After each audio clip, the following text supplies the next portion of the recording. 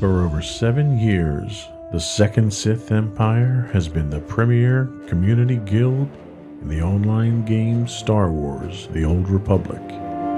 With hundreds of friendly and helpful active members, a weekly schedule of nightly events, annual guild meet and greets, and an active community both on the web and on Discord.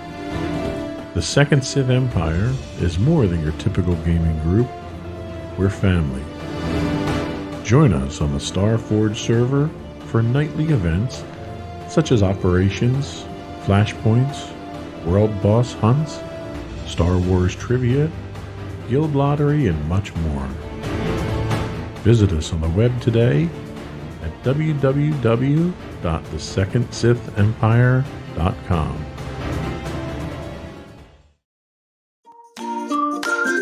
Insightful podcasts by informative hosts.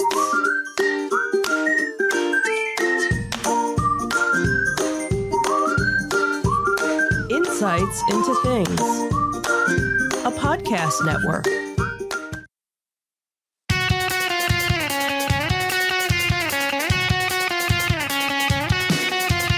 Welcome to Insights into Entertainment, a podcast series taking a deeper look into entertainment and media. Your hosts, Joseph and Michelle Whalen, a husband and wife team of pop culture fanatics, are exploring all things from music and movies to television and fandom. Welcome to Insights into Entertainment. This is episode 139, a whole new show.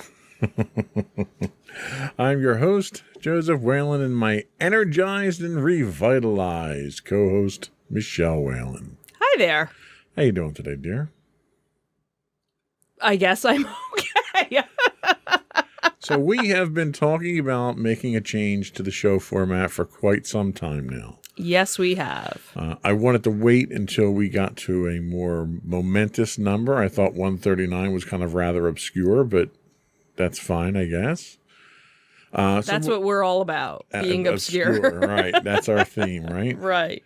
So when we started the podcast, it was originally meant to be a deep dive into selected entertainment news and pop culture information that, being diehard fans of a number of these key areas of these topics, we thought we could lend some unique perspective on. Well, over the course of 130 episodes or so, we kind of drifted away from that into more of a reporting on current news and events with a little bit of commentary mixed in. So our hope is to get back into our original purpose, starting with this episode. We'll highlight a couple of significant events in the entertainment and pop culture worlds from a more deep dive perspective and less from a reporting perspective. And in today's episode, we're going to take a look at some interesting finds from the Disney Animation Research Library. Then we'll digest some of the feedback from the opening of the Galactic Star Cruiser experience in Disney World. That'll be our Star Wars segment, in case folks at home didn't know that. Just in case you were wondering. It's not meant to be two Disney stories back to back. This isn't a dedicated Disney podcast. Right. We'll also mark the 50th anniversary of one of the most iconic film franchises in movie history before we take a look at our experience at Nerdfest this past weekend with a little bit of video footage. Before we do that, though, I would invite our listening and viewing audience to subscribe to the podcast. You can find audio versions of this podcast listed as Insights into Entertainment. Video versions and audio, we're publishing both on our Insights into Things podcast now. And you can find both of those listed on Google, Apple, Spotify, Stitcher, Amazon. It's important to kind of point out the reason that we do a separate audio one is there are certain certain podcast feeds that don't do hybrid video and audio, Spotify being one of those. But there's a few others. So if we did just the hybrid, we couldn't get listed on Spotify. So we have to do just an audio for Gotcha. That makes sense. Spotify. We would also invite you to write into us, give us your feedback, tell us what you like, what you don't like, give us your conventions and shows you'd like us to plug, you can email us at comments@insightsintothings.com. We are on Twitter at what? At insights_things. I'm sorry, I'm looking at a monitor that's blank on one side. I'm trying to figure out why. We're also on Facebook at facebook.com/insightsintothingspodcast. We're on Instagram at instagram.com/insightsintothings. Or you can find links to all those and much more on our official website at www.insightsintothings.com. Shall we get started? Sure.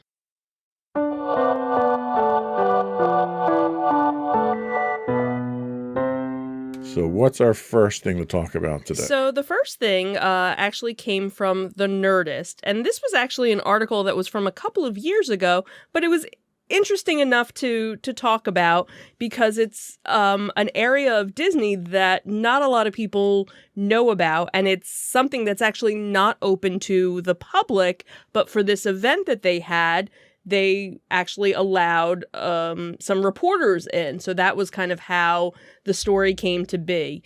So recently, again, well, it wasn't recently, it was back in 2017, the Disney Animation Research Library, known as the ARL, opened its doors for a group of reporters.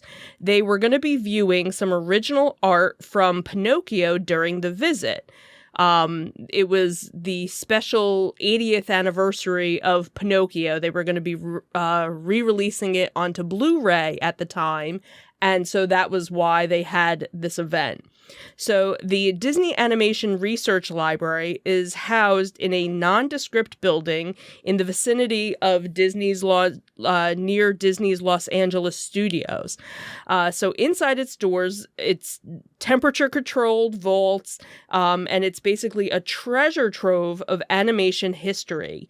So there are things from sketches, things that are on paper, things that are even written on napkins that are in this whole archived area.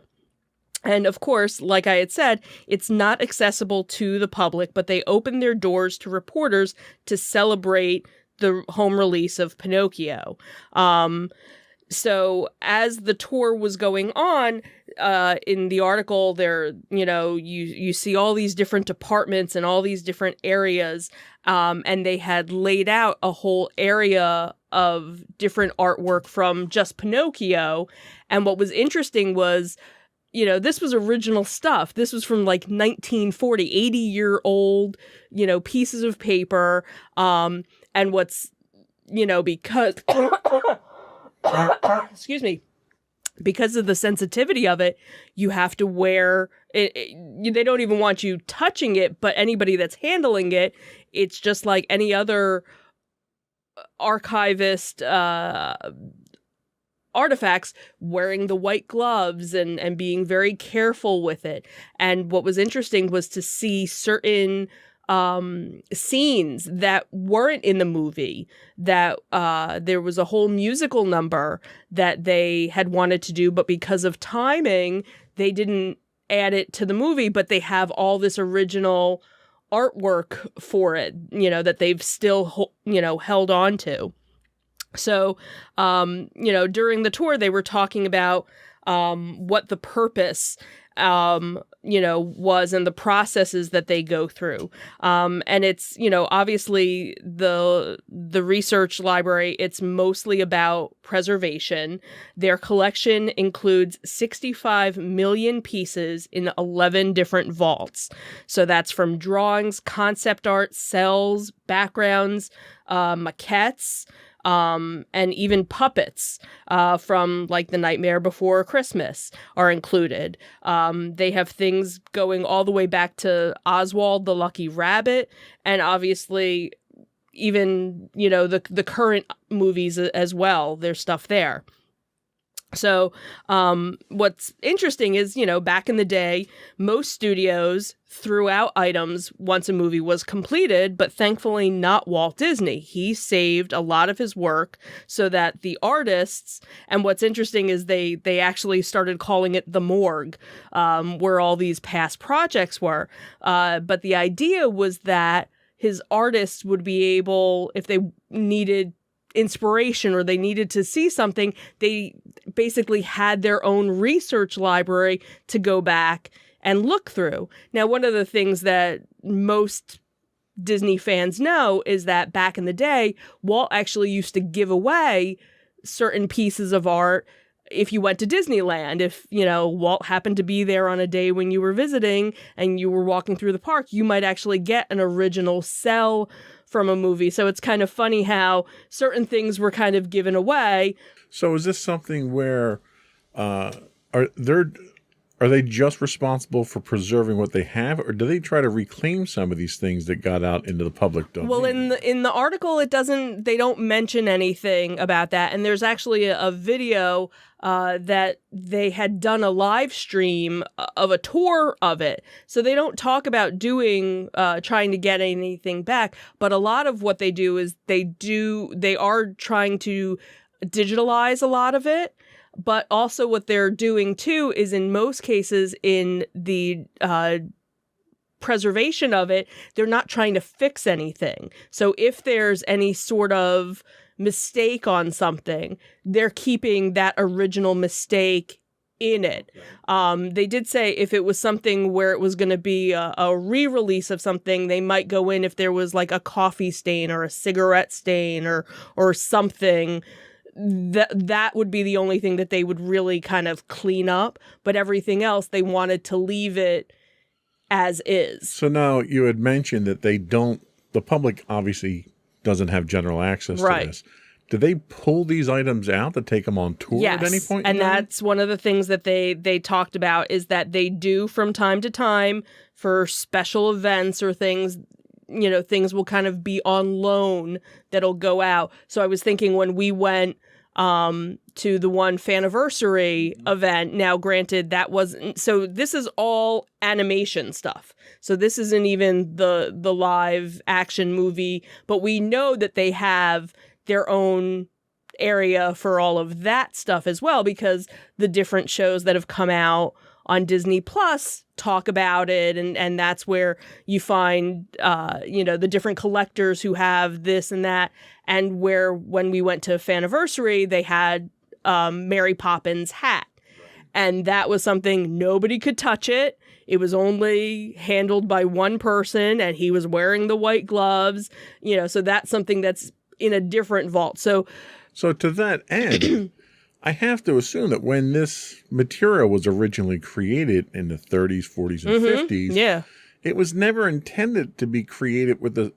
idea of preserving it. Right. So do they take, is there a scientific process they go through that they treat these things differently? Like, how do they preserve that stuff that wasn't intended to be preserved? Well, and that's the thing is, I guess the idea, you have to figure going back, so many years, Walt was really the first person to say, hey, let's hold on to some of this stuff. This might, be useful for us.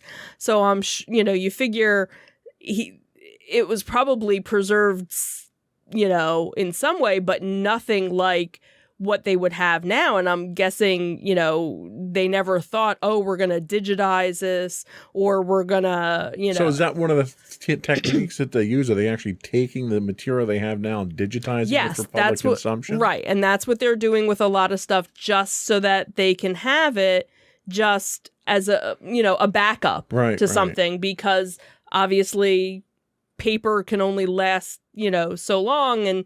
And the idea is obviously they try not to touch certain things over and over and over again. So a lot of the stuff stays in the vault, unless it needs to come out, or a certain artist can request, to see certain things, so it's basically an insider's library. Did they talk anything about the process of, like, for instance, they're going through and creating live action versions of a lot of the animated films. Right. So did they happen to talk anything about how the artists are actually going back and accessing this information? No, to they inspire didn't. The new stuff? They didn't mention that, and I'm sure that that's probably something that they are doing, to be able to go back and maybe even find scenes. Again, they talk about in Pinocchio, the one scene, excuse me, that they were showing, that they were that they had laid out,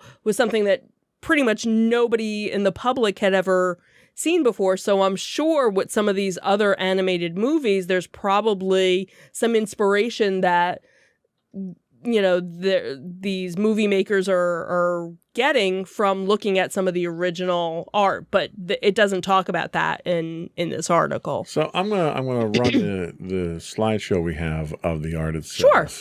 So that we can actually take a look at some of it. Yeah, so here's some of the original art. This was interesting. They mentioned that in the area they have this was a desk from one of the Disney artists who has so they preserved his entire work. Right. Area. He had incredible. Yeah, unfortunately he had passed away, and after he had passed away, they had moved his desk to this area. In this lobby area, there's a piano, and there's a little sign saying that the Sherman Brothers and Alan Menken had played on this piano. So it wasn't just, a piano. It actually meant something. So here's a vault with all of the, rows and rows, some of the original maquettes of Pinocchio and Jiminy Cricket.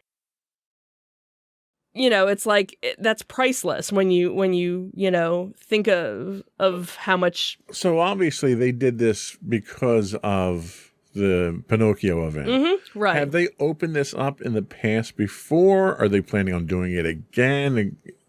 In this article, it doesn't mention anything about it. It sounded like it was kind of a once-in-a-lifetime thing. But again, it's been a number of years since this article came out.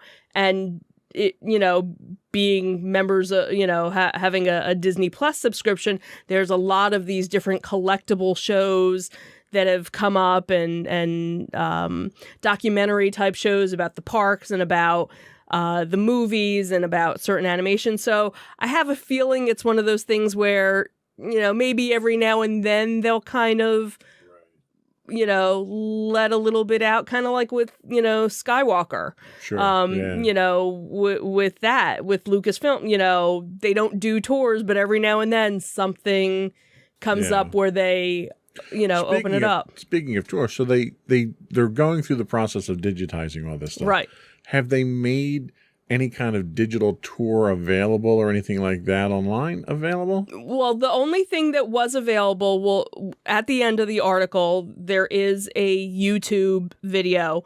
And what was interesting was it was actually when the tour was being filmed, it was actually live streamed. So Disney Parks was live streaming this, and basically, I don't know if he was the head or he's like the top curator. He was the one that was giving the tour and kind of like, hey, and this is, this department, and this is this department. And people could actually type their questions, and he was answering live questions as it was going on. So it's kind of interesting. So they haven't done anything since then, but to be able, you can go and watch the video now and learn about the area. And they talk about how, we're not open to the public. So this is a very rare opportunity to be able to enjoy. So I assume it's more of an archival type of facility rather than a museum type of facility. Yes. Mm-hmm. Yeah. It's really their own research library, which, And you said this is just the animation portion. This is just the animation. This is how much resources they've got dedicated. Yeah. Just So for that. 65 million pieces of artwork. And like I said, I had always heard, that Walt would hand out cells. So could you imagine all the stuff that he gave away? And you figure they probably didn't save everything from the movie. They probably, saved a good portion of it. And, so how much would it have been if they had saved everything? And even when you look at, so I don't know, was it 2 years ago, I guess, maybe? There was it was a documentary that they did on Disney Plus, and it was for Frozen 2 and the whole process that they had. And again, nowadays the modern movies are 90% digital, but there's a lot of stuff that gets printed out or whatever, and you see them going through like their dailies, and they have this pile of scenes, and we're scrapping this, and they just throw it out. And now. That's the thing, like even scripts, mm-hmm. you may go through multiple revisions of scripts before you get to your final script, and those edits are happening on the fly during shooting. Right. So So even like a sheet that's thrown away from that, mm-hmm. Would certainly be worth a find. Right. So just seeing in that, a stack of paper just pew, yeah. Like, wow. Yeah. That's pretty so cool. Yeah, it was cool. Like I said, it was an older article, but it was again something that most people don't know about, and kind of an interesting peek behind the curtain, really. Very cool. Well, we'll come back and we're going to talk about a Star Wars story again, part of which was sourced from the Nerdist. So good resource this week for us. Yeah.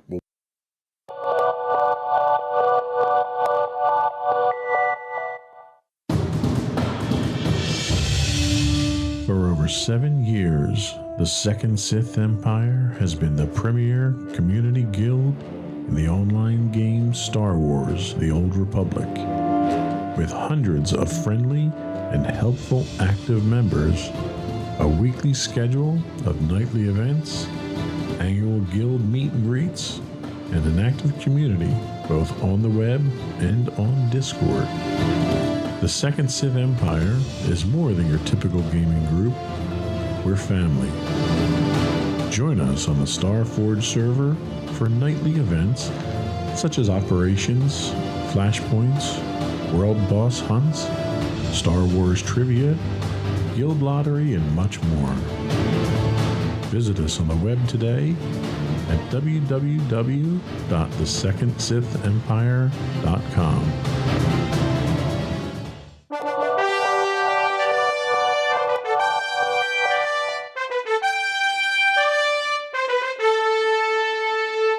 So the Halcyon has finally launched to much fanfare. We've talked about the rumors, we've talked about the accommodations and the activities, and most importantly, we've talked about the price. Now people are reporting back their first actual experiences on board the fake Star Cruiser to nowhere, and the reviews are interesting, we'll say. So it's important to note that the first few reviews are primarily from journalists who did not pay an exorbitant fee for the passage on this ridiculously expensive cruise. So we kind of have to take these reports with a bit of a grain of salt. I also have to imagine that the person providing this information was actually required to fork over the $4,000+ for the experience. It might have a different tone to it. So they tend to be a little upbeat, but with the caveat of, hey, I didn't pay for this. So if I didn't have to pay for it, I'd probably like it a lot more too. So one of the first reviews that we digested was from noted pop culture journalist Amy Ratcliffe. And she notes quite appropriately that as a single individual on the cruise, it was impossible to experience everything the Star Cruiser had to offer. And that was one of the probably more disturbing things here, is that they take the same theme with the Star Cruiser that they do with everything else, that, oh, well, there's too much to experience here, and you'll just experience the rest the next time you come back. And it's like, we're not coming back again. Like we mortgaged the house to get here. So you need to give me everything at one shot, because there's just not enough. There's no way we're going to be able to get back to this. Right. The first not so insignificant feature that you get is free valet parking, which in light of Disney's more recent nickel and diming tactic of charging resort guests for parking, this is kind of a pleasant surprise, but for $4,000, you really are paying for your valet parking, aren't you? Right, exactly. So let's not read too much into that. Right, exactly. You also get a themed magic band at check-in, which is one of their big selling points here. And again, I can't consider it free since obviously that cost is incorporated into the price. Not that I'm saying take these things away and lower the price, because they won't, but... But what was interesting was I happened to see, so I have a Disney Facebook friend who just went on it. So he paid for it. He wasn't part of the freebie.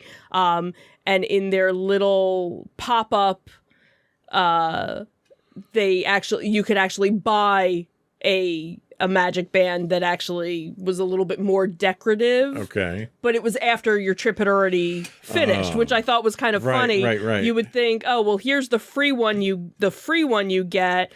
Can I bling it up? No, you have to wait till after you've gotten back. So I thought that was that's how you had the bragging rights. Right, exactly. Look what I got. Yeah. The one thing, there were two articles I dug through on this, and the one thing that came out of both of these that was significant is you need to make sure you have your data pad, essentially your phone. Right. Because so much of what you do is tied to the app with your itinerary and your interactions and translations and scanning and all this stuff. The problem you run into is your phone going to last the entire time? Right. And that was one of the things I had read also was make sure you pack multiple battery backups. And I'm kind of surprised that they didn't come up with something for you to use that wasn't your phone. Right. Like some sort of... Right, like here's a loaner iPad tablet or something like that. Right, something like that, so that this way, almost so that you couldn't access the outside world. Right. Like, in a way, like that. Right, to kind of isolate you to that and keep you in the experience. Right, to keep you in the experience. Like, here's something...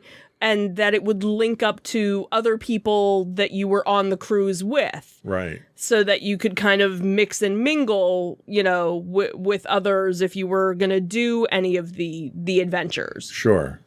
So there is a kind of they talk about a pre-show that you have when you check in. So you get valet parked, you wind up going into, I guess, a spaceport type thing. And you get kind of your pre-show video to get you into the mood. And from then on, you're on the ship. You're immersed. I don't know. I don't know if I need that kind of... Because usually when Disney does their pre-shows, it's basically to make it more palatable stand in line. So it almost makes me think, okay, all right, they're bringing them in 2s and 3s. We're bringing all these people in.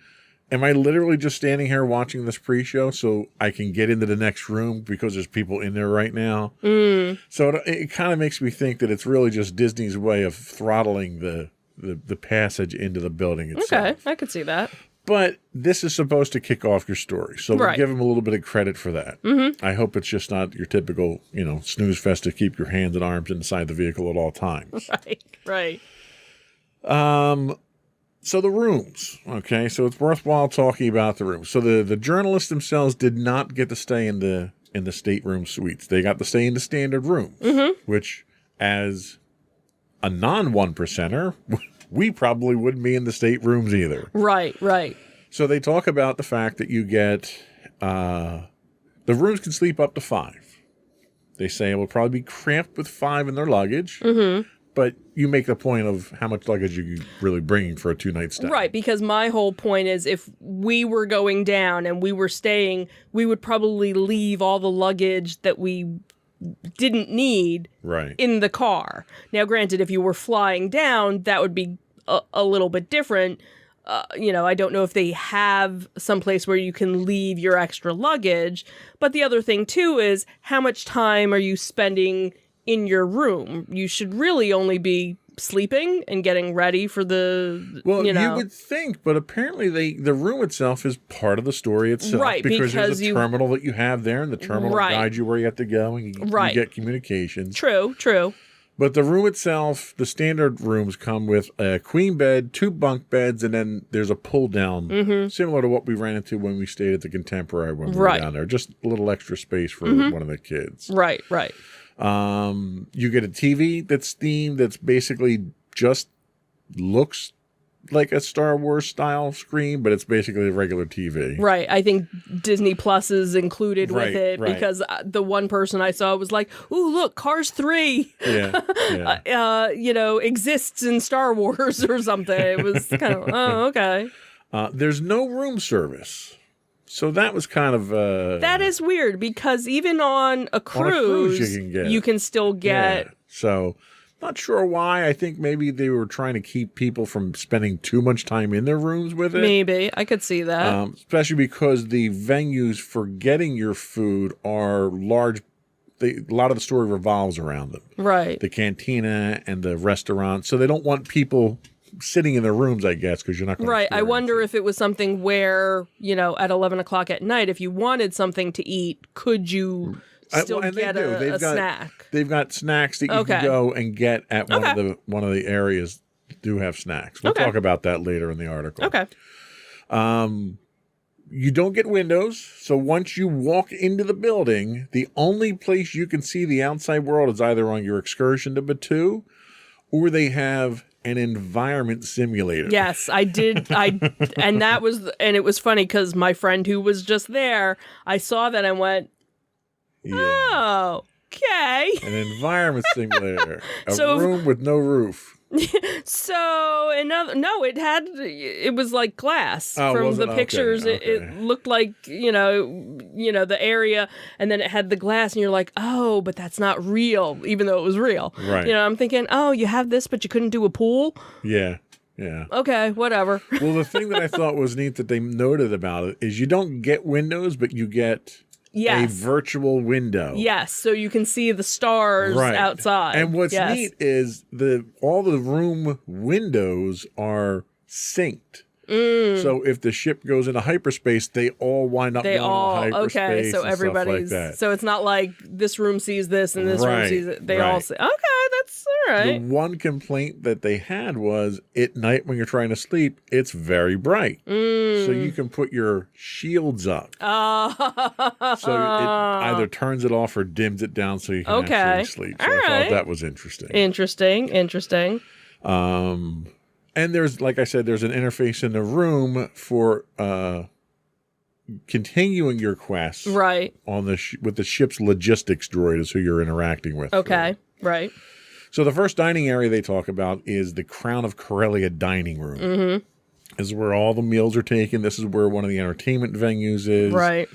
From both articles, they said the food was extremely good, which you would expect. I mean, you're looking at it being an upscale restaurant on any of the other resorts. Yeah, which, I can never knock Disney for their quality of food. Breakfast and lunch are served buffet style. You can get your blue milk or green milk, just like you can at Galaxy's Edge. Yep. Dinner is full service, but it is served family style. Okay, interesting. So that was kind of an interesting little take. Light snacks are available in the atrium. Oh, okay. But they say, it's nothing to be impressed with. Okay. So it's probably the same stuff that you would get at like a fast serve or something like that. Okay. They do have grab-and-go breakfast, light snacks at the Sublight Lounge. They said the food's probably higher end with the Star Wars themed names, but it's down to earth stuff. Like we saw, we'll show you a slideshow of some of the pictures, and one of the meals happens to be shrimp. It's just blue. Right. So it's nothing crazy. It's very much like what they did at Galaxy's Edge, where the food is just creatively arranged and decorated to look exotic. Right. The one thing that my friend had posted was a picture. It looked like a green globby thing or whatever, and it was actually it wasn't peanut butter. It was sunflower seed and jelly. Okay. So a PB&J. He said it was the most delicious peanut butter and jelly sandwich he had ever had in his entire life. but it just had this weird, it didn't look moldy. It just looked like this green alien thing. Yeah. So, so it's amazing that they're doing all this like artistry, really. Right. To, and again, like you were saying, for the food, they'll write what it is, and it's just a normal chicken, whatever, but they just put so much. Right. And sometimes mac and cheese just looks like mac and cheese. Right, but not Star Wars mac and cheese. It's, so yeah, just the artistry. Right. And that again, really it's comes very in. much like what they did at Galaxy's Edge. So it helps to keep you in that environment. Yeah. So no Star Wars experience is complete without a cantina scene, and that is what the Sublight Lounge is. They say it's a great place to meet up with friends at the end of the day, take in a few of the odd and perhaps unsavory characters. The drinks are mixed at the bar, so they're not pre-made like they are. Apparently, if you go into Uga's at Galaxy's Edge, they're all pre-mixed drinks that are in there. Oh, okay. These are made right there, so you can have them custom made to your liking, which is nice. Again, you can get the food that's there, but the one big thing is this is where you play cards. So one of the big events that you can do is learn how to play sabacc. They have sabacc tournaments. You can play in those. Apparently, from everything that I've read so far, the kids love playing this more than the adults do. Okay. But it wasn't intended for the kids. Right. It was intended for the adults. So, be careful if you go. You don't want your kid turning into a compulsive gambler when you get out of there playing cards. I did also see that there was some sort of bingo that they played as well. Right. There was one that's an event that's just for the kids. Right. So it was like, just like on every other cruise, there's bingo. Right. So it was kind of interesting to see, the Star Wars version of it. So Disney bills this as an immersive experience. So I had two big questions. One, how immersive is it? And two, is it worth the cost? We'll get to the cost. But how immersive is it? So they say that once you board the Star Cruiser, you're in your favorite galaxy far, far away. At least that's how the staff treats you. And we sort of encountered this in Galaxy's Edge too, where they don't have references to the rest of the parks. They don't have references to the real world stuff. But it kind of fell apart a little bit in Galaxy's Edge. Right. This is their chance to redeem that and try to pull it all back together again. Right. So if you come in from Earth, they treat you like you're an alien. They recommend that you come in with an in-universe backstory and immerse yourself in that backstory. As far as you can dress up. You can come in from. I'm from Alderaan. Well, you really can't be at this point in time because it's just rocks now. Yeah. But my family's originally from Alderaan. There you go. See. But we moved to Tatooine. But they encourage you that, and they try to stoke that as you go through. Okay. You'll get some unobtrusive history lessons while you're there from the cast members. A lot of it's just talked about as being ad hoc, where you'll run into a cast member who's doing something, and they'll give you a history lesson of something on the ship. They faithfully remain in character. At least they did on this press tour. So again, it's one of those. I don't know how they're going to deal with real world stuff. The people in the press were kind of given instructions on what they can and can't do and type stuff. But as soon as you open that up to the regular public, you're going to get all kinds of strange interactions. And I guess you have to kind of, if you're paying for this, and obviously we'll get more into the cost, but I would think you'd want, you're spending all that money to do this. But there are circumstances that occur that they even mention in the articles that we'll get to that may pull you, or certainly me, out of character. So they talk about the fact that the story flows through your phone. So you got to make sure you have that with you all the time. Make sure you bring extra batteries. You can interact with some of the face characters through the app, but they're canned responses. It's not like they're typing text back to you or anything like that. And then when you interact with them in person, they're not going to realize that you just message them or anything. So it's sort of like playing a role-playing game where they know what the script is, but they don't know where in the script you are. So you may know things or have done things and they're not aware of it yet. So when you interact with them, it's kind of disjointed is how it's been described. Okay, I could see that. They also say the app is very software driven, so there's lots of bugs in it. So they're still working a lot of bugs Well, you out. figure it's only been a couple of weeks, so. A couple of biggest problems are you get repeated messages, the same messages over and over, and you get messages out of sequence, which from a story standpoint, that could be jarring to understand. You know, you got a message that you shouldn't have gotten for 3 messages in and you know, spoilers, confusion, and so forth. Okay. The itinerary, the immersion is very itinerary driven, but they say itinerary changes based on the missions you pick up. So when you get there, there's a couple of missions you just get by default. Okay.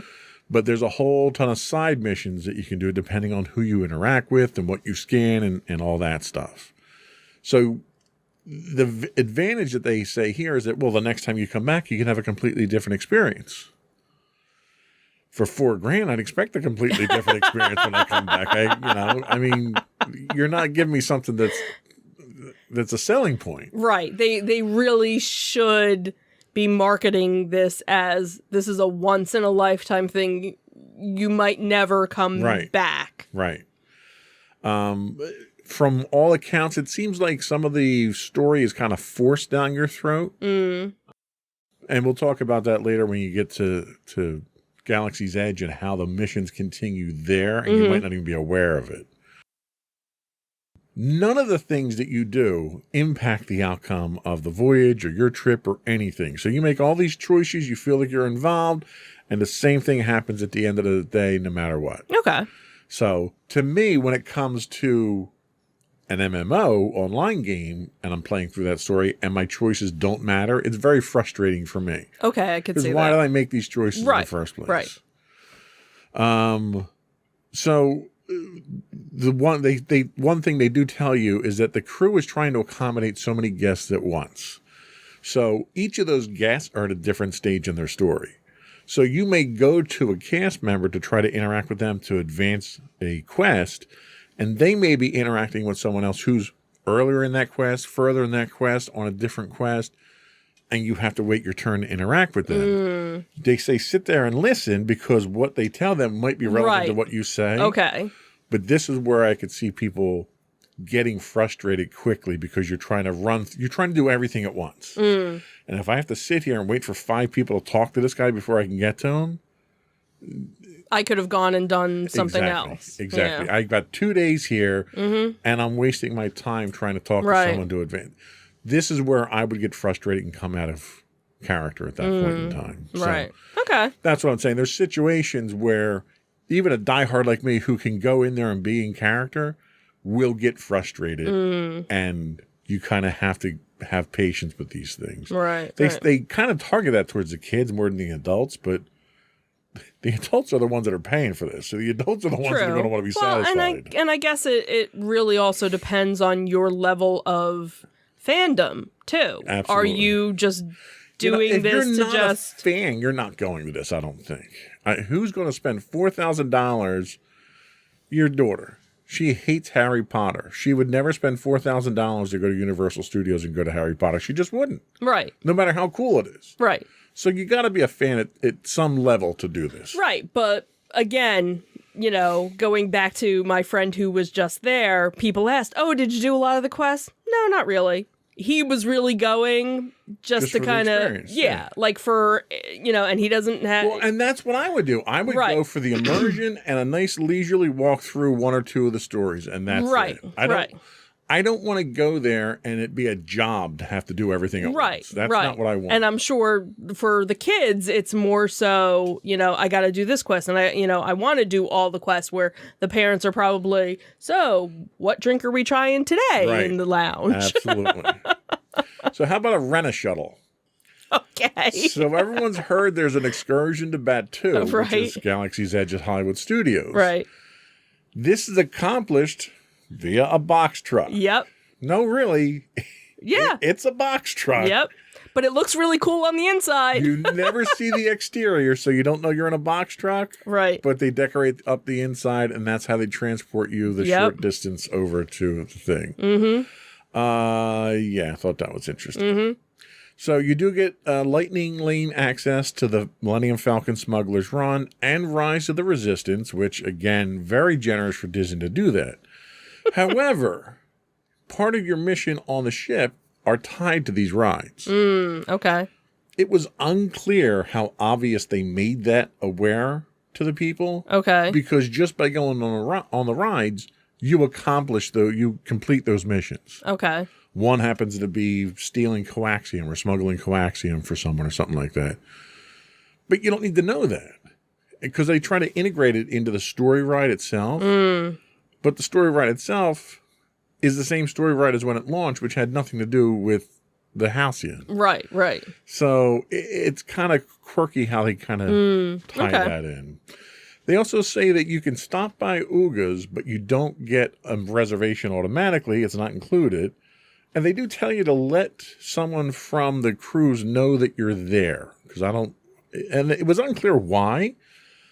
It's almost like they try to keep you on a very strict regiment while you're there, and Uga's is not included in that. Well, I'm guessing because you're only there for so long a period of time, and they probably don't want you wandering off to other areas of the park, right, because you have to get back to your shuttle to get back to the ship by a certain time. Right, so right. I'm guessing maybe that's, because I'm guessing probably most people go on their 2 rides, maybe walk around a little bit, and then head back to the ship because there's other things. Right, because you're paying to be on the ship. You're not paying to be at Galaxy's Edge. Right, right. But the last shuttle back to the ship is 4:00. So they take you in shifts there, and then you can come back as you need to. Right. So you're one of the earlier ones there. You literally can spend the whole day there if you want to. Right.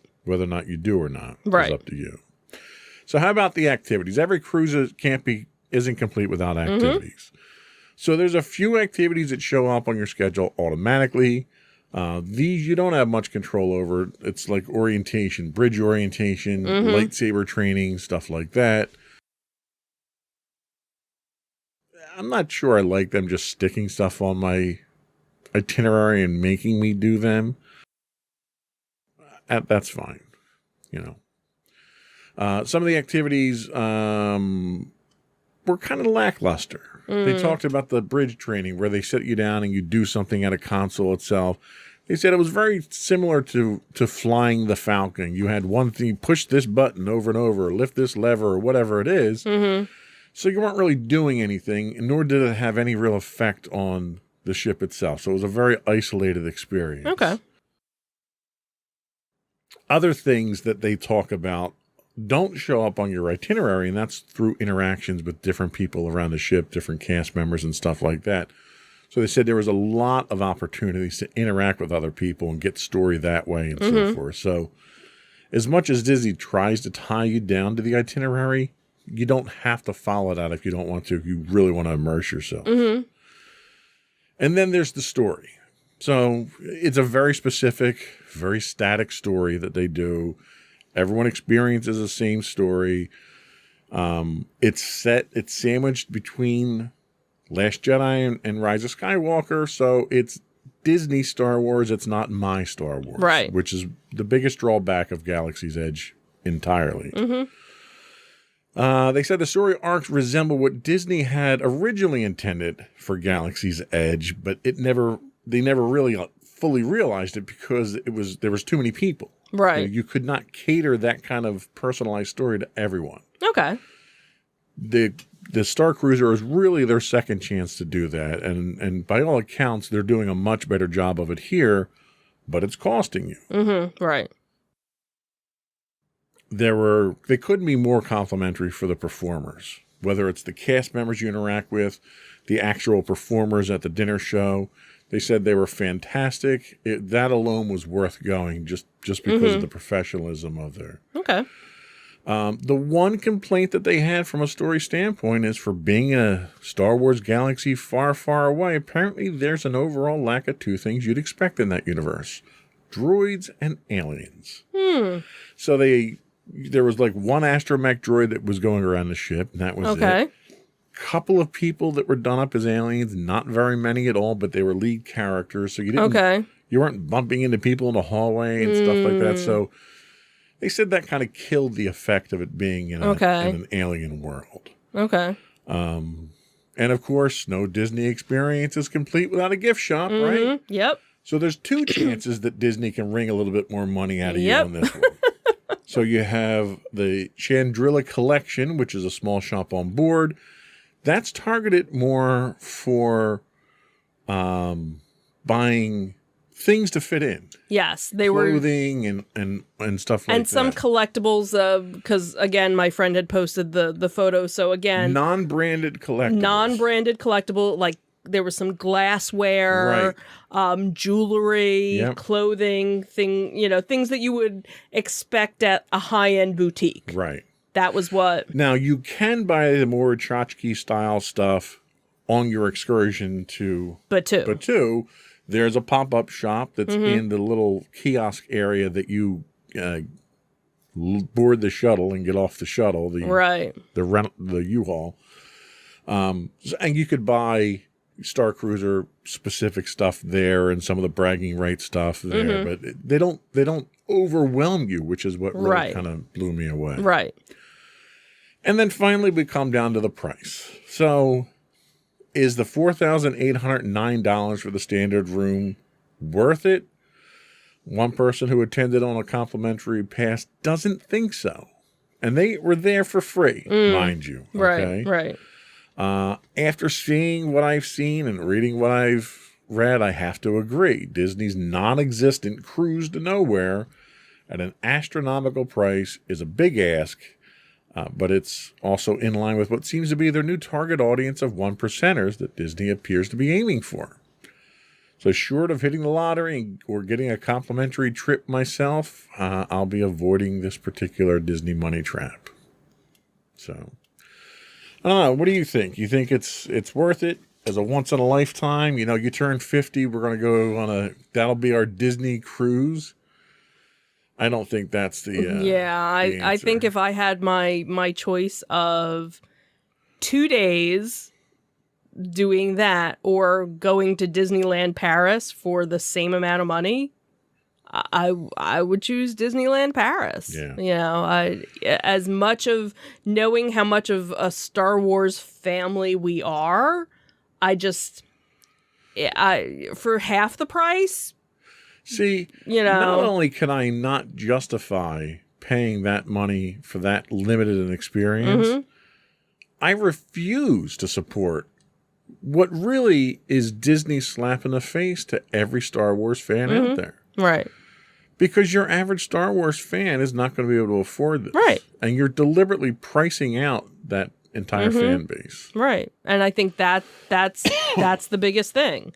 If you slash that price, and that was even when we were still DVC members, there was the option of, okay, how much of points do we, and for the amount of points that we were going to have to use versus taking a 7-day cruise, it was just, it didn't equal. There was no comparison to either or. So I would rather spend $5,000 and go to Paris than just stay.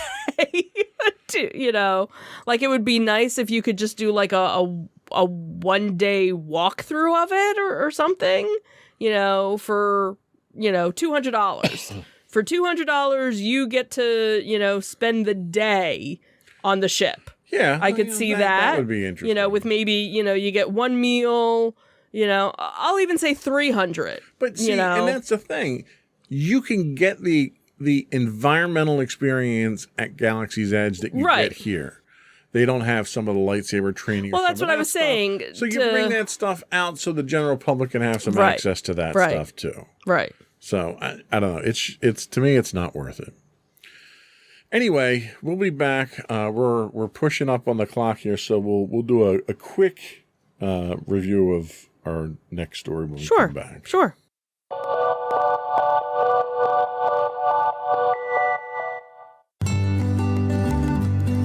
Insights into Teens, a podcast series exploring the issues and challenges of today's youth. Talking to real teens about real teen problems. Explore issues from braces to puberty, social anxiety to financial responsibility. Each week, we talk about the topics concerning today's youth. We look at how the issues affect teens, how to cope with these issues, and how parents, friends, and loved ones can help teens handle these challenges. Check out our video episodes on youtube.com/insightsintothings. Catch our audio versions on podcast.insightsintoteens.com or on the web at insightsintothings.com.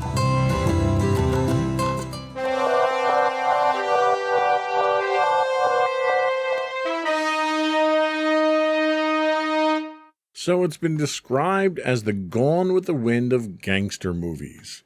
It was cutting edge when it was originally released and still to this day stands the test of time. The movie that made us an offer we couldn't refuse, The Godfather, has turned 50.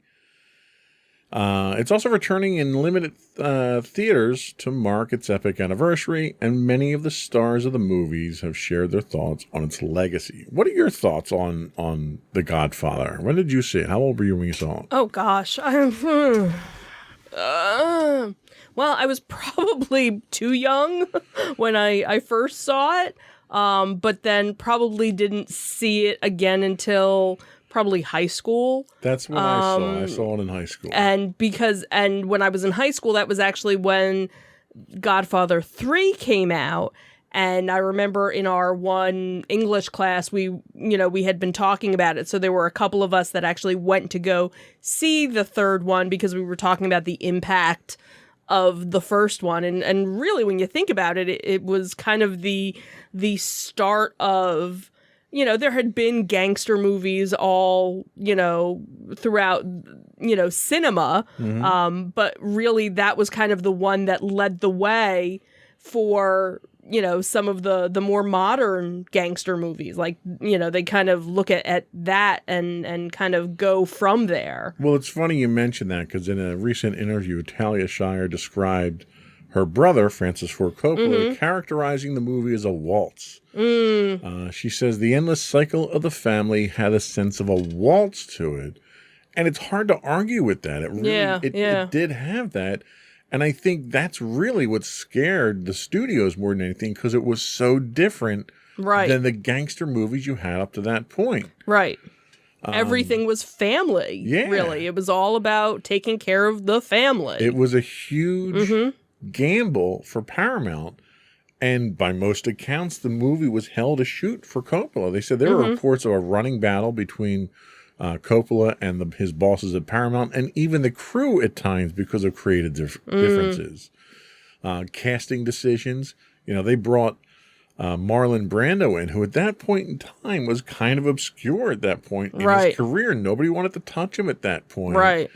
And it kind of reinvigorated his career. Yeah. They said that Coppola was in constant fear of getting sacked by Paramount during this whole thing.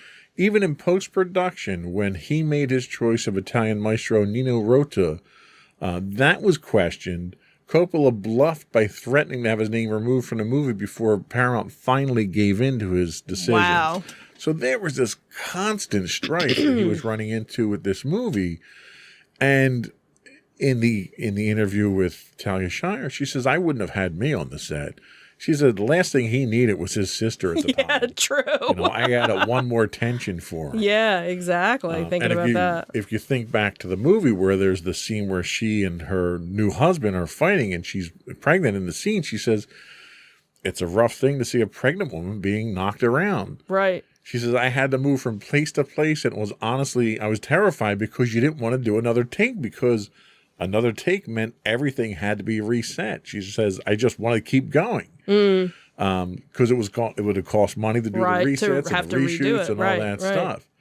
So, yeah, even when it was being made, it was such a different movie. Well, even the novel itself. The novel was written in the 60s and was a huge hit, which is why it spawned the movie. Right, right. But it was so different than like the Cagney style gangster movies that you were used to. Right. And I think a lot of it had to do with the fact that it was very reflective of our country at that time. Yeah. You know, the power struggles, the politics, do whatever it is you need to do. And it came out in some of the quotes. You know, you got some of the best one-liners. I wrote a couple of these down. Yeah.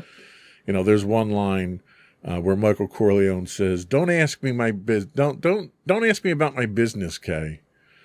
You know, even before Fight Club, which we don't talk about that either. Right, right. You know, it set the precedent on how you handle things that people don't want to know the truth about. Right. You may ask about it, but don't ask me about it.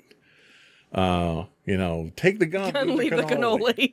Some might say these are words to live by. For me, it's the first line out of my mouth whenever I walk into a bakery. Yep, it is. And then you have the really personal lines like, "I know it was you, Frito. Frito, you broke my heart." Yep. You know, if you're looking for the most poetically perfect way to tell your brother you know his secret, you couldn't ask for a better line. Yeah, yeah. Revenge is a dish best served cold. You know, while it's attributed as an old Klingon proverb, the Klingons probably got it from this movie. Yeah. And the one that I think really kind of speaks to why the movie had such an impact was very early on in the movie. Don Corleone says, "I believe in America." And he does. Right. But it's his version of America. Right. You know, and in our current state of political upheaval, this line's incredibly poignant and tells us that America's what you make of it. If your America is gun to your head, going to take your money, if you don't do what I say, make demands, then that's your America. That's not everybody else's America. So it's that ability to distort things in such a way to be how you want it to be. To make yourself feel good about it. Yeah, yeah. And then, the most famous line from the whole movie, and yes, this line is so well delivered and so perfect in the movie that it appears twice in our breakdown here. 50 years later, people dream of a chance to use the line any chance they get, and that is, "I'm going to make him an offer he can't refuse." And that's like, everyone knows where that line comes from. They know who said it, and it's fantastic. But culturally, though, I mean, we talk about the careers and the impact and stuff like that. It was a self-reflective look at the country during some of our most formative years that the movie portrays. And it's a shining example of how certain aspects of the population exploited their opportunities. They bent, broke, bought, and rewrote the rules of the land to their favor.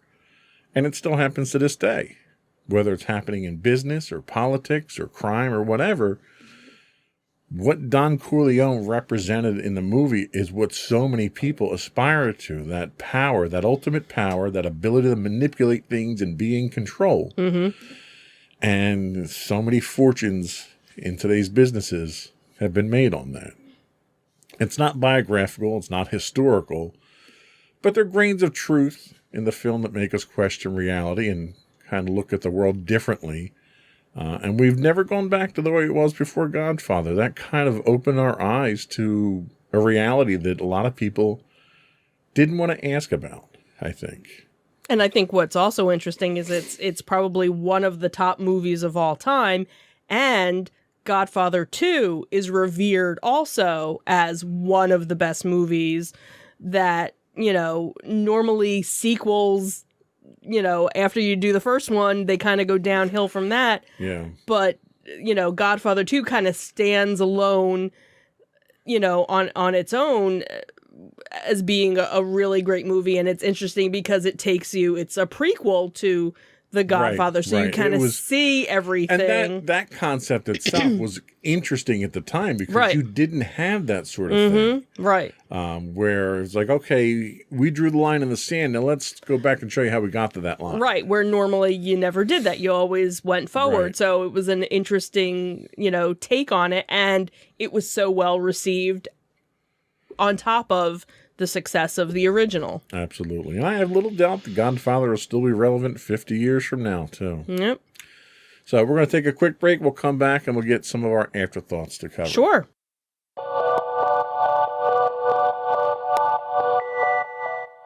So what do we have for our afterthoughts? So going on, fortunately, if you're watching us live...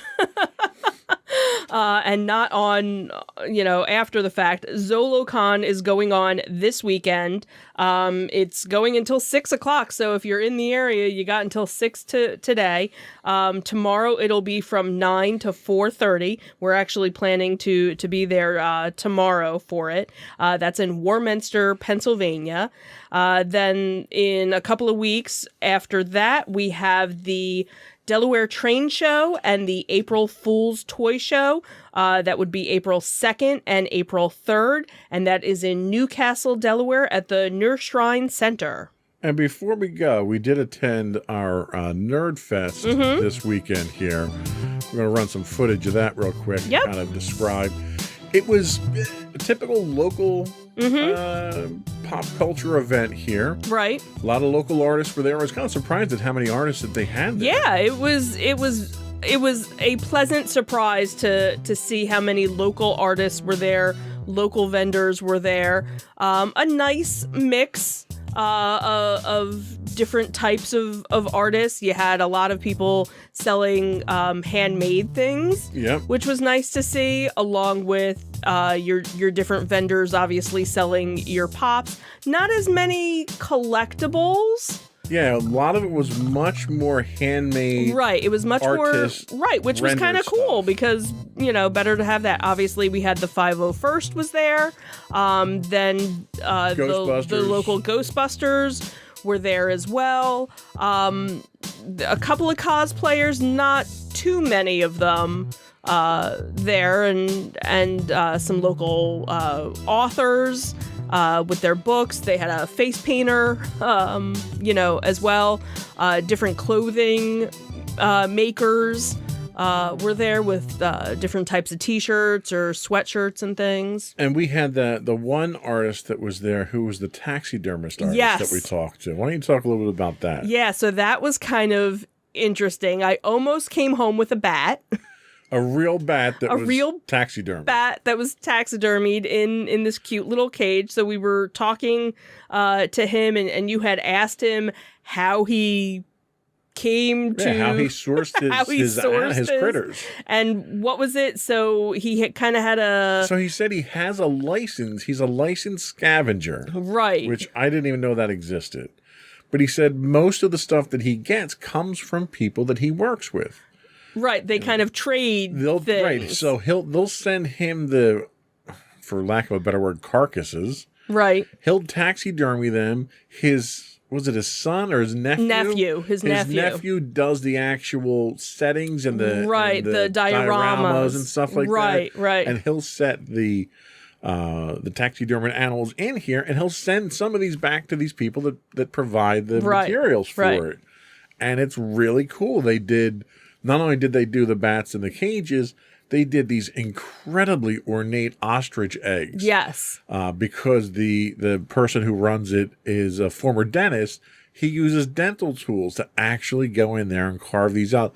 Talking about no additional material added to it. He just takes the egg, carves it out, and you had three-dimensional renderings of a dragon. Dragons coming out. Yeah. I mean, it was incredible the kind of detail the guy had. Yeah. First time I think we'd seen that vendor, and he's a local guy too, which is nice. Right. So he actually is going to be at some of the other local, he'll be at Monster Mania, which is coming up in a couple of months, and then another one that's up in Parsippany, MonsterCon, I think it was. Right, the next horror one up there. Yeah, so yeah. It was interesting. It was a kind of a cool venue the way they laid it out. It was small. Right. It wasn't very big, but you had a lot of vendors for such a small area. But it was laid out in such a way that you didn't feel claustrophobic in there, which was nice. Because they had the one banquet room set up with the doors open, but then they had vendors throughout the lobby area as well. So, yeah. It was cool. I certainly, for the price, you can't beat, $5 to get in there and look around and stuff. So it's probably one that we'll wind up going to again. Yeah, absolutely. So that was Nerd Fest last weekend. Yeah.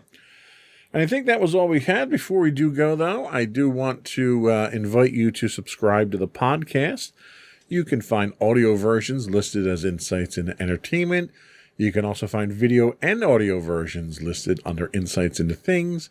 We're available on Pandora, Castro, Stitcher, Podbean, Buzzsprout, and so forth.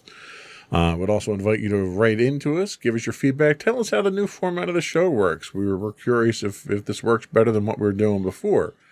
You can email us at comments@insightsintothings.com. You can find us on Twitter at twitter.com/insightsintothings. You can find us on Facebook at facebook.com/insightsintothingspodcast. You can find us on Instagram at instagram.com/insightsintothings. And you can find all that and more on our official website at insightsintothings.com. That's it. Another one in the books. Have a good week, everyone. Bye. Bye.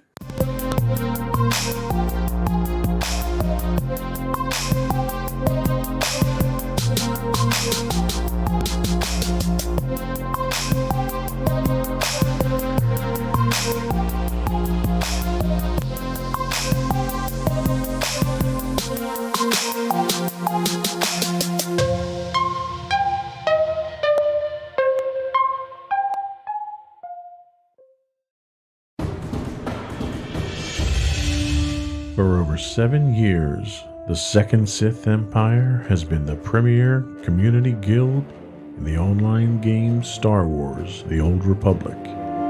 With hundreds of friendly and helpful active members, a weekly schedule of nightly events, annual guild meet and greets, and an active community both on the web and on Discord. The Second Sith Empire is more than your typical gaming group. We're family. Join us on the Starforge server for nightly events such as operations, flashpoints, world boss hunts, Star Wars trivia, guild lottery, and much more. Visit us on the web today at www.thesecondsithempire.com. Insightful podcasts by informative hosts.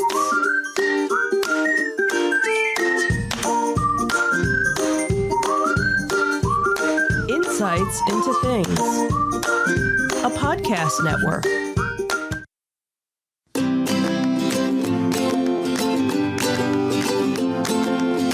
Welcome to Insights into Teens, a podcast series exploring the issues and challenges of today's youth. Your hosts are Joseph and Madison Whalen, a father and daughter team making their way through the challenges of the teenage years.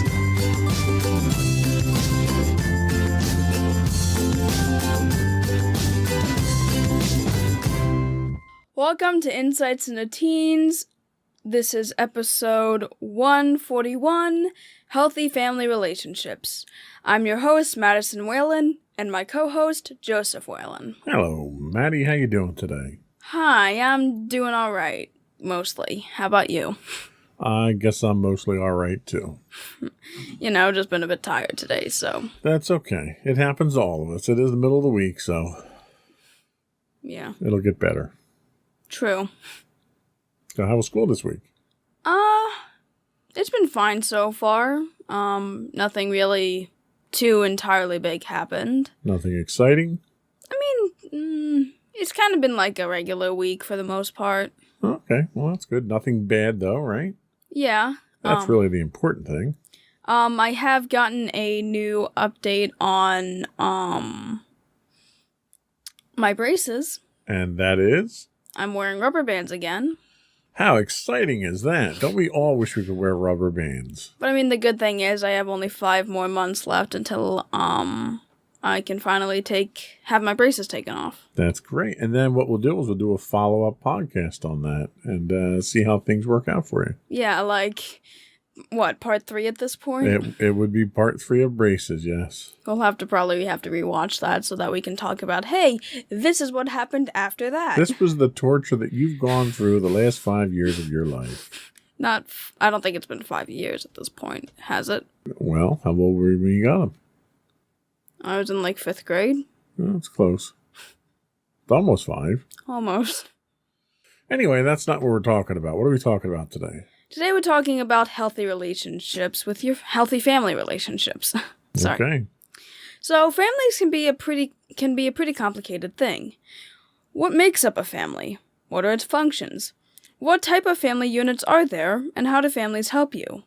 In this episode of Insights into Teens, we'll continue our deeper look at relationships and dig deeper into what it means to be a family.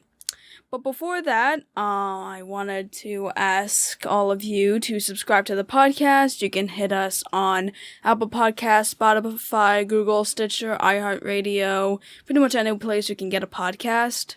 What are we listed as?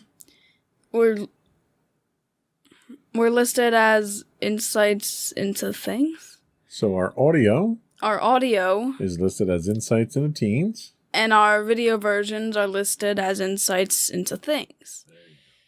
You can email us at comments@insightsintothings.com. We're on Twitter at twitter.com/insightsintothings. We're on Facebook at facebook.com/insightsintothingspodcast. We're on Instagram at instagram.com/insightsintothings. I'm sorry, not used to this.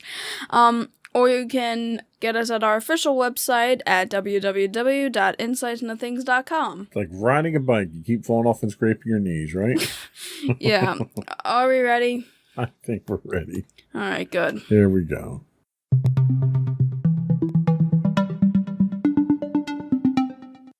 So, what makes a family a family? This comes to us from study.com. Although a family is widely categorized as 2 parents and their children, it isn't always so simple. Families can be difficult, comforting, frustrating, and wonderful altogether. No matter what, families are one of the biggest influences on our lives. Some of our personalities, fears, emotions, and dreams come from our families. A family is known as a group of people affiliated by a specific relationship. Basically, the family is the most fundamental unit of social organization with which we most intimately identify. Your family influences your personal, emotional, intellectual, and social development. A family is a group of people who share a very personal level of relationship. But there are a few different ways that you can define these relationships, and families generally contain a few different roles. Some of the different types of roles in a family are consanguine. You know, the read-through went so much better. Consanguinity. Consanguinity. So, the different types of roles are consanguinity, affinity, and co-residence. A consanguinity relationship is a relation of birth. For example, siblings have a consanguinity relationship with their parents, but your parents are probably not biologically related to each other. This is an example of an affinity relationship. An affinity relationship is a relationship based on marriage between spouses. Scroll up. I'm trying. Stick to the script. I'm sorry. A co-residence relationship means that 2 people are living together. This relationship illustrates notable aspects of family, since in almost all societies, a family is defined as living together or sharing the same space. There is also a family relation in terms of adoption, which doesn't have a different name to it. This relationship is based on a legal affirmation of someone wanting to go through the process of adopting, fostering, or taking care of a younger child that isn't biologically related to them. We now have an idea of the characteristics of a family, but what are the functions of family? The traditional function of a family is the primary way to raise children.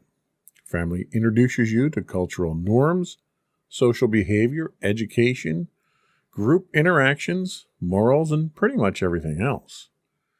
They also enforce cultural and social rules and morals by teaching you that your actions have consequences, or at least we hope they do. Yeah. Families are really important, but their significance goes beyond that. As social creatures, we're emotionally, mentally, and physically healthier when we have at least some deep and personal relationships. Healthy families can help us at a young age. They help develop the values and skills to become successful members of society, and they help us avoid behaviors that may put our health at risk. So that, in very detailed definition, is what a family is. Of those types of families, what do you think your family fits into? Well, I guess I would technically have a consanguinity relationship with you and Mommy, since I'm by blood related to both of you. Correct. But you two would have an affinity relationship with each other because you're not biologically related to each other. You're only really related by marriage. Correct. Now, it's interesting. When we went through the read-through and we had to kind of make a change in the show notes for that particular type of relationship, an affinity relationship, you were surprised when I said that it's possible that a husband and wife could be related to each other by blood. Is that true? I mean, a bit. I don't know. I guess, I know especially in history there have been times where relationships were based on blood. Sure. And, marriages were based on blood. I guess now, because society kind of deems that as not really okay, I was kind of a bit surprised, but looking at it a bit more, yeah, I can see that sometimes happens. Well, and it's interesting because there are legal definitions of who can and can't marry. And those legal definitions vary depending on where you live. Like, for instance, in most places, a brother and a sister couldn't marry. That's unacceptable. But two cousins, depending on how closely related they are, could. Like, for instance, Franklin Roosevelt, former president of the United States. Eleanor Roosevelt. They're cousins, and they married.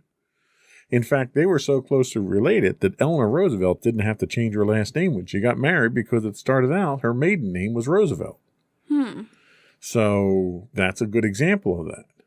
And that sort of thing happens frequently, but you look at royalty. A lot of royal families intermarry. And they intermarry a couple of relations apart from each other. And the reason for that is genetic diversification, we'll say. So if two people that come from too similar a genetic makeup reproduce, then you can have a high incidence of birth defect.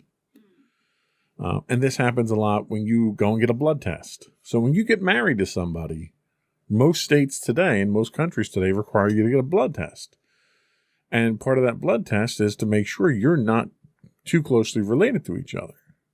And that's because if you are and you do choose to have children, those children could come out with genetic deformities. So there is a good deal of thought that's put into this in today's society. But in the past, people intermarried mainly because they kept the power and the money and the authority within the family at that point in time. Okay. So there's a lot of considerations that can't come around that, but it's still not uncommon to see people that are related by blood to marry like that. I don't want to dwell too much on that, but your reaction to that initially, I think, kind of warranted some additional analysis, let's say. Okay. So we know what a family is now. We know a couple of different details about the family. What else are we going to learn? We're going to learn that our tablet holder does not hold our tablet at the proper angle. Okay. Leave it be. I know you're not going to cut this out, so whatever. Right. So we're going to take a quick break. And when we come back, what are we going to talk about? We're going to talk about the different types of family units when we come back. All right. We'll be right back. Yep. For over 7 years, the Second Sith Empire has been the premier community guild in the online game Star Wars: The Old Republic. With hundreds of friendly and helpful active members, a weekly schedule of nightly events, annual guild meet and greets, and an active community both on the web and on Discord. The Second Sith Empire is more than your typical gaming group. We're family. Join us on the Starforge server for nightly events such as operations, flashpoints, world boss hunts, Star Wars trivia, guild lottery, and much more. Visit us on the web today at www.thesecondsithempire.com. Welcome back to Insights into Teens. Today we're talking about healthy family relationships. And now we're going to take a deeper dive into the different types of family units. And this comes to us from family.lovetoknow.com.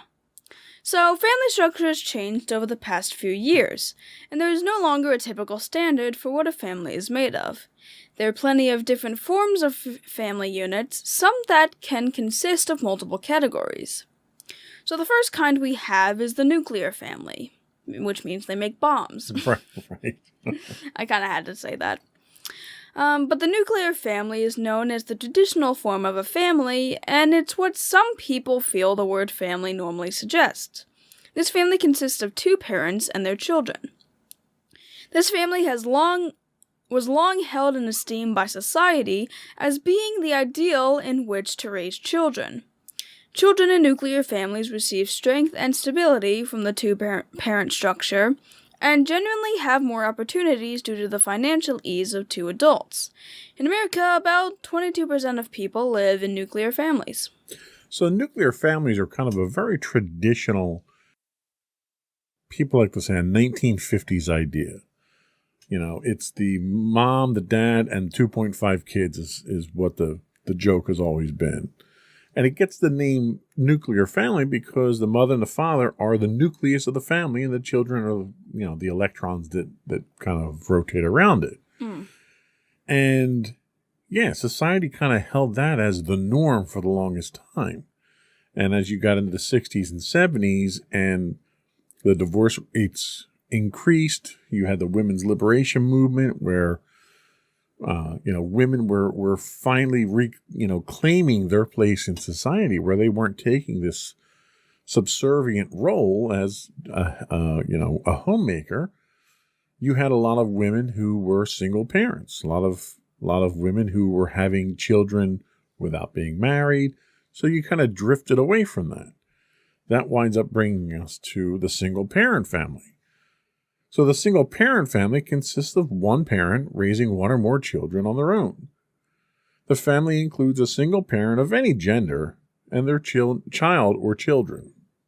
A single parent family is really the biggest change society has seen in terms of the changes in family structures in a while. Single parent families are genuinely close and find ways to work together to solve problems, like dividing up household chores.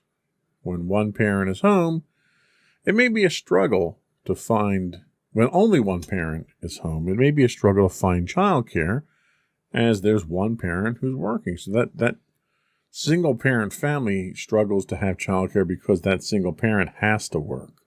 You don't have that stay-at-home mom or stay-at-home dad. So this limits income opportunities, and in many cases, although many single parents have support from relatives, it can be tough. One of my best friends was in a single parent family growing up. His mom and dad had divorced, I want to say when he was probably 8 or 9 or so. And the dad happened to be in the military, so he traveled around a lot and wasn't always there. And his mom worked very hard. I have to tell you, she was probably the hardest working woman that I knew. She would work 2 and 3 jobs just to make sure the bills were paid and the kids were taken care of, because it was him and his older brother. And she was really incredible, just with the energy that she had to take care of the family. But, you do what you have to do to make it work. We also have extended families. The extended family structure consists of 2 or more adults who are related either by blood or marriage, living in the same home. This family includes many relatives living together and working toward common goals, such as raising the children and keeping up with the household duties. Many extended families include cousins, aunts, uncles, and grandparents living together. This type of family structure may form due to financial difficulties or because older relatives are unable to care for themselves alone. Extended families are becoming increasingly common all over the world. This family type can also include your close friends who you may consider to be close enough to be categorized as family. Now, in my experience, we had this type of arrangement several times, I want to say. When I was a kid, my grandmother was living at home with us because she was older and infirm, couldn't live on her own. There was a period when my uncle had gotten hurt and he lived with us for a period of time. We even had my sister-in-law living with us at one point in time when she was expecting and was having some difficulty carrying the baby, and my mom helped her. She stayed with us for a while. So we kind of were in and out of that extended family situation where in the small house that we had, we were a wayward home for refugees on and off during my younger years. What else do we have? We also have the childless family. While most people think of families that include children, there are couples who either cannot or choose not to have children. The childless family is sometimes known as the forgotten family, as it does not meet the traditional standards set by society. Childless families consist of 2 partners living and working together. Many childless families take on the responsibility of pet ownership or have extensive contact with their nieces and nephews. There's also the step or blended family.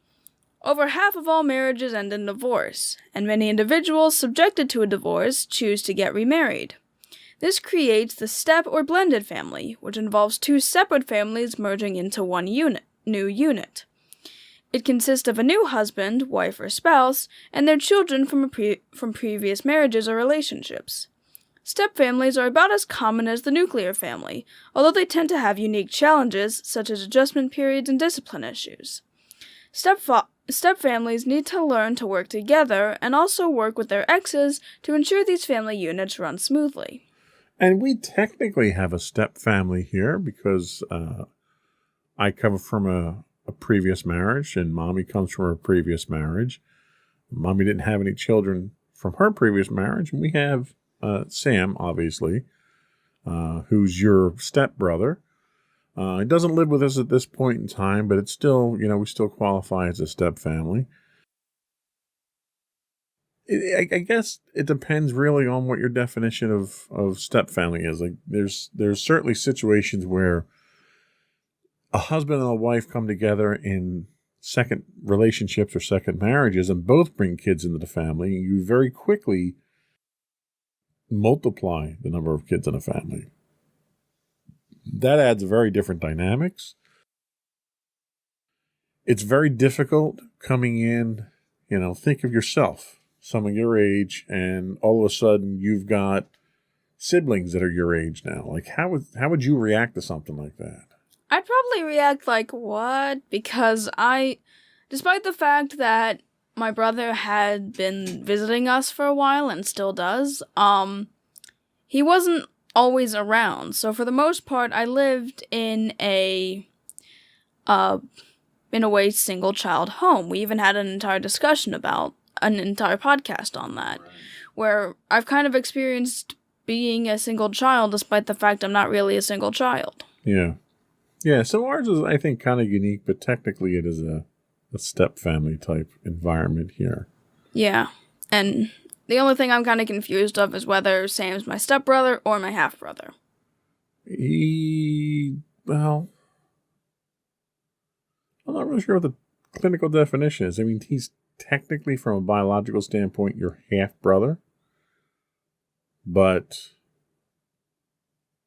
yeah, I guess he'd be your half-brother. I don't know, it's so confusing. Like we said, families are very complicated. Yeah, and I guess our family's no different. No, that's true. What else do we have? We also have the grandparent family. Many grandparents today are raising their grandchildren for a variety of reasons. 1 in 14 children is raised by their grandparents, and the parents are not present in the child's life. This could either be due to the parent's death, addiction, abandonment, or being unfit parents. Many grandparents need to go back to work or find additional sources of income to help raise their grandchildren. And that's tough, too. The friend that I spoke of who had a single-parent household, his grandmother was there as well. So the grandmother kind of, because she worked full-time, too, and she was around for a lot of it. She helped to keep up the house. She helped to cook and stuff like that. So it was kind of a mix of that single-parent, grandparent type household that they had there. So again, even that is unique, and it doesn't really fit into these definitions. These are very broad definitions that you kind of have to take with a grain of salt, I think, because I think everybody's situation is very unique. Yeah. For instance, you have foster families and adoptive families. Adoptive and foster families fall under a similar category. Adoptive families consist of a parent or parents and 1 or more adopted children. Some families can have both biological and adopted children. The definition of adoption is the act of legally taking another's child, and bringing it up as one's own. Foster families are a bit different. Foster care is the temporary placement of children in the homes of adults who are not related to them. Children may live with foster families because of problems like abuse, and some foster parents even adopt the children they foster if the parent gives up full custody of their child. So there's no right or wrong answer when it comes to what the best kind of family structure is. But as long as a family is filled with love and support for one another, it tends to be successful and thrive. Families need to do what's best for each other and themselves, and that can be achieved in almost any unit that we talked about here, even the hybrid units that we've talked about. So classify our family. We kind of talked about the unique situation that we're in, but how do you feel? How would you classify us as a family right now? Well, I guess we are technically a step or blended family. You know, both of you coming from divorce, you coming in with Sam's kid. Sam's kid? When did Sam have a kid? Did I miss a memo? No, Sam as your kid. Oh. Sorry. Well, see, and that's the thing. Now that I think about it, technically, Sam would be mommy's stepson, but he would be your half-brother because there's a genetic link to Sam through me to you. Yeah, because with stepkids, like, it would be between 2 other parents, and then, like, maybe mommy had me with her ex-husband. Right, so if mommy had you with someone else, and I had Sam with someone else, and mommy and I got married, then you'd be stepbrother, stepsister. Yeah. But because I'm that genetic link, that genetic bridge, you're technically half-brother, half-sister. Yeah, that's complicated. Yeah, that's what I'm sticking with. And I mean, we also have extended family, and it kind of falls into the last part of it. Mommy's close friends with Aunt Chris, and we have an entire area of extended family thanks to her. Yes, we do. So, you know, we have a family structure that doesn't fit into these definitions. And I think a lot of people will find that they don't fit into these nice, neat little boxes that we like to classify things as. We talk statistically, 22% of families are a nuclear family. And there's a higher than 50% divorce rate. So if you just look at those two numbers, they seem to be diametrically opposed as far as what the definition of a family is. And I think, kind of my family history. Most of my family has passed away. Most of Mommy's family has passed away. The family that I have left have basically disowned me. So family really is what you make of it. Yeah. It's the people that you care about. It's the people that care about you and that help you function and thrive and be a better person. Whether that's a blood relative, a legal relative through marriage, or an extended family through friendship. I don't think it really matters how you're linked. It's really what that support structure looks like. So, I say that most of my family's passed away, but really, I got a lot more family than just my blood relatives. And in my case, my blood relatives didn't turn out to be nearly as loyal as my non-blood relatives, I think. So anyway, I think we're going to take another break. And then what are we going to talk about? We're going to take a quick break, and then we're going to talk about how your families help you. All right, here we go. We'll be right back.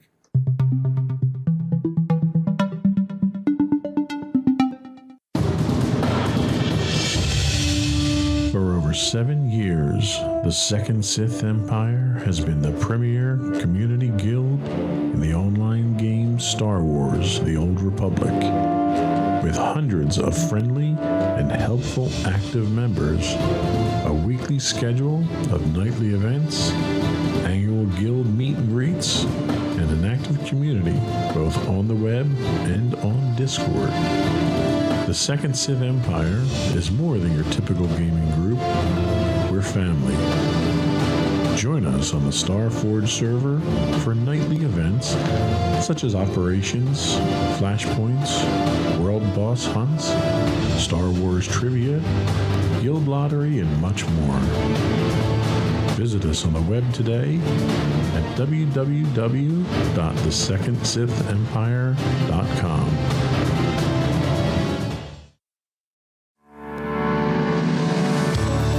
Insights into Entertainment, a podcast series taking a deeper look into entertainment and media. Our husband and wife team of pop culture fanatics are exploring all things from music and movies to television and fandom. We'll look at the interesting and obscure entertainment news of the week. We'll talk about theme park and pop culture news. We'll give you the latest and greatest on pop culture conventions. We'll give you a deep dive into Disney, Star Wars, and much more. Check out our video episodes at youtube.com/insightsintothings. Our audio episodes at podcast.insightsintoentertainment.com, or check us out on the web at insightsintothings.com.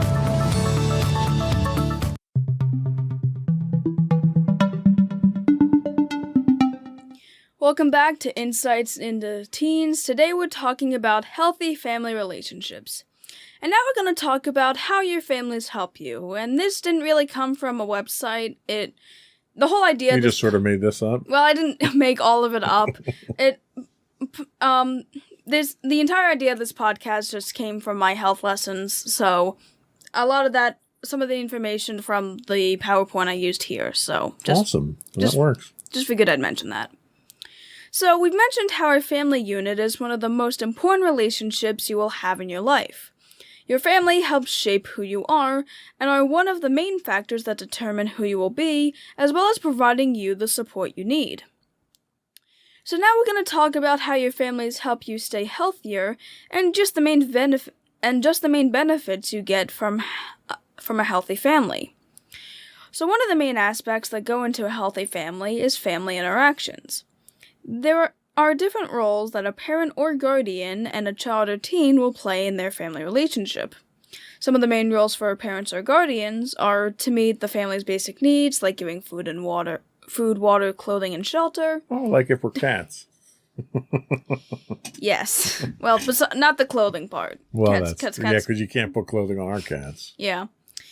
They would also establish rules and set limits, like getting teens to do chores, or telling them no to something they may have wanted to do or have. Or yes, they can say yes. Or yes, too. no or yes.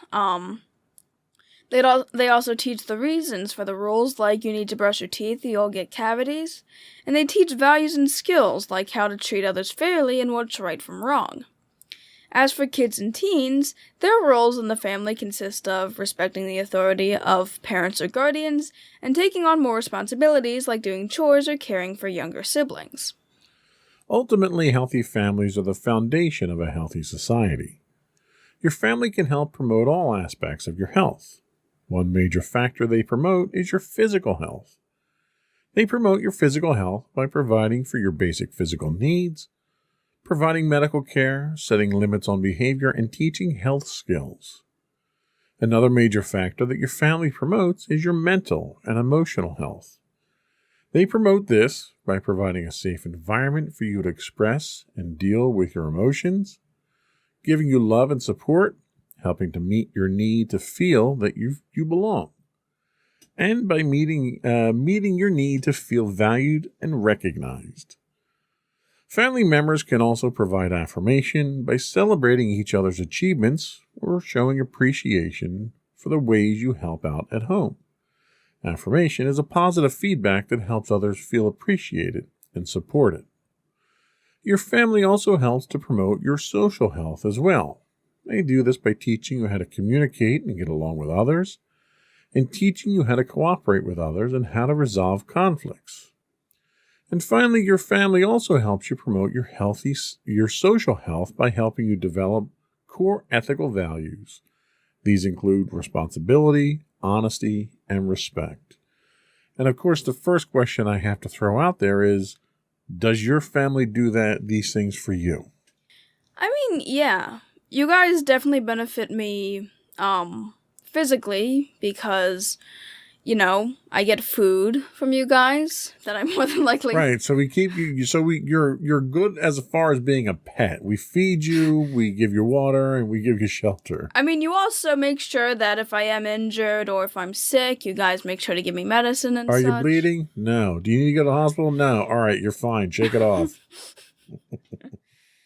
But, I mean, okay, yes, your family can. It does sound like I'm a pet. But if I can't really get stuff on my own, you guys help me out. But, in your favor, I can't teach the cat to run the vacuum cleaner. I mean, yeah. You're much better at chores than the cats are. Yeah. And then my mental health, you guys have always been there telling me that I'm open to express my emotions and such, and a lot of the times you help me get through some really dark moments in my life. Well, that's good to know. Yeah. Good to know I'm helping there, because, sometimes I feel like I don't help your emotional state. I mean, yeah, well, sometimes you push a little too far. You're always at least there to hear me out and let me just say what's wrong, and you don't offer any judgment for the most part. No, I don't judge. I don't judge anybody. Yeah. You don't judge when I'm like that, and and you sometimes offer some help, other times you just let me vent. That's true. Yeah.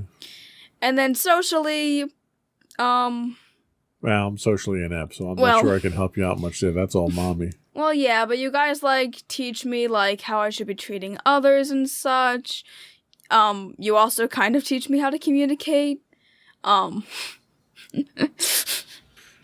of, I guess. I mean, this whole podcast is really a form of communication, I guess. I mean, yeah, you can probably categorize it as that. And, you always kind of try to, sometimes nudge me to make friends, and, like, you always, like, seem encouraged when I talk about my friends, like, say, like, how have your friends been doing so far? You guys, well, mainly Mommy. You don't really care.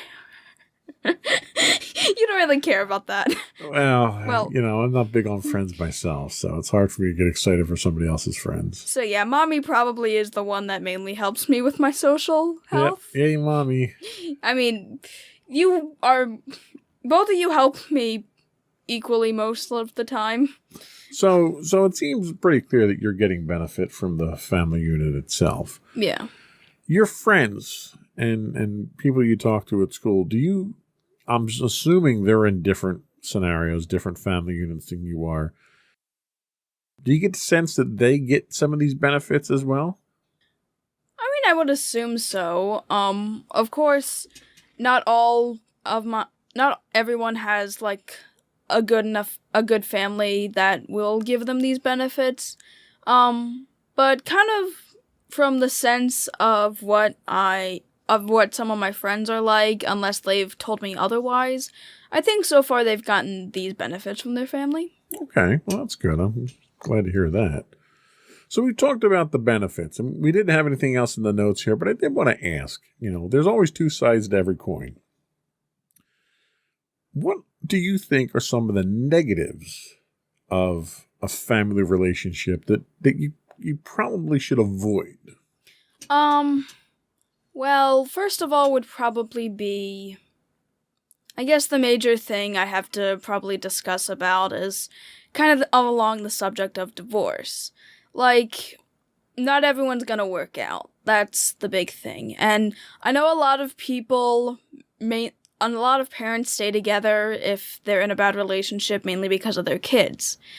But in a lot of cases, doing that might only harm the kids, because having to deal with the mental trauma, basically, of having their parents constantly fight and not having that loving support from both of them, that does have a pretty negative effect. And I think the biggest thing is probably communication. If you don't have enough communication with your family, it's not going to go well. Like, if teens don't communicate with their parents, their relationship isn't going to be that well. They're not going to be able, parents aren't going to know how to relate to their kids or understand what they're going through, thus they won't be able to help them go through pretty negative times in their lives, and it might stop them from being good influences on their kids' lives and have the kids go into more rebellious states. But also parents, if they don't communicate with each other, they could end up ruining their own relationship and thus having a much larger impact on the rest of the family. Wow, that was much more thought out than I was expecting. It was a very good answer, too. That's kind of exactly the down the line that I was thinking, too. So kudos to you for having that level of insight. No pun intended, being insights in the teens. Yeah. But I think that was all we had. We're going to take a quick break. We'll come back and we'll get your closing thoughts and shout-outs. Alrighty.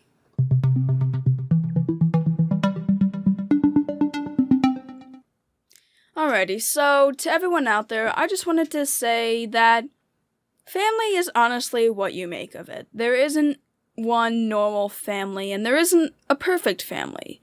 But no matter if it's related by blood, marriage, or just because you're just close with people, family is the closest relationship you'll more than likely have, and it has plenty of benefits as long as it remains healthy. And if you have a family where you have issues, try to communicate with each other and find a better way and basically just evaluate your family life. Because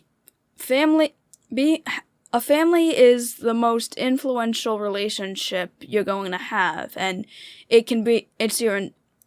family is normally your entire upbringing, and is also a really big aspect of just your life in general. And as long as you maintain a healthy relationship with your family, you should also have a pretty healthy life.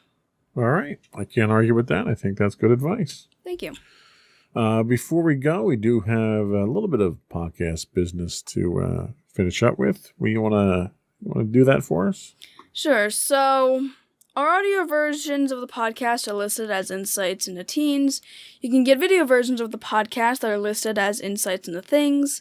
We're available on all popular podcast services, including Apple Podcasts, Spotify, Google, Stitcher, iHeartRadio, Amazon Music, Buzzsprout, Podbean, Stitcher, Castro, Pandora. Honestly, anywhere you can get a podcast. All of them, huh? Wow. Yeah, Okay. Sure, why not? Go ahead. So you can email us at comments@insightsintothings.com. We would really love to hear from you. You can basically tell us what topics you want us to discuss, what you don't want us to discuss, just feedback in general. We're also on Twitter at twitter.com/insights_things. We're on Facebook at facebook.com/insightsintothingspodcast. We're on Instagram at instagram.com/insightsintothings. Or you can get all of this and much more on our official website at www.insightsintothings.com. And I guess, do you want to do my part? No, you do your part too. Don't forget to check out our other two podcasts, Insights and Entertainment, hosted by you and Mommy, and Insight into Tomorrow, our monthly podcast, hosted by you and my brother Sam. That's it. Another one in the books. Bye, everyone. Bye.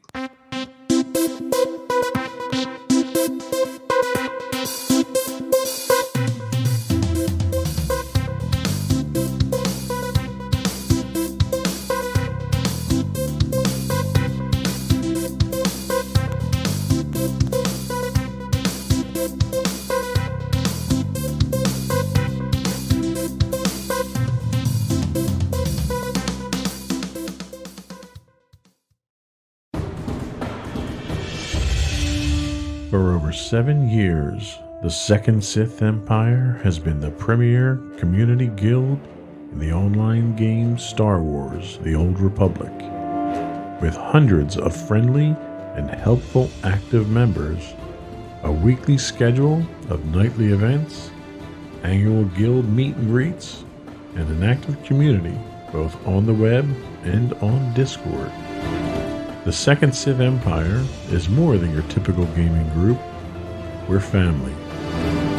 Join us on the Starforge server for nightly events such as operations, flashpoints, world boss hunts, Star Wars trivia, guild lottery, and much more.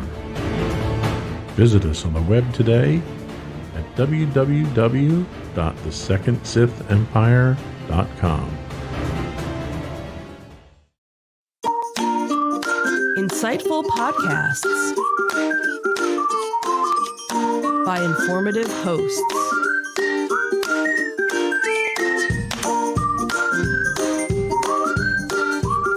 Insights into Things, a podcast network.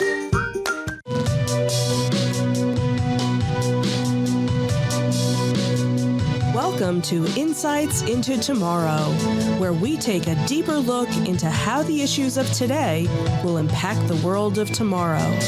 From politics and world news to media and technology, we discuss how today's headlines are becoming tomorrow's reality.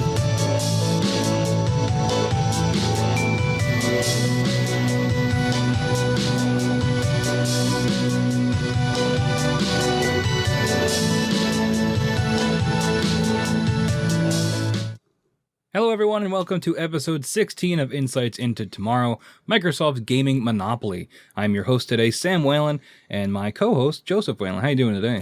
Doing good, Sam. How you doing today? Fantastic. We've taken a long hiatus from the show. The holiday break became the almost Q1 of 2022 breaks, but we're back.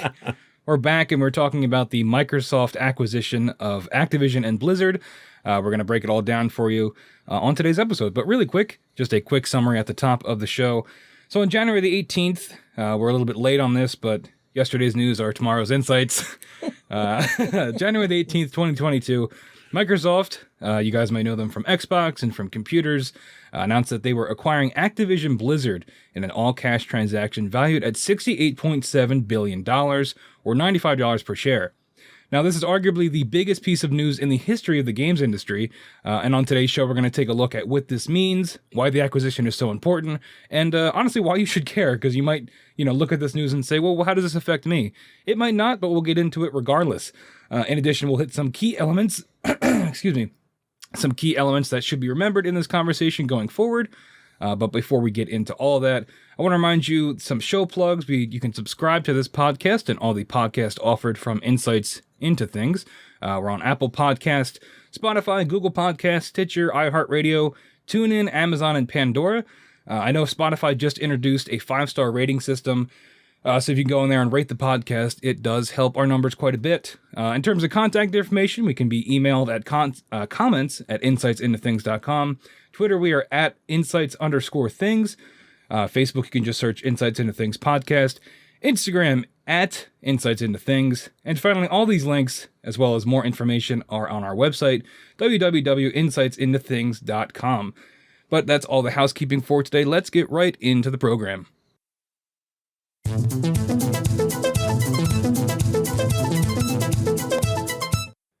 All right, so starting off with what exactly happened here. Now we have the press release from Microsoft that I've pulled a couple excerpts from just because nobody wants to hear boring corporate speak. But I've kind of boiled it down here. So, quote, Microsoft will acquire Activision Blizzard for $95 per share, which we hit at the top of the show, a $68.7 billion purchase, inclusive of Activision's Blizzard's net cash. Now, when this transaction closes, Microsoft will become the world's third largest gaming company by revenue, and they are behind Tencent at number one. Tencent, if you don't know, is a mobile game company. They're out of China. They make a ton of money through mobile games. And, of course, Sony at number two, Sony being the main competitor of Microsoft. Now, the planned acquisition includes iconic franchises from the Activision Blizzard and King studios, King being the makers of Candy Crush, but games like Warcraft, whether that be World of Warcraft or... Is there another Warcraft game? Yeah, there's a whole series of different Warcraft games that are out. Yeah. Diablo, Overwatch, Call of Duty, which Call of Duty is a big one that we'll come back to, and like I said, Candy Crush. In addition to the global esports activities through MLG, or Major League Gaming, which is one of the biggest esports, I don't know, what would you call them, producers? Organizers, yeah. Yeah. The company has studios around the world with nearly 10,000 employees. Now, if we can see... there's a graphic you can look up, and we have it on this back monitor here. But some other studios included are Treyarch, Raven, High Moon, Beanox, Infinity Ward, Toys for Bob, which makes remakes mostly. But it's more than just, these big games here. These are your big things, your Overwatches, your Call of Duties, which we'll hit on more later on in the show. But it's important to remember just how many studios are being acquired now under the Microsoft banner that you may not even think of. But some important points, actually, before we get into that, Joe, what do you think about this acquisition when you see these big studios? Do any of these games jump out to you? Well, obviously some of them do. I mean, we've got Call of Duty, we've got Diablo, we've got World of Warcraft that's a little long in the tooth right now, but it's a huge franchise. One thing that is important to emphasize is the deal is still pending regulator approval. Yep. So it isn't a done deal just yet. So I think it's important to point that out. I think it's definitely a huge deal as far as dollar value and the impact of the industry. I don't think it's game breaking just yet. I think we kind of have, assuming it goes through, you've got probably about 3 years or more before it starts having a huge impact because of existing contracts and rights management that's going on. Yeah, definitely. And I think there's a special task force. Not task force is a bit dramatic, but there's a FTC group being assembled specifically to look into this to make sure that it's all square before this acquisition goes through. So it is still pending, but it's most likely going to happen. So we thought we'd cover it today. But some more important points for you. Like I said, Microsoft now becomes, or will become, if this goes through, will become the third largest gaming company by revenue. Just to put that into perspective, I was wrong. Sony's number one with gaming revenue at $25 billion. Tencent coming in at number two with $13.9 billion. Nintendo was number three with $12.1 billion, but Microsoft has knocked them out with $11.6 billion, which, those numbers don't make sense none of them looking at them. But Microsoft will be taking that third spot for revenue. I imagine those numbers will probably go up for them now that they have acquired all these big franchises. Speaking of those franchises, especially Call of Duty. Call of Duty is one of the biggest things they're getting out of this. Activision isn't publishing a whole lot now, but it's primarily a Call of Duty machine. But we'll get back to Call of Duty.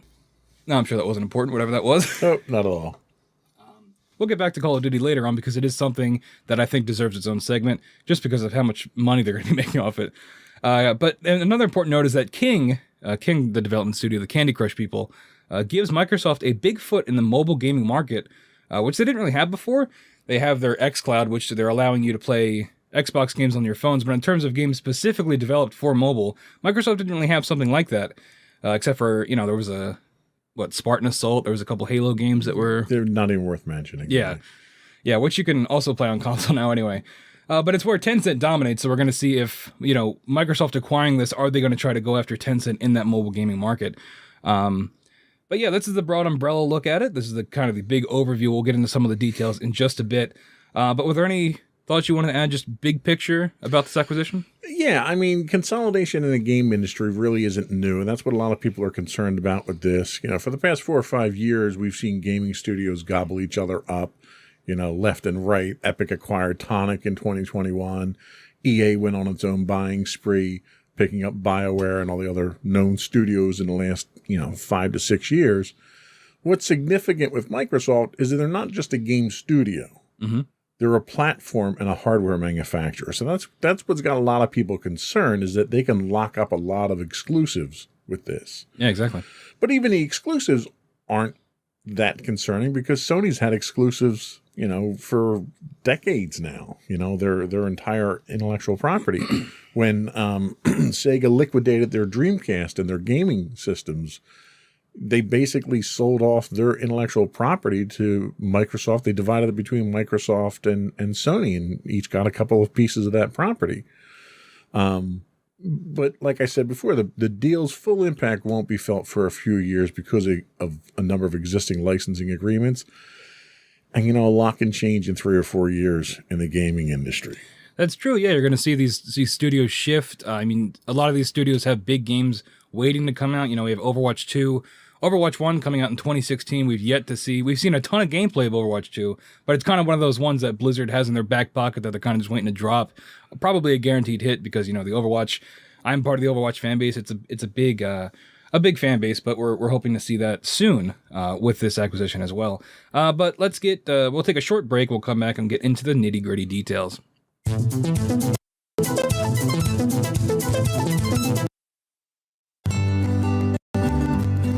Insights into Teens, a podcast series exploring the issues and challenges of today's youth. Talking to real teens about real teen problems. Explore issues from braces to puberty, social anxiety to financial responsibility. Each week, we talk about the topics concerning today's youth. We look at how the issues affect teens, how to cope with these issues, and how parents, friends, and loved ones can help teens handle these challenges. Check out our video episodes on youtube.com/insightsintothings. Catch our audio versions on podcast.insightsintoteens.com or on the web at insightsintothings.com.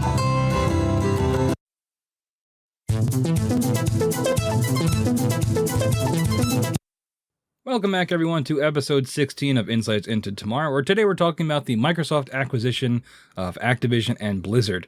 So getting into the details here, Activision Blizzard has been making some questionable management decisions in the last few years, and this is something I wanted to put right at the top, just so we can kind of get it out of the way, because there is some controversy there that I think is worth talking about. Mainly from Bobby Kotick, the Activision Blizzard Incorporated Chief Executive Officer, or CEO. This is from Bloomberg, from Devon Pendleton and Scott Carpenter. Activision CEO is looking at a $375 million payout in the Microsoft sale. So Bobby Kotick will be getting his payout from this, and we'll get into sort of his behavior and why that is controversial, I think. Last year, Activision Blizzard Inc. Chief Executive Kotick, he received a 50% pay cut. This year, he's up for a $375.3 million windfall before taxes. Now, Kotick's time as CEO has been marked by a leader whose recent tenure has been I just repeated myself in the notes here, but his tenure has been marked by employee complaints over sexism, a hostile work culture, and mismanagement of assault claims. That's kind of the big thing here, why he's kind of had a negative light on him pretty much his entire time at Activision as CEO. As recently as November, he was the target of employee walkouts and petitions demanding his removal over reports he failed to make the company's board aware of allegations of rape and other serious misconduct. Now, since being CEO in 2017, Kotick owns almost 4 million shares of Activision. This is the most of any officer or director, according to their filings. The second largest holder is board chairman Brian Kelly, who owns 1.4 million through trusts and foundations, which his stake is at a value of 137 million based on this deal. So that's where a lot of this money is coming from. Now, were you aware of Bobby Kotick at all, just from any kind of press you might have heard about him? I don't know how you could not have been with all the negative press that he had. Yeah. When the deal itself cut, it was interesting. The companies have been kind of playing the fate of Kotick a little loose, a little close to the vest. They only said that he's going to remain CEO through the 2023 fiscal year for Microsoft, which ends June 30th, 2023. What is interesting, he's quoted himself saying, is he'll be available if needed. Right. And I don't think he's going to get too many callbacks. No. But even if he doesn't, in addition to the stock buyout that he gets, he has an employment contract that entitles him to a severance package worth $293 million should he lose his job as a result of a corporate takeover.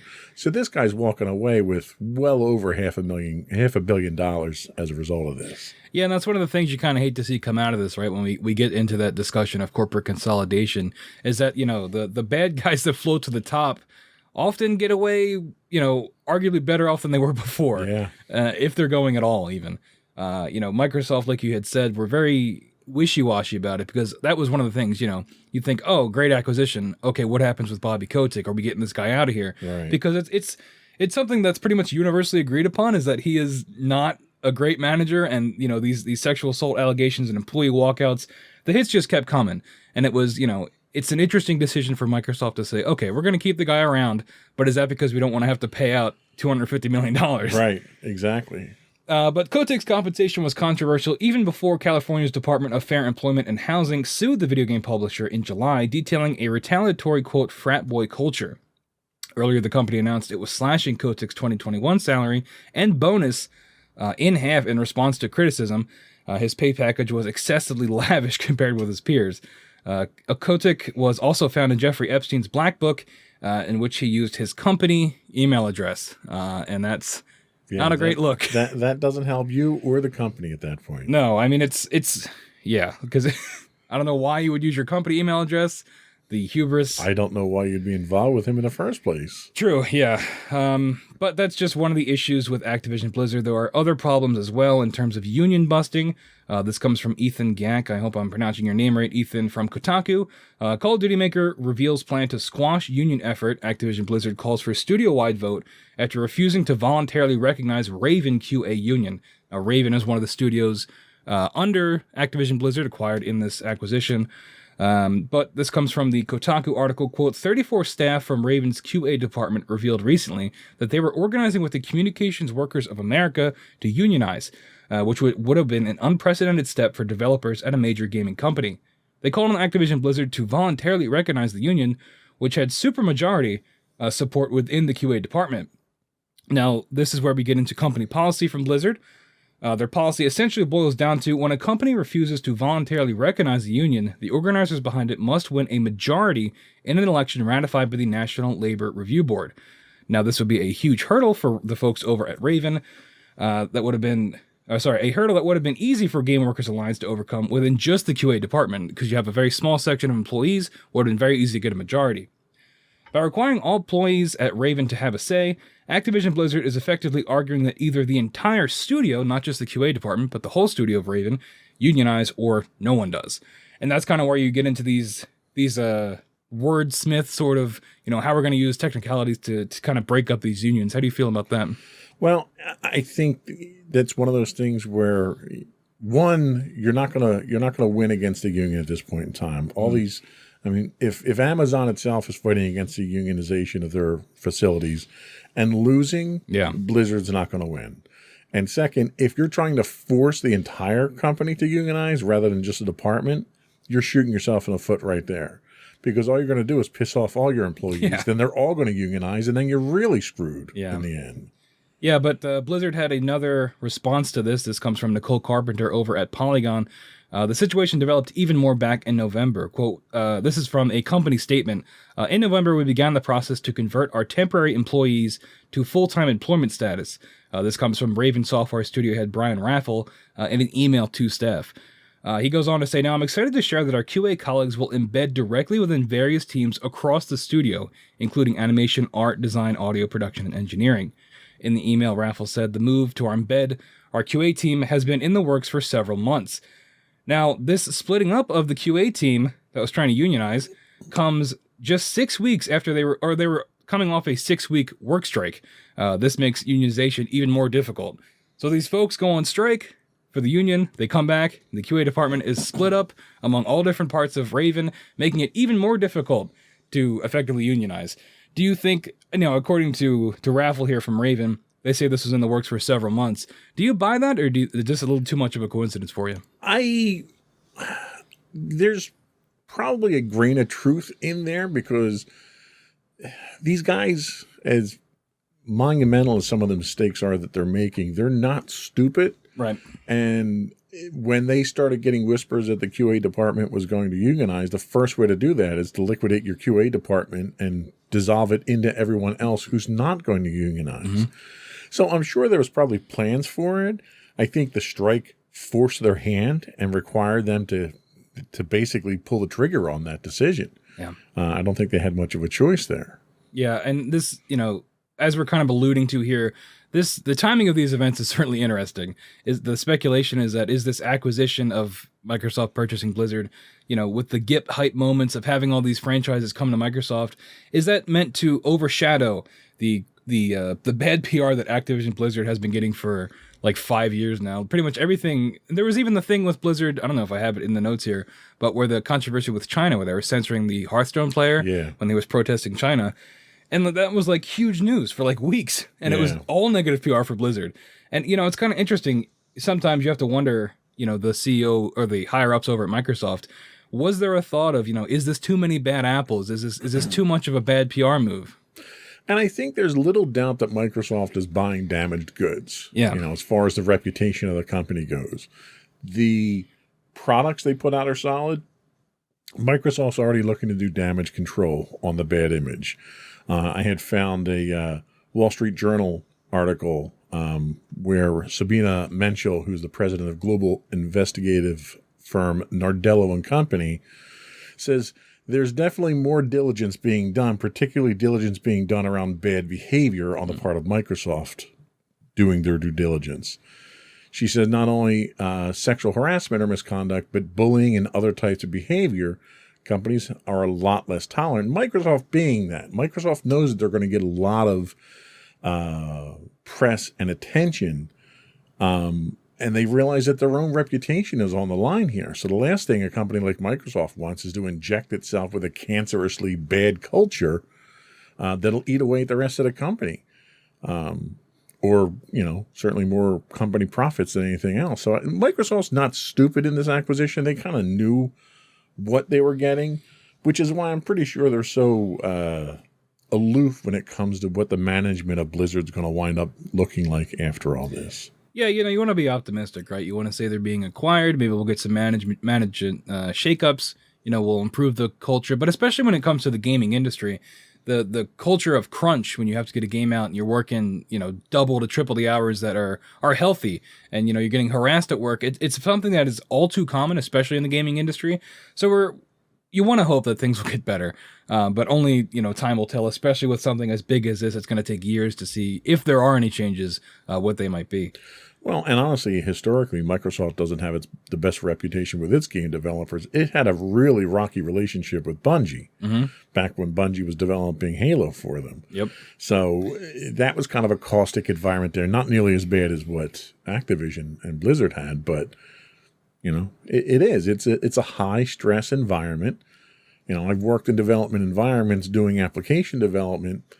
Game development is on a whole different level. You've got deadlines that are right off the bat unrealistic deadlines that are being set by salespeople, not set by engineers, and you're driven to the point of collapse by the time the end of the project rolls around. Yeah, we're still seeing the effects of COVID with all this as well. A lot of these studios had to completely shut down and send everybody home with all their equipment, which, we're seeing that with games. I mean, probably the biggest one is Halo Infinite, Microsoft's arguably biggest title in years, got delayed a whole year, to make the game ready and to probably needed to be delayed another couple of months too before launch. But well, yeah, they're still staggering that content. They delayed it for a year and then released 70% of the game. Yeah, and 30% of it was bugged. Yeah, I don't know. When it comes to things like that, it's as a bit of an aside, I would rather it just take longer, just so you don't. Absolutely, have to, I'm the same way. I play in a game that's owned by EA now, Star Wars: The Old Republic. They had a major content drop that was supposed to happen right after the first of the year, and they had to push it out another month. And it's like, it's okay. I'm all right waiting for that because I've lived through content drops that weren't ready, and it made the game just completely unplayable for a month or two while they went back to the drawing board and fixed it. Yeah. I'd rather stay with the old content and live with it, but still be able to play the game until it's ready to go. And that's not even, the quality of the game and what you're dropping, the kind of content you're dropping is important. But giving it more time also allows the people making this content to not necessarily have to crunch and to have more time to work on it at a healthy pace. And I think that's a lot of the reason we're seeing the delays as well. So hopefully we'll see some more positive management decisions, but unfortunately only time will tell on that. Excuse me. But another big aspect of this is Games Pass. Now, for those of you that might not know, Xbox Games Pass is basically the Netflix of gaming. It's the thing that everybody calls it. And I'm sure they might already have that as like their official slogan, but if they don't, they should. But basically you pay a set fee every month. I think if you get the Games Pass Ultimate, which includes your Xbox Live Gold, which allows you to play online, what's it, $15 a month, I think? Something like that, yeah. Yeah. But around that price, and you can basically download the library of games, which is like 100-some games, available to play. Now, you also get first-party Xbox Studio games, day and date, Xbox games with gold, EA Play as well, getting a lot of EA titles in there. And there's also Games Pass for PC, so you don't even have to have an Xbox to access a lot of these things because you can get it all through Games Pass for PC, which is a recent addition, but definitely a huge get, which also ties into this acquisition because a lot of these games from Blizzard are primarily on PC. Yeah. But some numbers for you about Microsoft Games Pass. This comes from Tom Warren over at The Verge. Quote, Microsoft Game Pass service now has 25 million subscribers, which is up from 18 million Microsoft reported in January of last year. So in just a year, you're adding 7 million more subscribers. And that's in a year where you acquire Bethesda, you get the EA deal through so you can get EA Play, you get Games Pass on PC. That's all in a year, and it makes sense why they got 7 million more people on board. Sure. And that's not even accounting the Xbox first-party studios, those games that came out, like Halo, and I'm trying to think of some other ones. There was Rainbow Six, but I don't think that's another big game on Games Pass. It's not an Xbox exclusive, but right. So you had a couple games drops as well to kind of justify those higher numbers. Xbox Games Pass is shifting how gaming companies look at revenue models. It's kind of changing the whole industry. It's changing it from being you pay $60 to $70 for a game the day it comes out, you have a physical disc, you play it, and that's it. Now we're kind of shifting to a more ever-changing thing where you have a library of digital games that you can then download, which some people aren't for because they'd rather have that physical media. Personally, I don't mind, except for when it comes to storage, because I know there's two different models of the newest Xbox out now. Right. There's one that has a disc drive and one that doesn't. You have the non-disc drive one. Do you ever run into storage issues with, having to download everything like that? I don't. And I have the internal storage. I have the external NVMe card storage, plus I offload a good chunk of the games to the slower USB drive on there. So I've got plenty of storage. There's only the newest, latest, greatest games need to be played on the fastest storage.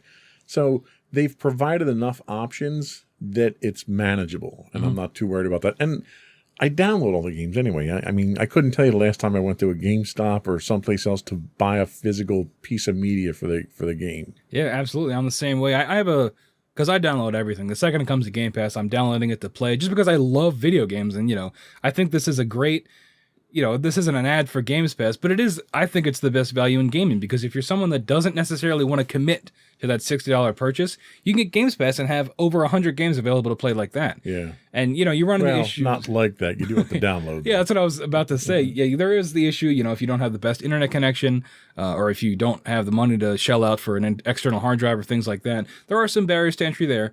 But you can still only download one game at a time, and, the Xbox can handle that if you're able to download it eventually. But like I was saying, this Games Pass is shifting how game companies are looking at the revenue models going forward. Sony is looking to compete with its PS Now service. It is similar to Games Pass, but not nearly as effective in the marketplace. And a big reason for that is because with PS Now, I don't think you can download the games. I think you have to stream them. You're streaming them, live. Which, even with a good internet connection, you can tell. Yeah. Well, the latency, there's no way you can get around with the technology we have today. You can't get around latency. And latency, especially if you're playing like a first-person shooter or something like that, latency is going to kill you every time. Mm-hmm. There's no way you can get around the physics of you're trying to send a bit of data from your network all the way across the internet to some server somewhere else, and might not even be your region. You physically, even if you are using fiber optics all the way, you're limited by the speed of light. And there is, people don't realize it, but there's this limit to the speed of light when you're trying to go across the country, or when you're trying to bounce a signal off a satellite. Mm-hmm. And talking about those online only services, Xbox does have xCloud, which allows you to stream games from your console to either your phone or a tablet or something like that. And they have made significant improvements to that in terms of dealing with latency. But still, if you're playing, like you said, a first-person shooter or a fighting game or a racing game, something that is online multiplayer, you're going to notice it regardless. Yeah, single-player games, you're usually pretty okay with it, but don't try to do anything competitive in player versus player. Yeah. But Sony is looking to beef up their PSN Now service. This comes from Jonas Mackey over at Game Reactor. Quote, the creator of PlayStation 4 and 5, Mark Cerny, has filed a patent via USPTO for, quote, backward compatibility through use of spoof clock, I don't know what that is, and fine-grained frequency control. So basically, Sony's got some patents on the book for backwards compatibility. So it leads people to speculate that they are going to try to incorporate some more, PS3 games and PS4 games into PS Now to try to make it compete with Games Pass, while also maybe throwing in your PS Plus, which is the equivalent of Xbox games or Xbox Gold, basically the online component, kind of rolling it all into one package, just like you have here with Games Pass. Do you think that would be as effective as Microsoft's Game Pass? It has the potential. I think the problem you run into is that game services is an area where PlayStation is playing catch up. Microsoft is leaps and bounds. They're 10 years ahead of PlayStation when it comes to this service and this ability. PlayStation really abandoned their backwards compatibility as a serious concern years ago. As they were moving past the PS2, PS3, they didn't really worry about supporting backwards compatibility. That was an area that Microsoft really cashed in on, because they knew all these people out there had this huge library of games, and they were going to be angry if they couldn't play them, moving forward. So Microsoft has been very good about that. And Microsoft, just to talk real quickly about the technology that they're talking about here, the spoof clock. So the problem with the newer game systems is they run fast, right? They're newer processors, they're faster clocks on the processors, and you need all that for the computation. The problem is when you try to run an older system on a clock that fast, it either doesn't work at all, or it works at a rate that you can't play that game anymore. So what they do is they try to clock down the processor on there so you can play it at the same speed as the old consoles. Well, Microsoft got around that by using virtual machines, which Microsoft brought in from their corporate world. So when you fire up, an old Xbox 360 game, it fires up a virtual machine and it runs in that virtual machine completely self-contained in there and fully functional. So they're not doing these gimmicky type things like PlayStation's trying to do. Yeah, absolutely. And I think that is kind of the thing, right? That Xbox, when they announced that they were going to have 360 games coming to Xbox One at the time, people lost their minds because, yeah. obviously for the reasons you're saying, people didn't want to lose all those games. You can go back and play original Xbox games now. They're making them compatible. Yeah, as a lifelong Xbox and PlayStation fan, it's really, really cool to have access to those old games.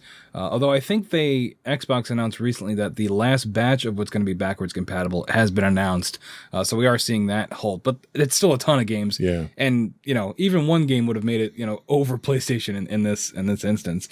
But let's get into another big aspect of this, which we kind of teased at the beginning of the show, Call of Duty. Let's take a break before we get into that. All right.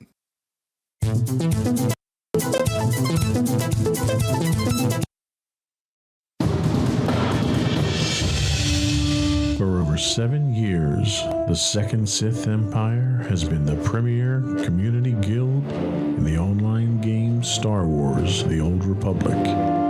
With hundreds of friendly and helpful active members, a weekly schedule of nightly events, annual guild meet and greets, and an active community both on the web and on Discord.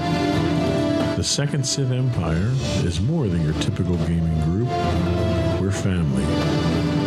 Join us on the Starforge server for nightly events such as operations, flashpoints, world boss hunts, Star Wars trivia, guild lottery, and much more.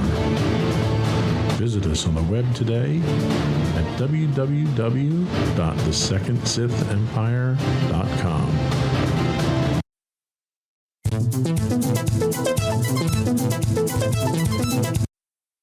And we're back with Insights into Tomorrow. Today we're talking about Microsoft's gaming monopoly.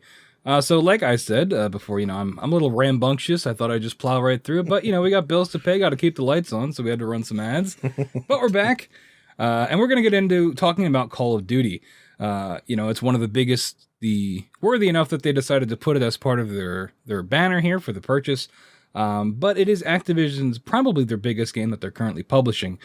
Once again, Call of Duty Vanguard, which is the most recent addition in the franchise, was the best-selling game of 2021. This comes from the NPD, or the National Purchase Diary panel. That comes from its sales report for 2021, that Call of Duty Vanguard, number one again. Which is interesting because it was panned and, fan-panned. I don't know what you would call that demographic, but nobody liked the game, but it was still the number one best-selling game, and that kind of speaks to why Call of Duty is such a valuable asset for now Microsoft to have in their pocket, because, and I could speak of this as a Call of Duty fan that kind of hopped off the bandwagon after Cold War, the last entry. Call of Duty fans are dedicated. Yeah. And fanatical, I would say. Yeah. And they're going to buy it regardless of what it is. People will pre-order the next Call of Duty before it's even announced what it is. Yeah. So when you acquire something like this, that's guaranteed money in your pocket. And in a second, we'll get into Microsoft now has a lot of these titles where the fan bases are extremely rabid. But this comes from Eddie Momakuch over at GameSpot.com. That's a shame. Just work through the name. Yeah, Eddie, if you're listening, I apologize. Change your name, though. Quote, Vanguard was December's best-selling game of December and the full year, and the series has now been the best-selling game franchise for dollar sales for 13 years in a row. How do you feel about that? Because I could not believe that statistic when I saw it. Being a fan of Call of Duty for 13 years, I could totally understand it. That's the one game a year. I don't play games nearly as much as I used to, but the one game a year that I always look forward to is Call of Duty. And Call of Duty is not released by just one development group either. They come out each year. It's a different group that comes out with them. And it's funny looking at the dynamic and almost the personality that you get from game to game. But it totally makes sense to me that you're going to have a group of people that are that dedicated to it, because the big fan base for Call of Duty isn't let's just play through the scenario and be done with it, campaign and be done with it. It's that online, cutthroat, super competitive, prestiging 20 times, getting all the bells and whistles and all the toys on my weapons and all the colors. That's what it is. And it's a reward-based system that they run on that keeps people addicted. You know, it's almost like drug addiction, where there's always something for you when you keep playing. It's not like you run the content and the game's over. There's such replayability with it, with the online PvP play. Yeah, and that's not even factoring in Call of Duty Warzone, right? Which dropped, 3-4 years ago, but, kind of became another battle royale in that battle royale wheelhouse that is just a cash cow for the folks over at Activision, because, it's difficult for any game, especially a battle royale, to break out and kind of make its name. But, you have the big three, I would say, at this point. You have Fortnite, Apex Legends, which is also owned by EA, and now Warzone. So it's just interesting to think about how much money just Warzone alone is bringing in, which they've already said they're going to continue that, because of course they are. Why would they stop? Why wouldn't you? It's a golden goose. Yeah. But something else I wanted to mention about the Call of Duty thing is that now part of this acquisition, Microsoft now owns Major League Gaming, and I don't know for sure, but there's got to be a Call of Duty tournament with MLG, right? Oh, I'm sure there is. Yeah. So now Microsoft has all that stuff in house. I'm not nearly that good enough to know where it is or how to play in it, but. Yeah, so now Microsoft has all those. They almost have, it's like, the old Paramount decision with movies back in the 30s. They have the distribution, distribution, manufacturing, and what's the other one? Production, maybe. I don't know. There's three things that you need. They produced them, they distributed them. Yeah, they have all these. Oh, exhibition, that's what it is, for movies when you go see it in theater. But now they own, the Xbox, I guess, would be the movie theater at this point. And that's really where that concern came from, was that you're not just looking at an EA buying up other development houses. You're looking at the people that bring this to your house, that you play on their hardware. They're now going to be a major player in producing the games themselves and locking up those games to a closed system. And that's what scares a lot of people. Yep. For a little bit of context, here's the top 5 games of 2021. You have Call of Duty Vanguard, Call of Duty Black Ops Cold War, which was the one before Vanguard, Madden NFL 22, Pokemon Brilliant Diamond Shining Pearl, and Battlefield 2042. Now, there's some variation in the numbers there because I don't think this accounts for digital sales, but regardless, 4 out of these 5 games Microsoft now technically owns. Right. And these are, semi-annual titles. Madden comes out every year and is another cash cow. That's, you talk about rabid fan bases. Madden's one of the biggest ones out there, and FIFA. Just the FIFA Ultimate Team alone is a $1 billion industry. Yeah. And it's insane that now Microsoft now has Call of Duty, the sports games, and just that alone could make any company rich for years. But they've got everything else to back it up. I don't know. And ironically, the place that I think Microsoft is going to make the most money out of this in the short term is going to be mobile. Mm-hmm. Microsoft had no footprint in the mobile market itself now. And now they're going to be probably second place in mobile games at this point in time, just from this acquisition. That's huge. Just the microtransactions associated with the mobile games, huge cash cow for them. Yep, because you have King with Candy Crush, and I'm sure King makes other mobile games. I'm not too familiar with them. But you also have Diablo. Diablo Immortal is a huge mobile game that no one was particularly happy about when it got announced. But it might already be out, or it's coming out, and that's...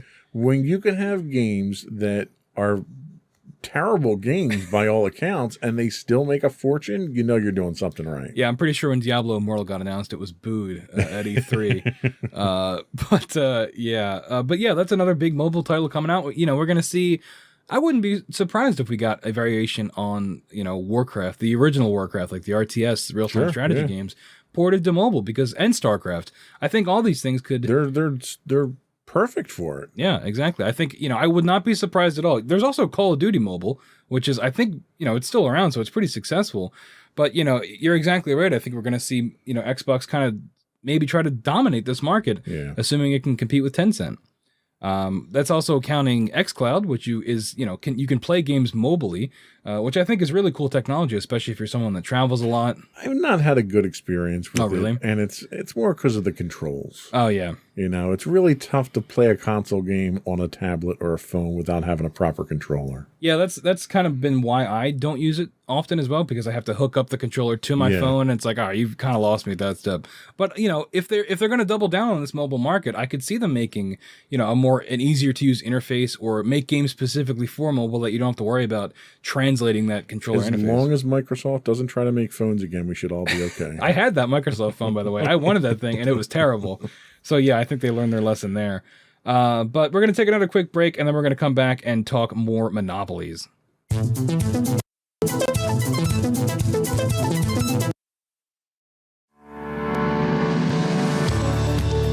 Insights into Entertainment, a podcast series taking a deeper look into entertainment and media. Our husband and wife team of pop culture fanatics are exploring all things from music and movies to television and fandom. We'll look at the interesting and obscure entertainment news of the week. We'll talk about theme park and pop culture news. We'll give you the latest and greatest on pop culture conventions. We'll give you a deep dive into Disney, Star Wars, and much more. Check out our video episodes at youtube.com/insightsintothings. Our audio episodes at podcast.insightsintoentertainment.com, or check us out on the web at insightsintothings.com.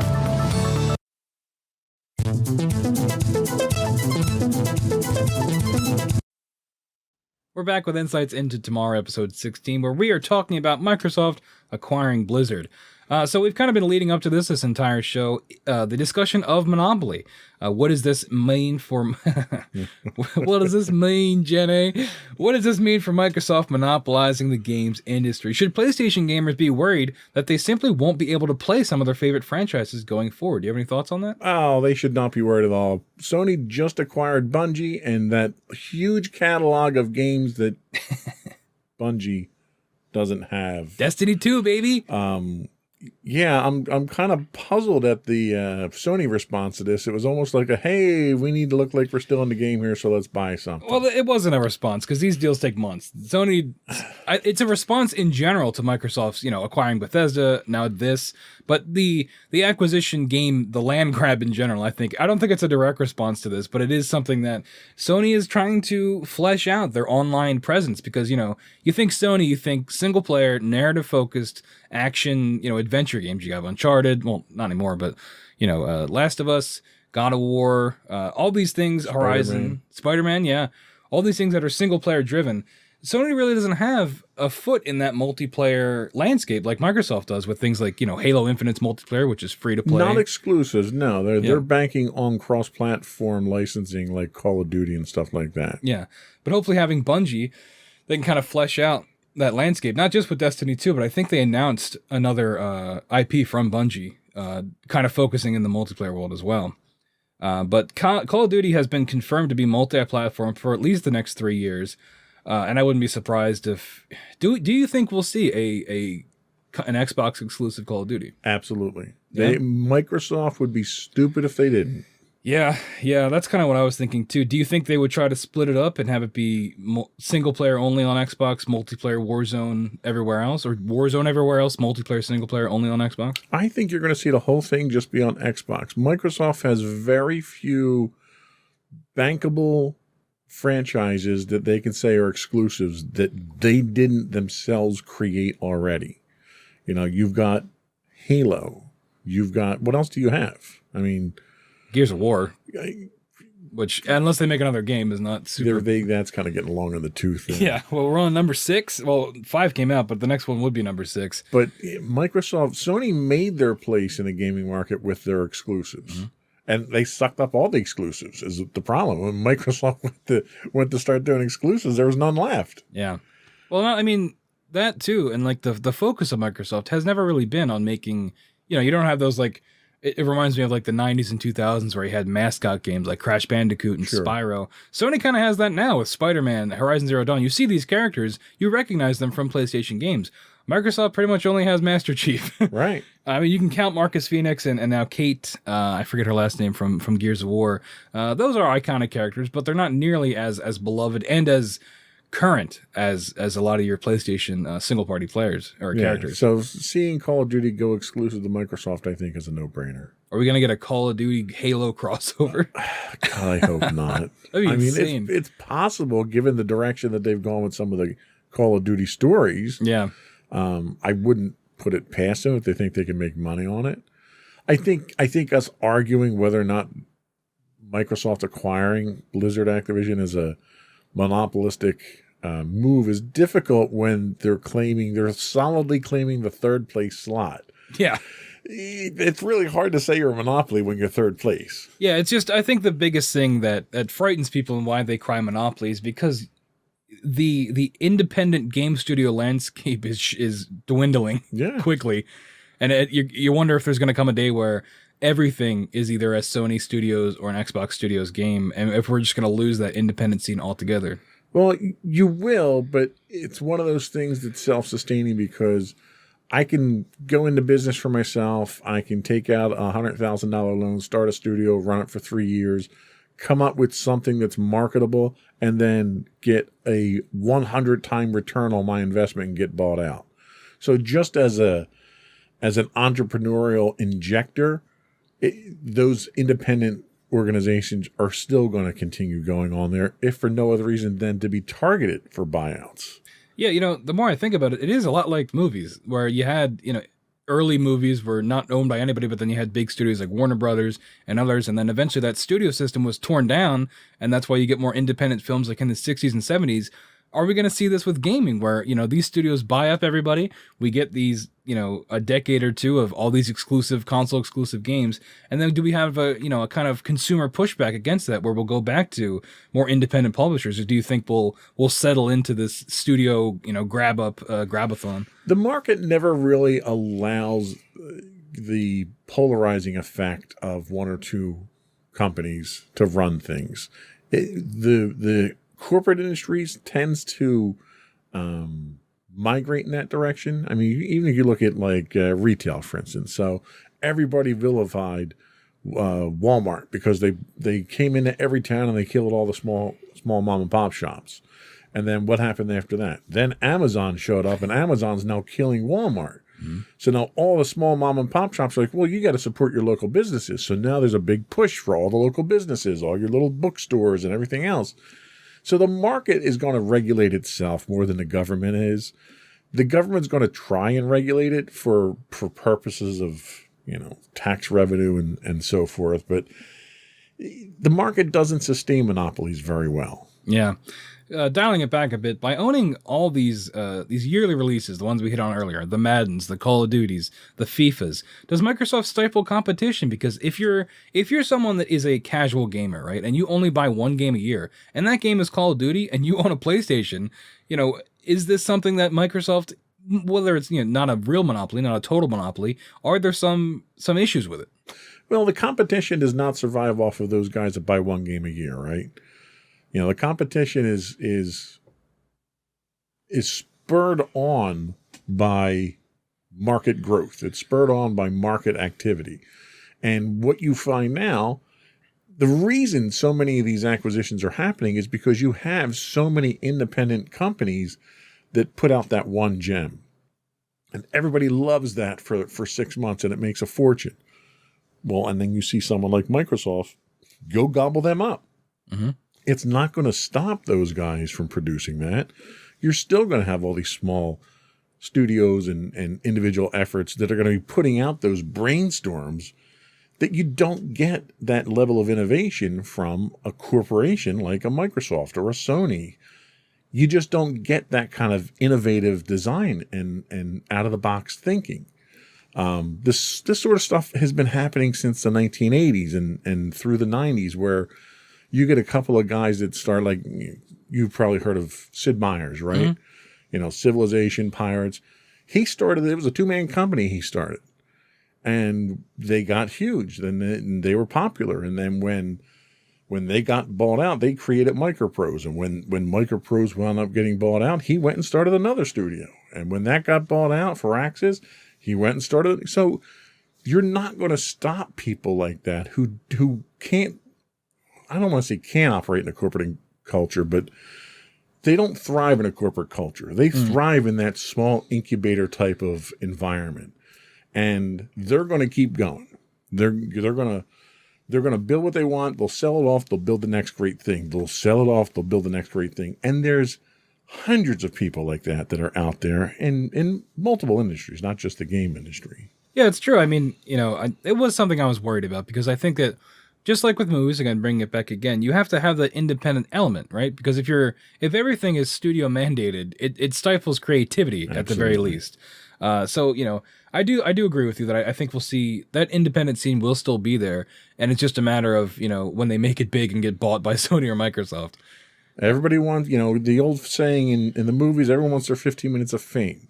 Well, everybody wants their big break. Everyone wants their buyout here. So everyone's still going to keep building the stuff independently. Yeah, there was an example I thought of while you were making that comparison. Drinkbox Studios, they made a game called Guacamelee and Guacamelee 2, side-scrolling platforming action game, really creative, really fun. Then they got bought by Microsoft, and they recently had a game come out called Nobody Saves the World, which was day and date on Games Pass. But playing that game, you worry a little bit that you're going to lose some of the independent charm, but they didn't.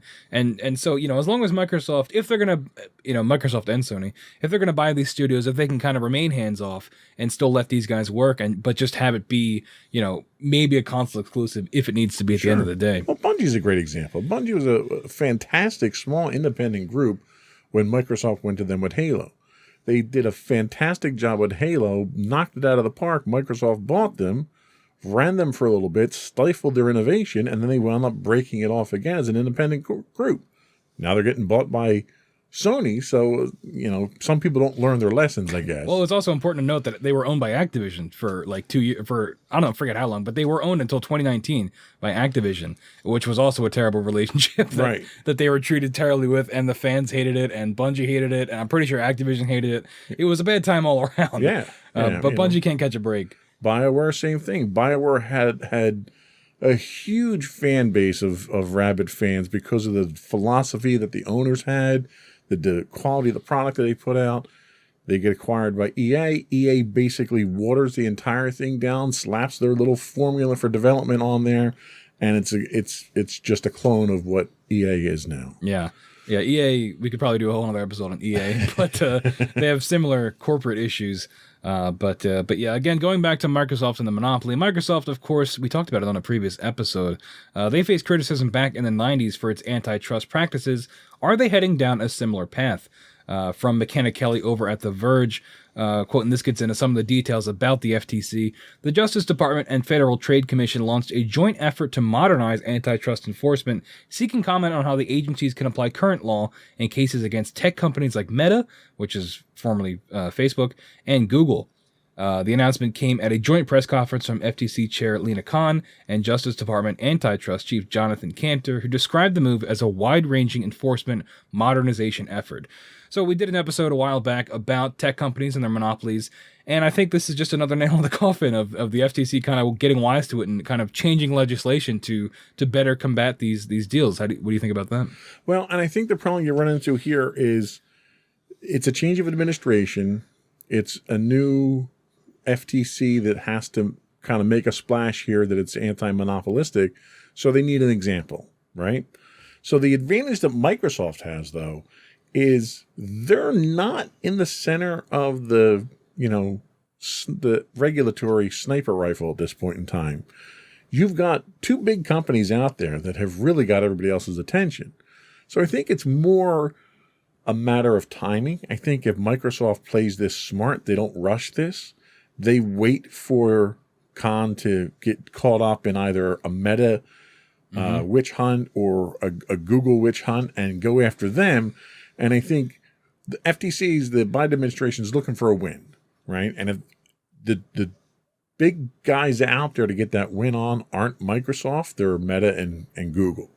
So if they lock horns with one of them first, Microsoft will be able to get through without any real challenges, I think. Yeah, definitely. And Meta's already kind of taken a couple hits recently. They're not doing themselves any favors. No, it seems like every week they've had like the worst month ever. Well, the fact that they even changed the name, I mean, that was just such a blatant attempt to put lipstick on a pig there and hope the government didn't recognize you're the same evil company. Yeah, what they have their first quarter where they lost users. Yeah, their revenue is down. Like they're just falling apart. Zuckerberg lost $20 billion on paper in one day. Yeah, so you're right. If they're looking for someone to make an example out of, it seems like Meta might be the better target. Well, and that's the thing. Not even from I hate to bring politics in this, but it's not even just from a monopolistic standpoint. Meta has a reputation from a perspective of influencing politics and in a negative way for Democrats. And when you're facing a Democratic administration, who needs a win, you've made yourself a very easy target at that point. Yeah, that's a great point. I mean, it makes them certainly like you said, a much bigger target. While the announcement spans markets, it specifically, this goes back to the FTC, the task force they're putting together. It specifically questions how regulators should approach merger approval in digital markets, potentially setting new legal standards around data aggregation, interoperability. That's a fun word to say. I was going to say interpolarity, but that doesn't make any sense. And market consolidation that can affect competition. So it's really, we're seeing a bit of a really unprecedented time for when it comes to these kind of laws, because they have to change them for the digital market. It makes you wonder where these things will go in, say, 20 years. The problem that you have is the wheels of government are notoriously slow. They do not keep up with technology. They do not keep, even from a medical standpoint, government regulation does not keep up with advances in technology, and it never will, because the bureaucracy itself doesn't allow it. You know, what would take a development company, 6 months to put out a new piece of technology, it would take the government 4 years to catch up to that between legislation and debates and subcommittees and all that stuff. So for the government itself to be reactionary in situations like this is very dangerous from a regulatory standpoint. What the government needs to do is stop looking at this from a per company standpoint and look at it from an impact to the market, an impact to the country and the citizens and everything else. Because only then can you react in a way that is slow but effective. And I think what you run into is the reaction that you get now is these guys are bad, so we have to do something about them. Mm-hmm. And legislation's never going to keep up with that. Yeah, and it's interesting, too, because we talk about how slow government moves, but these tech companies move lightning fast in terms of, whether it be making acquisitions like this or by expanding their spheres of influence. So it's almost like it's oil and water in terms of how these two entities operate. And, how does that impact legislation, and how does that impact the amount of power that these tech companies are able to consolidate and aggregate? But as we're coming to the end of the show, do you think this merger is going to go through? I think without a doubt it's going to go through, yes. And do you think that this will be a footnote in the FTC's policy going forward when it comes to these kind of mergers? I don't think it's really going to get much scrutiny from the FTC. It's not a questionable deal. We already talked about them becoming third. If they were number one after this deal, I could see it getting scrutiny. You can't accuse someone of being monopolistic when you're number 3 in the market. It doesn't make sense. Yeah. If the merger, stepping out of the game industry for a moment, if the merger between T-Mobile and Sprint could go through because they were third place and that was part of the justification for that, then you already have a precedent set for it. So there's very little chance that it's going to get blocked. Yeah, no, I absolutely agree. I think it will go through. And, you were kind of at that stage where all this news broke, and it was a crazy month of hearing the headlines and what this means.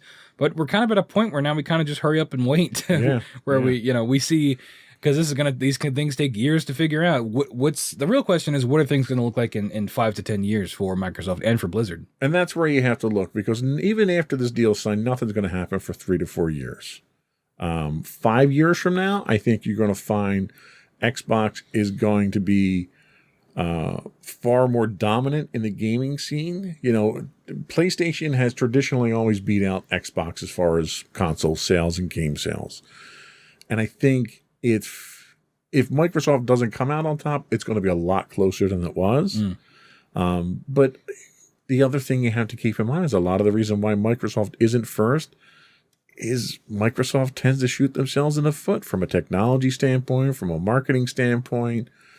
Just the fact that they can't consistently name their consoles really confuses the hell out of people. It's a branding issue, right? That it really is. Every time they come out with a new console, they try to reinvent themselves, and it backfires every single time. Yeah. So Microsoft has their own flurry of mistakes that they continuously make over and over again that really impede their ability to be dominant. Mm-hmm. Buying their way to dominance is a new strategy, but I don't know if it's necessarily going to work because you got the same people making the same mistakes. Yeah. I mean, we talk about that strategy of buying, And it almost creates the image of Microsoft setting up all these dominoes that they're just waiting to push down. You know, we have the Bethesda acquisition, Elder Scrolls 6, a big game from Bethesda, Starfield. I believe Starfield was confirmed to be an Xbox exclusive. So again, we go back to that 5 to 10 year benchmark. Is Microsoft going to have a decade where they're just releasing, hit title after hit title, which people kind of think that they were going to do now with Halo, but that was kind of all they did. and that's the thing. You can, just because you have an exclusive doesn't mean people are going to want to play it. Yeah. And that's the problem you run into. Yeah. And you get the opposite of that with Sony, where people are going to play those games because there's a level of quality that is pretty much unmatched. Yes. And Microsoft, if nothing else, has an infamous reputation of putting out poor quality code, whether it's operating systems, Microsoft Office, video game, doesn't matter. I mean, this was another folly of their marketing department. They marked the Red Ring of Death issue from the Xbox 360 by selling T-shirts with the Red Ring of Death. Now, if you haven't been in the gaming industry for a while, the Red Ring of Death was when the Xbox 360 came out. They had a hardware issue, a fundamental hardware issue that was causing the little Xbox power ring to turn red, and the game system basically became useless. Yep. And they stumbled on replacing that.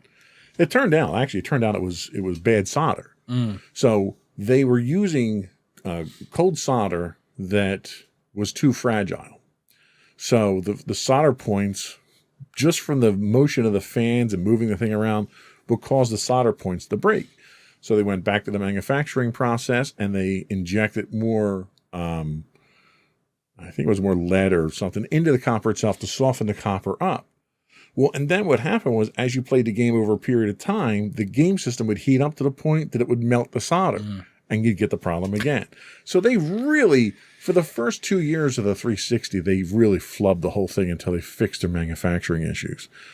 The fact that they're going to mark the release of the 360 by using the Red Ring of Death on a logo, is just idiotic. Like, why would you do that? Yeah, it's like trying to claim something, right, and to make it better. But I think the memories, the wound is still too exposed, exactly, to be doing things like that. I mean, now we're seeing that they don't have nearly as poor of a launch with the Xbox Series X and S. There is the chip shortage, which is affecting everything. But the problem that you run into is, so you want to buy an Xbox Series S. Well, do you need to buy an Xbox One S? Because that's what a lot of people wound up doing and not getting what they wanted. Yep. So it's almost like Microsoft is deliberately confusing their marketing now and having people buy stuff that they don't want. Yeah, it's definitely a branding issue overall. How difficult is it? Xbox One, Xbox 2, Xbox... Hey, you know what? Sony did that. Nobody confuses their consoles, do they? It's true. Well, you also get into the whole discussion of what kind of company Microsoft wants to be, because with the Xbox One, they wanted it to be a multimedia device. Right. And Sony they didn't care about that. I mean, they kind of tried it with the PS3, but it was still called the PlayStation 3. Exactly. Ultimately, it's there to play video games, which I think Xbox is definitely going back to that with the Xbox Series X, because you lost the bypass for your cable. That's no longer a feature. Right. And so I think they're definitely returning to their, I guess, quote unquote roots. They're building a game system. Yeah. And congratulations, guys. I mean, the Series X is on par with something you can get on PC, right? In terms of specs, not like high end. From a hardware standpoint, yeah. Yeah. So they're going back to the drawing board and the basics, hopefully, and we'll see the ramifications of the COVID-19 pandemic and that chip shortage for years in terms of actually being able to get your hands on these consoles. But I think that, Microsoft is almost stepping past that with things like xCloud. They continue to dump money into that. Yeah. I could totally see in a decade maybe, the next Xbox isn't, it isn't a box. It's like a Fire Stick that you just stick into your TV. Yeah, that's hard to do. Google tried to do that, and Google Stadia they're just early. Didn't take off with it. Yeah. Amazon's doing it too with Luna. Yeah. I think the technology just isn't there yet, right? But when it gets there, the audience isn't ready for that yet. That too. Yeah. Yeah, I don't think it's a very hard sell to be like, well, there's no box. Well, what do I do with this? Here's $500 and a stick. Yeah, it's a little bit of buyer's remorse there. Yeah. And the problem that, not to go off topic too far here, but the problem that Google had was you would buy games through Google Stadia, but you never owned the rights to the games. Yeah, that's true, yeah. So you'd pay full price for the game, and it was their game. You were really just borrowing it for $50 or $60. That was where Stadia lost me. Yeah. But we will monitor this going forward. We'll see when this acquisition goes through, what's going to happen with it. But that's going to wrap up today's episode of Insights into Things. Of course, I'll hit the show plugs for you again. You can always subscribe to everything on every platform, everywhere. Apple Podcasts, Spotify, Google Podcasts, Stitcher, iHeartRadio, TuneIn, Amazon, Pandora. But we also, want to hear what your thoughts are. What did you think about this acquisition? How do you feel about it? Even if you're not a gamer, in terms of a tech acquisition, how do you feel about it? You can email us at comments@insightsintothings. We're on Twitter at insights_things. We stream on Twitch. Twitch.tv/insightsintothings. And if you have Amazon Prime, that means you do have Twitch Prime, and you can give us that free Prime sub. It really helps us out. We're on Facebook at facebook.com/insightsintothings podcast, Instagram at insightsintothings, and finally, all this information and so much more at insightsintothings.com. That's going to wrap it up for today. Thank you so much for listening, and have a wonderful rest of your day.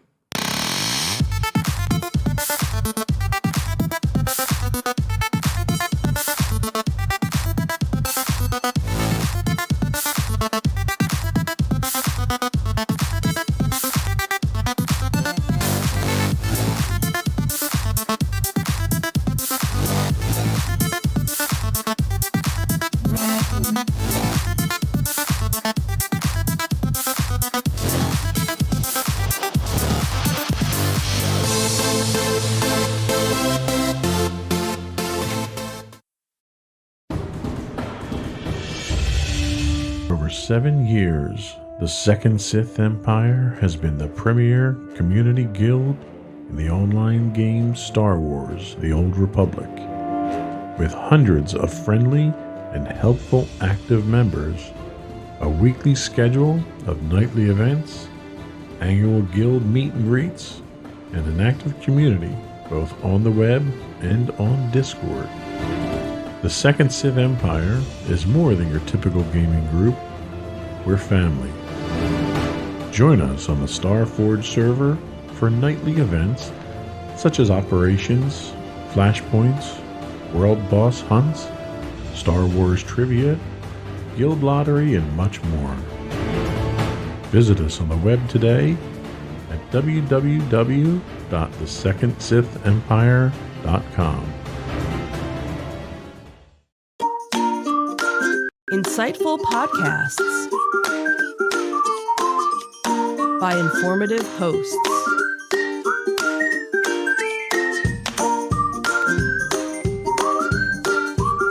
Insights into Things, a podcast network.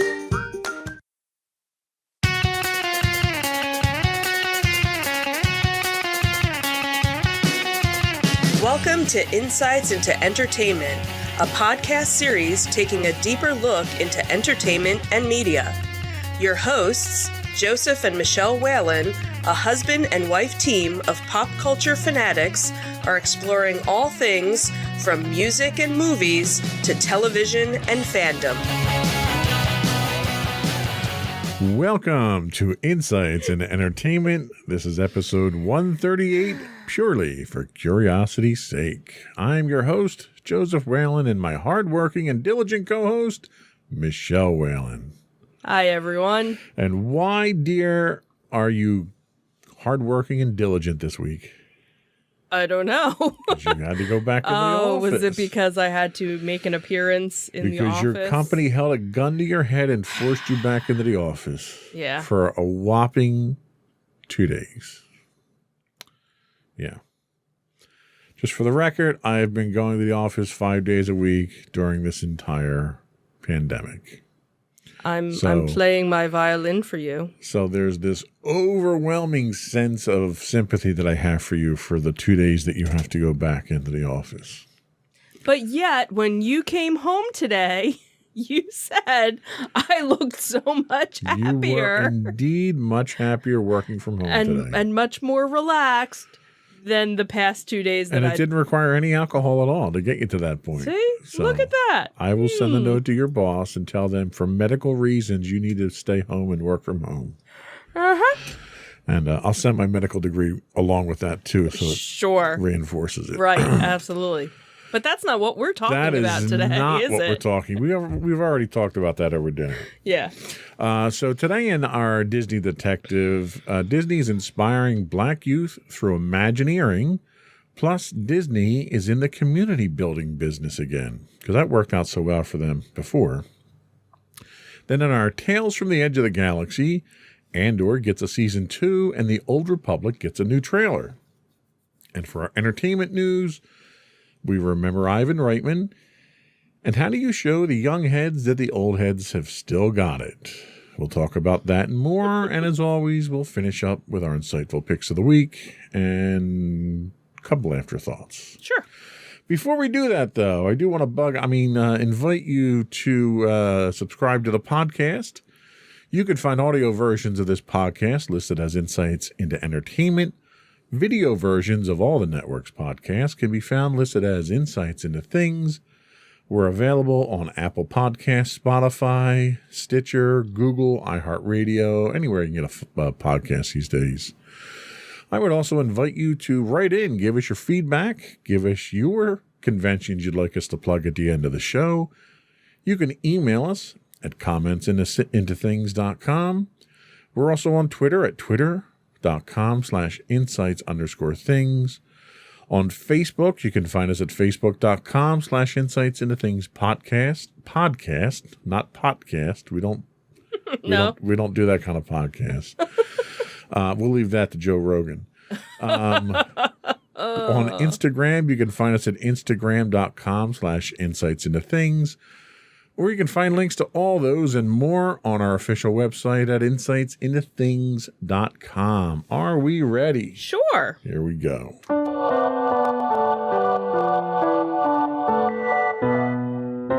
Go for Disney Detective. So our first article comes from people.com, and it is Lanny Smoot is not your average inventor. In fact, he helped create spectacles that Disney fans would instantly recognize. Speaking with People in honor of National Inventors Day and Black History Month, the 66-year-old Disney Research Fellow for Walt Disney Imagineering is revealing some of his favorite contributions to Disney parks over his 24-year tenure with the company. Among the projects he has tackled with colleagues are various effects used in the Haunted Mansion, obviously personal favorite of mine, such as the Madame Leota floating crystal ball head in the Seance Room, Spaceship Earth's Power City at Project Tomorrow in Epcot, and many more. He said, one of my favorite inventions now, just because it's current, is the realistic lightsaber. Some guests might see it in the soon-to-be-opened Star Wars Galactic Star Cruiser hotel experience at Walt Disney World Resort in Florida. It is the most realistic lightsaber ever made and extends, retracts, is super bright, and exactly mirrors what you see in the movies. He said, I also designed and patented the effect that will allow people to fight using lightsabers in a training remote, just as Luke Skywalker does in the movie. It's a feat he accomplished thanks to years of experience and versatility. With over 100 patents from the United States Patent and Trademark Office, 74 of which came from his work with Disney, he is considered a jack-of-all-trades, inventor, electrical engineer, scientist, researcher, and more. He may have never taken that path had it not been for his self-taught father, who got his bell ringing in electrical engineering at a young age. He said, it changed my life, and it's one of my earliest memories. I was probably maybe 5 or 6 years old, and it never left me. That urge to create something, new things, doing them myself, being able to see it purely for curiosity's sake. He came from a family that didn't have a lot of money, but his passion and talent led him to secure a full scholarship to Columbia University. He went to serve as an engineer for Bell Labs before starting at Disney in the late 90s. Along the way, he received recognition for his 40-plus year career. Most recently, he was named the Inventor of the Month at the U.S. Patent and Trademark Office.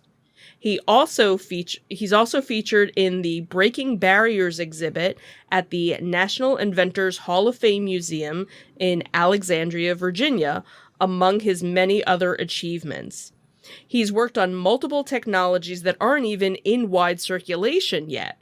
For example, the ability to take a three-dimensional imagery without 3D glasses, and the electronic panning camera, which is an invention he patented while at Bell years ago, which puts users in control of the view that you see on television. He had said about the latter that it might have been a bit before its time, as it required a lot of network bandwidth, which wasn't really quite there because fiber optic systems weren't as prevalent. Through trial and error, he learned that inventors need to be brave and resolute in their pursuits, and that includes knowing when to just let go. You have to be realistic as to whether it will bear fruit, whether it will grow to be a successful idea. He said, I have ideas all the time, and I just kind of need to filter myself of the things that, I could possibly be doing, which would be have the greatest chance of success. What's going to be changing the world? Are you making a seasoned judgment? Okay, I've seen this type of thing before. Does it appeal to a certain kind of audience? Are you able to service this many people at a time? And what am I going to put a little bit more effort into? Disney Parks, which is honoring Black cast members throughout the month of February, kicked off Black History Month with a blog post about him and his legacy. We have Black heroes all over, and it's time to tell their stories, and to allow young kids in particular to see a future where they can contribute as people like them have. He had said when he won the Black Engineer of the Year award back in 1987, our stories are not as told as they need to be. At least Black History Month gives us a chance to do some of that. And he, it's really kind of cool that they have put this out there, because not a lot of people know. You see the different stories of different Imagineers that have been with the company, but here's somebody that has all these different patents and things, but yet you've never heard of him before, but he's been with the company, for so long, and just, so many different things that so many people already know about. So it's great that, he's been featured and they've been talking about him. This is the kind of thing that really is the gems that Disney has to offer. Absolutely. It's people like this that are so intelligent, so creative, and it's not because they get paid to do it.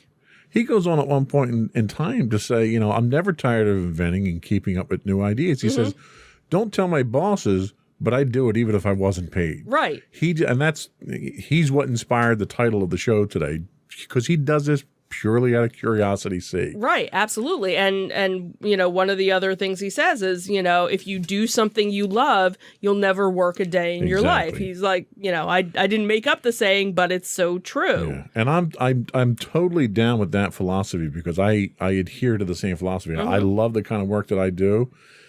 And this is the kind of person I would love to just sit down and just have a conversation with. Just to get into the mind of a genius like this, and to hear how he thinks and some of the ideas and just his thought process of, do I do this or do I do this? Is this going to get a bigger wow factor, or is this? These are the kind of people that you want to surround yourself with, because you never want to be the smartest person in the room, because you're never learning if you are.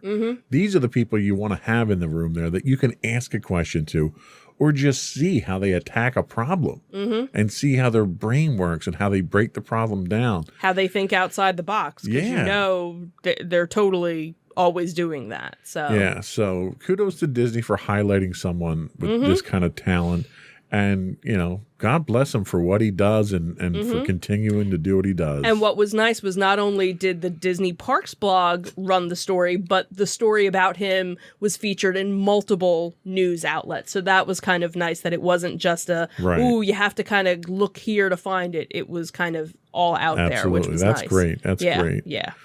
So Disney's getting into building communities again. Let's talk about that. Yet again. So this comes from USA Today. So have you ever visited a Disney theme park resort with its beautifully manicured and clean scrubbed grounds, whimsical yet reassuring architecture, chirpy employees, and a general sense of cheery optimism, and thought, wow, wouldn't it be great to just live here? So that is sort of the idea behind the Mouse House's latest venture, Disney-branded, master-planned home communities. Yesterday, the company announced Story Living by Disney, which will be part of the same division that oversees its theme parks, Disney Cruise Line, and other experiences.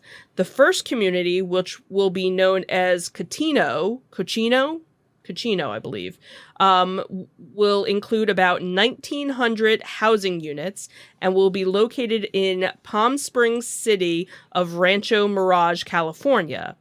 There is an incredible demand for all things Disney. Our fans continue to look for new ways to engage with us, to keep Disney as part of their lives, said Josh D'Amaro, the chairman of Disney Parks. And the branded communities, he added, you can be part of Disney all the time.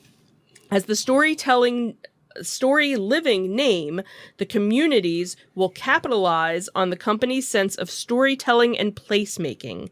Instead of telling Mickey Mouse tales, however, they will focus on the culture, history, experience, food, and other attributes of the places where they are built.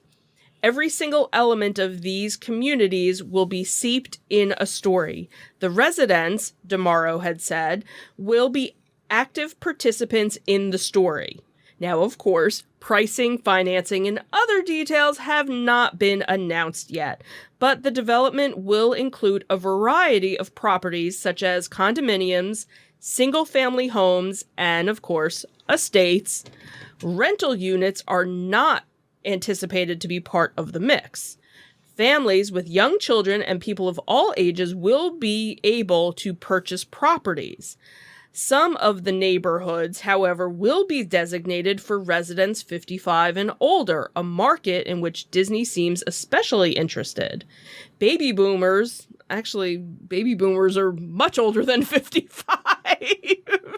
So I think they kind of misspoke here. Baby boomers are moving into retirement. No, baby boomers are already retired.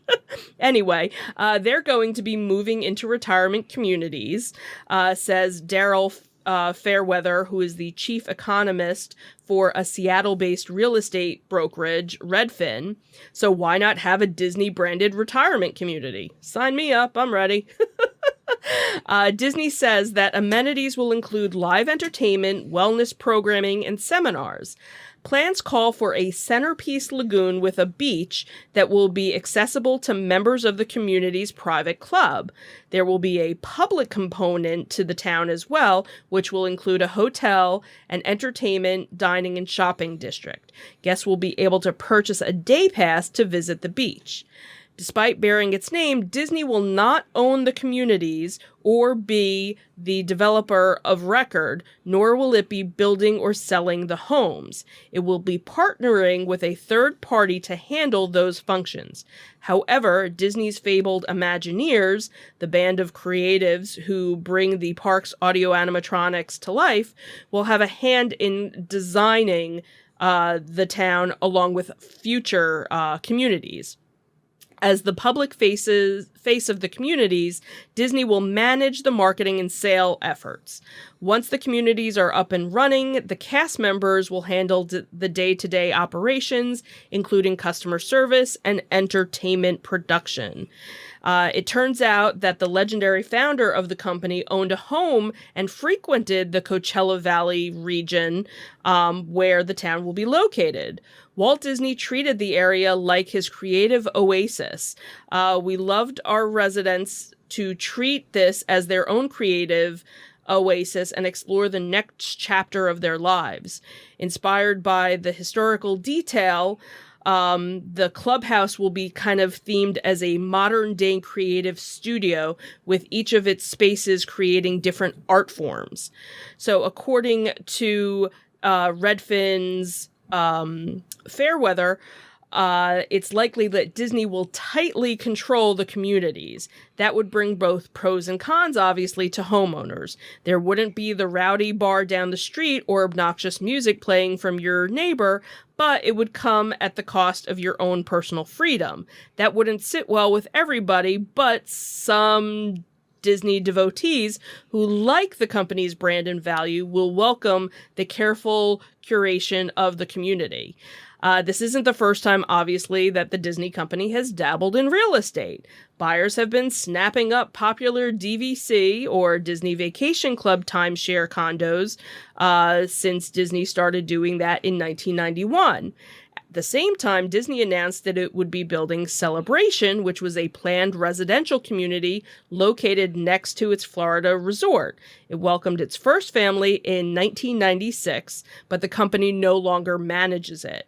Then, of course, you have residents of Golden Oaks, which is the luxury resort home community that Disney opened in 2011, where you can see fireworks nightly from the nearby Magic Kingdom.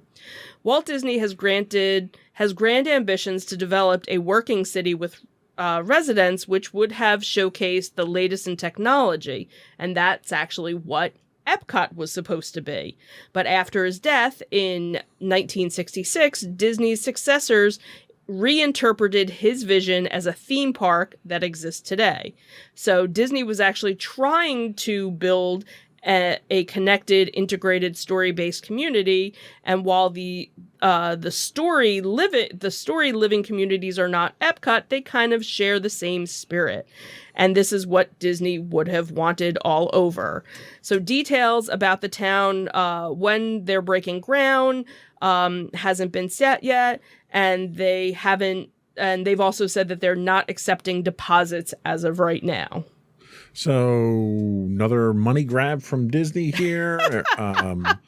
I had read another article that actually talked to residents of Celebration, which Disney's kind of abandoned at this point. They're not involved with it at all. No. And they said it started out as a very, it was a modern community. It was a very tight-knit community. Right. And then tourists ruined it because it became everyone. It was all they had kind of equated it to living in a fishbowl, where tourists would everybody come wanted to come and see what your life looked like. And how are they going to change that for these new communities that Disney's doing? Right. And because, again, Disney's just going to start it, and then there'll be another company. So it's really kind of right. It's the same thing. Doing the same thing over again. And I love the fact that they mentioned that they're going to have all these types of different housing there, up to and including estates. And they specifically mentioned they're not going to have rental properties. So it's pretty clear what income segment Disney's catering to. Or here. They want you to buy. They don't want, somebody that's just going to live there for a year. They want somebody that has a commitment. Right. Well, and I look at it from the standpoint of Disney's looking for higher end customers now. Absolutely. In everything else that they do. This is just one more thing that they're doing that with. We'll see how successful this is. This is the first one they have planned. I don't know if this article talked about it, but the one that I was reading said that there were supposedly 5 different locations. The intention is to have 5 locations. They didn't say where. If I had to guess, I would say they would probably, I don't know, maybe you would do something like, I was trying to think like different regional areas. Well, so they do one in Hawaii because they're trying to increase their footprint in Hawaii with Alani and everything out there. Yes, I don't know. I don't know who would up and move to Hawaii. You probably would get locals first. Right. Then you'd get people from the West Coast that would be moving out. I guess, but I'm trying to think of, because obviously they're planning it with the lagoon, with the beach, whatever. But do you do something like a Colorado with a skiing aspect? I could totally see that. So, something where it's not all... Yeah, you don't have the same restrictions you would with a theme park, for instance. Right. So geographically, it's pretty wide open. Do you do something, in the Midwest or something. You could do something in ranchy Jersey, type. like in North Jersey where the landfills are, and that can cater to a different group. And yeah, unfortunately, there probably wouldn't be anything. I could see them using some of the swampland down in Florida. Right. I'm trying to think of, like different areas that are near something, one that it has a lot of land that they can do this, but also where, the region and the weather and something. And the other thing is they have to be careful where they go because of the level of control they want to exercise. True. There are some states that will not allow the level of homeowner association interference that Disney's going to be looking for. Right. Because, and that we know that was a big thing for Celebration. Yep. And I'm sure it still is part of the homeowner association, but was probably much stricter back in the day based off of, what color your house could be and your decorations for the holidays and when you could have them up and when you took them down and things like that. Maybe we sold our DVC just in time. We can invest in this and get in the state now.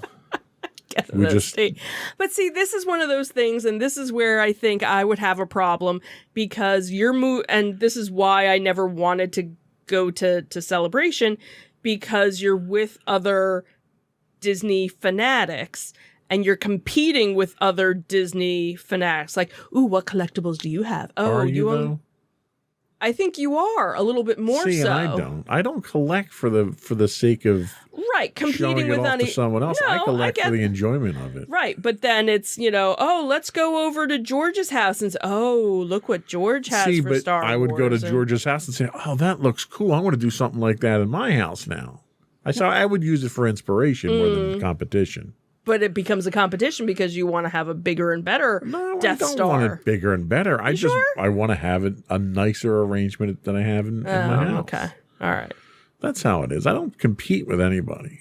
It's not a competition unless you're winning. Right. That's the rule. Yeah. So that would be my only thing. It's, you go and you move there and it's, I'm curious to see what the average annual income is for the people that are going to be living in this community. And the other thing too is, are they going to have a school? Are they going to, because obviously we know Golden Oaks, $2 million to just get in the door. To just walk through the gates. Right. Doesn't have anything. So your kid either you don't have kids or your kid goes to private school. If you're buying a $2 million house, your kid's going to private school. Okay? Right. Whereas Celebration, I know, has their own school They don't district. have their own government, though, or police force or anything like that. Right. So they're a special classification down there, which I suspect they'll be similar. Right. So I'm wondering what because they obviously want everybody. They want all age. Well, they want everybody above a certain income. Who can pay a certain income. Yes, I got it. Yeah.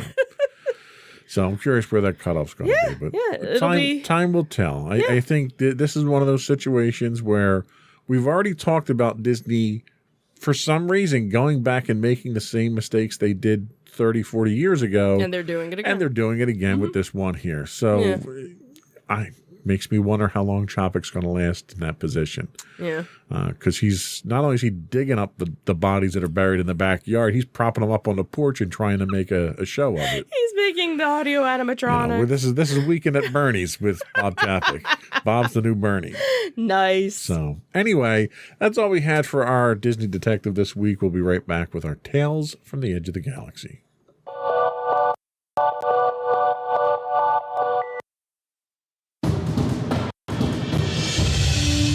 For over 7 years, the Second Sith Empire has been the premier community guild in the online game Star Wars: The Old Republic. With hundreds of friendly and helpful active members, a weekly schedule of nightly events, annual guild meet and greets, and an active community both on the web and on Discord. The Second Sith Empire is more than your typical gaming group. We're family. Join us on the Starforge server for nightly events such as operations, flashpoints, world boss hunts, Star Wars trivia, guild lottery, and much more.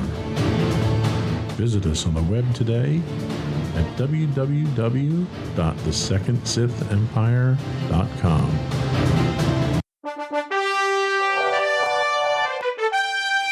quick on that transition there. You were just so excited. That's right, because it's Andor. Star Wars Andor Season 2 is a go on Disney+. The Book of Boba Fett is currently receiving all the galaxy's attention, and rightfully so.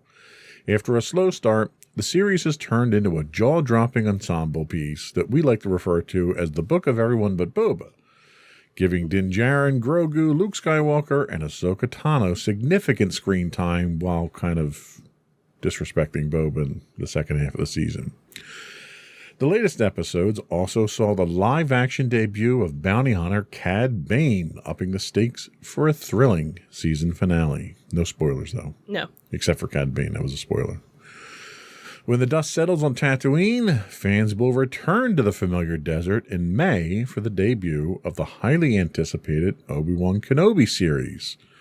The project, which was in various stages of development for nearly a decade, will finally see the return of Ewan McGregor as the Jedi Master, with Hayden Christensen also stepping into the boots of Darth Vader once more. And a breaking news that we just discovered before going live on the show today is that John Williams will be stepping in for the soundtrack for Obi-Wan. So we're all looking forward to that. Mm-hmm. Given the excitement of such big shows, one of Lucasfilm's other 2022 releases has largely flown under the radar. Andor was announced at the tail end of 2018, and following development and production delays, is finally slated to drop during Q4 of this year. The spy thriller boasts an impressive cast of and offers serious potential for a compelling story, something that will evidently continue in the near future.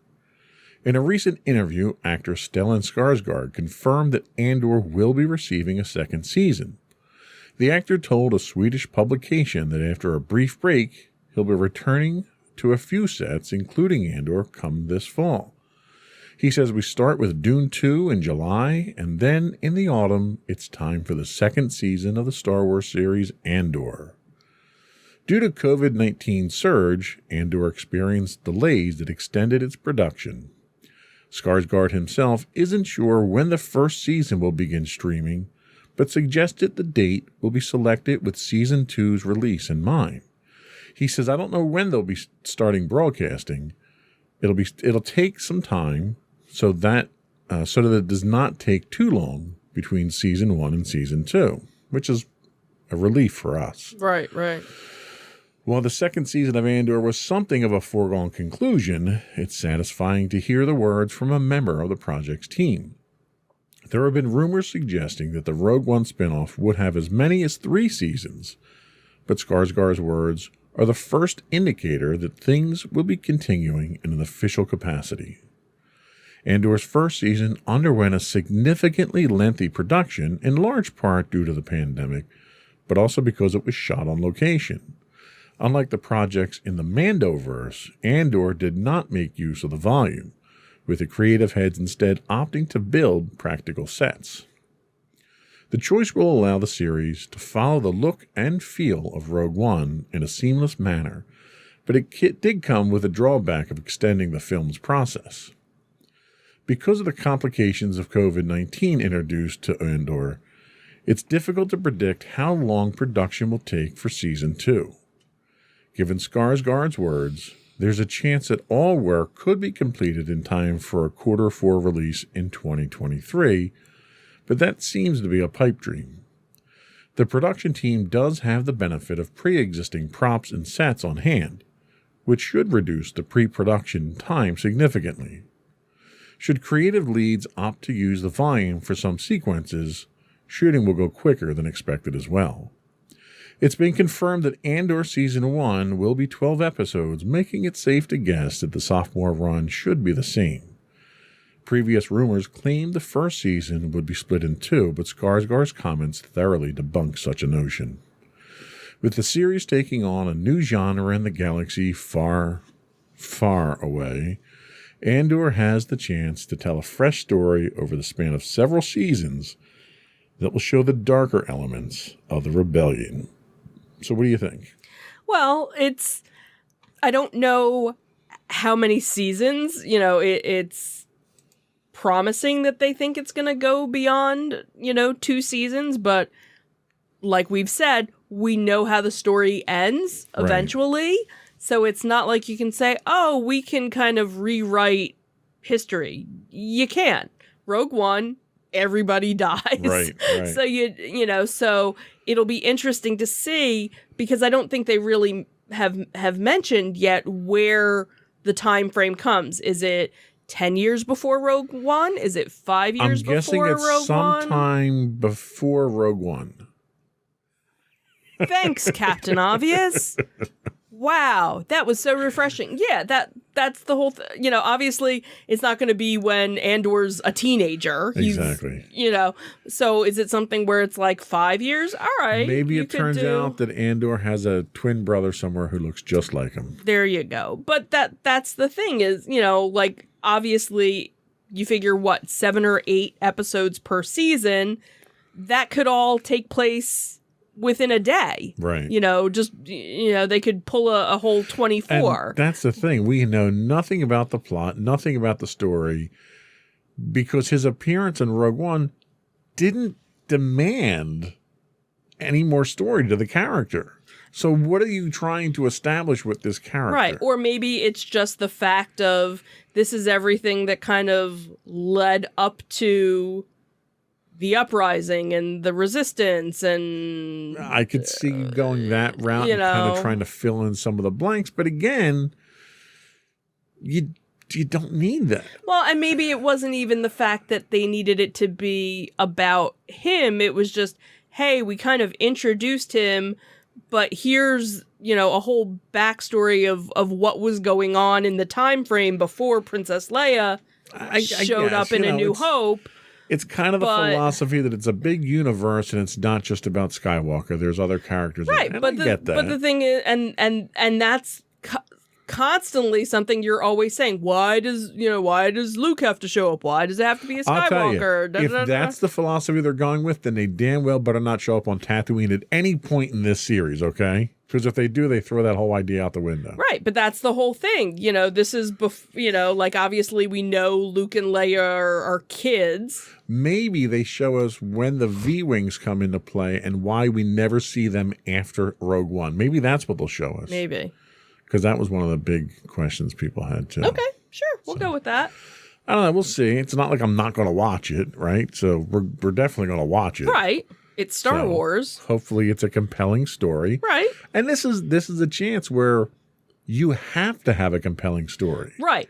Because so if you look at Book of Boba Fett. Right, I was just going to say. So you take the Book of Boba Fett and you take a character that had very little history in the movies, but his limited appearance in the movies made him a cult favorite. Mm-hmm. And then you give him his own show, and it sucks. Like, literally, the first 4 episodes were terrible. The best episode of the entire season didn't even have him in it. Mm. That's a problem. Yeah.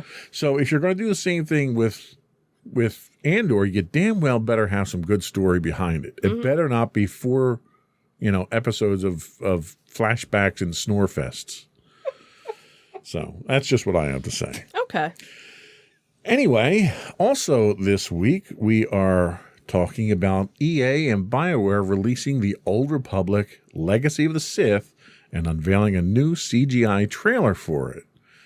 EA and BioWare have released a brand new CGI trailer for the much-anticipated expansion to The Old Republic that puts back the focus on Darth Malgus, called Legacy of the Sith, which finally launched after delays on February 15th. These high-quality cinematic CGI trailers have captivated Star Wars fans ever since the game was first launched. They quickly became a tradition for EA and BioWare's long-lived, massively multiplayer online role-playing game, as they convinced plenty of players to check out the game over the years. The Old Republic is currently celebrating its 11th year of release, and there are no signs that 2022 will be the last with new content. The game recently celebrated its 10-year in style, re-releasing the older cinematic trailers in stunning 4K. Legacy of the Sith is the 8th major expansion to the Old Republic, and the latest since 2019's Onslaught. You can jump in for free with some limitations by downloading the game on the game's website at swtor.com, or through Steam. The premium monthly subscription unlocks full access forever, even if you unsubscribe, to all expansion packs released so far. So it's not a bad idea to pony up for at least a month of premium if you plan to explore all the story content the game has to offer, which is a lot. 2022 is cooking up to be a massive year in Star Wars gaming. EA recently announced that Respawn is developing 3 new games, including the sequel to Star Wars Jedi Fallen Order, that could arrive as early as this fall. We already talked about on this podcast, Lego Star Wars The Skywalker Saga is finally being released on April 5th, and Zynga's Star Wars Hunters is opening its combat arenas soon as well. What are your thoughts? I don't play the game, so I have no thoughts. I become a Star Wars widow again. So the article... You dissed me, the other day just to once play. Already on the day it came out. Just saying. So the article itself dealt primarily with the trailer that came out, which was, again, it's fantastic. And I've always said that if you watch all of these, there was I think 4 of the original and 3 or 4 more have come out. I would go to the theater to watch a full-length movie in the style that they do this in. And you've said that over the years. It is some of the best scenes I've seen, some of the best artwork, some of the best combat. It's some of the most thrilling Star Wars cinematics I've ever seen in any Star Wars movie. Mm-hmm. I really wish they would do an entire movie like this. It would be fantastic. However, I didn't want to just plug the trailer. I did want to plug the fact that the game is in its 10th season, 10th anniversary. It's in its 11th season. One of the commercials that we cut to early in the show happens to be for my guild that is in the game itself. We are in our 9th season, 9th year together. July will be our 10th anniversary. Wow. So it is definitely something that is near and dear to my heart. Primarily because it's Star Wars. I don't really play any other online games at this point in time. But it's also because of the community. We have a very tight-knit community, not just my guild, but we work with other guilds and other people in game. And it's a great support group that, it's a great escape from reality. It's not expensive to subscribe. And like they say, all you need to do is subscribe once. You get a premium status and you get to keep all that content moving forward. So I wanted to plug the game, the anniversary, and the new content. Cool. So that's it for Tales from the Edge of the Galaxy. We'll be back in a minute with our entertainment news of the week.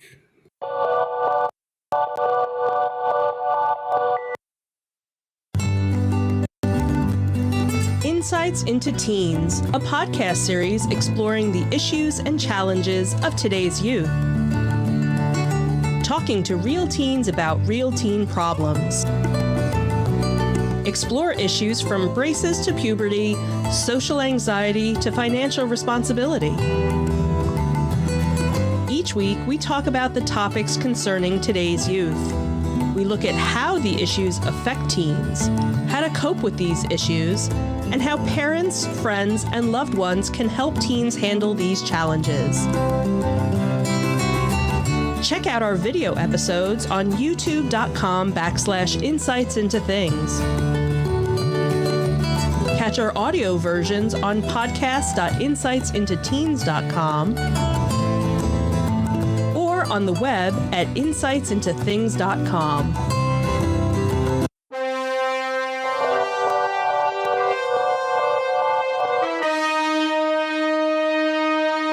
Go for entertainment news. So, some sad news. So, Ivan Reitman, the influential filmmaker and producer behind many of the most beloved comedies of the late 20th century, from Animal House to Ghostbusters, has passed away at 75. He died peacefully in his sleep on Saturday night in his home in California. His family told the Associated Press. They had said, "Our family is grieving the unexpected loss of a husband, father, and grandfather who taught us to always seek the magic in life. We take comfort that his work as a filmmaker brought laughter and happiness to countless others around the world. While we mourn privately, we hope those who knew him throughout his films will remember him always." Known for his comedies that caught the spirit of their time, his big break came with the college fraternity send-up National Lampoon's Animal House, which he produced. He directed Bill Murray in his first starring role in the summer camp flick Meatballs, and then again in 1981's Stripes, but his most significant success came in 1984's Ghostbusters. Not only did the irreverent supernatural comedy starring Murray, Dan Aykroyd, Harold Ramis, Ernie Hudson, Sigourney Weaver, and Rick Moranis grossed nearly $300 million worldwide, it earned 2 Oscar nominations, spawned a franchise that included spin-offs, television shows, and a new movie, Ghostbusters Afterlife, that opened this past year, which was directed by his son, Jason. Among other notable films that he directed were Twins, Kindergarten Cop, Dave, Jr., and 1998's 6 Days, 7 Nights. He also produced Beethoven, Old School, and Eurotrip, and many others, including his Oscar-nominated film Up in the Air.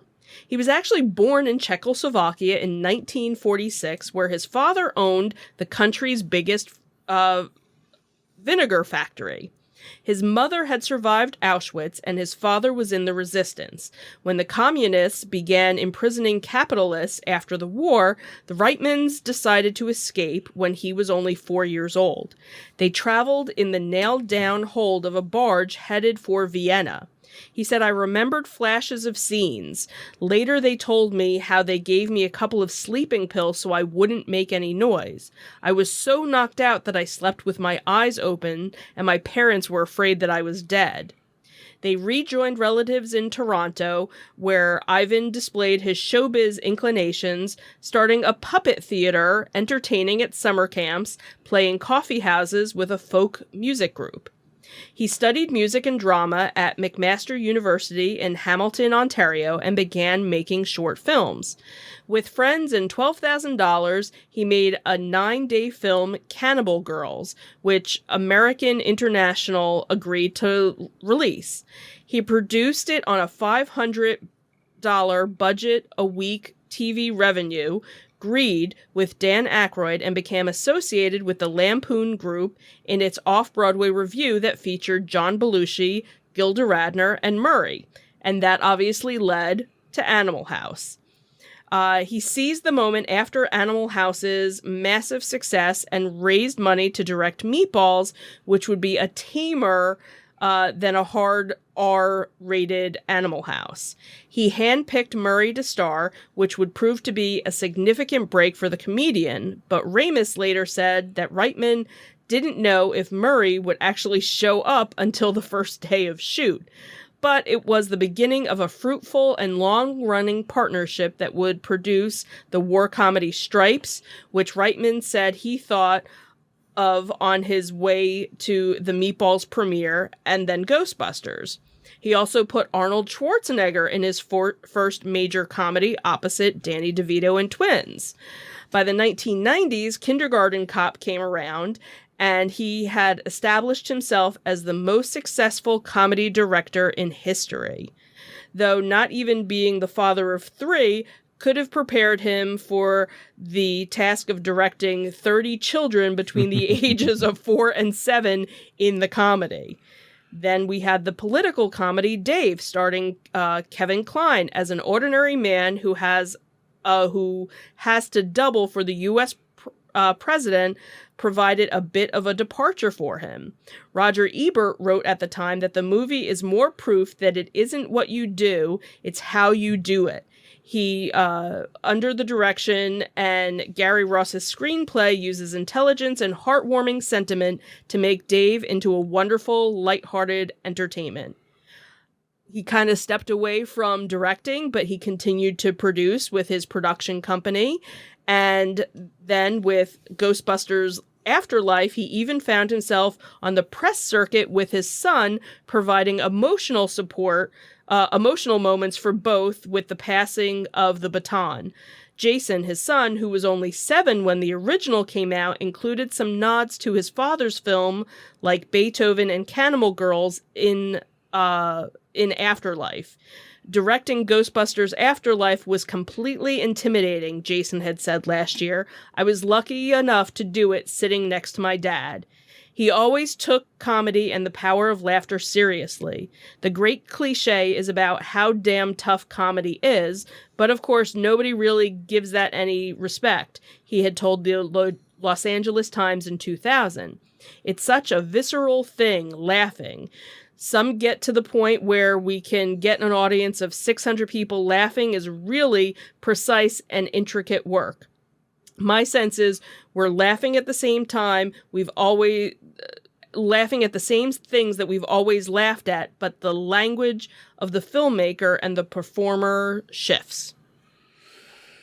Yeah, I mean, it's a tremendous loss. He's incredibly talented with what he's produced. Mm-hmm. What I didn't know that the article brought out was some of the stuff about his personal life. Mm-hmm. You know, like what his mother and father went through. Right. And the fact that he had to basically steal away in a I don't know, a coffin almost. Right. You know, being sealed in to get through the border. To get out of Czechoslovakia to get to Vienna and then eventually get to Toronto. Yeah. Like it's amazing. It's amazing what he went through and to go through something like that and to survive it is amazing. Mm-hmm. But to then thrive the way that he and did. And be so successful. And, right. You know? When he got here was, I mean, if that's not inspirational, I don't know what is. Yeah.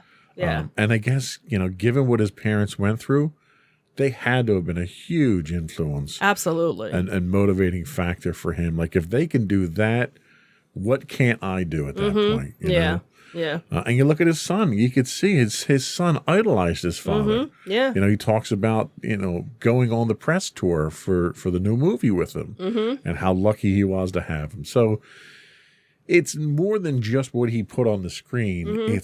It's what he went through to put things on the screen, I think, that make him such an amazing individual. And such a catalog that, you know, will have, you know, forever. And some of the greatest comedies from, you know, the 80s and 90s even, you know, and he was a part of it. Yeah. So. And 75. I mean, 75 is too young at this point. Yeah, it really is. It's a shame. Yeah.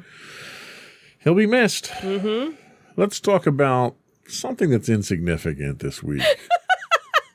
So this Sunday, if you weren't doing anything, it happened to be the Super Bowl. Now, of course, Super Bowl is very regional, I guess you could say, depending on what teams are playing. Regional to North America, maybe. Well, no, but, you know, like everybody watches it because everybody wants to watch the game. It's a good reason to have a party. This was probably the first big year maybe that people were having get-togethers with the pandemic. Certainly the celebrities at the Super Bowl were. They were all partying. It's a big time to watch the commercials. You know, it happened to be two teams that hadn't won a Super Bowl before, so that the vast majority of the country were not invested in. Right, so it was kind of like, yay, go whoever. But one of the interesting things was the halftime show that had a hip-hop heat to it. So old school hip-hop showed the kids a thing or two on Sunday night at the Pepsi Super Bowl halftime show. The original gangsters, Snoop Dogg and Dr. Dre, performed with Dr. Dre's mentee Eminem and the queen of R&B, hip-hop Mary J. Blige and rap star Kendrick Lamar. It marked not only the first time that hip-hop artists were the main performers of the halftime show, but also represented Generation X with the opportunity to see if their dance moves were still da bomb or if they were totally buggin' to think so. And since the game was played at SoFi Stadium in Los Angeles, naturally Snoop Dogg and Dre kicked it all off with the next episode and got us in a California love mood. Surprise guest 50 Cent then showed up to perform the all-time favorite birthday anthem in the club. I think that's actually pronounced 50 Cent. 50 Cent. And then it was time for Mary J. Blige to take the stage with her emotional hits Family Affair and No More Drama. She was followed by Pulitzer Prize winner Lamar, surrounded by dancers dressed in black wearing Dre Day sashes. The powerful performance appeared reminiscent in style and strength to Beyoncé's Formation during her halftime performance in 2016. Accompanied by a band with Anderson .Paak on drums, Eminem was up next with Lose Yourself, which of course caused the crowd to lose it. Eminem ended his song and took a knee, a gesture made famous by former NFL quarterback Colin Kaepernick as an act of protest against police brutality and racial discrimination. Then it was time to return to Dr. Dre, who appeared to be producing the entire performance from a soundboard on top of a set referencing a South LA neighborhood. Dr. Dre played a snippet of I Ain't Mad at Cha on the piano, which was a tribute to his former collaborator and West Coast rapper Tupac Shakur, who was gunned down at the age of 25 in 1996. Then they reminded the audience that he still got love for the streets with some bars from Still DRE featuring Snoop Dogg. And that's how you show the young heads that the old heads still got it.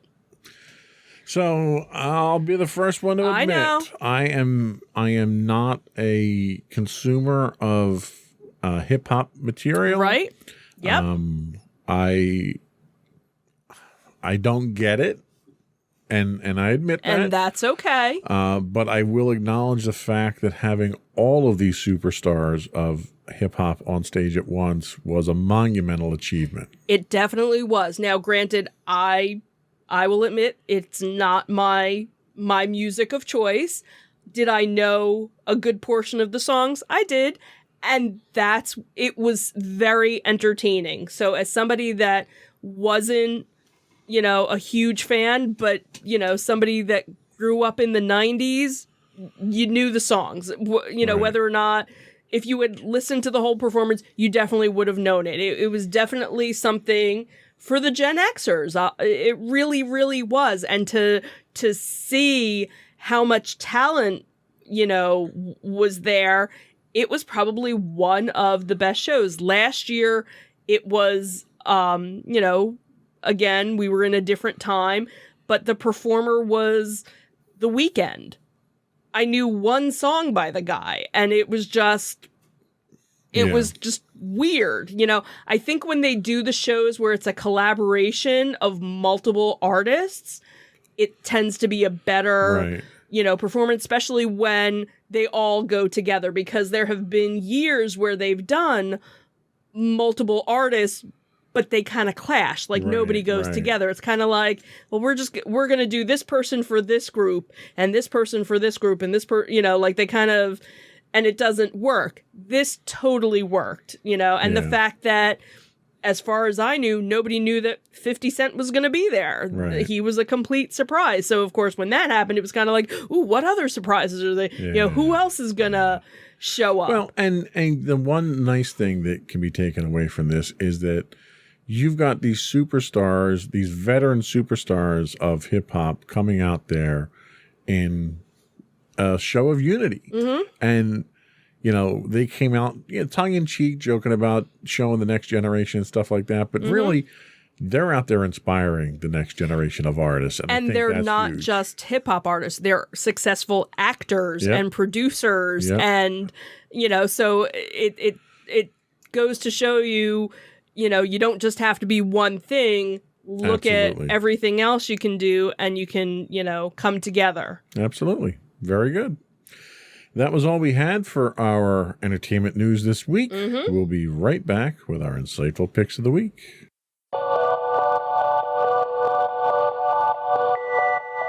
Go for your insightful pick. So my insightful pick is kind of a funny game showy type show called That's My Jam, which is hosted by Jimmy Fallon, and it's actually inspired off of different show segments from The Tonight Show, where he would do the Wheel of Musical Impressions. So basically, they came up with hey, let's put together a whole game show with all these different song ideas. So the premise behind the show is they have two teams of two guest celebrities that compete against each other with various musical competitions. So there could be competition, karaoke competition, or it could be trivia, or trying to play different instruments and getting your teammate to guess. So it's a fast-paced show. They NBC had tapped him to do. There's 10 episodes total to season 1. Not sure if it's going to get picked up or not, but he has a live house band. It's not the same band that does the Tonight Show, but still an awesome band. And some of the guests are just hysterical. And, it's one of those kind of like, oh, we're going to give you this many points and this many points, and the points don't matter type thing, because everything comes down to like the final mashup between. Like, what's my line anyway? Yeah, exactly. But like the final is a karaoke thing where a song gets randomly picked and you have to sing, the lines of the song, and then all of a sudden the music's going to go away and you have to continue. And if you get it right, the other team gets squirted with water. If you do it wrong, you get squirted with water. And just watching the celebrities, interact and get all crazy with each other, it's hysterical. It's Nice. a nice, you just want something to laugh at. Here's your show. All right, good pick. Thank you.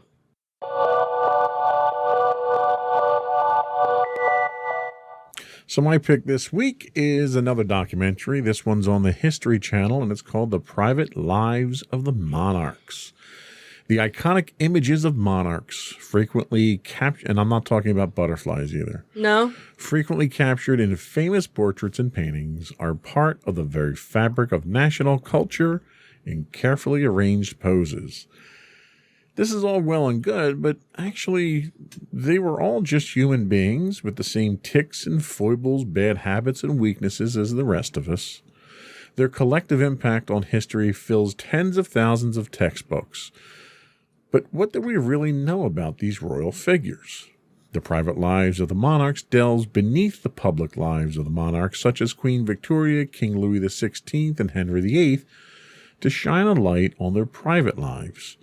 By eschewing dates and diplomacy for foibles and fetishes, the show reveals the real-life human beings behind the pomp and pageantry.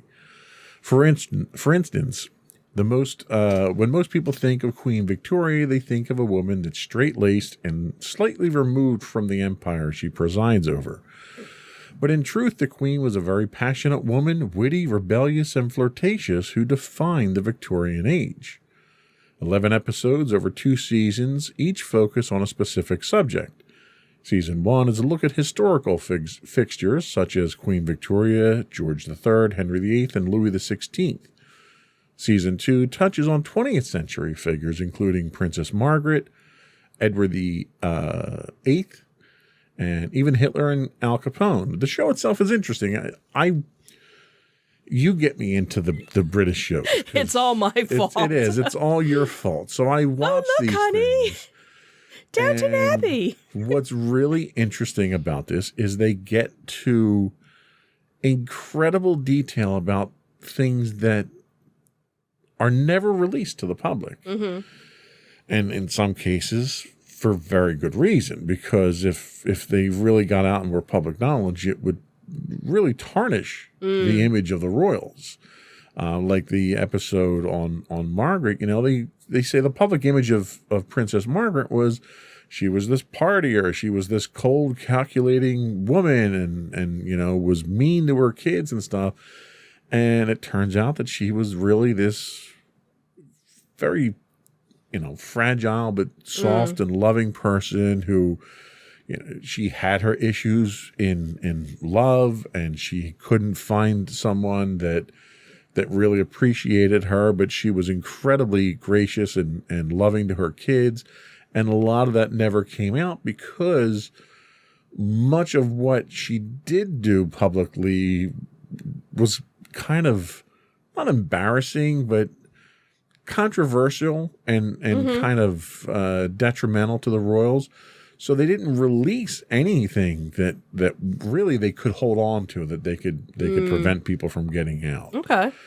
So things like that. They talk about Queen Victoria, how she was a very active monarch when she was younger, and she was, very flirtatious and she comes across kind of as the prude of the Victorian age, but she was, I don't want to say loose, but she was much more laid back early on. It wasn't until her husband passes away and she goes into this state of mourning. Yeah, like a dysfunctional state of mourning where she goes off to Scotland and she doesn't even bother with the kingdom for years, and nobody sees her, and she only wears black after that. She winds up having a relationship with the groundskeeper at the castle up there, and she also winds up having a relationship with, I think he was her Indian chef, and they were relationships that the family thought and the ministers thought were inappropriate. And when she passed away, all these promises were made to these individuals. Well, the groundskeeper had passed away, and the chef was really who she turned to next, because she didn't have anyone that she could turn to. Right. And the people that she did turn to were people that her ministers thought were inappropriate for her because they were below her station. Right.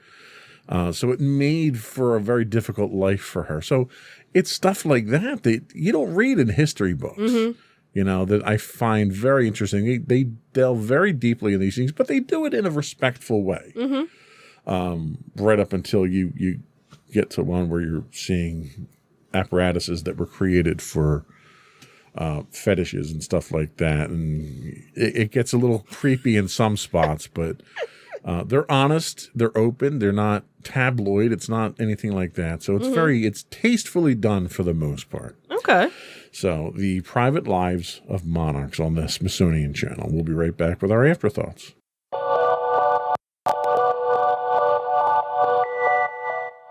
So what do we have for afterthoughts? So just two quick ones that are coming up. So I'm guessing this is next weekendish is the Nerd Fest, which is part of the Jersey Shore comic book show. Nerd Fest! There you I really go. can't get into that Yeah. one. You push your glasses or something. So this was going to be in Swedesboro, New Jersey, at the Holiday Inn, Swedesboro. Well, I guess we won't be going to that one. Why? We got RP that weekend, don't we? No, we're doing RP. That's not the next 20th. weekend. It's the weekend after this weekend. Right. It's not this coming weekend. It's the Gotcha. weekend All after. right. That's you what say I was... next. The next weekend is the one that comes up next in my mind. Sorry. Yeah, because this weekend's the Clarifying 20th. for all of the audience. Right. So the 27th. So it is just Sunday, the 27th, from 10 to 4 p.m. Admission is $5. Kids 12 and under are free with a paying adult. Lots of free parking. Artists, vendors, comics, anime, toys, Funkos, non-sport sports, cards, crafts, Pokemon cosplay, face painting, interactive stuff. I'm guessing and more. if there's plenty of free parking, this is not a Disney sponsored event. Right, exactly. Just making sure. That was good. And then, of course, I guess probably the week after that is Zoloka. March 5th and 6th in Warminster, Pennsylvania. Saturday's hours are from 10 to 6, with admission being $15 and children are $5. And on Sunday, it is from 9 to 4:30 with general admission $10. Kids 12 and under are free. All righty. Before we do go, I want to once again invite you to subscribe to the podcast. You can find this podcast listed as Insights into Entertainment for audio. You can find all the network's podcasts listed as Insights into Things as video. We are actually publishing our audio versions now under our Insights into Things as well. So you can get audio or video. Trying that out to see how well it does. Okay.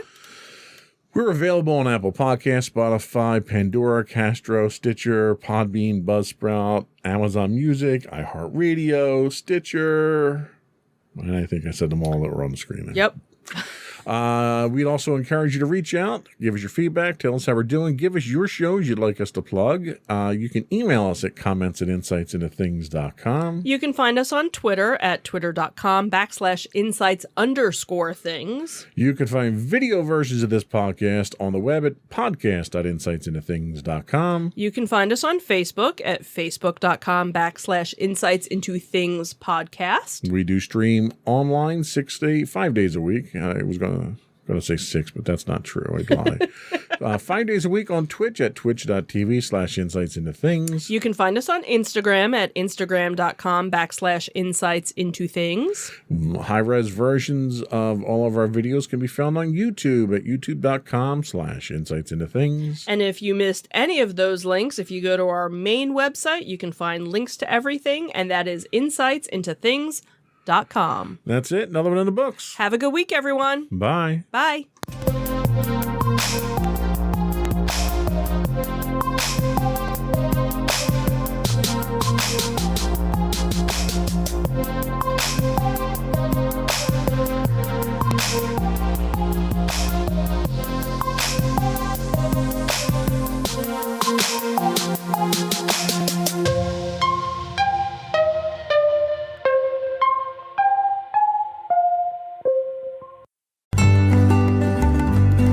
Insights into Teens, a podcast series exploring the issues and challenges of today's youth.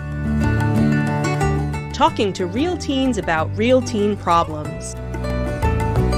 Explore issues from braces to puberty, social anxiety to financial responsibility. Each week, we talk about the topics concerning today's youth. We look at how the issues affect teens, how to cope with these issues, and how parents, friends, and loved ones can help teens handle these challenges. Check out our video episodes on youtube.com/insightsintothings. Catch our audio versions on podcast.insightsintoteens.com or on the web at insightsintothings.com.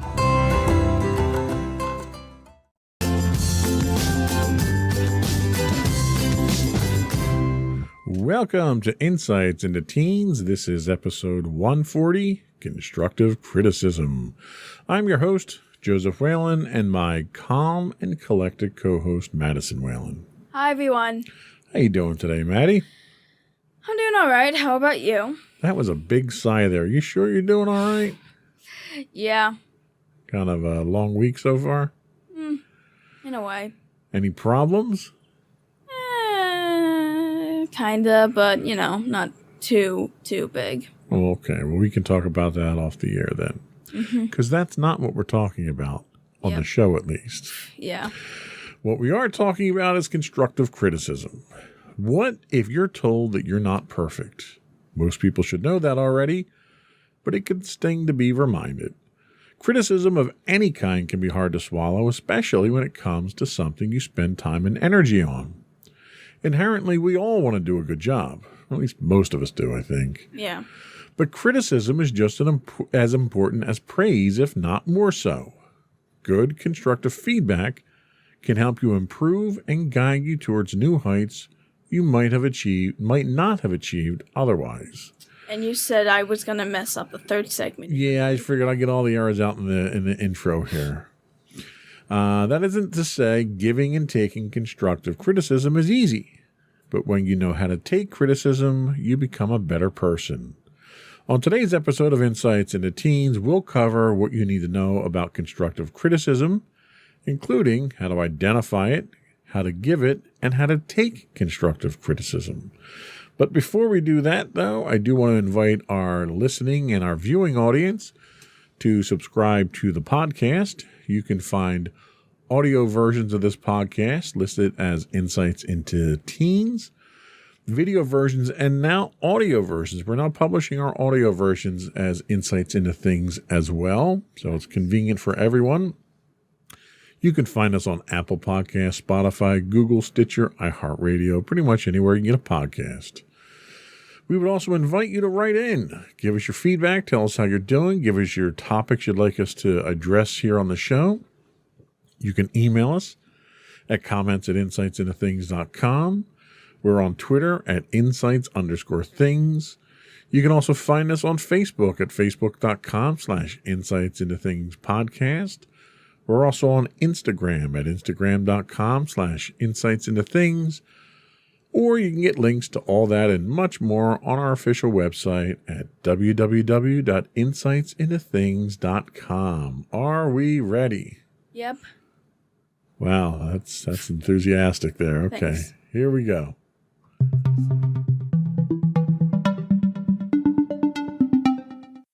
So today's source comes from asana.com, right? Okay. So first of all, what is constructive criticism? Before we discuss how to give and take constructive criticism, we first need to understand what it is. So constructive criticism focuses on providing constructive feedback supported by specific examples to help you improve in some area. Constructive criticism should be offered in a friendly manner with good intentions. Ideally, the person offering constructive criticism should also be prepared to help brainstorm possible solutions and next steps in order to serve as a valuable tool in the growth process. It's important to note that constructive criticism is not negative criticism, nor should it be interpreted that way. Though constructive criticism won't always be positive, it should be centered around helping someone improve, not tearing them down. So, constructive criticism can have non-positive feedback, but there's a difference between constructive criticism and destructive criticism. You may encounter feedback that's portrayed as constructive criticism, but is actually just veiled negative comments. This type of feedback is what's called destructive criticism. Unlike constructive criticism, destructive criticism is feedback that isn't designed to help you improve and grow into a better person. Instead, destructive criticism is intended as a personal attack. It's often formatted to harm someone's self-esteem. It can be criticism done in a public setting designed to embarrass you, and it's typically not specific or actionable enough to help you. It can be hypercritical or needlessly nitpicky. If you encounter destructive criticism, don't be afraid to shut it down or ask for help from a mentor. Depending on the situation, you, a mentor, a teacher, or a guidance counselor can help you address the situation. There's also benefits to constructive criticism. Even if you give the perfect piece of advice, constructive criticism is still difficult to both give and receive. But don't shy away from this type of feedback just because it's difficult. In fact, constructive criticism can help both you and the person you're giving feedback to grow personally. By practicing constructive criticism, you're building an atmosphere of openness and trust.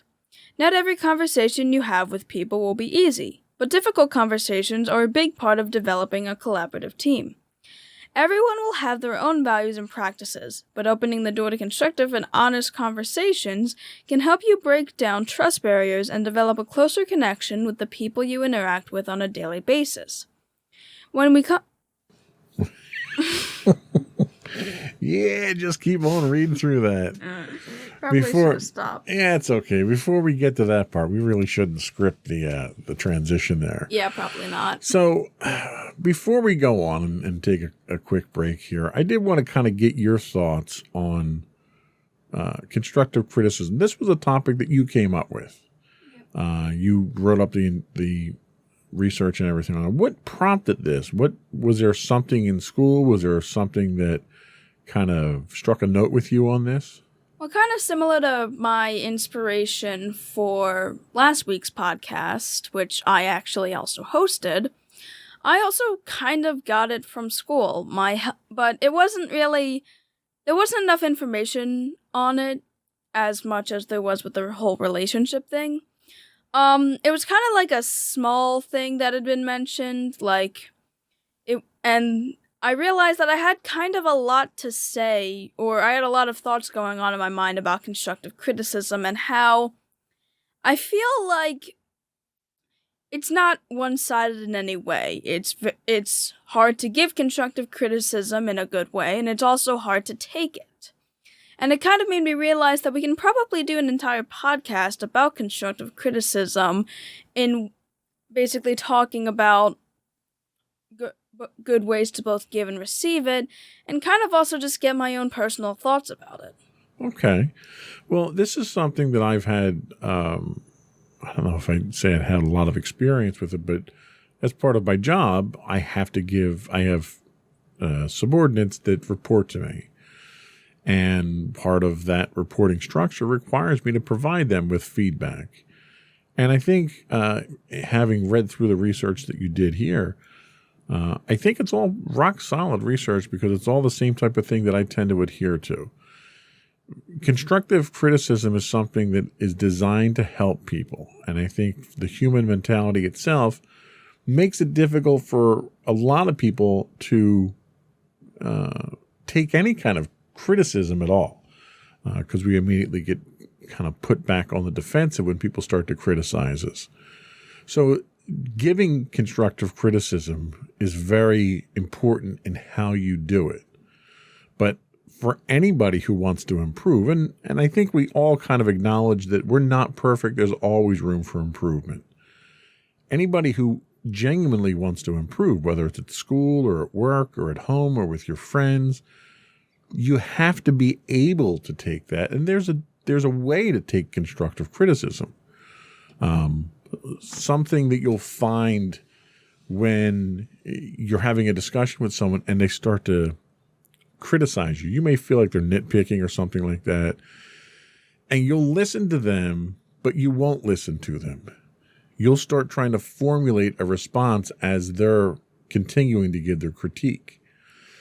And we find that when you do that, it's not the best way to listen, because then you're listening on the defensive and you're not really digesting the criticism. And you know how I treat you at times. It's when you come to me, if you've done a piece of artwork or you've written something up or you've done show notes like for today, and you come to me and I think that there's area for improvement, I'll let you know that there's area for improvement. You did a very good job. You put the hard work in. But here's how we can improve that. And that improvement isn't just for today's show. It's moving forward. It makes you a better, more rounded person with that. And it's never meant to bring you down or anything. It's always, let's build on top of the foundation that you already have. Yeah. Do you find that you get that constructive criticism outside of the house, like at school and stuff like that? I mean, yeah, my teachers always want to help me improve, and especially in some of the more artistic classes, they do kind of give me some constructive criticism regarding what I do, saying like, hey, I think you could maybe improve on this, or maybe if you work on this more, you might get better at it. So, yeah, I think a lot of school is also kind of like partly constructive criticism and helping kids kind of deal with that. So I'm convinced that I give you constructive criticism. Are you convinced that Mommy and I give you constructive criticism at home, or do you think that we could do a better job at that guidance part, that growth part? I mean, you guys don't needlessly compliment me when something happens. You always try to look for opportunities for me to improve where I can. You do also provide positive feedback, and you provide your feedback, the constructive feedback, in a good way. And I do feel that, for the most part, you guys do pretty much give good enough constructive criticism. Okay, well, that's good to know. Well, we got a lot to go through here. You ready to dig a little bit deeper? Sure. So what are we going to talk about when we come back? When we come back, we'll talk about ways you can give constructive criticism. Okay, we're going to take a quick break and we'll be right back. Yep.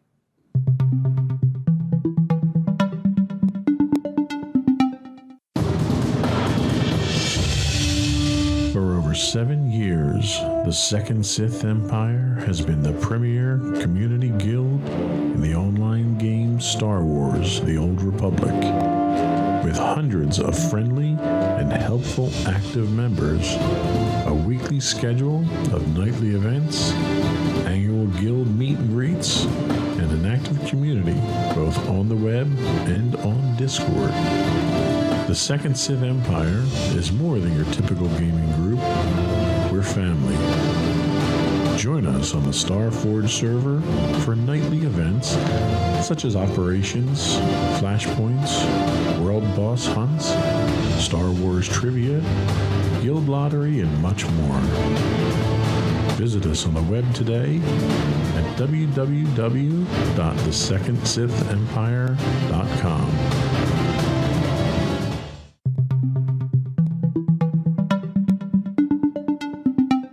Welcome back to Insights into Teens. Today we're talking about constructive criticism.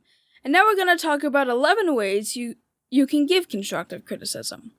So anyone can give constructive criticism, but in order to do so, it's important to approach the feedback session in the right way. If you've ever practiced giving constructive criticism before,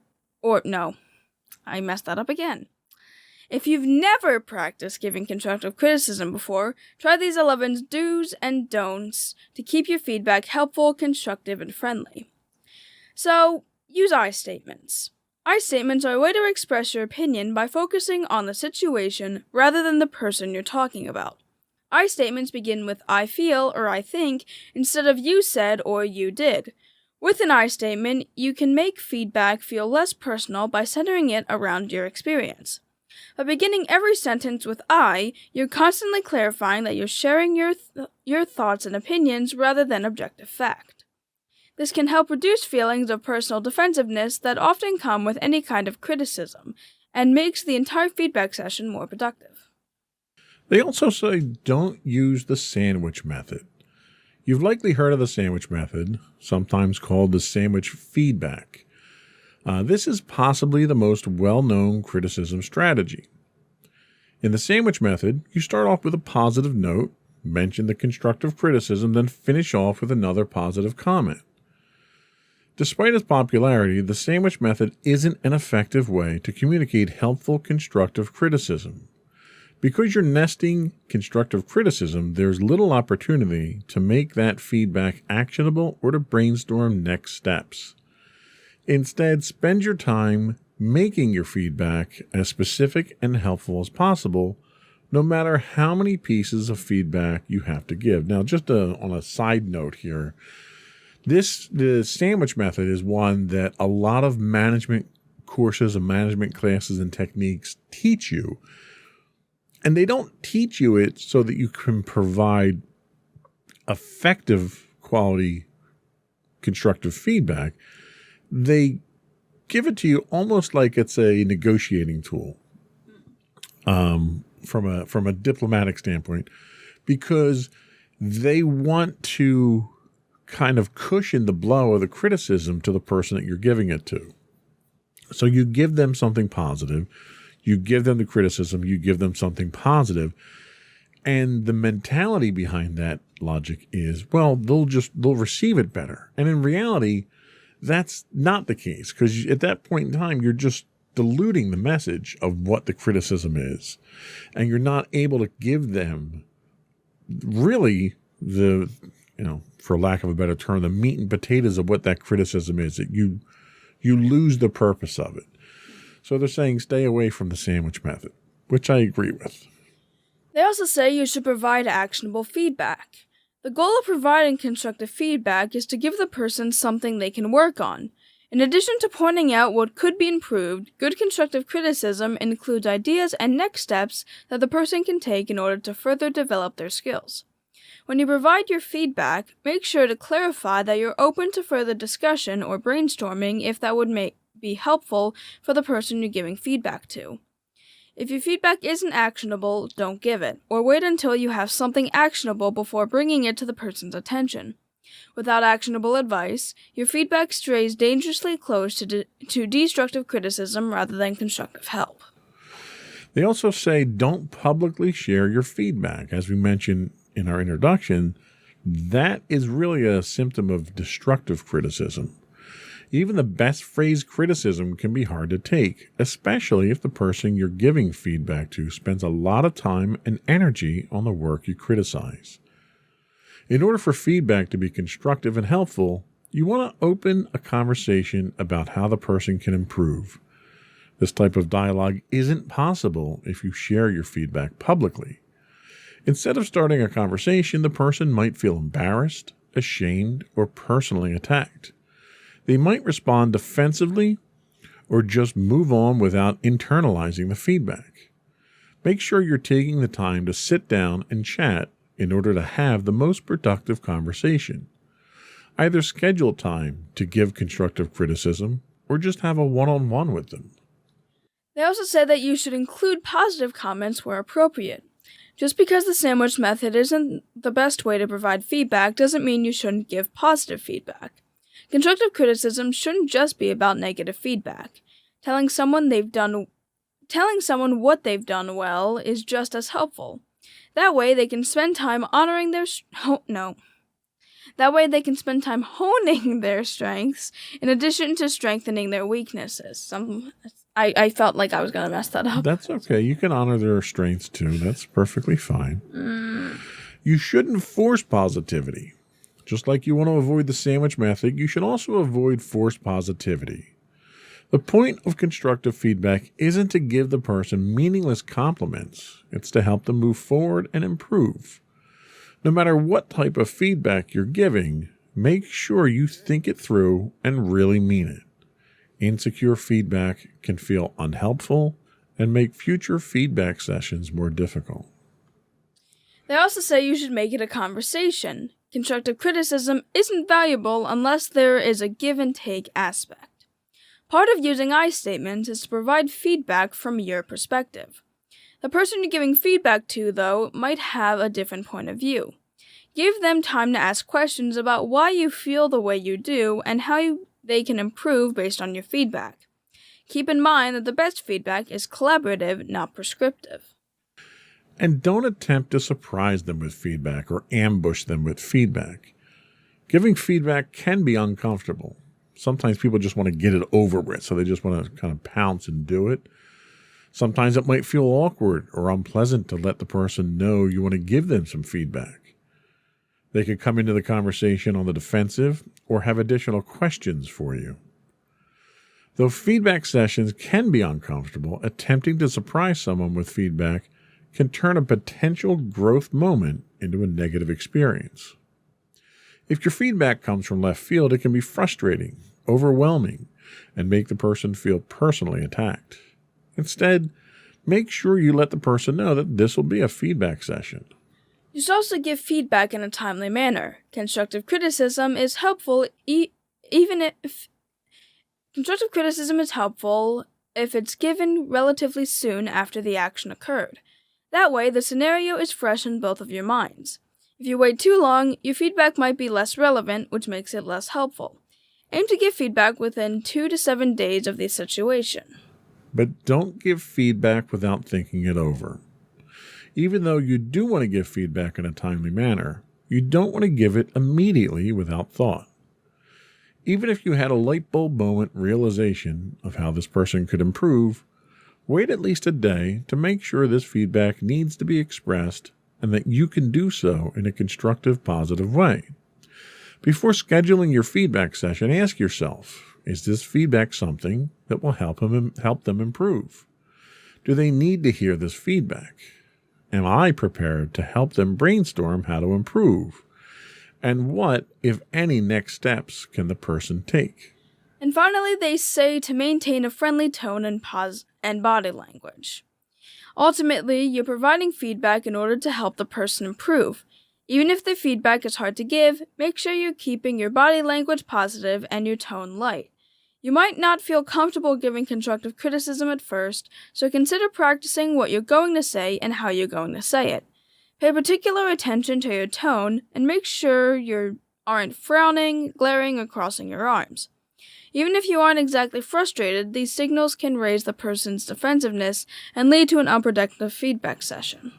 So with all this in mind here, I think that the kind of the gist of it all is really you want to do it, I don't want to say necessarily in a friendly manner because you might not be friends with the person, but you certainly want to portray it as a positive thing. Like, Madison, let's sit down. I want to talk to you about how you're writing up show notes. So you're doing a really good job doing the research. There's a ton of great information in there. But we need to format these a little bit differently so that, it flows a little bit better on the show. So, we're giving you a compliment on the one hand for the effort that you're putting in, which is excellent. But we just need to sort of tweak things a little bit. So you're doing it in a way that hopefully will diffuse any defensiveness. Now, when you tend to get feedback like that, or you tend to get any kind of criticism at all, what's your first reaction? Are you open about it? Are you guarded? Do you feel defensive normally? How do you usually take it? I can normally tell when, someone is doing it and, they've thought it over and actually know how to give the constructive criticism, thus I'm more open to it. But when people kind of just come out of the blue, I am a little defensive, and I'm like, okay, is this person actually serious? Yeah. See, and when it happens to me, I'm kind of the type of person who I want to know that the constructive criticism that I'm getting is qualitative.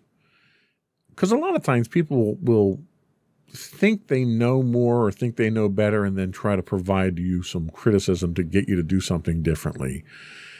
And in the long run, it turns out that they're really not qualified to be doing that. So what I'll typically do is I'll try to be as open-minded as possible. And then I'll ask probing questions to clarify things, just to make sure that I'm on the right page, make sure that these people that are talking to me kind of have thought things through. Because a lot of times what I guess I kind of usually have a big picture mentality where I can look at things from a 30,000 foot perspective and see things differently. And this is kind of what my strength is with my team at work. A lot of my employees are down in the trenches and they're very close to what they do. And they may not know that the three things they're doing here are having an effect somewhere else. And I kind of have to bring all that stuff sort of together. So when somebody comes to me and they want to provide some qualitative feedback to me, I'll tend to ask questions. And I'll try to do it in such a way that doesn't sound resentful, although I come across as resentful sometimes. I come across as defensive. But I always felt criticism was a two-way street. Do you tend to interact with people and ask questions and have a conversation, or do you feel like it's them sort of dictating to you when it happens? I mean, sometimes it's that, but when I know that they are trying to give me constructive criticism, I might kind of ask questions on well, how do you think I should do this differently? Or what do you think I'm able to change that will help? So that's good. I mean, that's the open-mindedness that we're talking about here is you're willing to work with the person, but you just want to get some clarification. Do you find yourself in a position to give constructive criticism to others, to mommy or daddy? I know it's hard to give constructive criticism to people that are senior to you. But do you have an opportunity to do that, or have you done it with peers or underclassmen at any point in time? I try to do it with other people, sometimes with my friends, sometimes just with people I have to work with. I do try to offer constructive criticism in a good enough way. Okay, good. Is that a frequent thing for you? Not entirely, but it happens enough to the point where it's like, okay, I kind of like... Okay. Do you think any of the techniques that we discussed here today might help you in that moving forward? Probably, yeah. More than likely maintaining a friendlier tone and body language. And I think that's a lot of it, because when you go into this constructive criticism type of interaction with someone, attitude really is what comes across more than anything. So if you come across as stiff or angry or superior or whatever, a lot of it has to do with the tone of your voice, the posture that you're taking. If you're relaxed and you're friendly and you're smiling and you're not up in their face, it helps that interaction. And honestly, it helps your interaction on any level, not just constructive criticism, when you're approaching people like that. Being someone that's big and scary looking like I am, a lot of times I find I have to diffuse a situation when I'm having a conversation with someone before I even start it, because as soon as I engage with someone, I look like I'm intimidating them. So it's one of those things, I guess it's kind of a acquired thing over time. So we're going to take our next break real quick here. We're going to come back, and then we're going to talk about the 6 steps for taking constructive criticism. We'll be right back.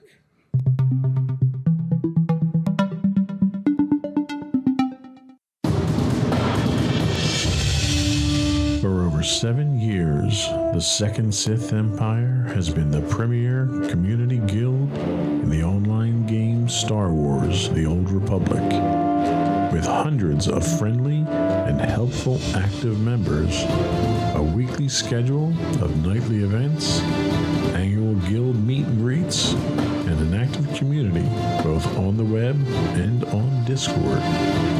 The Second Sith Empire is more than your typical gaming group. We're family. Join us on the Starforge server for nightly events such as operations, flashpoints, world boss hunts, Star Wars trivia, guild lottery, and much more.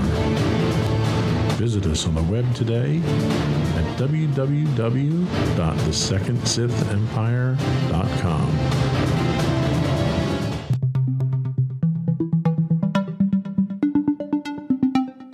Welcome back to Insights into Teens. Today we're talking about constructive criticism. And now we're going to talk about 6 steps to taking constructive criticism. So we've stated ways of giving constructive criticism, but what about taking feedback instead of giving it? Accepting constructive criticism without getting defensive can be really difficult. Even though you know the person is giving feedback to help you, it's human nature to feel a little defensive when receiving criticism, even if it's helpful. Hopefully, the person has let you know in advance that the feedback is coming. When you know someone has constructive feedback for you, you can prepare for it and make sure it doesn't catch you unaware. Even if you do receive unprompted constructive criticism, as long as it isn't destructive criticism, try these 6 steps to become better at receiving criticism. The first they talk about here is avoid immediately reacting. Feedback can engage our fight or flight response and turn a theoretically helpful situation into an adrenaline-filled challenge. Before responding, take a deep breath and resist the urge to react, respond, or argue. And I will say I actually had kind of an example of this today. In my literature circle group in ELA, we were basically having to finish up our jobs, and the one kid who needed to continue his job, I was kind of giving a little constructive criticism, saying, hey, maybe if you do this, your job might be better, and we might get a better grade. And this is kind of what he did, but, he immediately reacted to it and seemed incredibly defensive, despite the fact I was just trying to help him. Yeah, it happens a lot. So, if need be, remind yourself that constructive criticism can help you improve.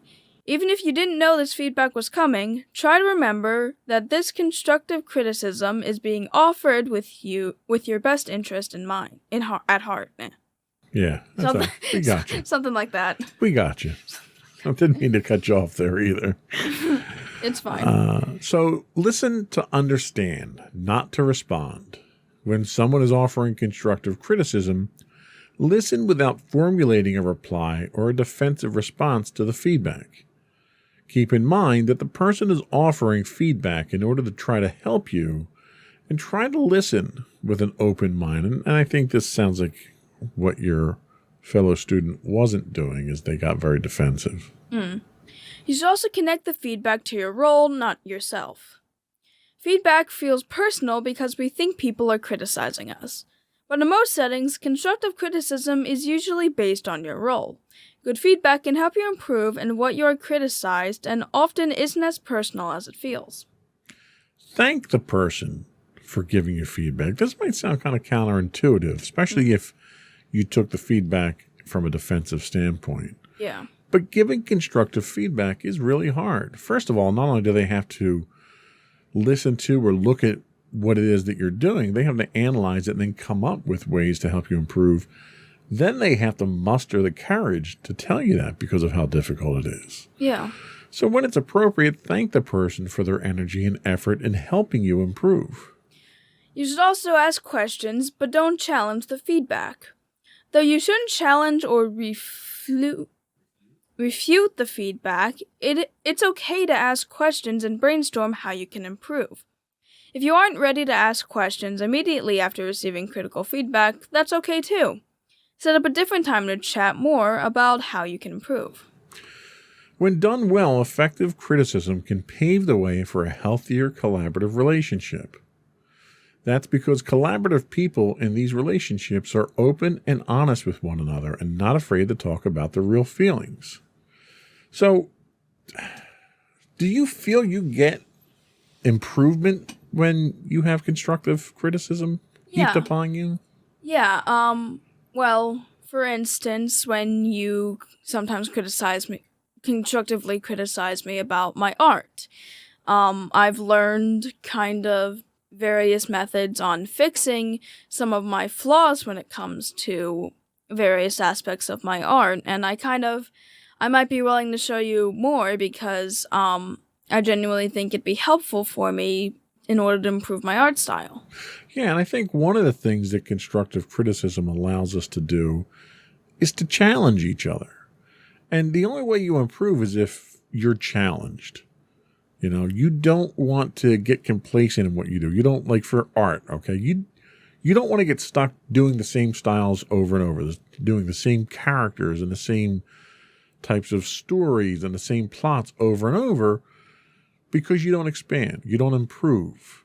And when we provide you some constructive criticism, it kind of pushes you to challenge yourself a little bit more, don't you think? Yeah. Do you like being challenged? In most scenarios, yes. In other scenarios, not so much. Okay, fair enough. Like, I guess when I know that academically, in some cases, not really, but when it comes to my art, yeah, I kind of like to be challenged. Okay, well, academically, you do like to be challenged, or you wouldn't be taking advanced classes, Well, I'll true. tell you that. Well, true, okay. Well, in certain instances I can't really describe, I'm not really as okay with challenges since I'm a perfectionist, and if I don't do something right, then... You're usually pretty good at rising to those challenges, though. True. The other thing I noted in going through the research you did here was the policies or the philosophy of constructive criticism is kind of similar to our, policy that we have on this podcast about failure. That, you learn more from failure than you do from success. Yeah. And you tend to learn more, you improve more from criticism than you do from praise. Because if people told you how great you were all the time, you'd never have a reason to change or improve yourself, right? Yeah. So constructive criticism is a good thing when it's done right. It's just very difficult sometimes to do it right. Yeah. And like you said earlier, it is a two-way street. You need to be able to give it, and you need to be able to take it. You don't sound like you have too many instances in which you get to give it at this point in time. Yeah. I mean, like, I try to give it when I can. It's just, I guess I kind of needed to, one, practice it a bit more, and two, probably need a few more instances in which I can maybe give it. Well, and I think it's one of those things that the art of giving constructive criticism is something that comes with age and experience. And as you get older and you take on a more mentoring role, if you tutor students, as you become an upperclassman and people look up to you a little bit more, I think you'll probably have more opportunities in which to do it. But I think the important thing right now is to learn how to take it more, to be better at taking that constructive criticism, but do it objectively. Don't take it verbatim. Don't take it defensively. When somebody suggests something, ask for clarification. Ask questions about what they're asking you to do. They talk about brainstorming. The whole purpose of this is to, show you where you might be weak and talk about and brainstorm how to improve things. That brainstorming is a two-way street as well. So it's an opportunity for you to bounce ideas off of someone else when they're giving you that constructive criticism. They may suggest a couple of things. You can suggest alternatives. We do this all the time, when we're talking about things. It's always back and forth. And I walk away learning more about the things that we're involved with when it comes to that stuff as well. So even if I'm the guy who's giving you the constructive criticism, it's still a learning experience and a growth experience for me as well. Yeah. So I think that was all we had for the show today. We're going to take a quick break. We'll come back and we'll get your closing thoughts and shout-outs. Alrighty.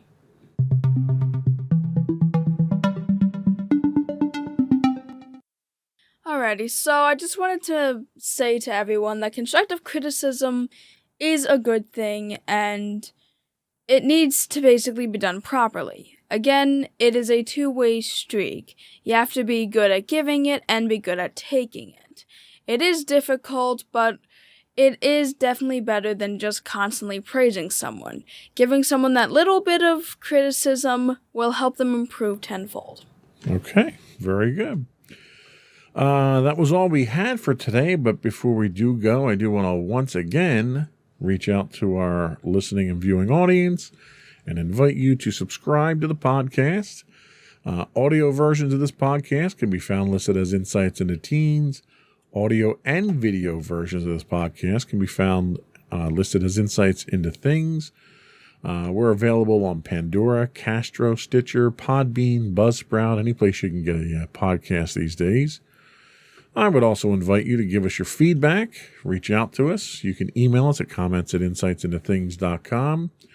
You can find high-res versions of all of our videos on YouTube at youtube.com/insightsintothings.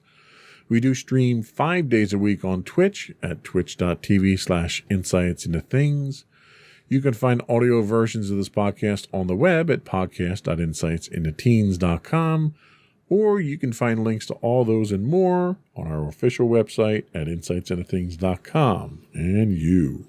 And don't forget to check out our other two podcasts, Insights into Entertainment, hosted by you and Mommy, and Insights into Tomorrow, our monthly podcast, hosted by you and my brother Sam. That was very important since I skipped the commercial for Insights into Entertainment this week. Yeah, we're sorry. Sorry to our sponsors. So that's all we had this week. Another one in the books. Bye, everyone. Bye.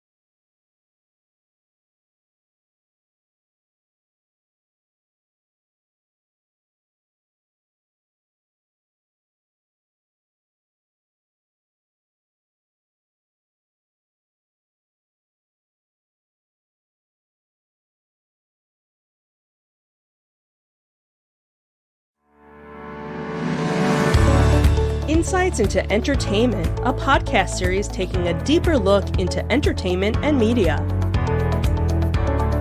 Our husband and wife team of pop culture fanatics are exploring all things from music and movies to television and fandom. We'll look at the interesting and obscure entertainment news of the week. We'll talk about theme park and pop culture news. We'll give you the latest and greatest on pop culture conventions. We'll give you a deep dive into Disney, Star Wars, and much more. Check out our video episodes at youtube.com/insightsintothings. Our audio episodes at podcast.insightsintoentertainment.com, or check us out on the web at insightsintothings.com. Insightful podcasts by informative hosts.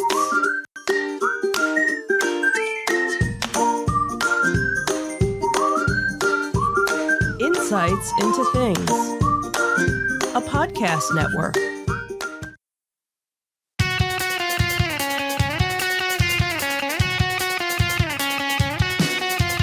Welcome to Insights into Entertainment, a podcast series taking a deeper look into entertainment and media.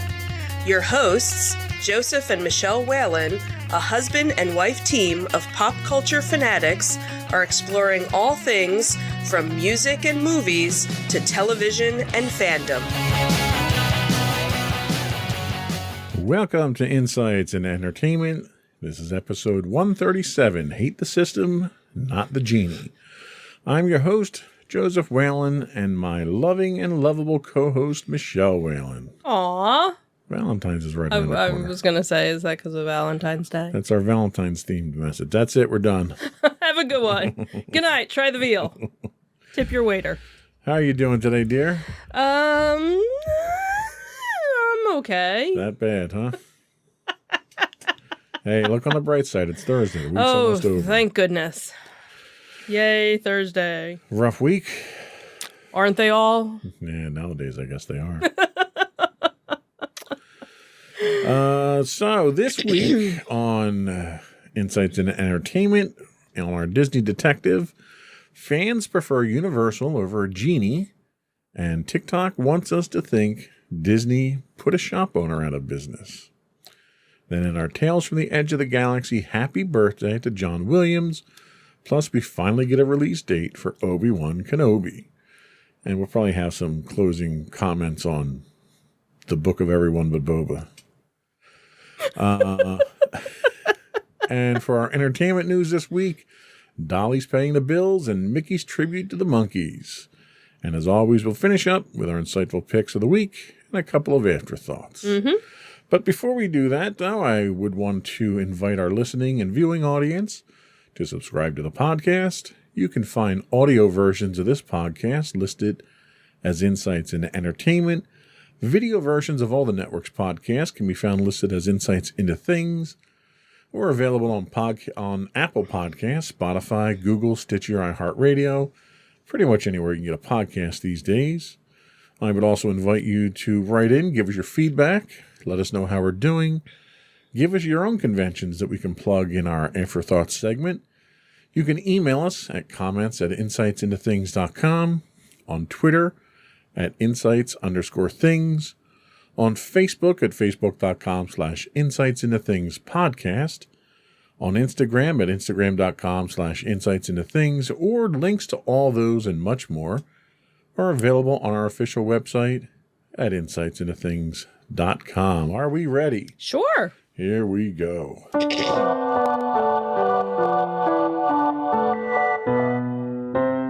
Go for Disney Detective. So our first story comes from InsideTheMagic.net, and it was guests hate Disney Genie and actually prefer Universal's costly Express Pass. So we've talked obviously many times about the free Fast Pass system that Disney previously used, which is no more. So Disney revealed its new Disney Genie and Lightning Lane system into the Disney parks last year, which has come to some criticism. Disney Genie is free, but for the extra charge, guests can upgrade to Genie Plus, which allows them other access to reservation systems, as well as the option to purchase individual lightning lanes for rides, essentially letting them pay to skip the standby queues. The new system has been met with a lot of frustration and criticism from new and longtime Disney guests and fans.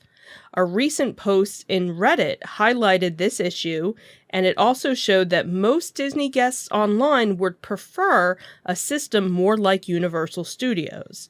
So the question posted in Reddit asked, if you had a choice in Disney when it came to skipping lines, would you prefer an express similar to Universal's pay one-time higher fee but skip all the lines, or stick with Genie Plus? And one answer that seemed to be echoed by others was, I have been reading various reviews of Lightning Lane Genie Plus and all the scheduling and planning that goes behind it, and quite frankly, I think I'd rather purchase an Express Pass like Universal. I used to think Universal's Express Pass was a lot of money, but now compared to Genie Plus, it seems worth it. Another user had commented, I would absolutely pay for a Universal Express at Disney if it was available. I dislike having to compete with others for the exact time and availability with Genie Plus and FastPass. I don't want to plan my entire day at 7 a.m. or 60 days out. It would be worth it to me to explore the park how I want and ride all the rides I want. This user agreed, saying Universal. Way fewer people would purchase, thereby not affecting the standby line negatively. Right now, so many people are buying Genie Plus that it kills the standby. It's a lose-lose for everyone except Disney. And another user commented, Universal. I hated planning my day around when I had a Lightning Lane pass. And this user agreed as well, saying that Universal Express Pass is a game changer. My family did it once, and now we don't do it without it. Even though you pay so much more, the benefits save you so much time. Disney Genie Plus and Lightning Lanes were released last year to some criticism and frustration, leaving some guests feeling confused by the service. In theory, this paid service should enhance guests' experience at the parks, but in practice, it seems to just be an expensive itinerary planner for some, while others love it. These paid services allow guests to skip lines for a price, meaning Disney now has a financial incentive to have longer lines. At Disney World, for $15 per day per guest, you can skip the long standby queue by making a Lightning Lane reservation, their new Fast Pass, and return at that time. Each park, however, there are only 2 attractions that guests would need to purchase a separate Lightning Lane ticket for if they wanted to skip those lines. And that would be the Seven Dwarfs Mine Train and Space Mountain in Magic Kingdom, Remy's Ratatouille Adventure and Frozen Ever After in Epcot, Star Wars Rise of the Resistance and Mickey and Minnie's Runaway Railway in Hollywood Studios, and then Avatar Flight of Passage and Expedition Everest in Animal Kingdom. Universal Studios Orlando has a similar pass, but it works slightly different than Disney's. The Universal Pass starts at $79.99 and allows guests to skip the lines on rides and attractions. Guests have the option to upgrade to an Express Pass, which allows unlimited skips for all participating rides and attractions, and that starts at $109.99. The Express Pass, however, can increase dramatically depending on the day and time of year. And the person that wrote the article had said they have seen it at some points during the summer months cost up to $200 for a single day. And they make a very interesting point in this article that Disney is now incentivized to have lines because they can make money off it. And that's an angle we actually hadn't really talked about up until this point here. Right, because we have always said you don't want to have a line. If you are a theme park owner, where are you making your extra money? Like, okay, you already got the money for them getting in the park. You already, got that. But if they're standing online waiting 3 hours for a ride, they're not buying food, they're not buying merchandise, they're not buying snacks. Right. Yeah, I mean, you lose out on concessions there, but Disney's only charging $15. That's certainly not going to make that up. Right. I mean, I think a soda costs $15 at Disney now. Well, yeah, a soda and a pretzel is probably like $15. So yeah, $15, isn't really. So now, since they've already gone with flex pricing for park tickets, right, based on usage in the park and volume in the park, right, I could totally see them going Universal's method with this. Say, all right, 15's your base entry. Oh, well, we're busy today, so it's not going to be 30 or it's going to be 50. Well, and that's the thing is because the $15 is just to have Genie Plus because regular Genie is free. Now, which is really worthless. I mean, regular Genie is just right, and that's the thing is I haven't wait times right, and I haven't really heard anybody do hey, I just went to the park with just regular Genie. This is what, everybody's doing. All right, I paid my $15 and tried it out for the day. And if you're an annual pass holder, you still have to pay the $15 a day. It's not even something where it's a perk and it's included if you have an annual pass. Now, granted, you can decide, so if you're going for 4 days, you can decide, well, I only want Genie Plus for 1 day. You don't have to do it for your entire stay, which... Right, it's not attached to your ticket. Right, I guess in that respect, it's not so bad, because then you could say, all right, we're just going to splurge the 1 day and try it. Right. And everything else is kind of we'll just see what we can get on type day. But then I don't think you have to have Genie Plus in order to do the lightning lanes, because I think that's... Again, I'm not 100% sure because we haven't been in a while and we haven't really... Nor do we plan on going for a while. So I kind of feel bad when friends of mine have asked and I'm like, I don't know. You got to Google it. I really don't know. But with the lightning lane, it's not a set price. Right. The lightning lane does surge. So that does go up. So you could be paying $20 to go on just one ride or, anywhere from 15 to 25 or something. The bottom line here is... There are a lot of people that are very unhappy with this. Absolutely. Very unhappy with these changes. And just from a personal standpoint, we haven't been down. We're not going down anytime soon. And we've finalized the sale of our DVC membership too. Yeah. So, and this is really coming from a diehard Disney family that, I've been down there. I don't know. We've been together 18 years now. Has it been that long? Yeah, about that long. How old's the child? Well, she's 15. Right, and we were together for about 3 years before that. Oh, okay. Wow. So we've been together. You've put up with me for 18 years now. Holy crap. Do I get a refund? No. In those 18 years, we've gone. Been to Disney. I've been to Disney, I think, 20 times now. 21 times, because there was a number of times we went multiple times. Yeah, there were a couple of years when we went twice. I think one time we went three times. Every time you maybe buy a season pass, we went 3 times to get our money's worth out of it, which I'm not really sure how the math works on that, but okay. Totally works. So we're a family that in 18 years, we've gone down over 20 times. Right. And now we're not going down because of this. That's the story that Disney needs to hear and understand, because and I'm sure we're not the only one. It's unique to us. Right. There are thousands of people. Mm-hmm. So Disney needs to think how much money they're losing now, nickel and diming people and pissing people off. Yeah. Because we would go down and it would cost us on average $3,000 to $5,000, depending on how much memorabilia, how many toys I bought down there, collectibles. Right. But anywhere from $3,000 to $5,000. Mm-hmm. We were easily $2,000 in for tickets and hotel and whatever when we weren't using the DVC. Right.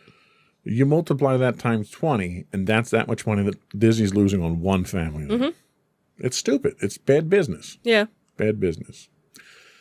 Speaking of bad business, what else is Disney allegedly doing wrong? So from the daily.com, thanks Disney for putting me out of business.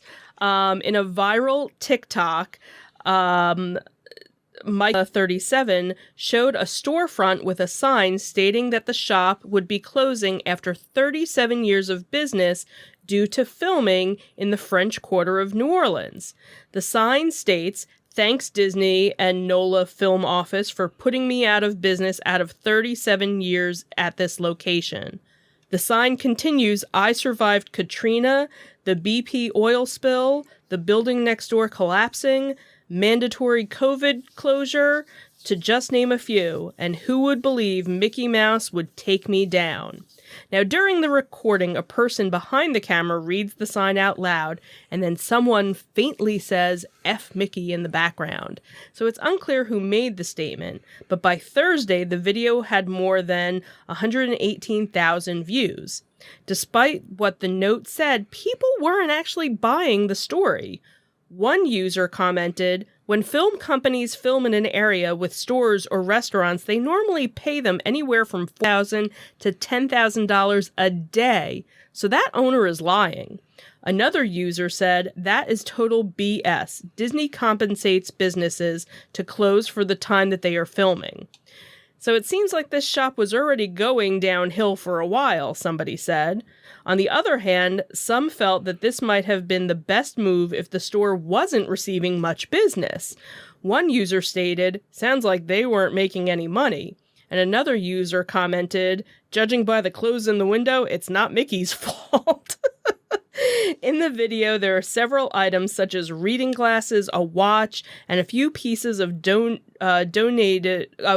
clothing, including a straw hat and some shirts that one might consider outdated. So according to NOLA.com, Disney is scheduled to film this year in New Orleans for the reboot of the horror comedy film The Haunted Mansion, which debuted in 2003, and the original, which starred Eddie Murphy.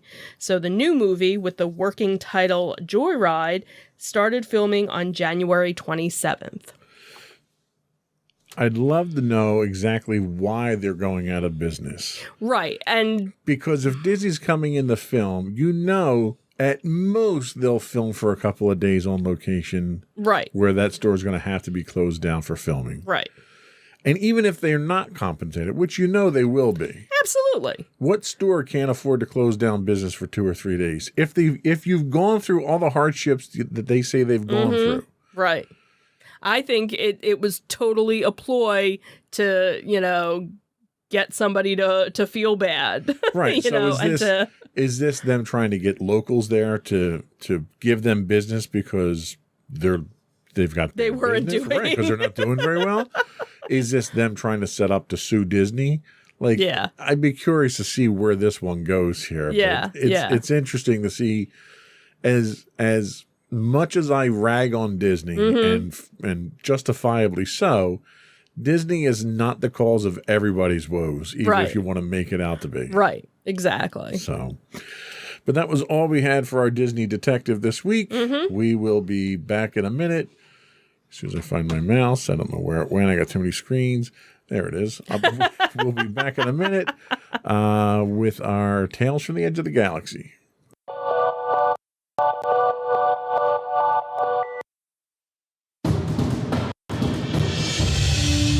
For over 7 years, the Second Sith Empire has been the premier community guild in the online game Star Wars: The Old Republic.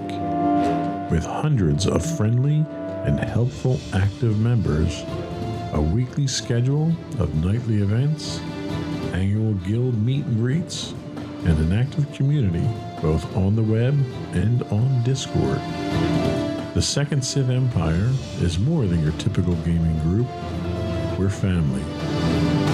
Join us on the Starforge server for nightly events such as operations, flashpoints, world boss hunts, Star Wars trivia, guild lottery, and much more. Visit us on the web today at www.thesecondsithempire.com.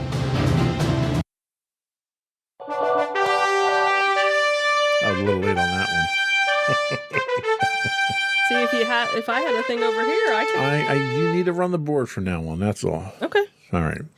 Anyway, in our Tales from the Edge of the Galaxy this week, It's pure magic celebrating John Williams and his music. Again, I lost my mouse. Where did my mouse go? There it is. Okay. Do we need to get a cat in here to I help need you? a bigger mouse icon. Oh, okay. Anyway, Star Wars and many of the movies we love would not be the same without John Williams. With a body of work that includes the scores for the 9-film Star Wars saga, Jaws, Close Encounters of the Third Kind, Indiana Jones, and Jurassic Park, to name but a few, Williams' compositions are embedded in our memories and our lives. From a dorsal fin emerging out of beach waters, to Luke Skywalker gazing longingly at setting twin suns, to the goosebump-inducing sight of a towering Brachiosaurus, his music connects us to characters and worlds in ways that touch us deep down. It's romantic, stirring, gorgeous to imagine these scenes in films without his music is near impossible. Celebrating the legacy of the composers. No, let's try that one again. That's a completely wrong line. Celebrating the legendary composer's 90th birthday, StarWars.com spoke with those who followed Williams in writing scores for Star Wars. Michael Giacchino, Ludwig Göransson, John Powell, and Kevin Kiner about his influence on film and their lives. Michael Giacchino, who composed the score for Rogue One: A Star Wars Story, says to say that John Williams has been an inspiration to myself or any contemporary film composer would be the greatest understatement. It's too difficult to put into words how important his work has been to all of us in this business. Listening to John's music is not only a masterclass in film composing and storytelling, but John is an example of someone who has taken his talent and passion to transform other parts of the music world. In particular, his work in the classical arena that not only gave us pieces outside of film music, but his time at the Boston Pops has helped open the door for the acceptance of film music in the concert world, something for which I'm very grateful. Ludwig Göransson, who composed the scores for The Mandalorian and The Book of Boba, says the first time I heard John Williams, I was at home by my TV in our living room. I must have been around 7 when I begged my parents to let me watch Jaws with them.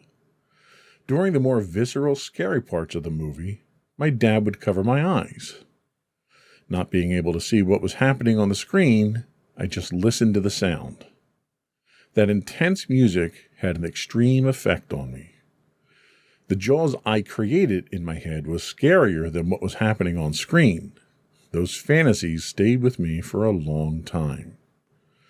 John Powell, who composed the score for Solo, A Star Wars Story, says, truthfully, my first exposure to John Williams was probably Fiddler on the Roof.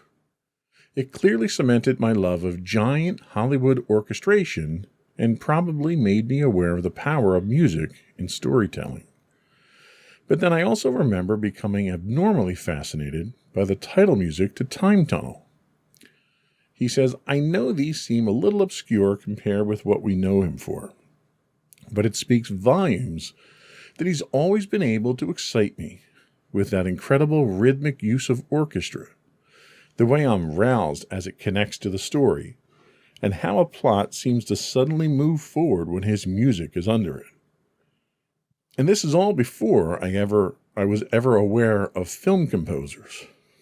And finally, Kevin Kiner, who has composed most of the music for the animated series Clone Wars, Rebels, and Bad Batch, says the first time I remember hearing John Williams' score was watching Star Wars in Westwood, California, where I was attending UCLA. I remember thinking, how does he make that sound? That and the Superman score started me on a lifelong quest to unravel his secrets and find my own path to making my own mysteriously wonderful sound.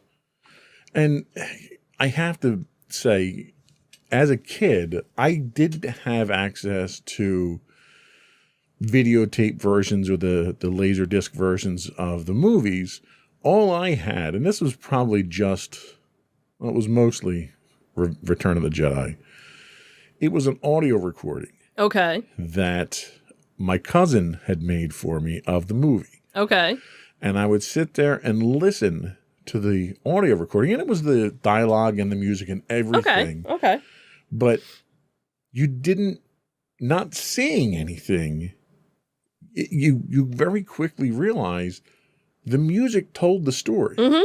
The music, his music is like a narrator. Absolutely. It sets the pace for the movie. Mm-hmm. It tells you when a scene changes. It sets the environment. I mean, you can feel you didn't need to see trees. You could hear it just in the score that he wrote for. It was one of the most incredible experiences. And even now, we play scores and various orchestral pieces on our home smart speakers, and I can listen to the opening score of any of the Star Wars movies, and within 30 seconds, because there's subtle differences in each of them, it's the main score, Mm-hmm. but there's differences from movie to movie. I can tell you which movie it is, and as it progresses through the score, I can tell you what scene it is, where the dialogue comes in, and that's how powerful his music is. And what's also funny is that when we listen to those channels, not necessarily it being a Star Wars channel, 80% of the movie or 80% of the songs are John Williams songs, because not only has he done all of Star Wars and all of Indiana Jones and most of Harry Potter and, all of these iconic... He's incredibly movies. prolific in the impact that he's had on pop culture and music across various genres. Mm-hmm. Yeah. It's worth noting that, I only read excerpts of the interviews. I would recommend going to the StarWars.com website to actually read the full interviews, because there's a lot more to them. Mm-hmm. But happy birthday to John Williams, 90 years old. 90 years old. God bless. Mm-hmm. Also this week in Star Wars news, Obi-Wan Kenobi gets a debut date. So one of the greatest Jedi ever is back for a new mission. Obi-Wan Kenobi, the new limited series from Lucasfilm, will debut May 25th exclusively on Disney+. The series stars Ewan McGregor reprising his role as the iconic Jedi Master. The story begins 10 years after the dramatic events of Star Wars: Revenge of the Sith, in which Obi-Wan Kenobi faced his greatest defeat, the downfall and corruption of his best friend and Jedi apprentice, Anakin Skywalker, who turned to the dark side and became the evil Sith Lord Darth Vader. No spoilers, though, in case you haven't seen it. If you haven't seen it now, you're like 40-something years late. The series also marks the return of Hayden Christensen in the role of Darth Vader. Now, the other thing that's worth noting is that we've only gotten a teaser trailer so far out of this, and it was less shots from it was a mix of art, a couple of shots from the series, and interviews. So it didn't really show you much of what was happening in the show. Right. So everyone's eagerly anticipating the teaser trailer, the actual full trailer to show up. Right. Speculation is it'll drop during the Super Bowl this weekend. Okay. So one more reason to watch the Super Bowl. Okay. I didn't have enough already, so. Yeah, I didn't really have any. Yeah, so. No boxes. Yeah, me either. So, anyway, that's all we had for our Tales from the Edge of the Galaxy. We'll be back in a minute after a quick break with our entertainment news of the week.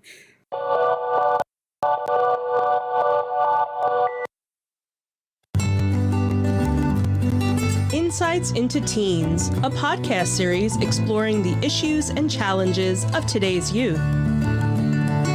Talking to real teens about real teen problems.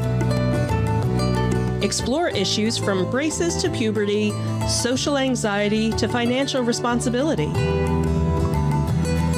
Each week, we talk about the topics concerning today's youth.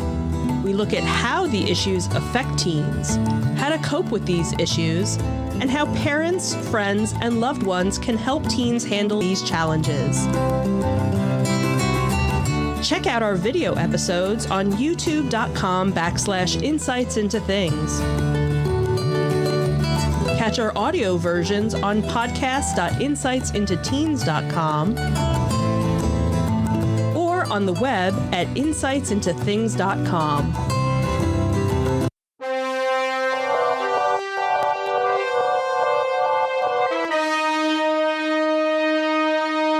Go for entertainment news.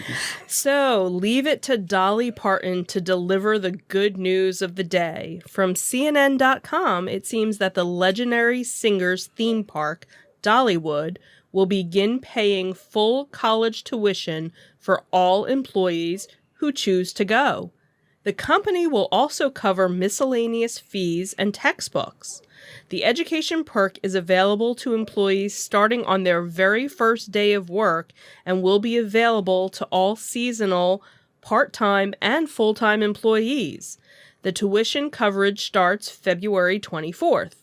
Dollywood has a reputation for caring for its employees.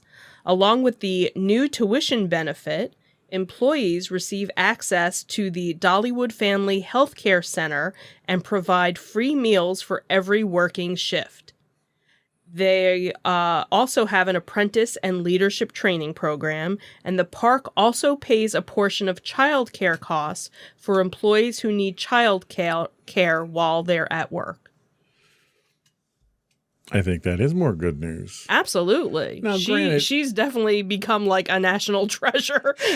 She's taken over for Betty White at this point. Yeah, I think. yeah. And even, when COVID, she was putting funding in, for vaccinations and stuff. And she has a whole book program for kids. And so this is just like another thing and granted, it's not the first company to pay college tuition. Right. But on top of all the other things, and in light of the conditions that other amusement theme park employees are facing nowadays, it's a shining example of how to do it right. Like even when I worked in the theme park industry back in the day, I had to pay for my own lunch. I wasn't given, a free lunch every time I worked. Granted, I wasn't paying the same price as guests were going. You get an employee discount. I was getting an employee discount, but still, I still had to pay. So if I was working a 5-day work week. And unlike some theme parks, I'm sure Dollywood doesn't grow a chunk of their own food that they can serve to their employees. Probably not. At no cost. Yeah. That would be a place that I would want to go to, just to say I've been. That and the Holy Land experience, but we can't do down. that. That one closed. We missed that one. We had that opportunity many times. We better get to Dollywood before they close. I bite your tongue. They better not. Maybe that's what we'll do this summer. We'll go to Dollywood. Well, one thing that is going to be closing out is a farewell tour for the Monkees. Yeah, so from RollingStone.com, it seems that Mickey Dolenz is going to honor his departed Monkees bandmates with a special tour. So Mickey Dolenz is going to honor bandmates Michael Nesmith, Peter Tork, and Davy Jones with a special tour. He's billing it as Mickey Dolenz Celebrates the Monkey, and it kicks off in April. He said, I felt it was very important to gather the fans properly and properly celebrate the lives of Davy, Mike, and Peter. People have been contacting me, requesting that I honor them in a way where the extraordinary impact of the Monkees can be properly acknowledged. We spent such a great deal of time together. They were like my brothers, and I want to share some of the great joy we had together. Dolenz will be backed by a 7-piece band for the show and will play all of the Monkees' hits in addition to signature songs by all 3 of his former bandmates, including Nesmith's Different Drum and Papa Jean's Blues, Tork's For Pete's Sake and Can You Dig It, and Jones's Look Out, Here Comes Tomorrow, and Valerie. He's also going to share stories from his time in the group and show unseen images from his personal archives. Dolenz is the voice behind many of the group's most famous songs, including Last Train to Clarksville, I'm a Believer, and Pleasant Valley Sunday. He is also the only monkey to participate in every single reunion project the band ever attempted, with the exception of a brief 1986 Australian tour that featured just Jones and Torque. He said, "I never resented being known as a monkey."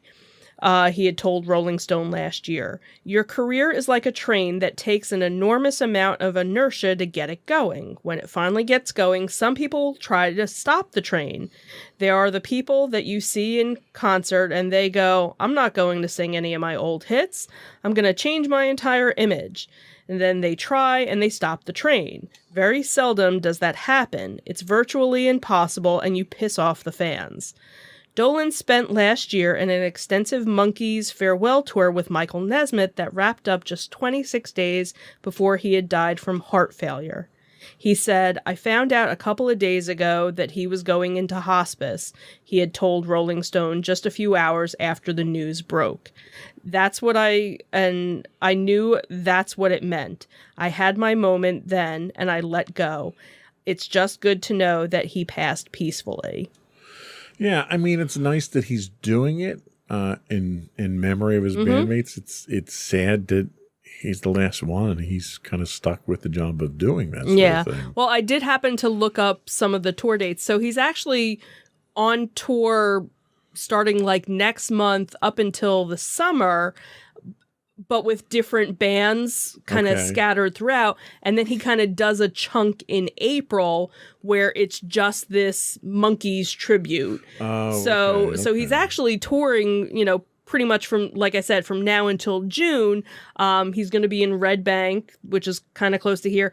And then he's going to be in Lancaster. That's as close as he's going to come to our area. So I'm sure some of these other shows will be, some of the Monkees stuff, but not just specifically the tribute show. Right. So yeah, I remember a good chunk of my childhood was watching and listening to Monkees. Mine too. So all right. Well, that was all we had for our entertainment news. We'll be right back with our insightful picks of the week. Mm-hmm.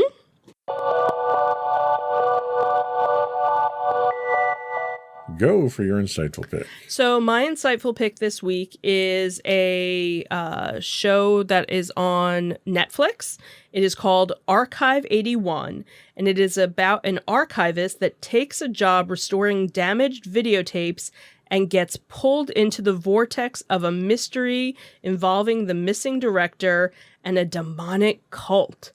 It's an intriguing blend of horror and noir, and Archive 81's offers an addictive supernatural thrill that are haunting in the best way.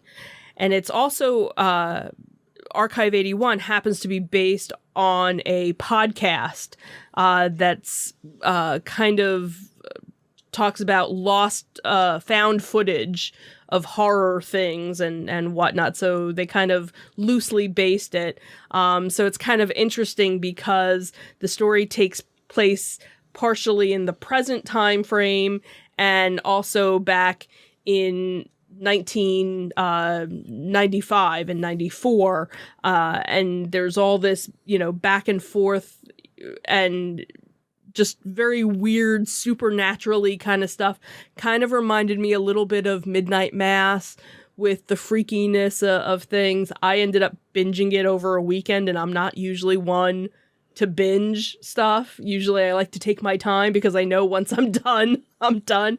But this was one where it was just kind of like, okay, where are they going with this? And they did kind of end it with a bit of a cliffhanger, so they definitely could do a second season, but if they don't, you could just kind of see it as okay, this is weird and freaky, and it has those little jump scares that you expect a horror show to do, but then there are certain things where you're like, I didn't see that coming, and so if you're into that type of genre, very cool 8-episode show to watch. All right, good pick. Thank you.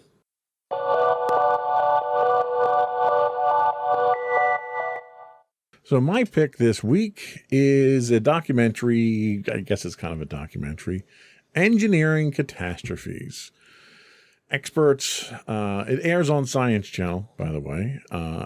Experts look at engineering blunders that have either caused catastrophes or are disasters waiting to happen.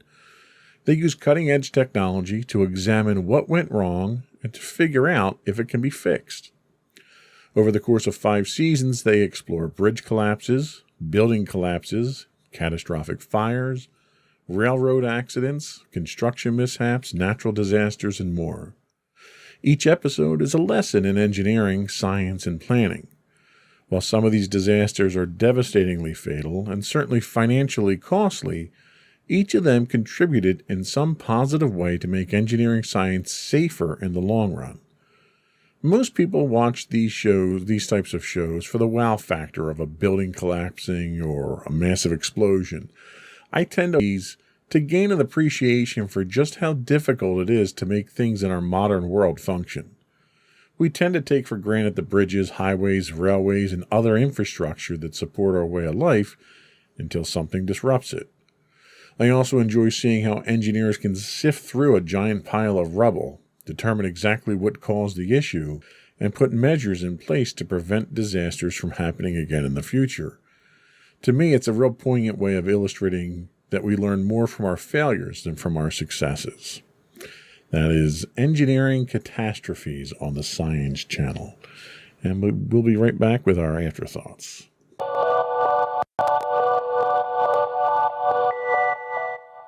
So, we've been talking about these. Let's plug them real quick. Sure. So we have Nerd Fest. Gotta love that. Which is February 27th. It is at the Holiday Inn in Swedesboro. It's just the one day from 10 to 4. Admission is $5. Kids 12 and under are free with a paying adult. And then, of course, our favorite... ZoloCon. That will be March 5th and 6th in Warminster, Pennsylvania. Admission on Saturday is $15. Kids are $5. And then on Sunday, general admission is $10 and kids are free. All righty. Before we go, I do want to once again implore our listening and viewing audience to subscribe to the podcast. You can find audio versions of this podcast listed as Insights into Entertainment. Video versions of all of our podcasts can be found listed as Insights into Things. We're available on Pandora, Castro, Stitcher, Podbean, Buzzsprout, and any place you can get a podcast. I would also invite you to write in, give us your feedback, give us your conventions you'd like us to plug. You can email us at comments@insightsintothings.com. You can find us on Twitter at twitter.com/insights_things. We do stream 5 days a week on Twitch at twitch.tv/insightsintothings. You can find us on Facebook at facebook.com/insightsintothingspodcast. You can find all of our past shows on YouTube at youtube.com/insightsintothings. You can find us on Instagram at instagram.com/insightsintothings.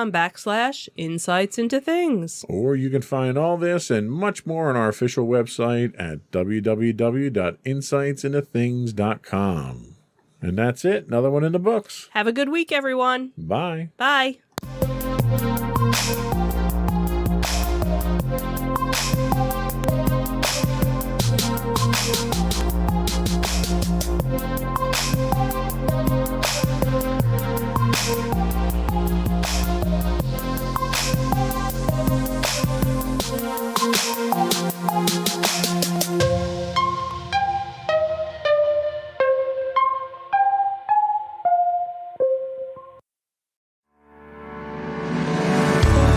Insights into Entertainment, a podcast series taking a deeper look into entertainment and media. Our husband and wife team of pop culture fanatics are exploring all things from music and movies to television and fandom. We'll look at the interesting and obscure entertainment news of the week. We'll talk about theme park and pop culture news. We'll give you the latest and greatest on pop culture conventions. We'll give you a deep dive into Disney, Star Wars, and much more. Check out our video episodes at youtube.com/insightsintothings. Our audio episodes at podcast.insightsintoentertainment.com, or check us out on the web at insightsintothings.com. Insightful podcasts by informative hosts.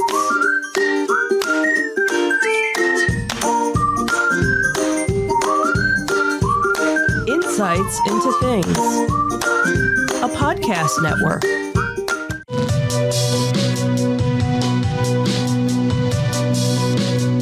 Welcome to Insights into Tomorrow, where we take a deeper look into how the issues of today will impact the world of tomorrow. From politics and world news to media and technology, we discuss how today's headlines are becoming tomorrow's reality.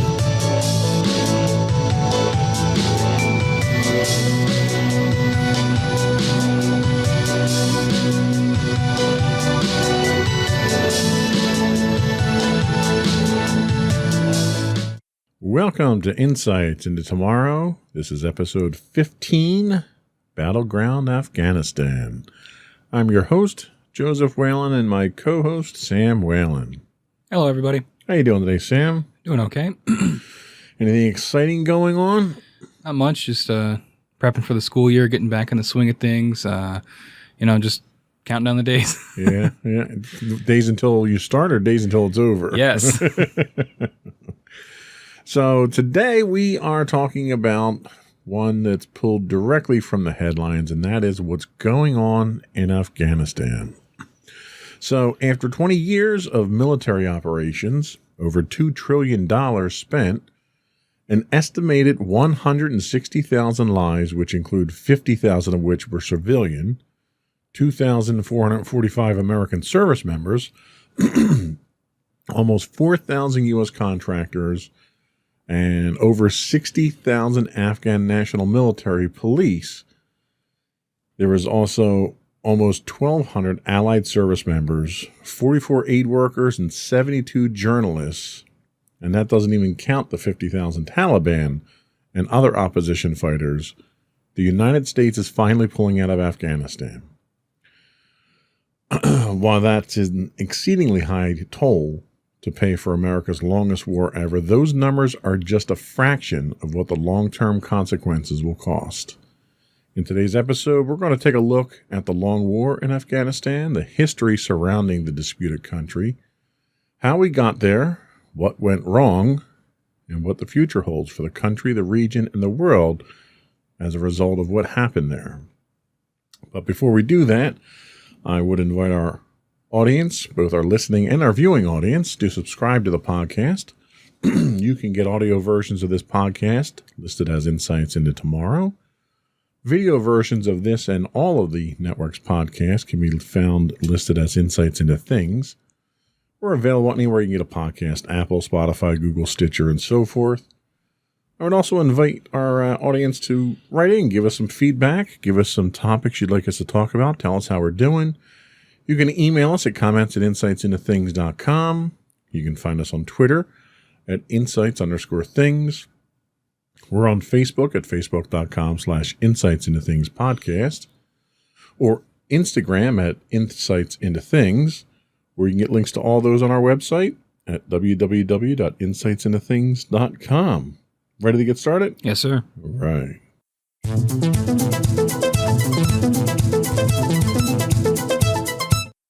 Never get involved in a land war in Asia.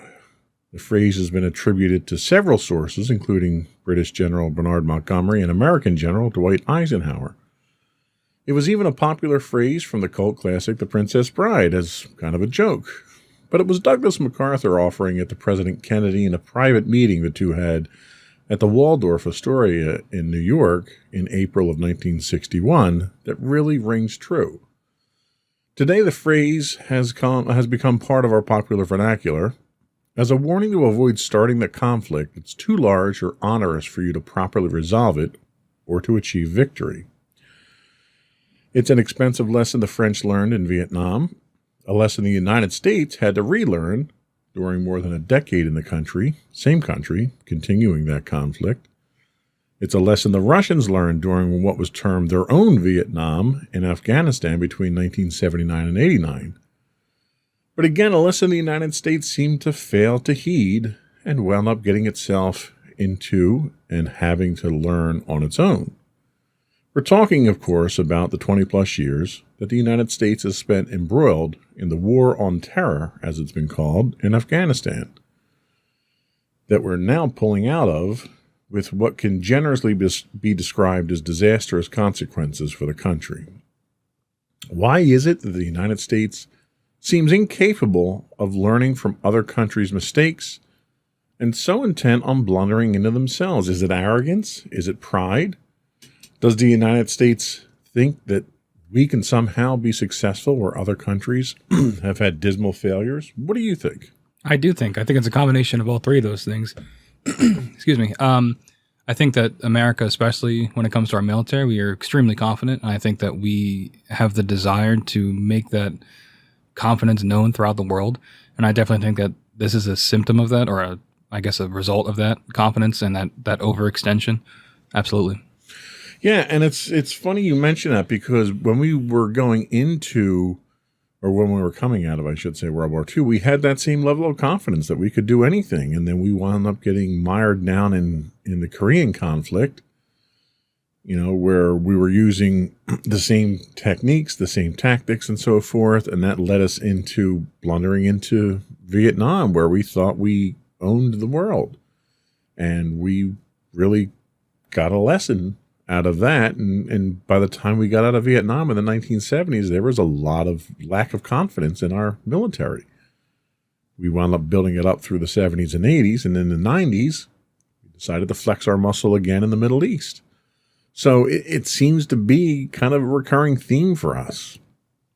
Is there a way to stop this cycle of violence and waste? I mean, people always say history repeats itself, right? I'm repeating myself by saying that. I'm sure I've said that on the show before. But I think some way to at least start is to, which we'll probably do here today, is to make those parallels between something in the modern world, like what's going on in Afghanistan, with something like Vietnam. And when you look at how similar these things are, there's lessons to be learned from that of what not to do. And if we can remember 30 or 40 years from now, when we might find ourselves in a conflict like that again, maybe we can avoid, getting stuck in the mud again. Yeah. And I've always been a fan of, it's better to learn lessons from other people's mistakes than your own and avoid making those mistakes. Unfortunately, our country doesn't seem to look at it from that perspective. They look at other people's mistakes and somehow think that they can do it differently. The challenge. Yeah, I guess that's a valid point. Yeah, I think that ties into we were just talking about it, but the pride and the arrogance. I think we tend to see ourselves as infallible, especially when it comes to the global stage like this. And I think that we've proven at least twice now that we are not infallible. Right. Well, and we also assume that the entire world should live the way that we live, that our policies and our politics and our culture too, our culture and our morals, and it doesn't work that way. So, but let's talk about how we got here, where we are today. So the United States' most recent involvement in Afghanistan was a product of the War on Terror, which itself was a response to the September 11th terrorist attacks on the United States. It is impossible to address this subject without talking about those attacks and ensuring that the War on Terror that followed. For many of us, the events of September 11th are burned into our memory. Not me. I was only 1 year old at the time, but for I'm sure many of our listening audience, that's true. All the documentaries that'll be coming out, I'm sure it'll burn it in. Yeah. But for comparative purposes, we need to talk about some of the details of those events. So 4 California-bound jumbo jets originating from 3 different airports across the eastern United States were hijacked mid-flight by a total of 19 al-Qaeda terrorists. 15 of the terrorists were citizens of Saudi Arabia, 2 were from the United Arab Emirates, 1 was from Lebanon, 1 was from Egypt. That's going to be important shortly. It's worth noting none of the terrorists originated in any of the countries targeted in the War on Terror. And I think that is extremely important to remember, especially when we look at the course of history that followed September 11th attacks. American Airlines Flight 11 and United Airlines Flight 175 targeted the Twin Towers of the World Trade Center in Manhattan, New York. American Airlines Flight 77 hit the Pentagon. United Airlines Flight 93 crashed en route to its intended target, which was supposed to be the White House or another D.C. building, when passengers on the plane, alerted by cell phone of the other hijackings, were brave enough to step up and stop the attackers and crash the plane. In total, 2,996 lives were lost, including the 19 hijackers. More than 25,000 are estimated to have been injured. So that's another interesting statistic, just those numbers alone. So just shy of 3,000 lives were lost in that attack. And if we take a look back at the numbers we threw out at the beginning of the show here of the number of American servicemen, so we had almost that number of servicemen killed in Afghanistan alone. We had more than that number, almost 4,000 U.S. contractors killed. So the death toll of Americans who died in Afghanistan now almost doubles what the death toll was during the attacks on 9/11. Does that have any resonance with you? Well, I think when we're looking at these numbers, they can get lost in the weeds very easily. I think personally, it's when you look at these statistics, it kind of desensitizes you to the loss of life in general. I think if even one life was lost, that's a problem. Sure. But I think that it's difficult to compare because the 9/11 attacks these people were seemingly randomly just taken out, out of nowhere. Whereas we're comparing the lives of soldiers that they know what they're stepping up for, and they know the risk of what they're volunteering. Is that the right word? I guess just signing up for in general. Sure, yeah, their enlistment. Yeah, so and they have that duty that they want to protect. I mean, you look into the civilians that were killed; they also had no idea what was going to happen to them. But it's difficult to even fathom those numbers from 3,000 to 50,000. Yeah. And you make a valid point. Our military, when you enlist in the military, there's a certain assumption that there's a risk you're taking on yourself. I think our government should be first and foremost looking to mitigate that risk as much as possible. Mm-hmm. And I think for the most part they do. I don't think we lightheartedly put our troops in danger, or do it in situations where it can't be warranted or justified. Mm-hmm. But the number of dead that happened in Afghanistan is still a staggering number compared to 9/11 and our response. That was our response to 9/11. Mm-hmm. So on September 16th, 2001, then President Bush, George W. Bush, coined the phrase war on terror to describe the United States response to the terrorist attacks on the United States. This includes the following: targeted strikes against al-Qaeda insurgency in Yemen, which the United States had been involved with already since 1998. American-led, quote, intervention in Afghanistan, which started in 2001. The Iraq conflict, which started in 2003 on, at best, dubious evidence of terroristic activity, as well as the pursuit of Osama bin Laden into Pakistan starting in 2004. On May 23, 2013, then President Barack Obama announced that the global war on terror was over, saying U.S. military and intelligence will not wage war against a tactic, but will instead focus on a specific group of networks determined to destroy the U.S. So that's great. 2013, the war on terror is over. Everybody can come home, right? No. On December 28, 2014, the Obama administration announced an end of the combat role of the U.S.-led mission in Afghanistan, despite the fact that the U.S. continued to play a major role in the war on Afghanistan. I think we're giving a little bit of lip service there to try to get some votes, maybe. Mm-hmm. Then in 2017, President Trump significantly expanded the military presence in Afghanistan after the war on terror was over and our military mission in Afghanistan was over. We're sending more troops back in 2017. I'm thinking the messaging here that we're getting really is kind of inconsistent with the reality here. What are your thoughts? Yeah, definitely. I think that this war on terror has been used as a political tactic since it started, right? So you had President Bush, Bush Jr., on the American battleship with the mission accomplished. Yeah. There was that. There's what we were talking about here with Obama. It's always if we can end the war on terror, right? That's a way to get bonus points with the people. And I think that's really all it is. It's never sincere, right? And I know we talk about politicians and they make insincere claims all the time. And I think that this is just a prime example of that.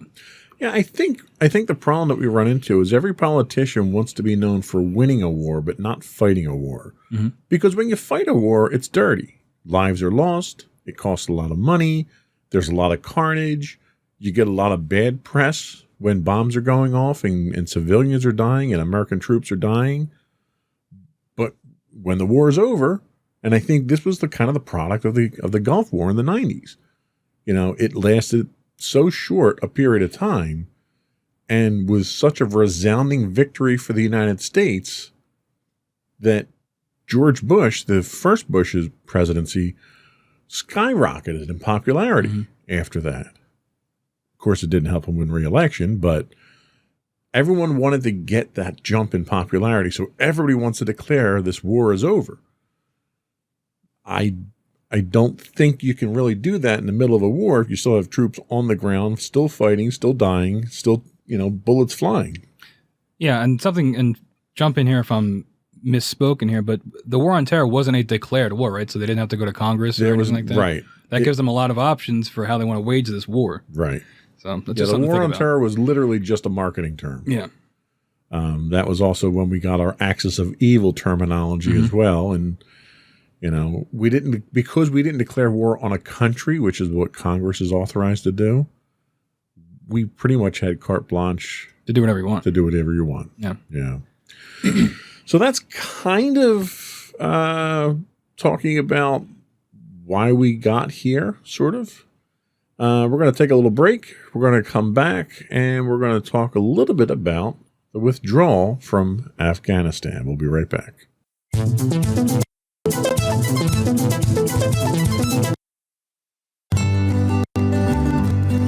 Insights into Teens, a podcast series exploring the issues and challenges of today's youth.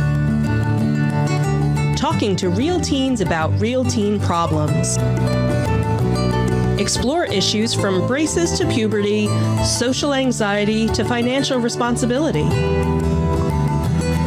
Each week, we talk about the topics concerning today's youth. We look at how the issues affect teens, how to cope with these issues, and how parents, friends, and loved ones can help teens handle these challenges. Check out our video episodes on youtube.com/insightsintothings. Catch our audio versions on podcast.insightsintoteens.com or on the web at insightsintothings.com.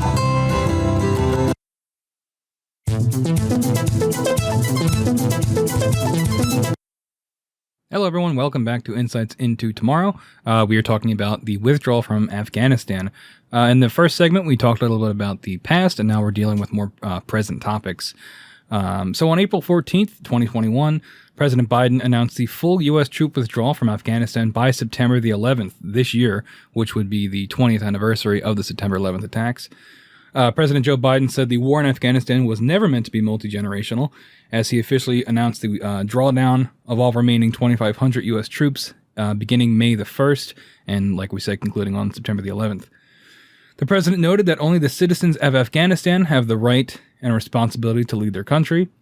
This announcement was made after consulting with, quote, our allies and partners, with our military leaders and intelligence personnel, with our diplomats and our development experts, with the Congress and the Vice President, as well as with Afghan President Ashraf Ghani, I'm probably mispronouncing that, and many other around the world.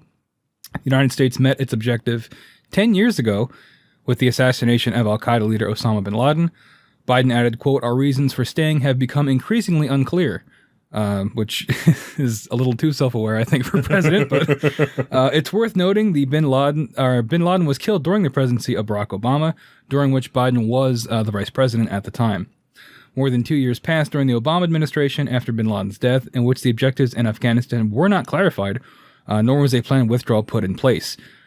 Biden notes in his remarks that over the past 20 years, quote, the terrorist threat has become more dispersed, metastasizing around the globe. It could be argued that this was a direct result of the U.S. effort to wage a conventional-style war against nation-states when their true enemy deployed asymmetric guerrilla warfare tactics, much like in Vietnam. It's important to note that while still in office, Donald Trump negotiated a deal with the Taliban to withdraw U.S. military personnel. The deal was done without the participation of the current Afghan government and without their consent. It promised a U.S. withdrawal by May 1st, 2021. This agreement was still in effect when Joe Biden revised the timeline to September the 11th and when he started the pullout in August. So it's more than this current administration. This is something that's going back years through multiple presidencies. So just a couple of things that are worth pointing out here. Why in God's name would anybody pick September 11th for the date to pull out of Afghanistan, a conflict that was triggered by a terrorist attack on September 11th? Did nobody mention to Biden that that date was kind of important and you probably didn't want to paint targets on the backs of our soldiers for that? I could see the reason for going for it for like patriotic reasons, because 9/11 is obviously like a very hot button topic for, to stir up patriotism and fervor for that. And it being exactly 20 years, I could see him wanting... So you figured it would look better for us to tuck tail and run on the anniversary of September 11th? Well, yeah, it's not a good look either way. I mean, the optics there are terrible. Yeah. Like, who's advising him on these things?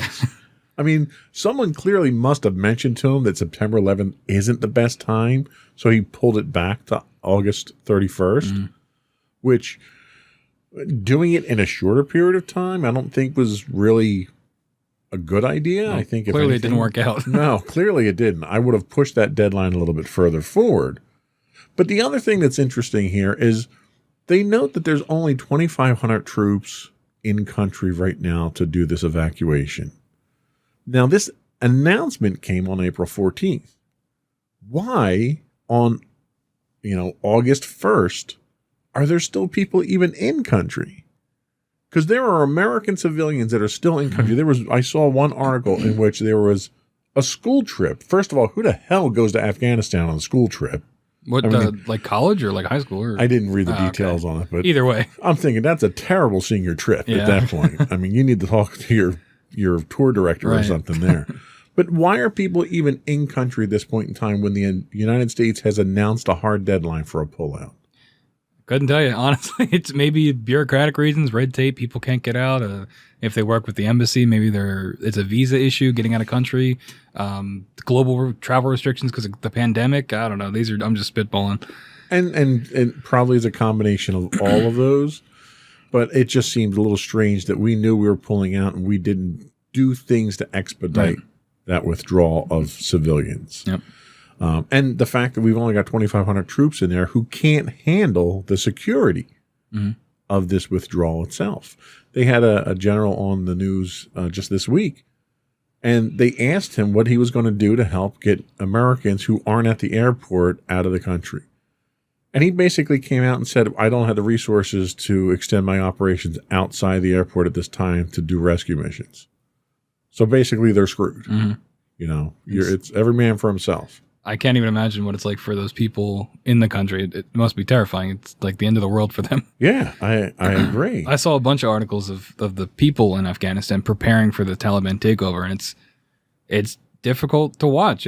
These people don't have a choice. They're just accepting that this is their new way of life, and it's difficult for us to grasp.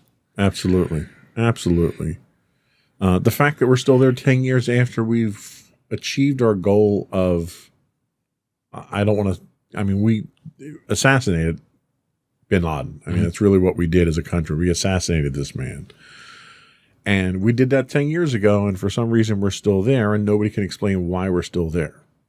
So something should have happened 10 years ago that we shouldn't even be there on Biden's watch.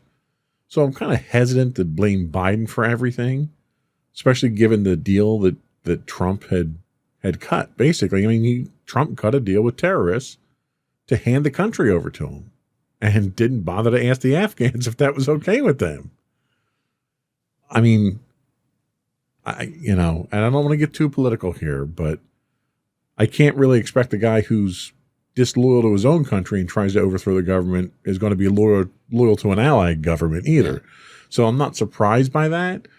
I'm surprised that the United States was still bound by that agreement after he left office, though. Yeah, I definitely think for me personally, it's definitely a bipartisan issue. And I know definitely there's a great deal of fault on Trump here, but I think there's a fault going back to Bush as well, Bush Jr., sure. Then Obama continuing it with being determined to get bin Laden, and now, again, Trump, and then now Biden. I think it's both parties have a significant amount of fault in this. Yeah, you've got four administrations, 2 Republican, 2 Democrat, that are directly responsible for this catastrophe that's happening in Afghanistan right now. Yep.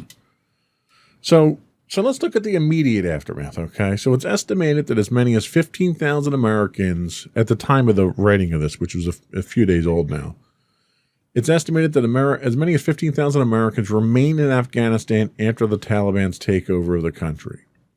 More than 20,000 Afghans who aided the United States in the past 20 years qualified for special immigrant visas, but also remained in the country after the Taliban takeover. The United States military officers, including Marine General Frank McKenzie, have admitted lacking the resources to secure the perimeter around Kabul airport. He also emphasized, like I said, he did not have the resources to venture into the city to evacuate anyone or provide safe passage. The Taliban indicated they would allow foreigners access to the airport for evacuations, but new accounts suggest this isn't a policy that's being enforced with any level of consistency. Yeah, of course it's not. Right. They're terrorists. What do you expect? The Biden administration initially indicated there was no expectation of an immediate takeover by the Taliban after the U.S. pullout, which clearly wasn't the case. I mean, and we'll talk about why later. But whatever idea Biden had that the country was going to stand was completely wiped out within the first week of the pullout start. The U.S. has also trained and equipped more than 300,000 Afghan military personnel who were expected to maintain their territory and fend off the Taliban. And clearly they didn't. So some questions have to be asked. So with an announcement on April 14th of the firm deadline to pull out, why were there still so many Americans in country? We asked that. We don't have an answer. Why were qualifying visas for the allied Afghans not pre-processed before the withdrawal? You've basically painted the target on all their backs. Why didn't you ensure that you can get them out of the country first? No answer to that. Why was an evacuation of the Afghan allies not started before the withdrawal? You knew they were going to be the number one targets. There's lists of them already circulating around within the Taliban who they want to. They're basically death lists. No answer to that. And finally, the next question is, why did the Afghan military fall so quickly and let the Taliban take over? That, to me, is probably the most significant question here. And we'll talk a little bit more about that. But what are your thoughts on this? Like, give me your thoughts. I can't even formulate a question at this point in time. I'm so flabbergasted. It just seems awful. Like, I don't know how else to put it. It just seems like a really unfortunate situation for those people, and there's nothing. It just seems like no one's coming to save them, and that's awful. And like I don't know. Yeah. There's nothing you can do, you know. And you look at some of the early images of the evacuation, and you've got hundreds of people, standing room only, packed onto these C-17s that are just astounding the pilots of the level of people. You had people climbing on planes, trying to hold on, falling to their deaths as these planes were taking off. Yeah, that footage was, I don't know if our listeners have seen it, but the footage of the people falling off the planes was difficult to watch. Yeah, I mean, that's how desperate these people are. There's pictures of people on the perimeter of the airport handing their children up to people over the wall to at least try to get these infants out of the country because they know they're not going to be able to get out of the country. And it's impossible not to compare it to the fall of Saigon, right? Like the evacuation absolutely. of Saigon, people, helicopters going down, people scrambling. What makes it not impossible to talk about that is because Biden said, you're not going to have another Saigon. Yeah. And then they did. And you do. Yeah. I mean, the images of the fall of Saigon where helicopters are landing on the American embassy to get the last few people out. You have, there were accounts during Vietnam that you had South Vietnamese pilots that were stealing aircraft, evacuating their neighborhood.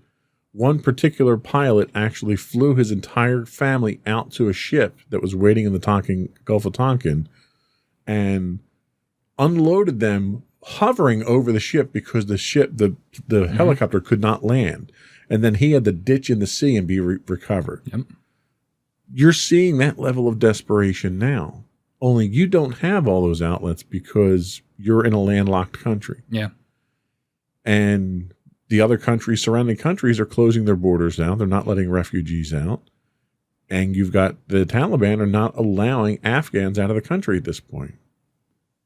It's a tragedy that should have been stopped 10 years ago. Should have never been started 20 years ago. Yeah, and I said it before, it's like, for these people, it's like the end of the world. Like, there's nothing they can do. And it's for us in the comfort of our own homes to watch their worlds fall apart. It's, I don't know. It's, yeah, I mean, life was difficult before in a war-torn country which Afghanistan's been for the last, 40 years. But to lose everything, what little bit you might have accumulated, what roof you did have over your head, and then to be hunted down by this terroristic regime that is trying to impose a draconian system of law on you that you might not adhere to, believe in, that the rest of the world doesn't adhere to. It's a tragedy that's been long in the making, but one that we've contributed to as a country far too much. Mm-hmm. So we're going to take another quick break. We're going to come back, and then we'll talk about what went wrong. What are some of the things that went wrong that we can immediately, playing Monday morning quarterback, and talk about.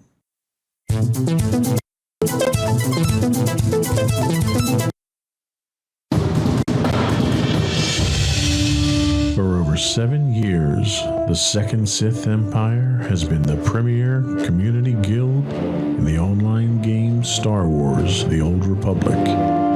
With hundreds of friendly and helpful active members, a weekly schedule of nightly events, annual guild meet and greets, and an active community both on the web and on Discord.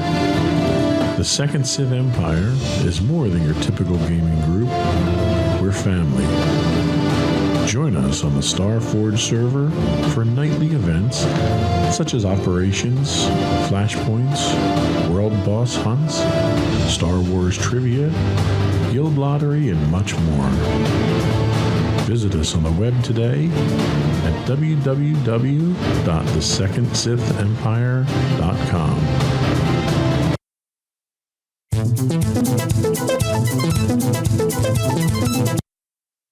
Hello, everybody. Welcome back to Insights into Tomorrow, Battleground Afghanistan. So, taking a look at what might have gone wrong, or what did go wrong. First, looking at the country and its citizens. Countries have made the mistake of trying nation building in Afghanistan for over 100 years. The Afghans are fiercely independent and incredibly resilient people. They're accustomed to enduring hardships after so many years. This is mostly or somewhat due to the harsh landscape, makes unconventional warfare nearly impossible with its rugged mountains and lack of adequate infrastructure outside of the cities.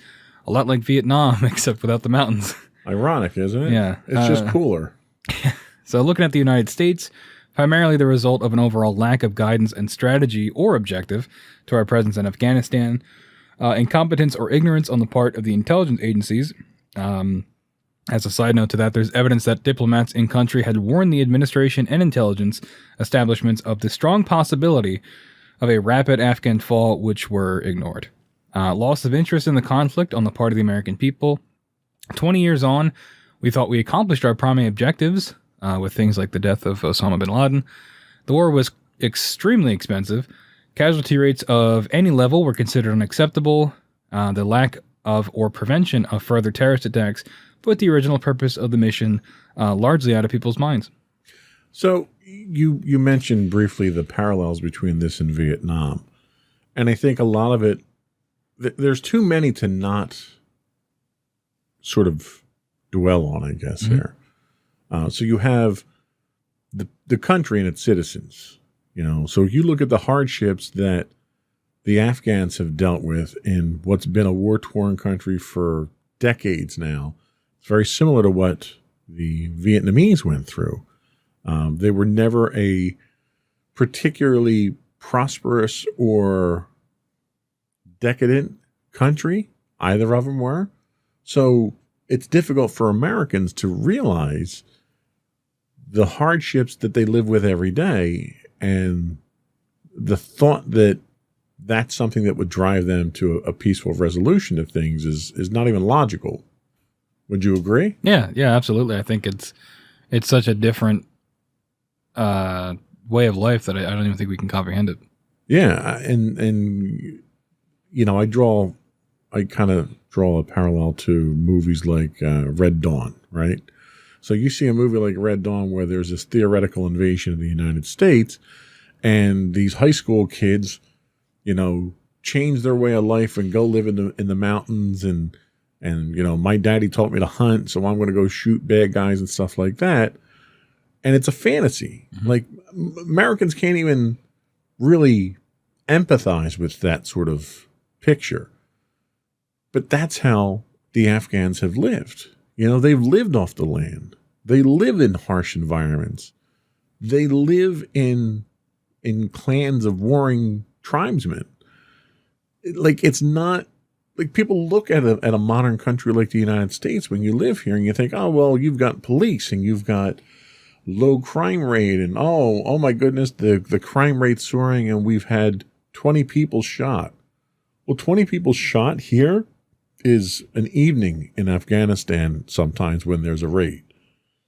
And it's like the standards that we live by here don't even compare to Afghanistan. And for us to think we're going to walk in there and impose our way of life on them is dangerously naive, I think. Yeah, and I think that's really the thing, right? The people that live in these places were, if they maybe not content, but they were, alive and they were undisturbed. Right. Sure, they had their own internal conflicts, but when we thrust them onto the world stage and make them part of our proxy wars, things get a lot worse for them in the long run, almost 100% of the time. Yeah, and one of the problems that we've run into is the proxy war that we have in Afghanistan. There's, much like Vietnam, there's no clear objective. Mm-hmm. In Vietnam, it was about numbers. The better numbers we could spin on the news each evening, the more domestic support you would get for the fight. Well, you weren't even getting that in Afghanistan. You got to the point where the only thing that you saw in Afghanistan was when Americans were killed or maimed or whatever, or you saw the aftermath of soldiers that did their tours in Afghanistan and came back and had PTSD or were crippled or partially paralyzed because of injuries sustained over there. And it became a very graphic representation of our presence in Afghanistan when there was no corroborating reason given by the government for us to be there. Yeah, and I think, still comparing these two things, because you just can't help it, then it was a war on communism, right? And communism was a global fear, really, for everyone that wasn't a communist. But now it's the war on terror, and I think we're just subbing out these words, like a war on an idea, right? And it makes it nebulous so that you can do whatever you want. You don't have to make it a declared war. And I think the war on communism might have had a little bit more traction than the war on terror does now, because terrorism, we don't seem to have a way to stop it, right? And right. Like with communism, you can sway the political leanings of a country. With terrorism, there's not a whole lot you can do. Well, and terrorism, to a certain extent, is a self-fulfilling prophecy. Why are there terrorists? Because they hate us. Why do they hate us? Because we interfere in their way of life. Yep. We impose our way of life in areas that don't want it. Mm-hmm. And as a result, terrorists rise up, insurrections rise up, they attack us, they fight you off, they commit to these asymmetric wars that we've never learned how to fight. We've got special forces, you've got Green Berets and SEALs, and they can go in and do all this special stuff. But the United States as a military cannot fight a guerrilla war. They just, morally they can't do it because the bad guys do that, right? Mm-hmm. The bad guys are the guerrilla warfare guys. They're the ones that are going to go kill civilians to deter people from doing things. America can't do that. We never could do that. We We've just done use it. drones. Well, the problem is we've done that. Yeah. And whenever that's done, there's war crimes trials about that. So America doesn't want to be that group. But if you're not going to play by the same rules as your opponent, you're never going to achieve victory. And if we're unwilling to play by those rules, which we should be unwilling to play by those rules, then you can't engage in that kind of warfare. I don't know. I think there's a decent argument to be made that drone strikes are our version of guerrilla warfare because civilians die by the hundreds in those, and the cost of those armaments, I just think it's different than the boots on the ground approach where it's, instead it's a plane taking out, the amount of civilian casualties for one insurgent to be taken out is, And that's a valid point. When people see drone strikes, it's almost like a video game. Yeah. You don't see Americans in there slaughtering women and children. You see a shot from 20,000 feet, you see a brief flash, and then you see an explosion. Mm-hmm. And it's almost a sanitizing way for us to do terrorist bombings. Yeah. That's a very good point. So the next thing that went wrong here is one that I think can't be ignored, and that's the Afghan military. I mean, let's face it, they collapsed like a cheap lawn chair. Maybe it was incompetence, indifference, cowardice, whatever it was that caused the Afghan armed forces to simply cave. We don't know what it was. But given the rate at which cities were being captured, I think you had a lot of Taliban sympathizers. The fact that the Afghan government was relying on warlords in outlying districts to get their personal armies to defend the land. They're warlords. They're not government officials. Mm-hmm. So there's a profit to be made by doing what they do. And I would speculate that perhaps maybe they were bought off by the Taliban, or the Taliban promised them riches or lands or something, but something caused the Afghan military to just collapse. A lot of the Biden administration's planning for this withdrawal was contingent upon the 300,000 Afghans that we trained and equipped to hold off the Taliban. And it never happened. It wasn't even attempted by the Afghan military. And there's been no explanation as to why. So lack of a structured military control by the government and outlying regions was a problem with the Afghan military. Like I said, they were counting on regional warlords to defend the territory. There was probably a fair amount of Taliban supporters already in the military. And some of the warlords were probably paid. The government abandoned the country. The president was quick to flee the country to what he said, quote unquote, avoid bloodshed, which really was avoid his own bloodshed. This signaled an overall lack of effective leadership. There were signs of desperation early on as regional capitals fell. And it was, at least in Vietnam, the South Vietnamese put up a fight. And they put up a hell of a fight in Vietnam. They were overwhelmed. They were probably not confident enough or equipped enough to do what needed to be done. But once your air support dries up in most of these situations, you're going to lose land to a larger force. So the Afghan military is definitely to blame. But Joe Biden has to take some of the blame himself. We've talked about the fact that there's 4 administrations to blame here. Biden is one of them. He was certainly dealt a bad hand by the deal Trump struck with the Taliban. His intelligence agencies failed to plan for the contingency of the complete collapse of the Afghan military, which you would have thought you would have had reinforcements or at least airstrikes available to support them. That overall lack of air support really killed any chance that the Afghans had of supporting it. It almost struck me as the Bay of Pigs invasion, where the United States the CIA trained up these Cuban refugees to send them over to Cuba to invade, promised air support, and then none of it happened, and they all were captured. Biden has consistently dropped the ball when attempting to address these issues. Getting by on the fact that he's not Donald Trump just isn't cutting it anymore at this point. He's failed to properly plan, he's failed to properly lead, and he failed to provide remedies to resolve the issue. Now, a lot of people at this point in time are kind of jumping to conclusions and calling for his resignation, and I think that's grossly premature. There have been a lot of mistakes made by presidents over the years, none of which are impeachable or worth resigning over. I don't think the Afghan withdrawal is one that we should be demanding his resignation for. And there was reports that there were some Republicans that were preparing articles of impeachment, which, given the political theater we went through during the Trump administration, I'm not surprised by that.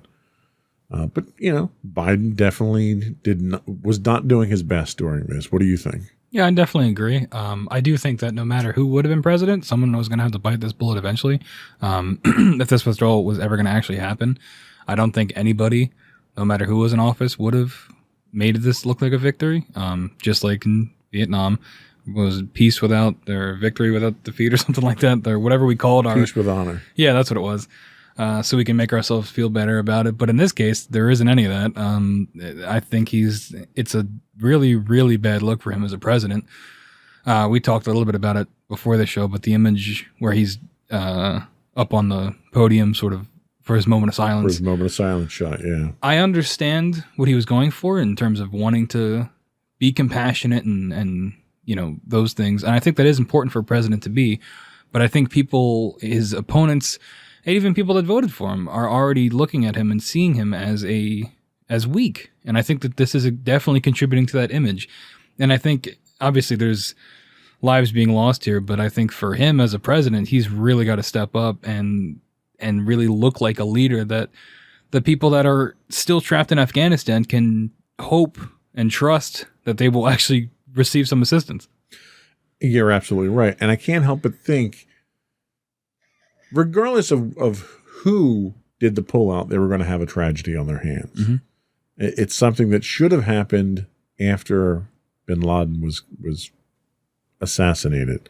So you've had 3 presidents drop the ball so far on this. Biden really was the first one to say, all right, enough is enough. Let's get this done now. So I have to give him some credit for having the intestinal fortitude to draw that line in the sand. So I give him credit for that level of courage. I ding him on the competency in which he did it. There's some areas that need to be worked on. But I can't help but think, how would Donald Trump have handled this?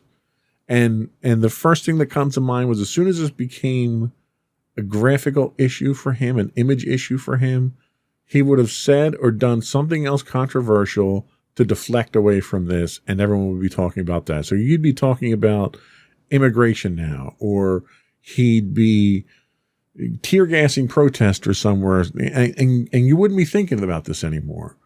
And Trump was a master at that. Trump was a master at taking bad press and then distracting you away from it.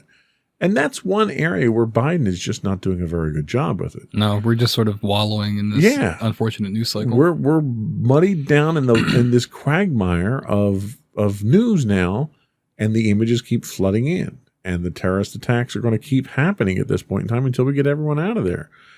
I hate to say it, but he could take a page out of Trump's book and learn how to distract a little bit from this. Smoke and mirrors did wonders for Trump. Mm-hmm. So we're going to take our last break. We're going to come back and we'll talk about what the future of Afghanistan and the United States looks like. We'll be right back.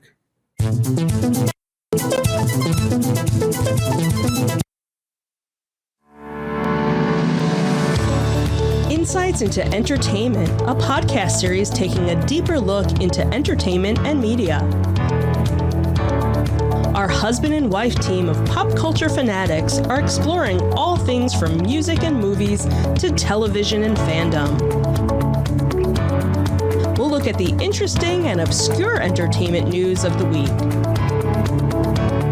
We'll talk about theme park and pop culture news. We'll give you the latest and greatest on pop culture conventions. We'll give you a deep dive into Disney, Star Wars, and much more. Check out our video episodes at youtube.com/insightsintothings. Our audio episodes at podcast.insightsintoentertainment.com, or check us out on the web at insightsintothings.com.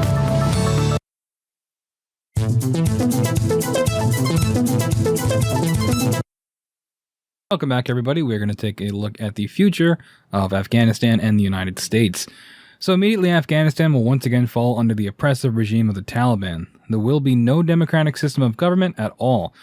The restoration of harsh Sharia law includes a body of religious rules to guide day-to-day lives of Muslims, a stringent code of punishment, Islamic personal laws governing marriage, inheritance, and child custody, a big emphasis on the limited women's rights, forced to wear head-to-toe face-covering garments, beatings if they step outside without a male guardian, no schooling at all, public executions, whipping or stoning for the violating of the law.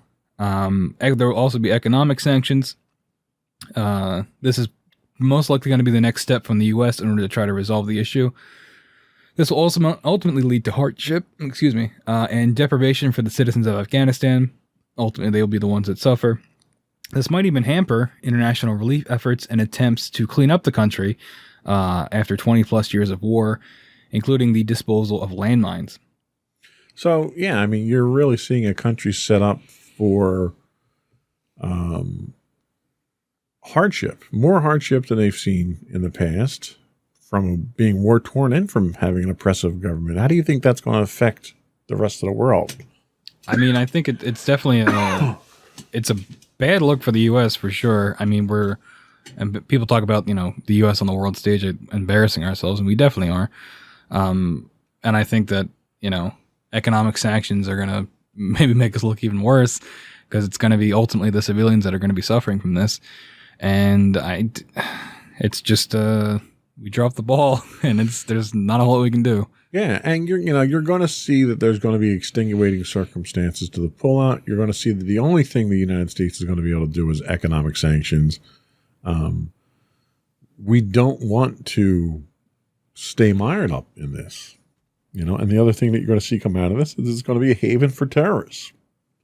Excuse me. Again, you're going to see people, because of us trying to impose our will on another country, there's more hate. You couldn't ask for a better recruiting pitch than the United States doing something like this. Yeah, not to mention it's a win for the Taliban, right? Absolutely. So it's going to embolden any group remotely like them. Right. The Taliban have historically proven to be supportive of terrorist organizations, and to a certain extent practice terroristic activities themselves. They terrorize their own people. You're going to see the rise of this ISIS-K movement that's responsible for these couple of bombings. Now, ISIS-K is an extremist branch of the Islamic State of Iraq and the Levant. The K stands for Khorasan, which is a historical province which once stretched across Afghanistan, Turkmenistan, Pakistan, and Iran. They've launched multiple attacks on refugees already at the airport and claimed credit for them in Kabul. They killed over 170 civilians and 13 service members, which is what the United States is reeling from right now.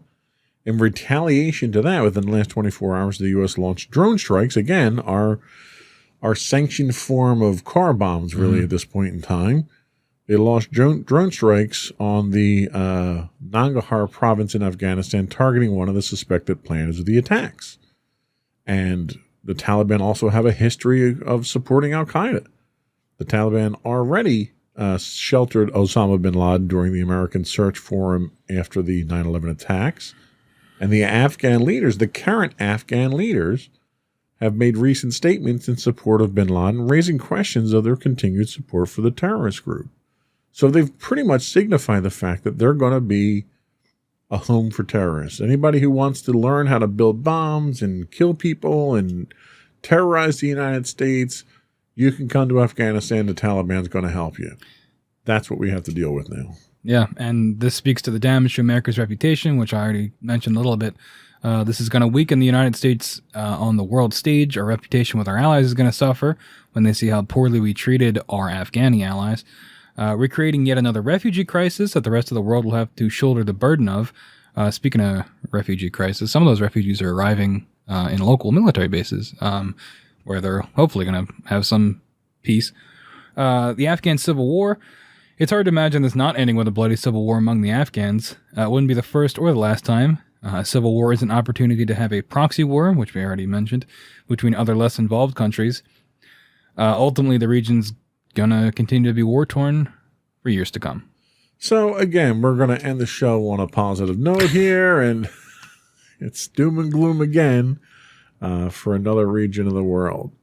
I think our involvement in Afghanistan is something that is going to cost us well beyond the numbers that we've talked about here for years to come. If you look just at the human toll here, on the Americans that serve there, the people that live there that are now displaced, the people that are living there now that are living under a repressive regime, 20 years later, nothing's changed. All that money spent, all those lives lost, all the bullets, all the bombs, and you're literally back to where you were 20 years ago. Was it worth it? No. No, it wasn't. Yeah. For my closing thoughts, I'd say if you're gonna take a look at this, try not to get mired in the teams of it. Don't take sides. There's fault in terms of politics, fault on both sides, and ultimately the people that are losing are the people of Afghanistan and any other country that is caught in a situation like this, and the people that are winning are the people making money off of this. Follow the money, right? People that are making these the missiles for the drone strikes, people that are funding these armies and profiting off any resources that are gathered in the process.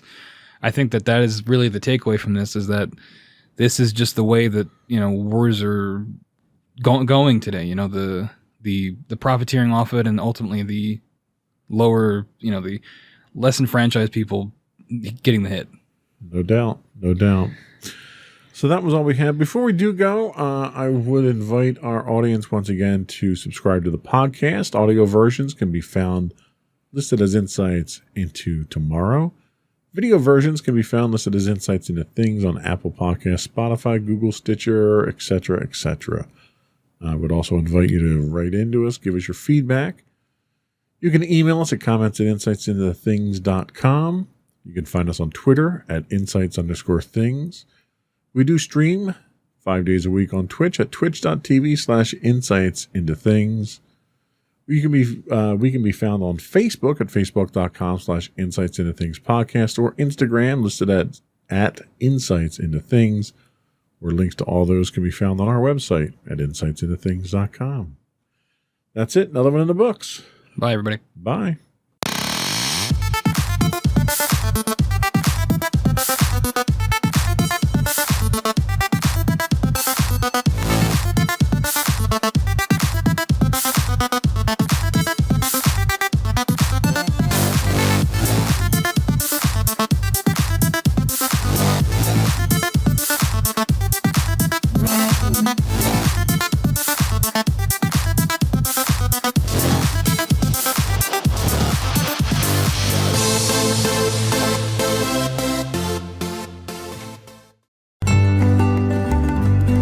Insights into Teens, a podcast series exploring the issues and challenges of today's youth.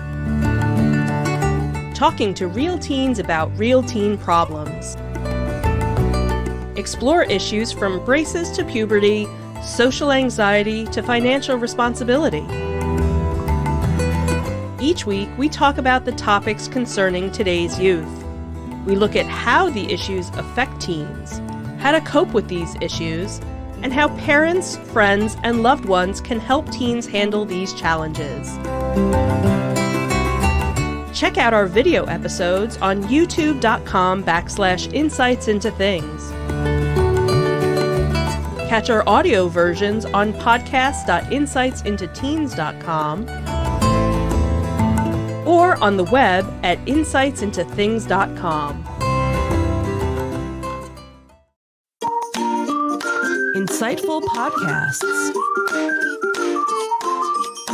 by informative hosts.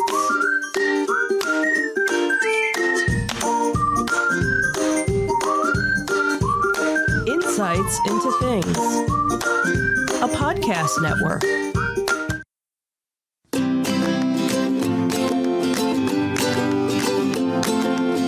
Welcome to Insights into Teens, a podcast series exploring the issues and challenges of today's youth. Your hosts are Joseph and Madison Whalen, a father and daughter team making their way through the challenges of the teenage years.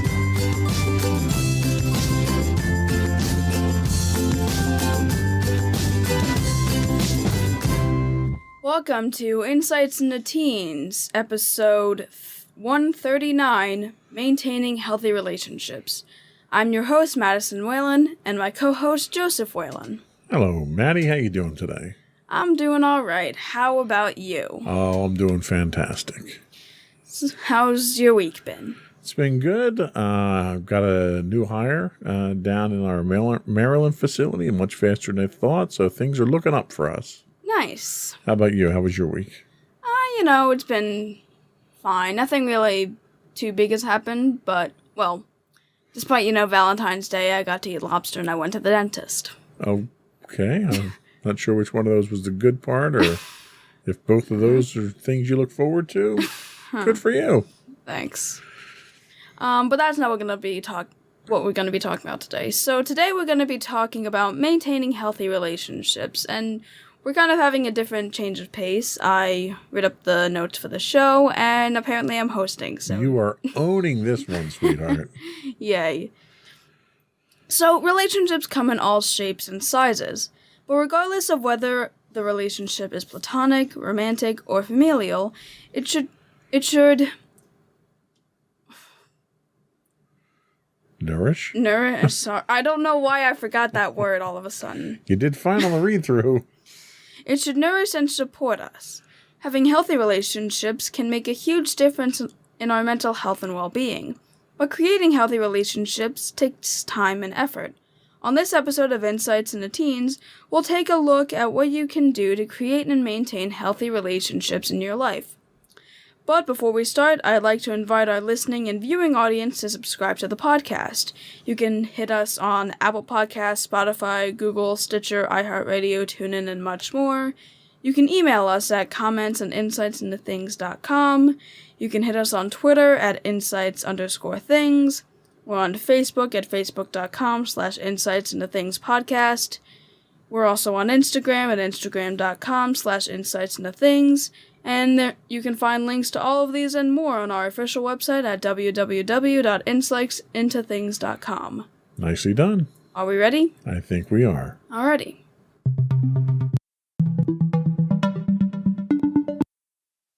So, first question we're going to pose is, what is a relationship? Now, if you're a longtime viewer, you might have known that we've already discussed a bit about relationships on this podcast before, but that was mainly to detail toxic relationships and how to deal and move on from them. But we're not going to be talking about that today. So, today we're going to look at the other side of the spectrum and how to maintain positive relationships. So, the term relationship has a variety of meanings, something we discussed on our relationship podcast. But today we're kind of just go by one basic term that we're going to decide to use, which I was able to get from my health class presentation. And this term is known as a bond or connection you have with other people. While this is a very broad definition for what relationship means, it covers most of what we're hoping to address on today's podcast. And there are different forms a relationship can take, as well as different terms associated with said forms. And in order to keep with the spirit of the podcast, we're going to look and define these different forms. So when we hear the term relationship, most of us think about romantic relationships in which two people are dating. Although this is a very prominent type of relationship, people often mistake it for being the definition of what relationship means, when it's really only a subcategory of the term. There are plenty of relationship types that aren't related to romance. Some of these include platonic, familial, professional, academic, and even community relationships. While some of these relationships might sound familiar, it's not likely they all come to mind for everyone. It's important that we distinguish and notice the various forms of relationships that there are, And don't just associate the term to mean one or two specific types. In the end, all these relationships matter, and it's also important to notice which aspects of your life different relationships apply to. So before we get too deep into this, when you discuss this in your health class, did they kind of feel out or talk about in detail what kind of relationships you've formed at this point in your life? Because some of these aren't going to apply, I have to imagine, right? Yeah, but they kind of more or less gave us the different kinds of relationships that there are, as well as helped us kind of define some of them. Like platonic was a big one that they ended up getting us to define. There was an entire definition of it. And they also pointed out some of these other relationships that I didn't even think of. Like, I didn't think of the community relationship until I ended up seeing the PowerPoint. So what kind of examples did they give for community relationships? Like, kind of, in a way, your role in society, almost. Like, what you contribute to whatever cause. Maybe voluntary acts, like doing community work and such. So for us, for instance, for Mommy and I, maybe our association with the Band Parents Association would be a community relationship. Yeah, about that. And your association with the band itself would be more of an academic relationship. Yeah, probably. So some of these relationships could potentially cross over as well. Yeah. Any other situations in which you think some of these might cross over?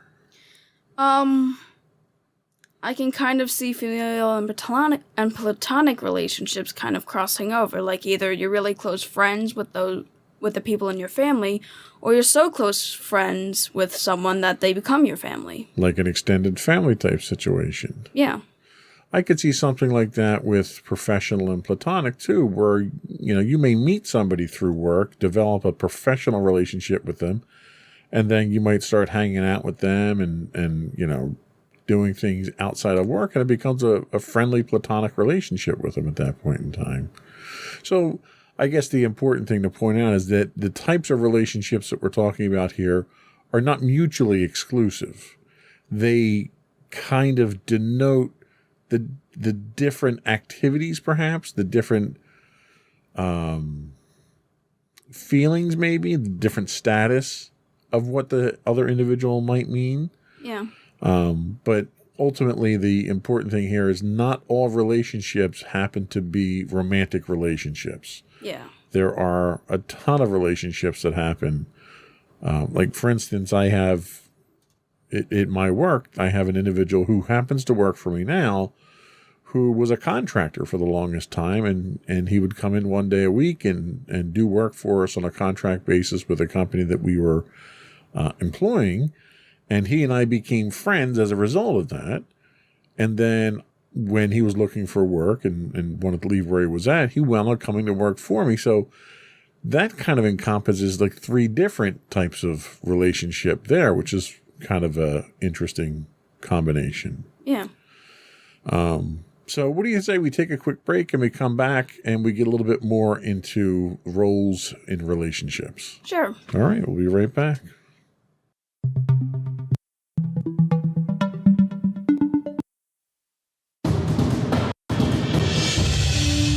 For over 7 years, the Second Sith Empire has been the premier community guild in the online game Star Wars: The Old Republic.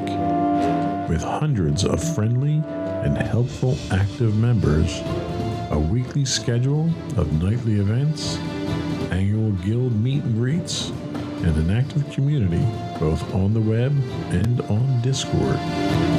The Second Sith Empire is more than your typical gaming group. We're family.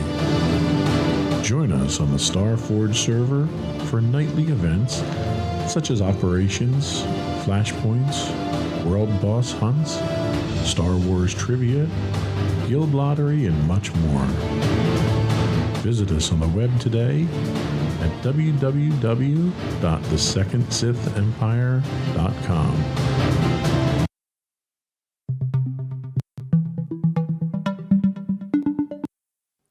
Welcome back to Insights into Teens. Today we're talking about how to maintain healthy relationships. So now we're going to discuss more in depth about the roles that we take in relationships. So previously, we mentioned the different types of relationships that exist. So now we're going to break them down and define what each relationship means and possible roles that you could play in said relationships. So the first one we have is romantic. So due to the common misconception that this form of relationship is the predominant definition of the term, most people are aware of what a romantic relationship is. It's known as the voluntary relation between two people who feel in some way attracted to each other in a romantic and sometimes sexual way. It's basically just the act of loving another in the terms of dating or even marriage. Then we have platonic, which we've talked about a little bit already. So in a platonic relationship, it can be defined as a significant relationship between two people that's based on trust, caring, and consideration. Platonic relationships are often referred to as friendships. Friendship is a very common relationship to have, and it can be between all age groups. Next up, we have familial, which we also kind of talked about. Along with romantic and platonic, this is a very common relationship in most people's lives. This relationship stems from a bond or strong connection with a family unit. A lot of relationships are biological, but some aren't, kind of like how we mentioned that platonic and familial kind of mixed. Exactly, yeah.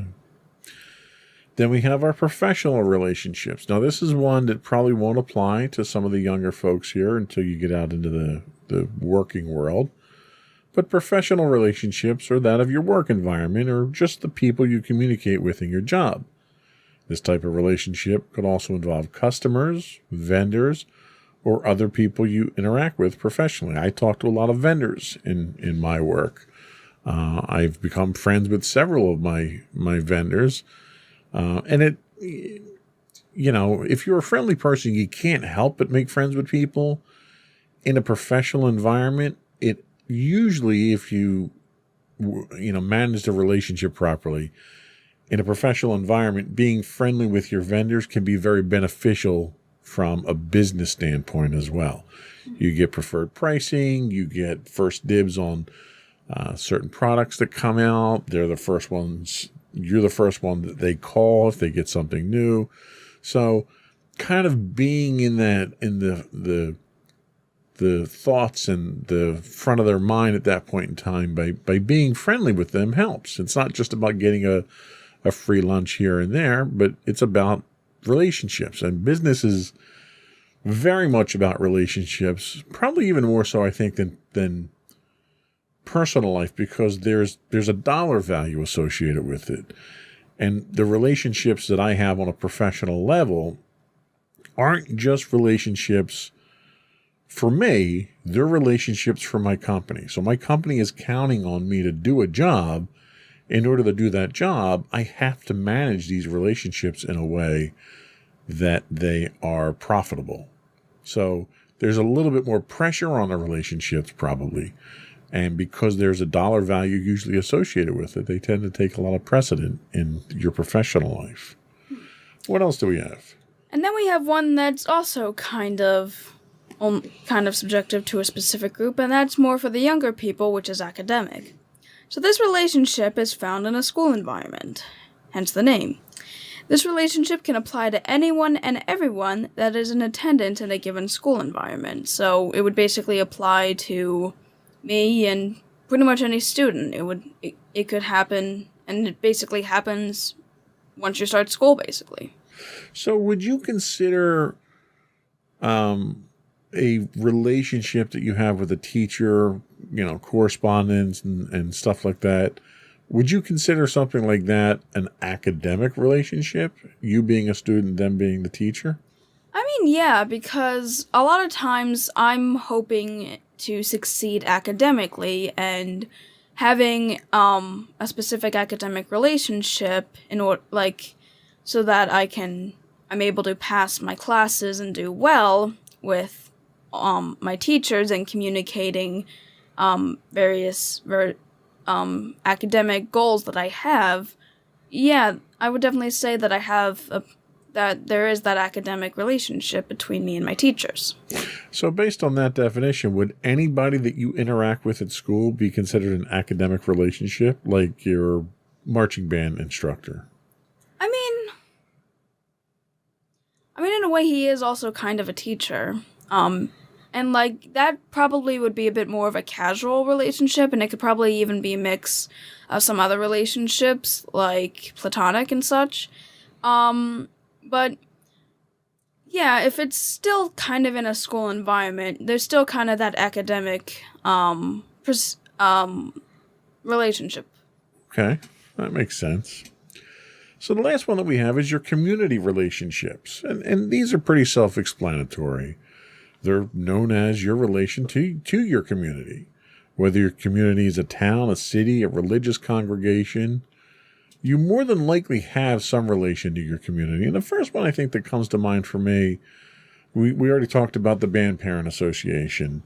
Another one that comes to mind would be something like a volunteer fire company. I used to be part of the volunteer fire company in my old town. And it's one of those things where the entire community centered around that activity. Whether it was bingo night or the softball games, whatever happened, the community kind of rallied around the fire department. Where a lot of small towns, it's your football teams, your sports teams at your high schools.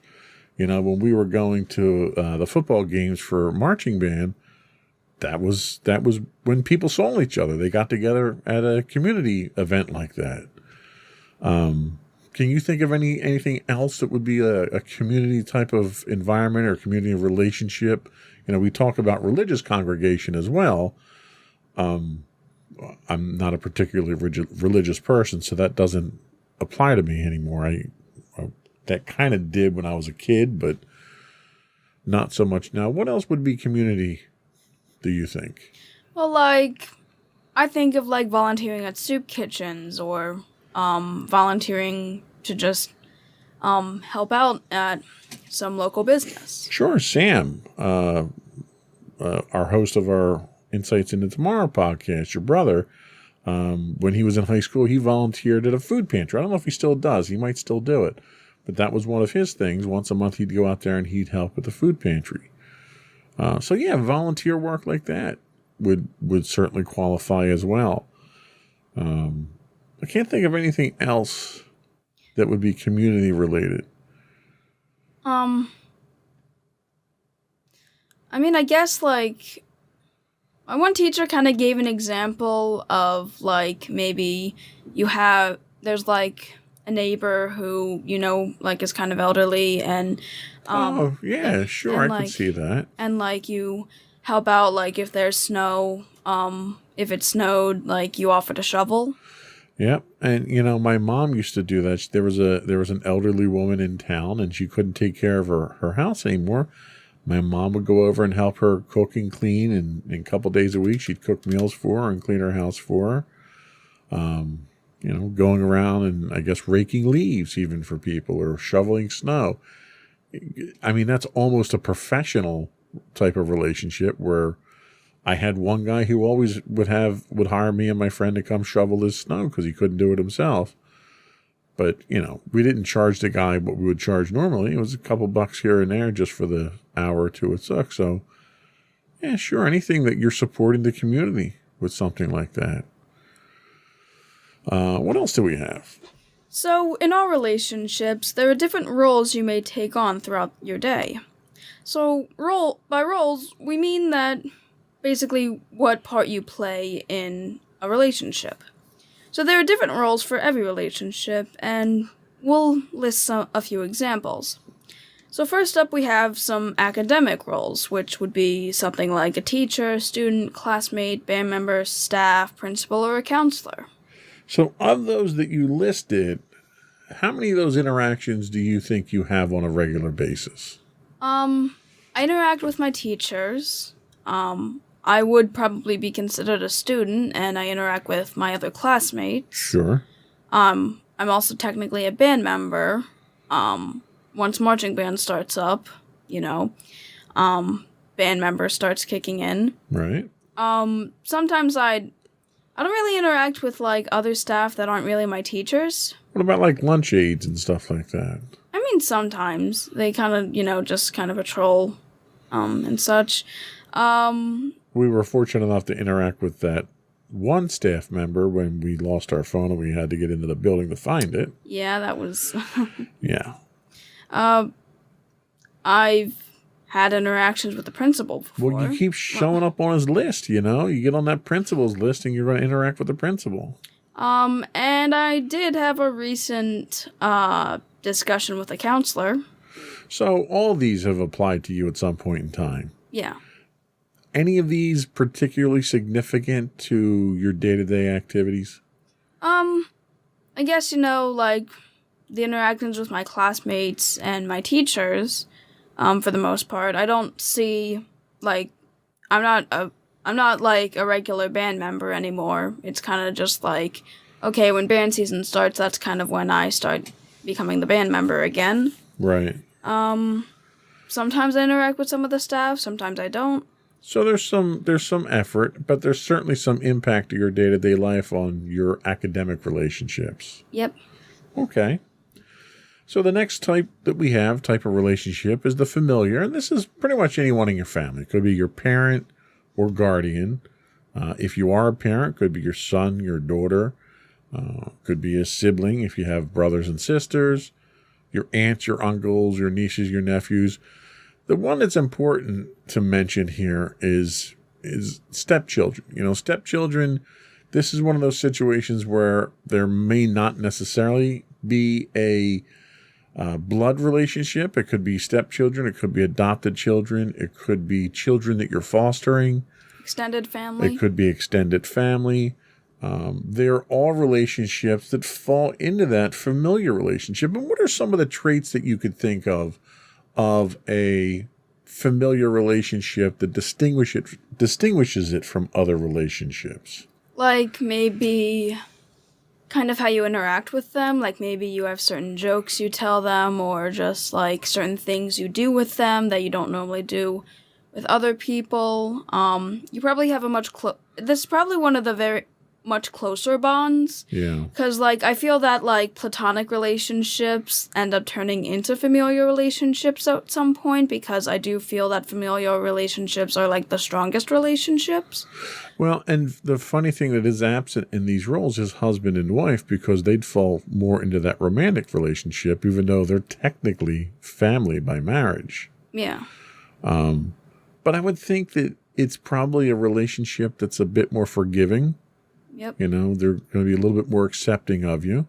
I'd hope they'd be more accepting of you. If they're not, If they're not, you need to pick a different family. Yeah, pick a different family.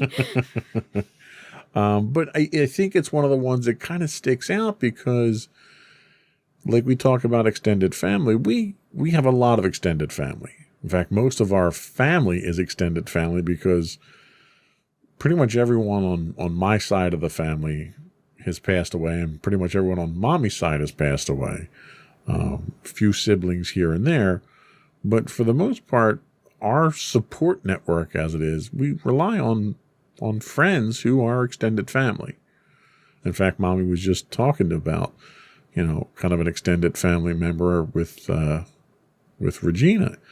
And she is, when I was stuck in the hospital that one time and we needed someone to sit with you, she stepped up. She was the first person to step up. That's what makes you family. When you're there to support people, no questions asked. When you're there at the drop of a hat, when you're the support team at that point in time. And it's a special type of relationship. It's not just that platonic friendship relationship. There's a certain level of trust that goes with that, right? Yeah. Like we wouldn't leave our young child with just about anybody. It has to be someone that we're going to trust. Yeah. So that's kind of an important type of relationship. And the roles in there are very defined, but very important. Mm-hmm.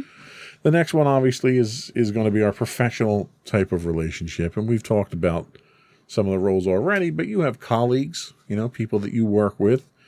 You might have a boss or a supervisor that you deal with. You have a CEO or a company owner or some of the higher up management that you work with. And if you're a supervisor or a boss yourself, you might have employees.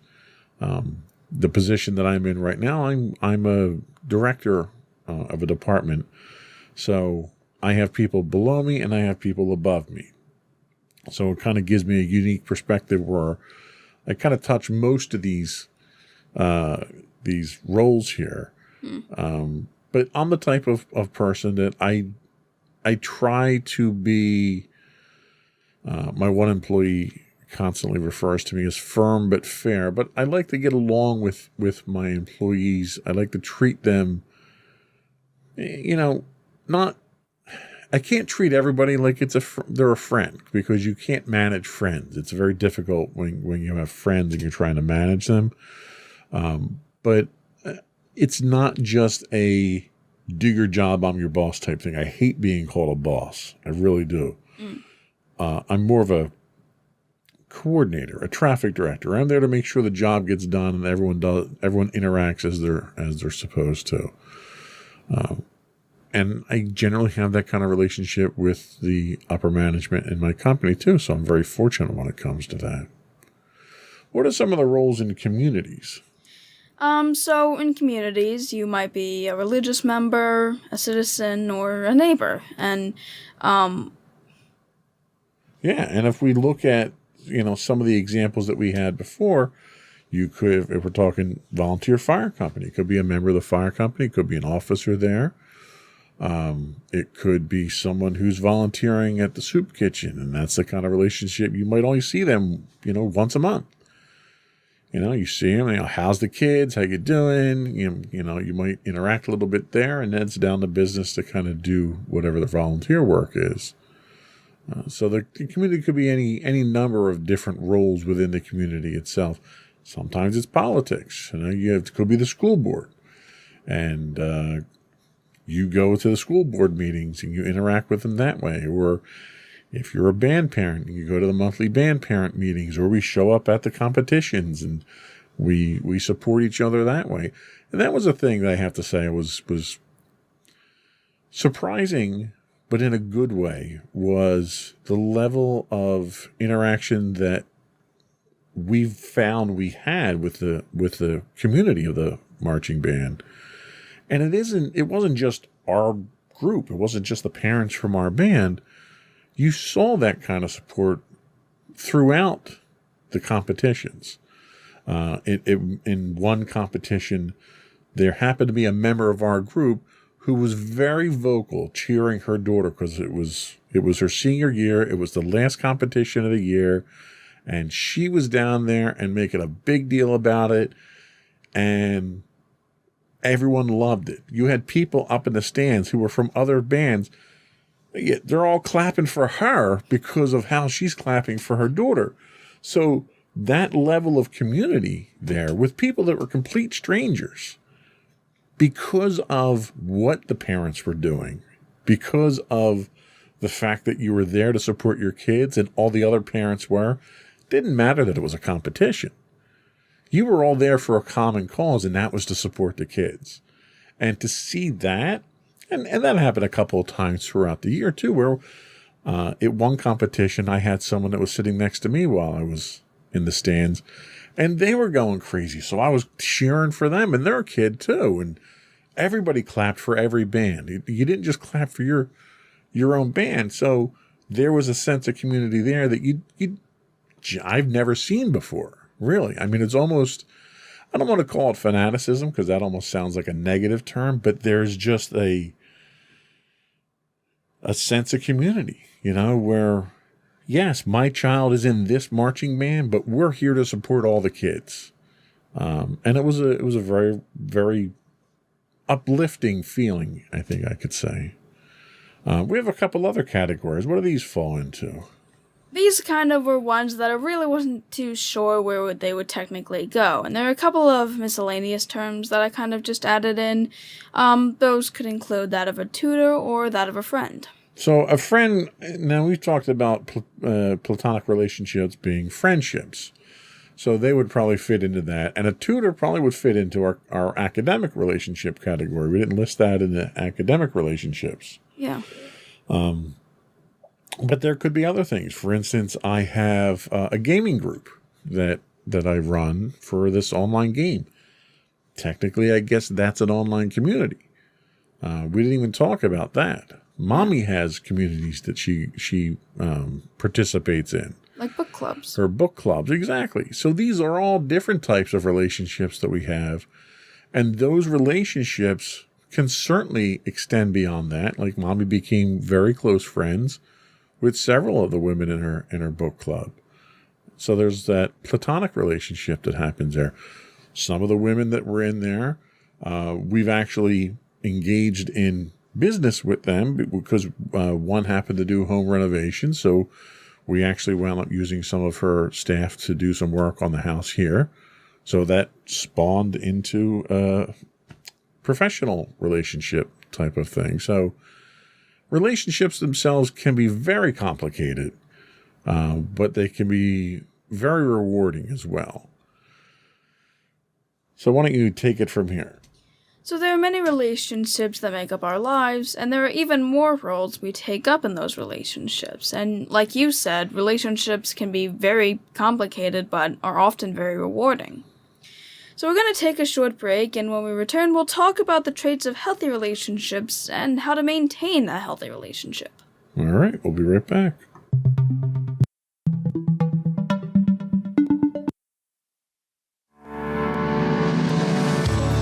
Insights into Entertainment, a podcast series taking a deeper look into entertainment and media. Our husband and wife team of pop culture fanatics are exploring all things from music and movies to television and fandom. We'll look at the interesting and obscure entertainment news of the week. We'll talk about theme park and pop culture news. We'll give you the latest and greatest on pop culture conventions. We'll give you a deep dive into Disney, Star Wars, and much more. Check out our video episodes at youtube.com/insightsintothings. Our audio episodes at podcast.insightsintoentertainment.com, or check us out on the web at insightsintothings.com.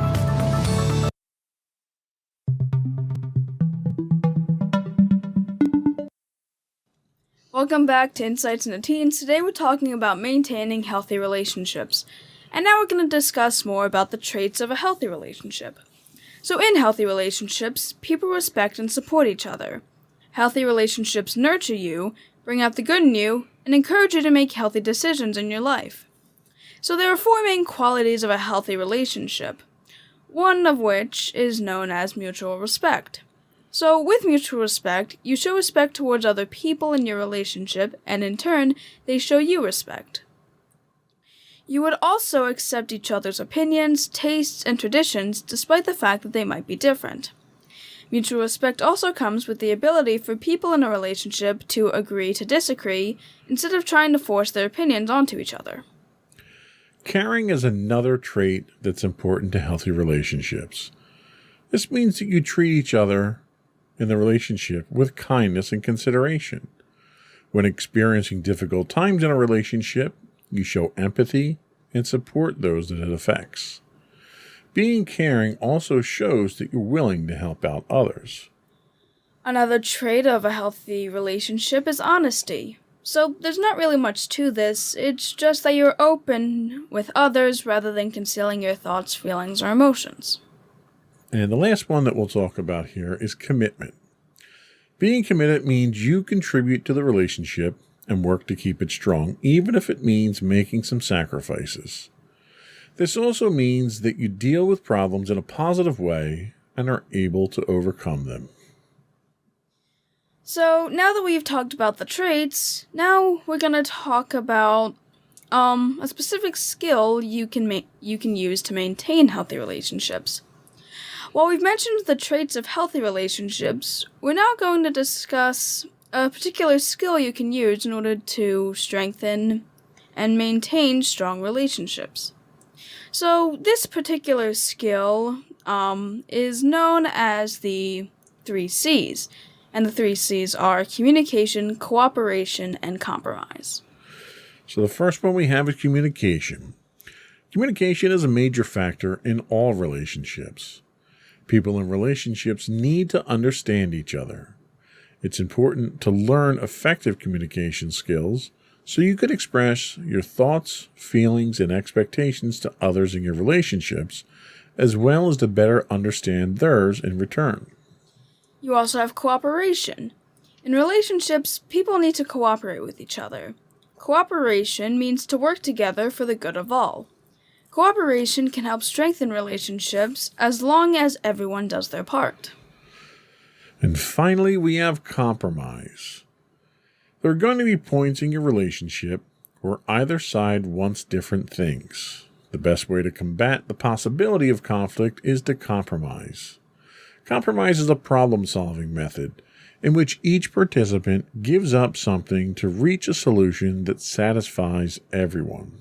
That's not to say that everyone's fully satisfied in every compromise. Yeah. There's an important distinction. Yep. So, if you're able to utilize the 3Cs method, you'll be able to maintain healthy relationships with the people around you. So, with all that said and done, let me ask you, do you think the relationships that you have now are healthy relationships? I do feel so. I don't feel there's any real signs of them being inherently negative, and I do feel that most of them may have some of the 4 traits we mentioned before. Have you ever been in an unhealthy relationship?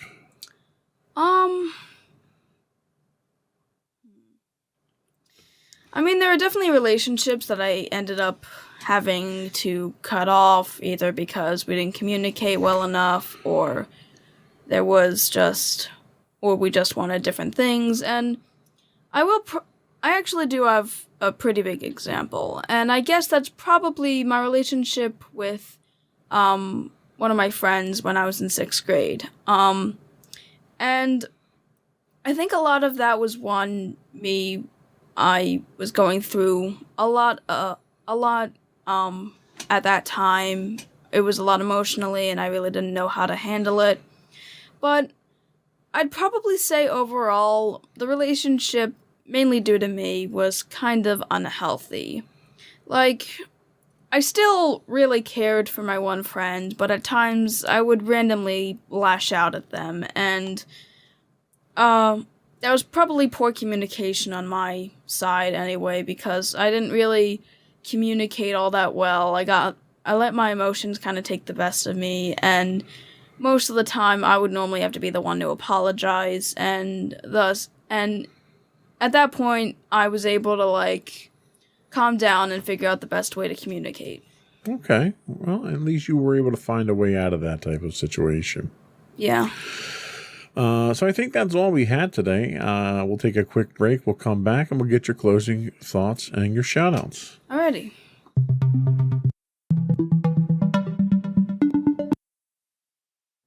Alrighty, so to everyone out there, I just wanted to say that it doesn't matter what kind of a relationship you're in, whether it be platonic, romantic, familial, community-based, stuff like that.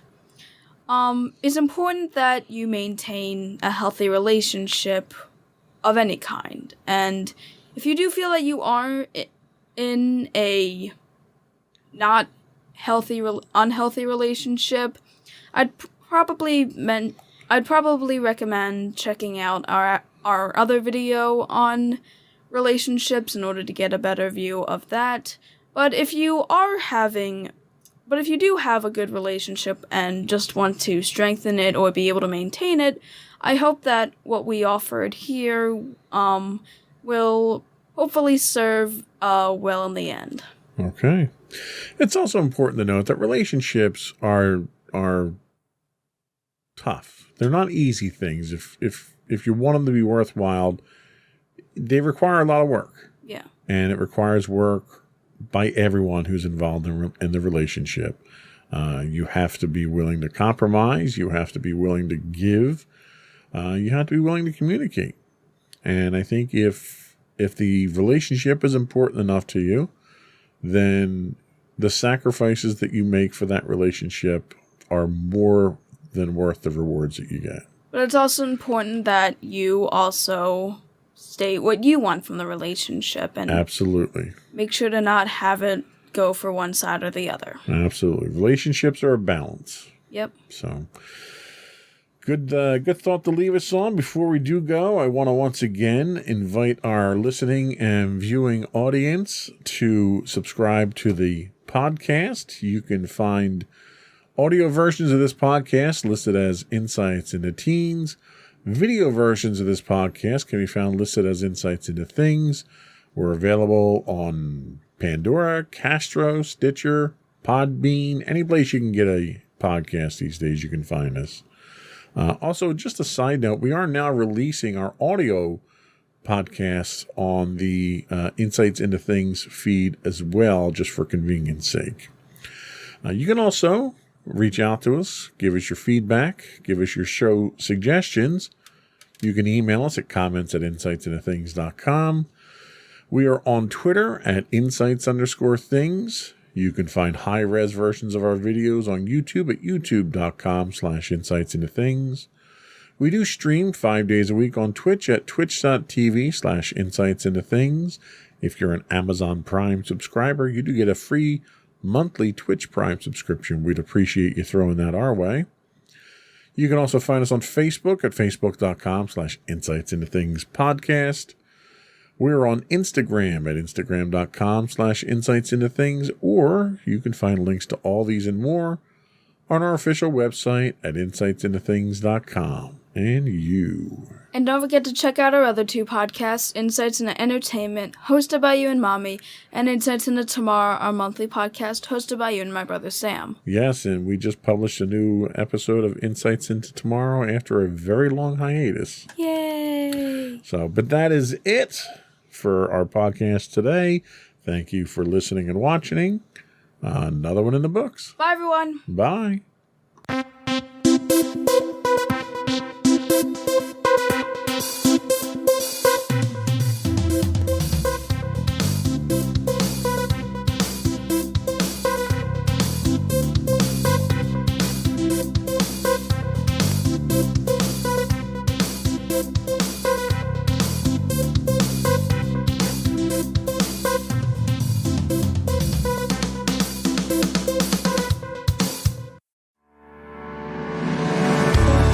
Insights into Entertainment, a podcast series taking a deeper look into entertainment and media.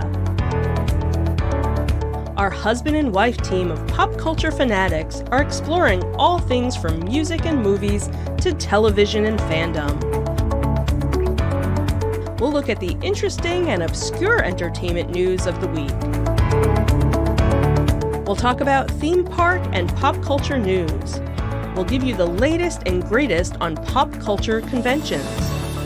We'll give you a deep dive into Disney, Star Wars, and much more.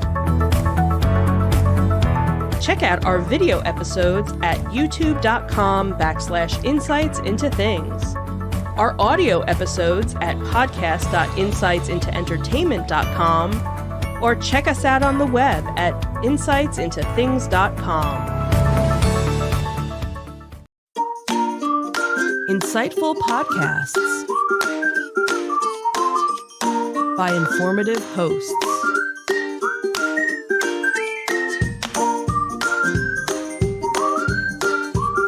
Insights into Things, a podcast network.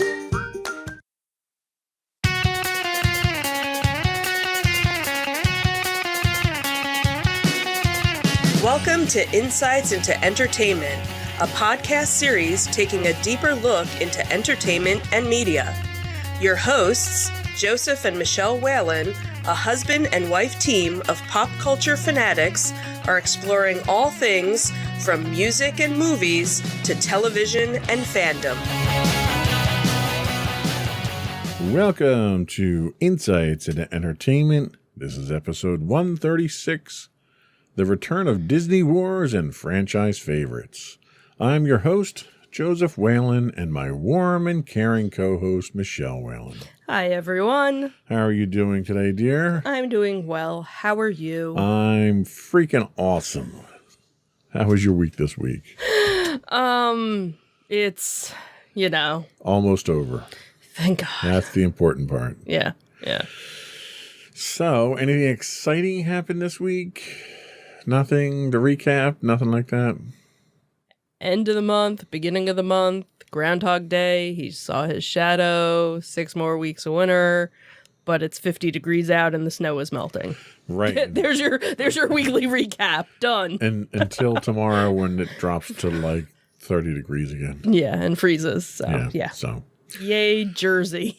so this week in our Disney Detective, we'll be talking about Abigail Disney firing a shot across Bob Chapek's bow Pew, pew. while Disney reveals their avenging expansion in Paris.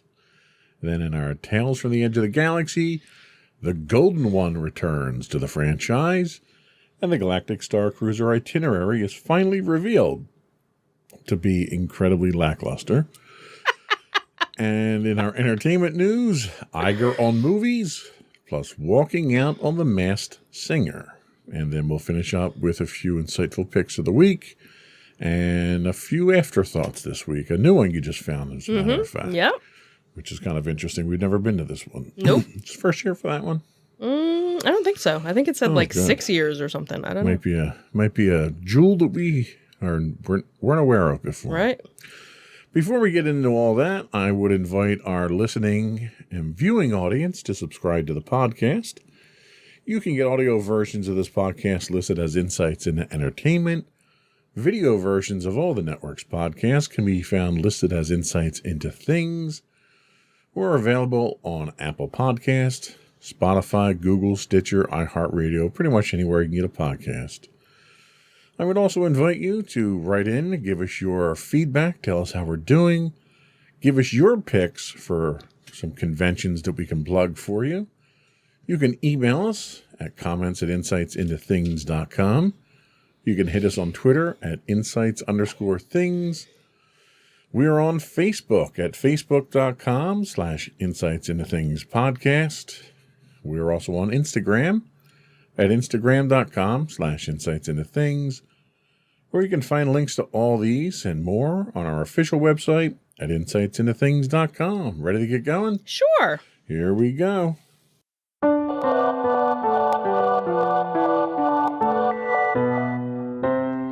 Go for Disney Detective. So Disney heiress, daughter of Roy E. Disney and granddaughter of Roy O. Disney, Abigail Disney, has been a fervent supporter and advocate for workers' rights.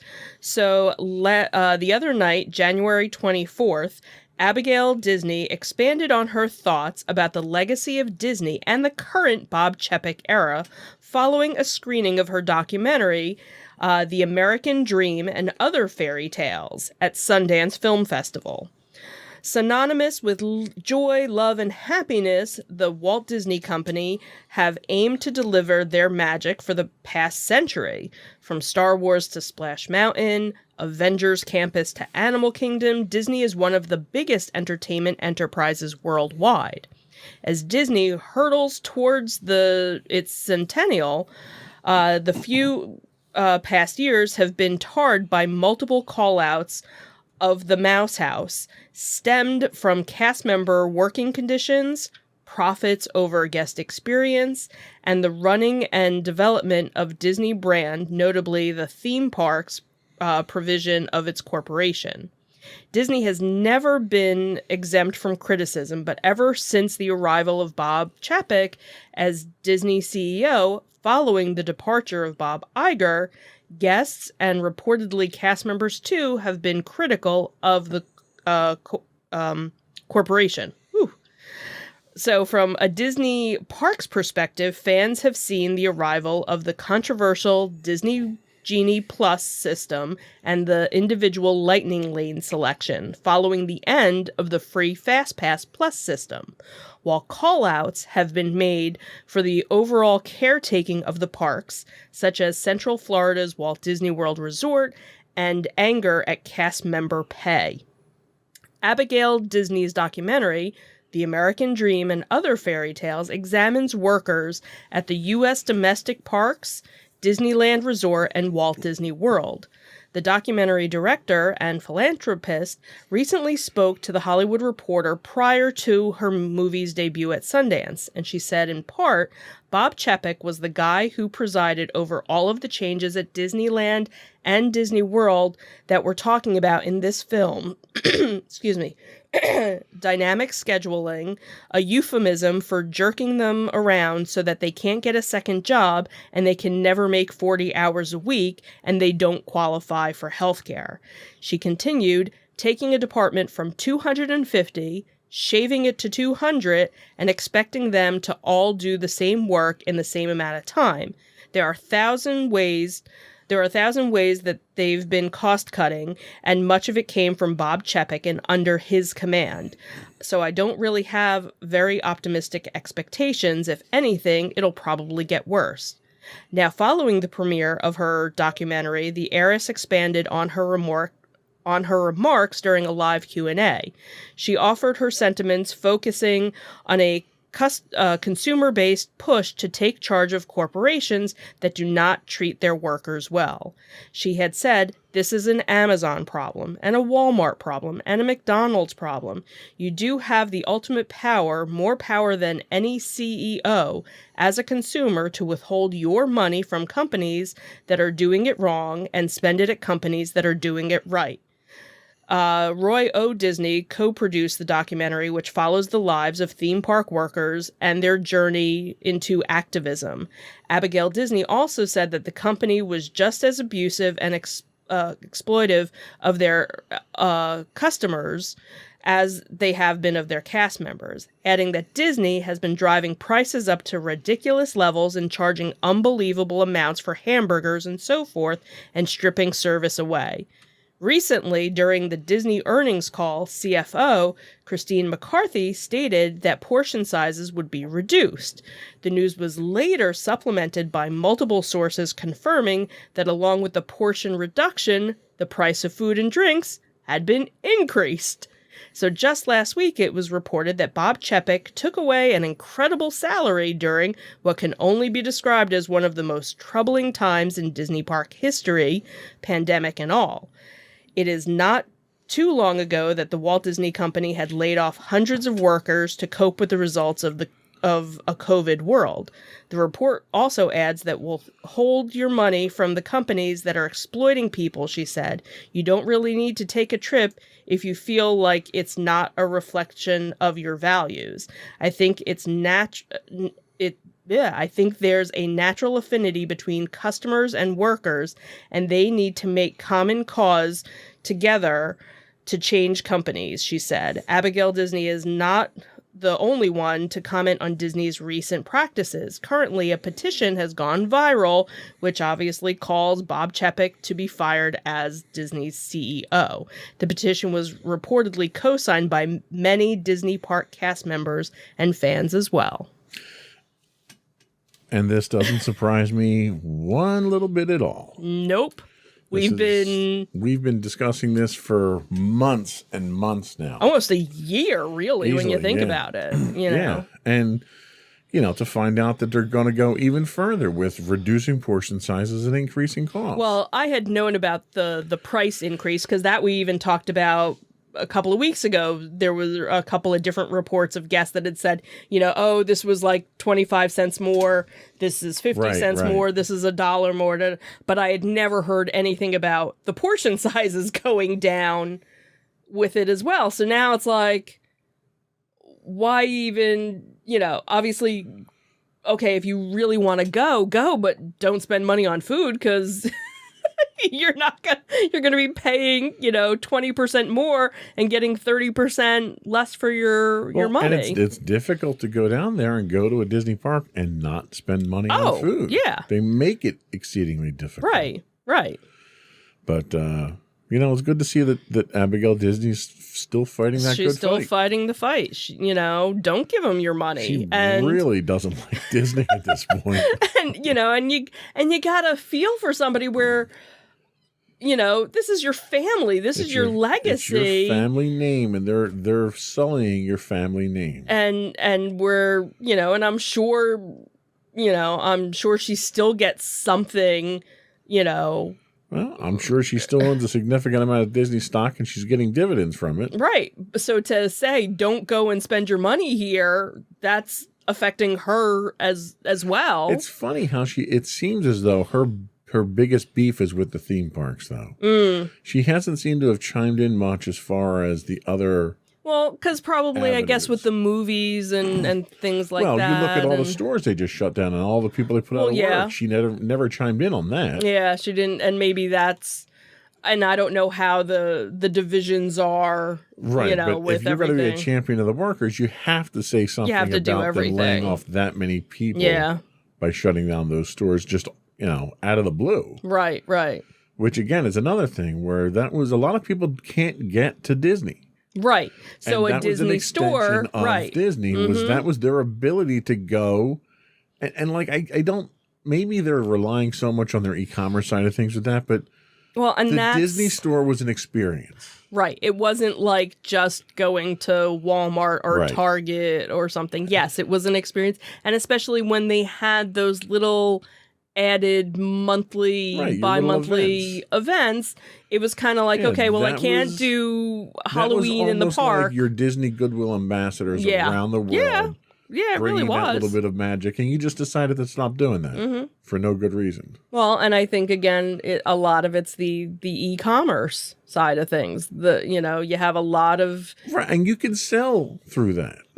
But you can't bring that experience through that. Right, exactly. No, I know. Anyway, so what's Disney doing? Disney's doing something in Paris, right? What are they doing out there?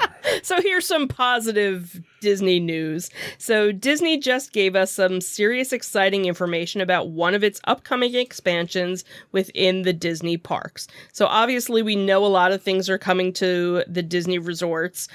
So we have the Tron coaster at the Magic Kingdom, Guardians of the Galaxy, Cosmic Rewind in Epcot, Mickey and Minnie's Runaway Railroad, in Disneyland in Southern California, and now internationally, some guests in Disneyland Paris are going to see the Avengers Campus expansion. So the first version of the Marvel-centric land opened in Disneyland's California Adventure last year and features a whole host of Marvel-themed attractions and entertainment.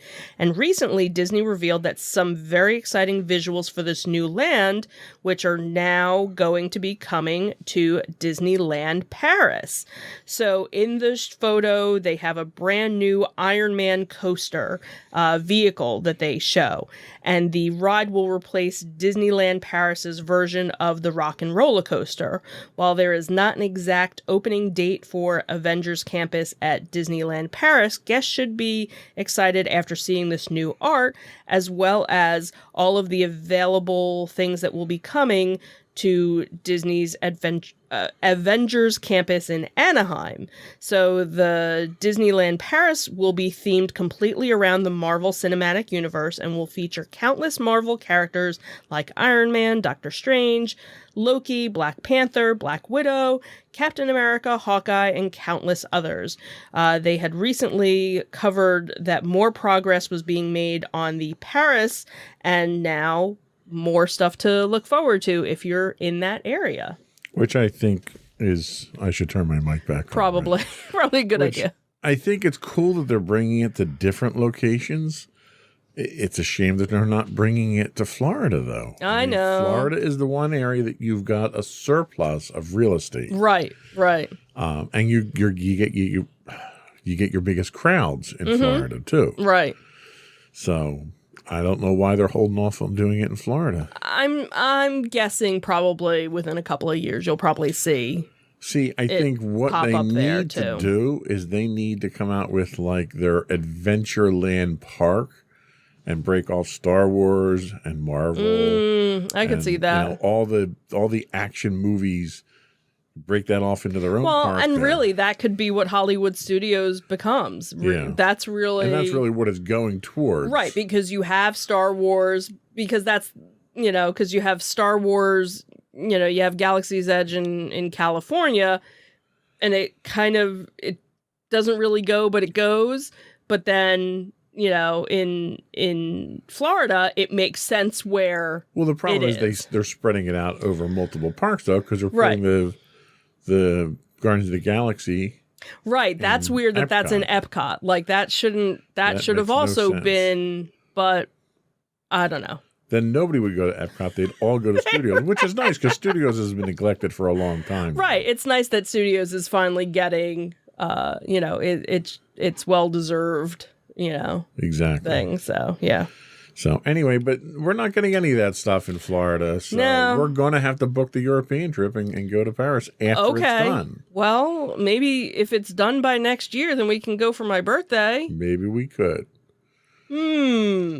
Happy birthday. You're old. That was mean. Well, it's a major accomplishment, so we're going to go to Europe for it. Everything's old in Europe, right? It's the old country. Then I'm really young compared to... There you go. See, that's to make you feel better. Dang. I'm young compared to how old things are over there. Great. There you go. Nice. That's what I was going for. See, nice save. There. Nice one. Well, that's all we had for our Disney Detective. We'll be back in a minute with our Tales from the Edge of the Galaxy.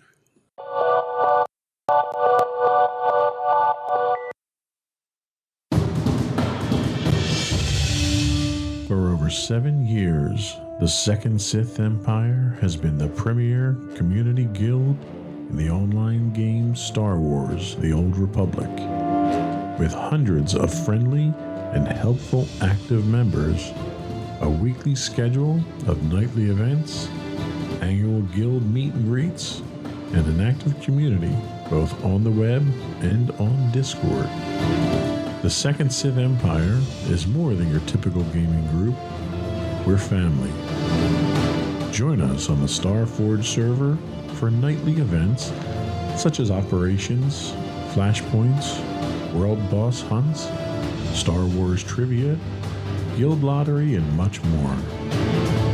Visit us on the web today at www.thesecondsithempire.com.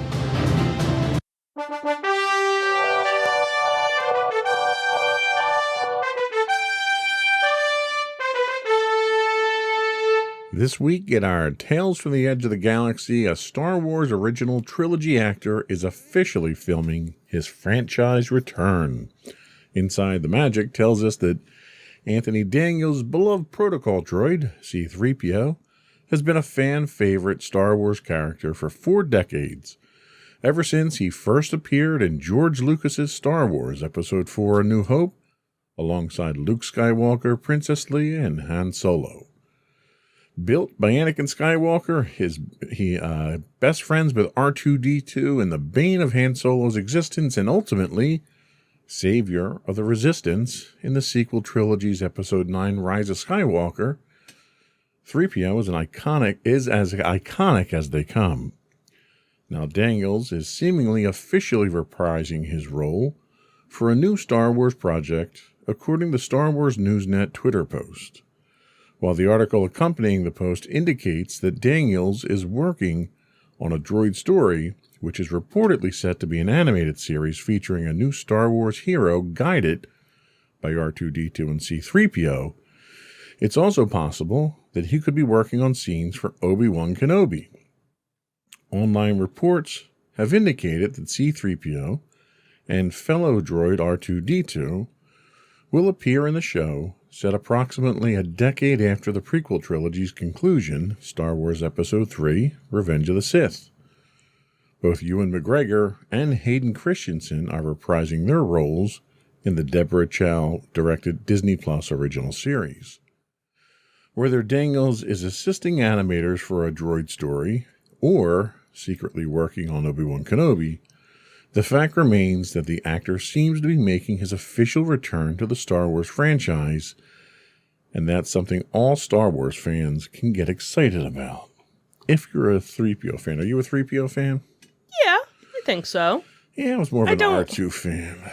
I don't think, I didn't dislike 3PO. Right. He was just a little too uppity for me. Right. But it's nice that, the two of them have been in all of the movies. They've, kind of made their way. They're that like constant Right. stream, that kind of connects everything. Lucas had even described the fact that their purpose in the movies really was to kind of be the narrators, the pulse of the audience, to give you that audience perspective on things. Right. And you know what? It's amazing that after 40 plus years, he can still get into... Yeah, well, he doesn't always get into it now, though. Right. Sometimes it's animated and sometimes it's... Right, but the fact that, it's such a fitted costume, it's not like, all right, well, I'm just going to lend my voice or, have it be somebody else. The fact that it's, for the most part, him still getting into it and that he's still so connected to it and so beloved, really, and that's the thing, that part of it. A lot of actors struggle with being typecast from a specific role, and this is one that he's embraced to the nth degree. Even when we saw he had narrated or hosted Star Wars in Concert, he embraced it for that. He had the golden, suit jacket. And, right. And he really, he is the character. It's difficult to separate the man from the machine in this case. Yeah. So to have him come back, because we got R2 back in Mando, the season finale of Mando. Yep. So we definitely... droids are, alive and well in that universe. Exactly. Exactly. So it is nice to see a return. Also, this week we have an article about the Galactic Star Star Cruiser. How do you really feel about it? So, hey, what can I say? I'm honest, if nothing else. Yeah. So guests aboard the Galactic Star Cruiser Halcyon will use their data pad, part of the Disney Parks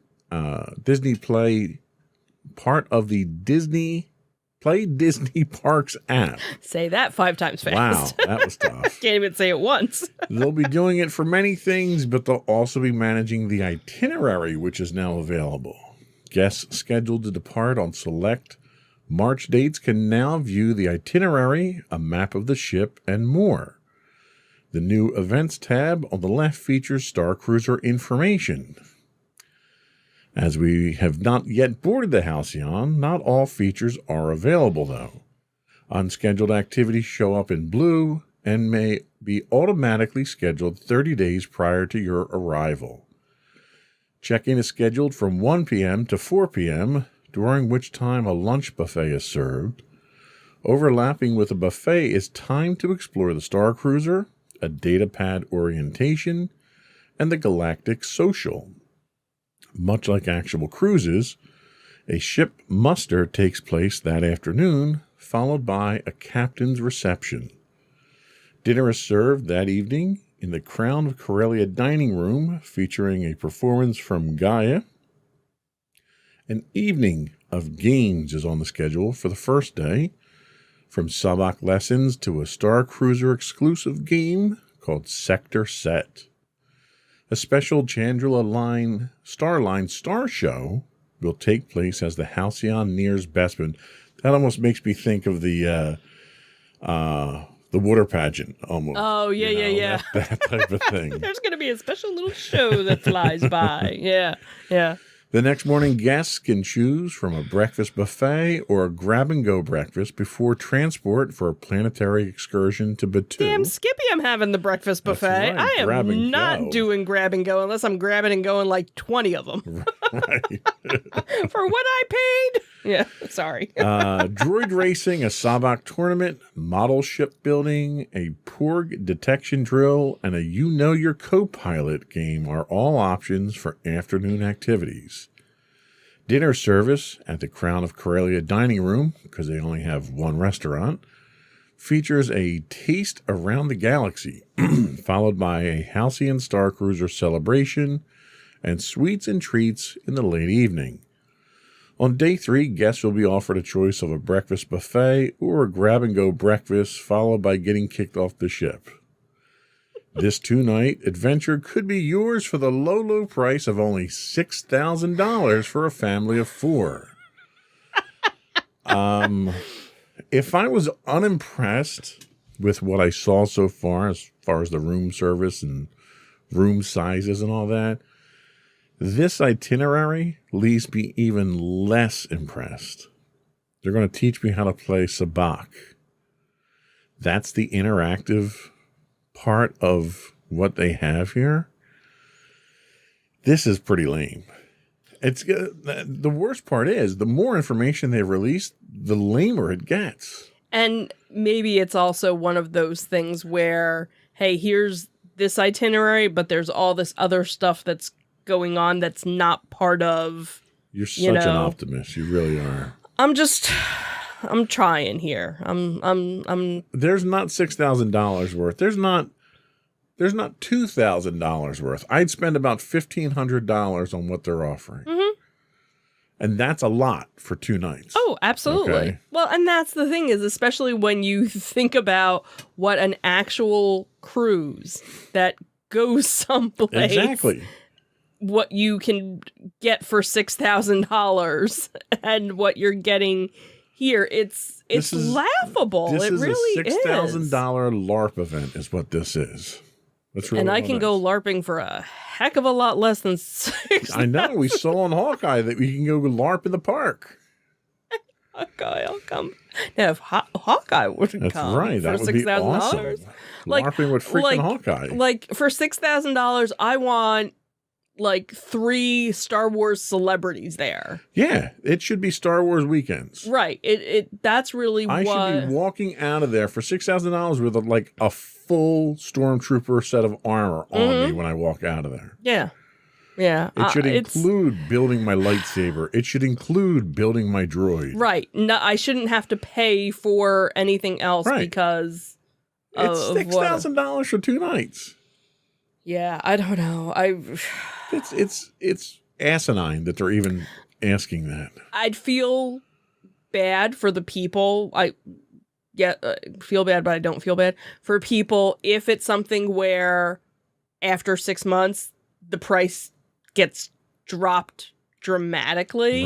Right. And then I'd feel bad for those people that I want to be the first. See, I feel because the people that did it first are the stupid rich people. Right, and that's the thing. That's what I'm saying. I'm like, I feel bad, but then again, I don't. Like, did you mortgage your kids to go, or do you just have that much money where $6,000 is nothing? Right, it's like it's a drop in the bucket for right. me. Like there's a friend of mine on Facebook who she happens to be going because a cast member got a free trip. So, and that's the other thing too, is how many of the first group of people that are going aren't paying for it because if they're you're going and you're paying for it, you're stupid enough to get ripped off. Right.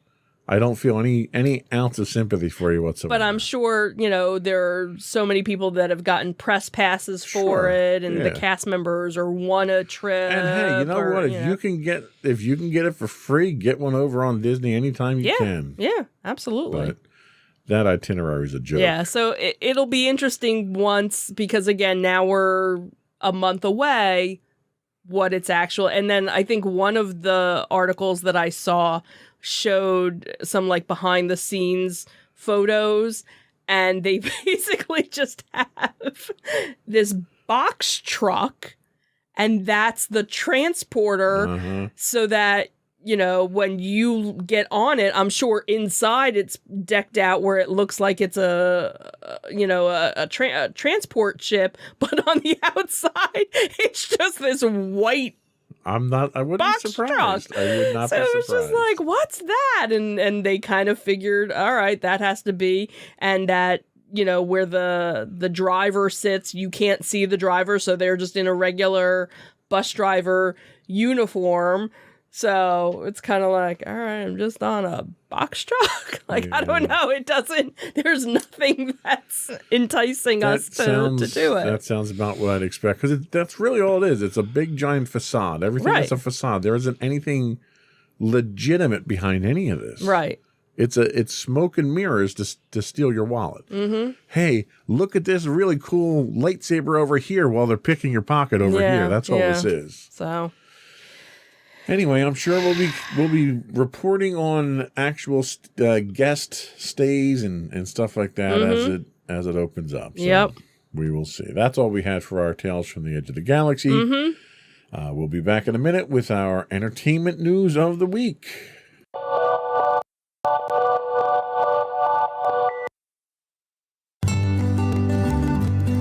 Insights into Teens, a podcast series exploring the issues and challenges of today's youth. Talking to real teens about real teen problems. Explore issues from braces to puberty, social anxiety to financial responsibility. Each week, we talk about the topics concerning today's youth. We look at how the issues affect teens, how to cope with these issues, and how parents, friends, and loved ones can help teens handle these challenges. Check out our video episodes on youtube.com/insightsintothings. Catch our audio versions on podcast.insightsintoteens.com or on the web at insightsintothings.com.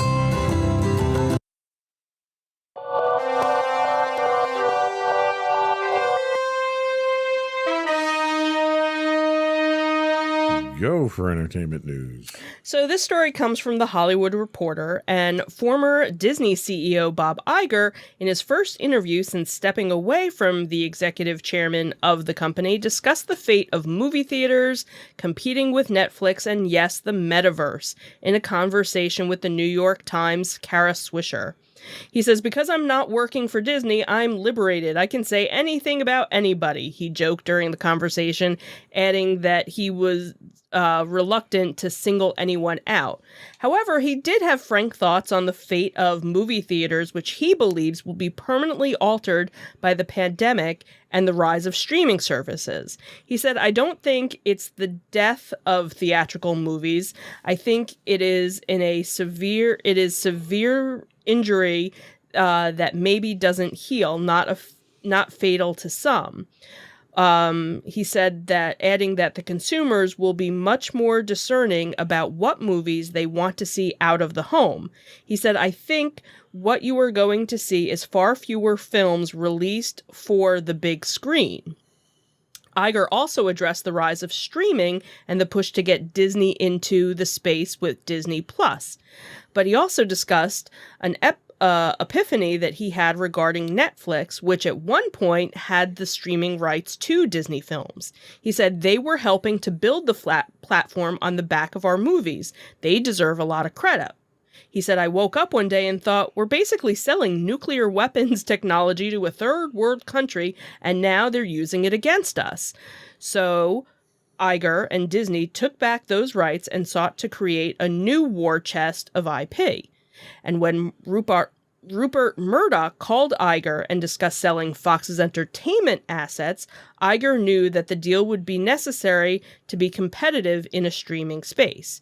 He said, "I was thinking at the time, knowing that we're going to launch Disney Plus and enter the streaming business, and if we had National Geographic and The Simpsons and Avatar and the whole library, that we would have a scale to compete." But he also expressed pessimism about big technology companies successfully competing with firms like Disney despite their significant investment in content. He said there's no question that deep-pocketed technology companies, Apple being a great example and Amazon being another, have figured out that if they have great intellectual property, if they can get great stories, it'll help their business. He goes, "I don't want to suggest that Apple or Amazon's entertainment divisions are loss leader businesses, but they are in those businesses for other reasons." But as the tech world shifts towards the next phase of the internet, which some are calling the metaverse, and what Iger calls Internet 3.0, he believes that Disney has a critical piece of the puzzle. He said, "To survive an Internet 3.0 world, you need to have some really compelling intellectual properties. I think that Internet 3.0 will definitely be a more compelling experience, certainly more immersive and dimensional. There will be a lot to think in terms of a future, call it a metaverse. I don't think there will be one metaverse, it'll be dispersive. You may have an avatar that you can go all over the place, and I think that it will likely to develop into something real as an experience. However, he acknowledges that the toxic culture on platforms like Twitter and Facebook could only become worse in the hypothetical future. He said, I'm thinking about telling my kids that they should think about creating technology tools for modernizing behavior in Internet 3.0. Something Disney should think about as it talks about creating a metaverse themselves is moderating and monitoring behavior. As he discussed his final board retreat, where The Hollywood Reporter's Kim Masters reported that he implored those in attendance to not become too Reliant? Thank you. Sorry, reliant on data. His successor, Bob Iger, has leaned on data for his decision-making through a memo earlier this month that talked about the storytelling experience. That was one of the stories we talked about a couple of weeks ago, and is that in a world of business that there's awash with data, and it is tempting to use data to answer all of your questions, including creative questions, but he urges everybody not to use it. Acknowledging the accuracy of the comments to Swisher, Iger expanded on those thoughts, saying that while it is useful to find out what people like about something after the fact, creative decisions still need to be made based on some level of instinct. If we had tried to mine all the data that we had at the time to determine whether we should make a superhero movie that was about an authentically Afro-futuristic world with a black cast, the data would have said not to do it, and Black Panther would have never been made. And, you know, he hits on a number of interesting insights here. Mm-hmm. But the one where he talks about Netflix taking their intellectual property as being selling to a third world country. Right. That was a conscious decision that Disney made because they saw dollar figures. Right, because they didn't have a platform to release it on. They were still releasing all their stuff selectively through their Disney Vault program on DVD. Right. And Netflix came and offered them a boatload of money. And it was like, okay. Right. Yeah. So, yeah, you were selling nukes to a third world country because you were a bunch of money grubbing people that wanted the cash for it. Right, right. You know, had you taken a step back and been innovative and decided to start something and built up something, right then, you know, waited 2 years, build out your own thing, and then put it out there, then you could have capitalized on all of it. Mm-hmm. But instead, they wanted their cake and they wanted to eat it too. Well, and also at the time, Netflix was, you know, back in the day, you were actually getting DVDs in the mail. Right, you know, that's true. So that was probably, it was just, you know, at that point, probably Disney didn't want to deal with that part of it. But as Netflix, you know, went to the streaming, that's when they realized, His take on the metaverse, though, is funny because Meta just took a huge drop in stock, so much so that on paper, at least, Mark Zuckerberg lost about $20 billion. Oh, poor thing. The stock drop based on their earnings because for the first time in the company's history, they had fewer people. They had a decreasing number of people using it on a daily basis. I don't know if this vision of the metaverse is really going to fly. It sounds a little too much Ready Player One style. Yeah. You know, futuristic to me, that I don't see that really being the direction that things like Disney are going to go. But look at WALL-E. Like, that's really where WALL-E kind of goes, you know, like they put so much into a metaverse, really, you know, so they kind of see where it's going, where they don't want to. And I understand that. And the fact that we've made movies about the direction that we're going. We've made movies about, you know, robots that turn on us and kill everyone too. And we're putting Hellfire missiles on drones. Yeah, well, you know. So we don't always learn our lesson. I'll give you that. No, yeah. But his take on movies. I was just going to say the movies, because we have been talking about that for years, and especially with the pandemic. And, you know, now you're making it easier for people that don't live near a movie theater, because there are people that have to travel an hour or 2 hours to get to a movie theater, and now you're giving them that experience. So now you're opening up. Well, and the going to a movie theater has its own drawbacks. There's cost, there's convenience. Right. It got to the point where movie theaters started putting in the reclining chairs because that's what everyone had in their home theaters. Right.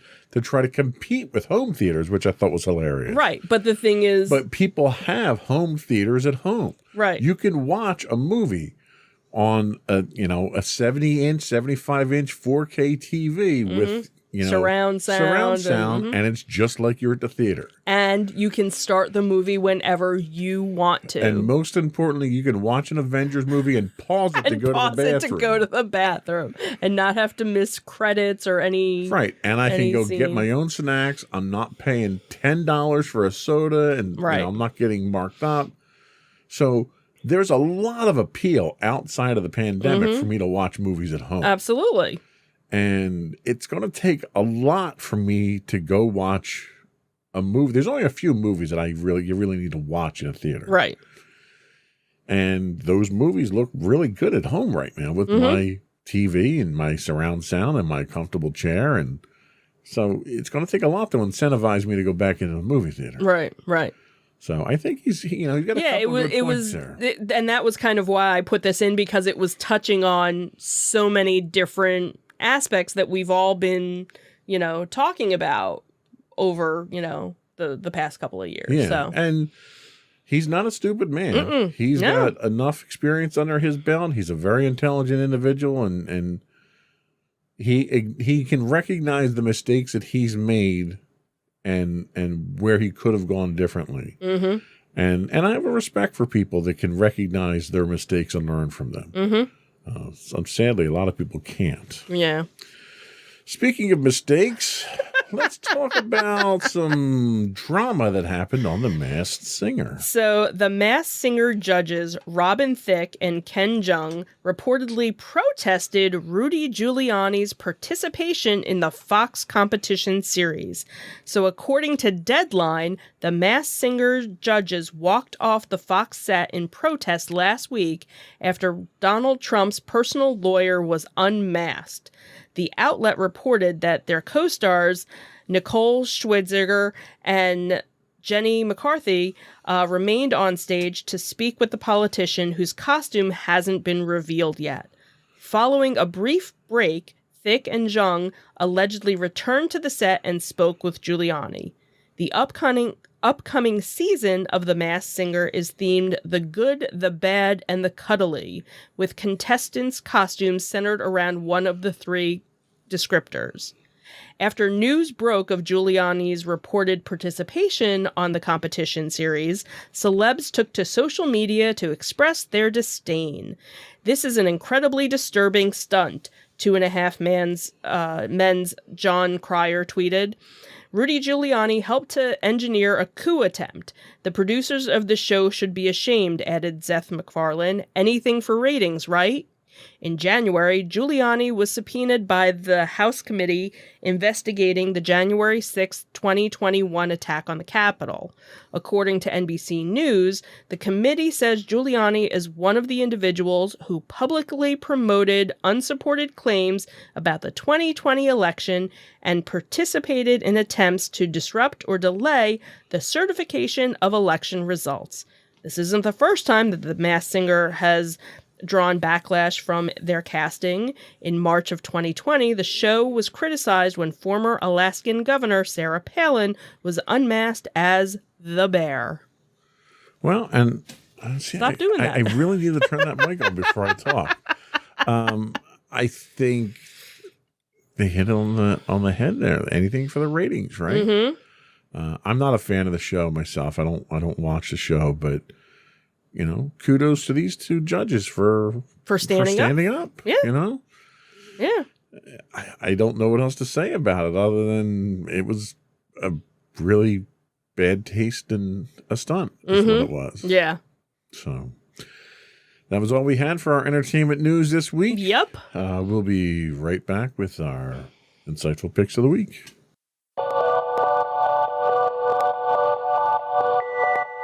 go for your insightful pick. So my insightful pick is from Netflix, and it is Getting Curious with Jonathan Van Ness. So Jonathan Van Ness lets curiosity lead the way while roving from snacks to wigs in his podcast spin-off chock full of experts and special guests. The series is a spin-off from the Queer Eyes Stars podcast of the same name, in which Van Ness quite literally gets curious about a topic and then speaks to various guests about it. So Van Ness is clearly a star. The former hairdresser made their name when the extremely fun Game of Thrones online recaps, and went on to become part of the Fab Five on the updated and much improved Queer Eye Makeover series, which is always good for a cathartic cry and a renewed sense of faith in humanity. Van Ness is one of the participants often who opens up to, usually while having their hair spritz. He's very amiable, warm, and an impressive interviewer, and gives you the impression of someone who genuinely wants to listen and learn. They are also excitable. All of this sets up for a host of all sorts magazine show. The show kind of reminds me also of the Jeff Goldblum, The World According to Jeff Goldblum on Disney Plus, which is part of Nat Geo, where there's one topic and he kind of explores it. So Jonathan, he's just a joy to watch in general. But the shows, they kind of go all over the place, because the one episode was about bugs and and kind of giving you a little history on bugs. And then one was on snack foods and sugar and why we like sugary foods. And then one, was on gender identity. So it went from, bugs to gender identity, which was a really deep conversation to have with different individuals and different guests and stuff. So again, reminded me very much of the Jeff Goldblum show. There's only, I think, 8 episodes in it. I've only watched like 4 of them, about half-hour little shows. But if you're a fan of Queer Eye, you probably love Jonathan. So this would be something, for you to watch. So, all right, good pick. Thank you.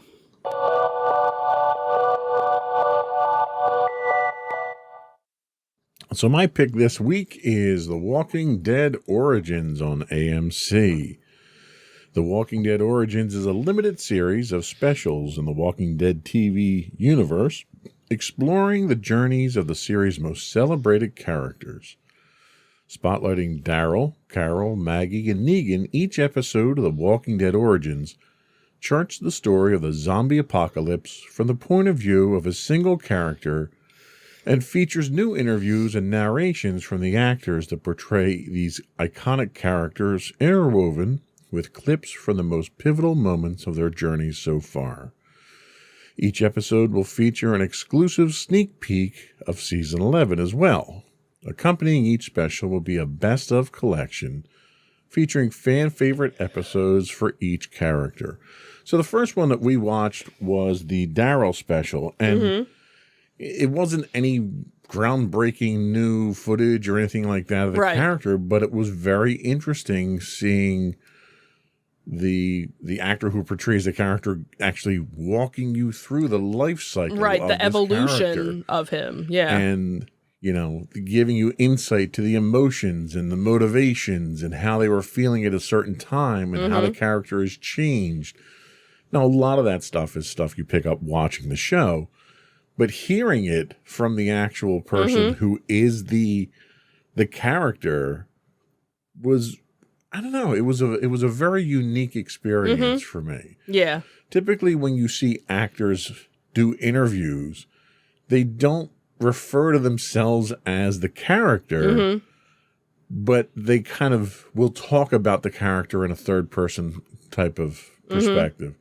And this was almost like a psychoanalysis. Of the character. It was very well done. Yeah. It was very interesting. It was very insightful. And it was interesting the parts of the overall story that they picked to highlight the pivotal moments in the character's history. So we've watched one. We have 2 more to watch that are out, and then the Maggie one is the last one. But definitely enough to whet your appetite before it comes back, because it comes back this month.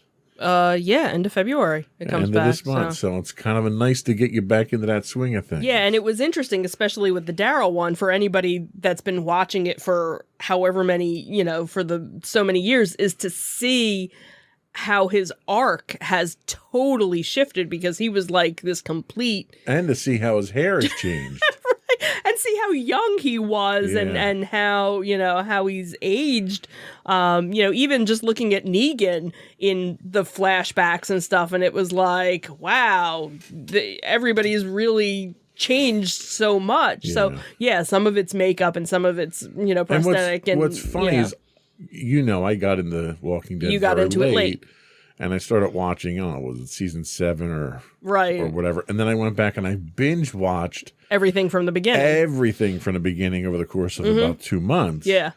Which was a lot, especially the wandering season in the woods. That was a bad year. But it was interesting because I could see that character development over that short span, where I don't think I would have seen nearly that kind of conversion. And that was the thing, because for us watching this, we were watching it as 2 different, you were watching it as somebody that like, oh yeah, I remember seeing that. That all happened within, the 2 weeks that I watched it, where for me, that was like 3 years worth, where I'm like, oh yeah, I remember that. Oh, okay. Like stuff that I know happened, but I don't remember it as well as you do, because you're more recent. And that's what with I see now watching it is, God, they really drag things out.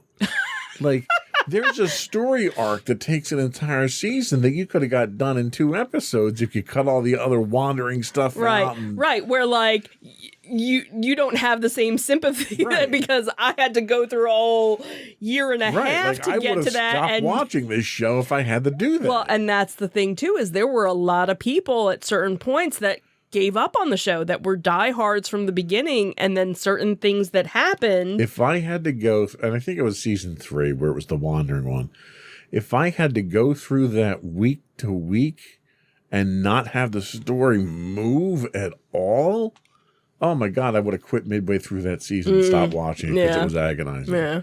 The only way it made it even close to being bearable was that I got to get that entire season done inside of 1 week. And then to know that you had a better season. Yeah. So anyway, so that's what I was watching recently, was Walking Dead Origins. Good pick. AMC. So we'll be right back with our afterthoughts.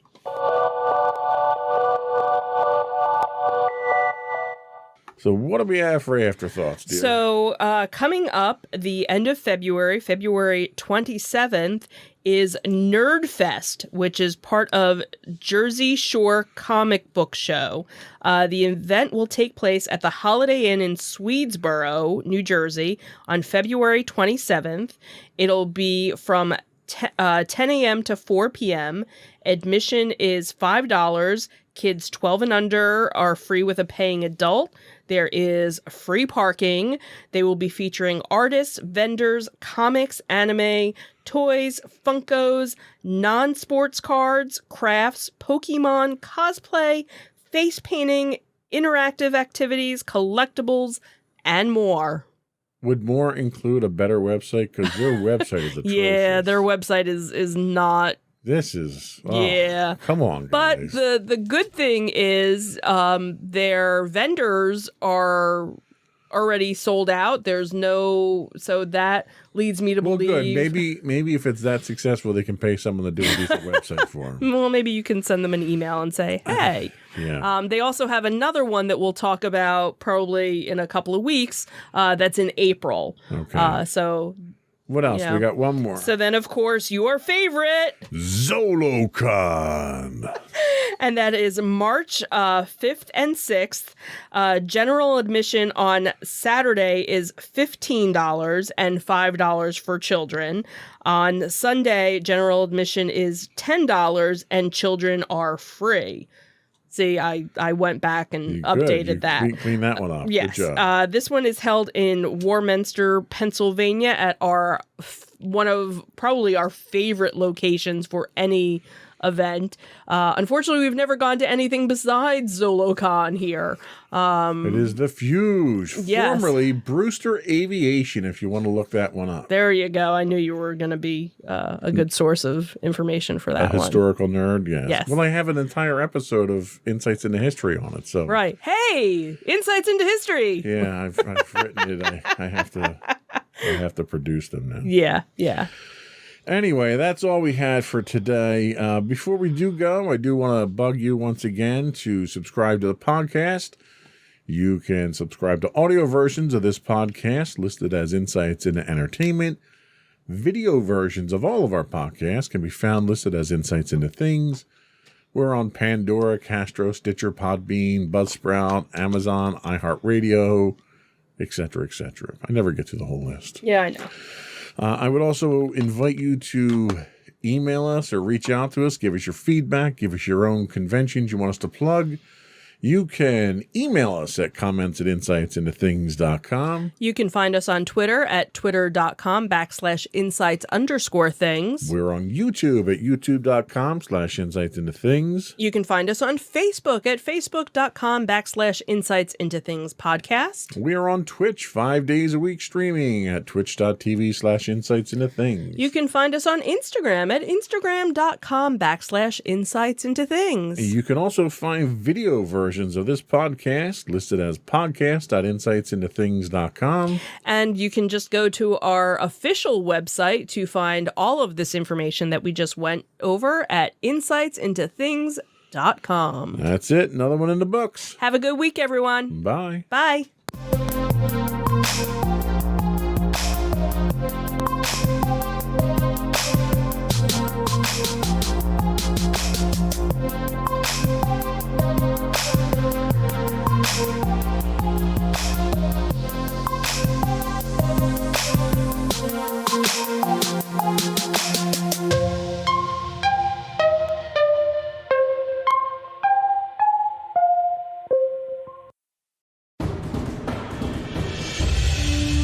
For over 7 years, the Second Sith Empire has been the premier community guild in the online game Star Wars: The Old Republic.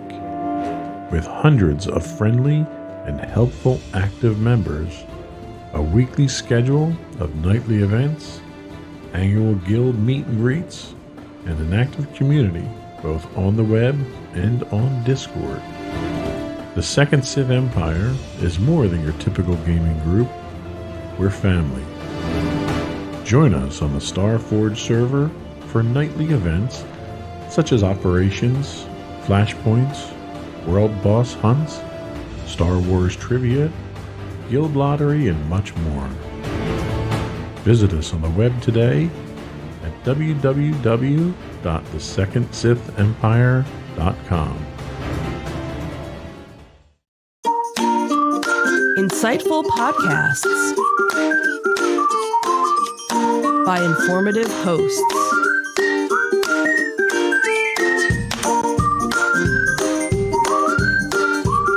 Insights into Things, a podcast network.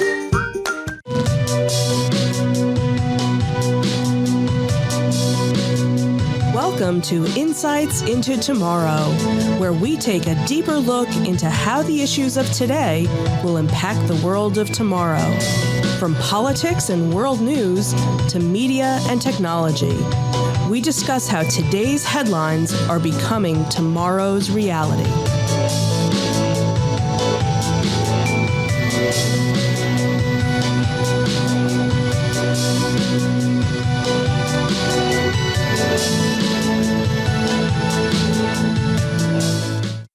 Welcome to Insights into Tomorrow.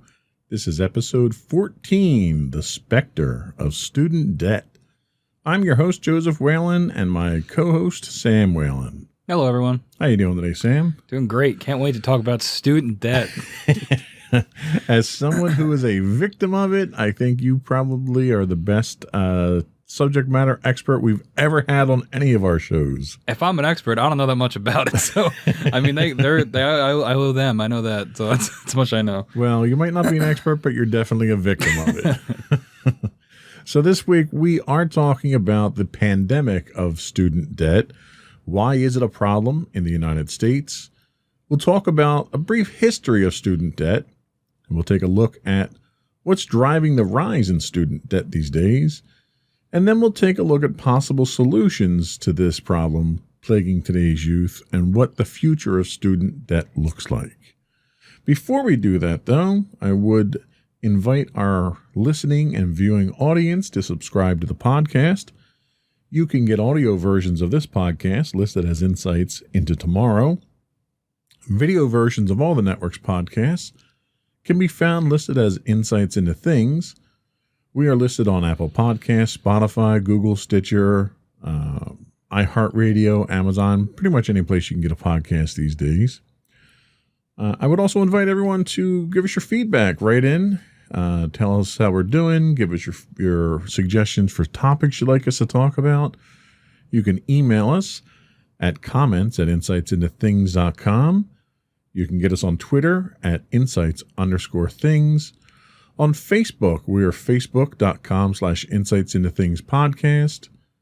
On Instagram, we are at Insights Into Things, or you can get links to all those on our website at www.insightsintothings.com.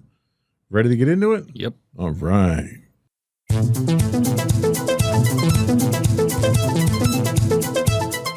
So what is student debt? There is a ton of research out there, or a ton of information, I should say, out there that I came across in doing the research for today's show. Most of what we're going to talk about today comes from firstrepublic.com. They say student debt plays a significant role in the lives of many Americans. The cost associated with higher education continues to increase year over year, and for many, this translates to a heavier reliance on loans to bridge the gap. Consequently, outstanding U.S. student loan debt reached $1.7 trillion at the end of 2020, according to the Federal Reserve, which is an all-time high. To put that into perspective, that's roughly the GDP ranking of Canada, the 10th highest ranked country in the world by GDP.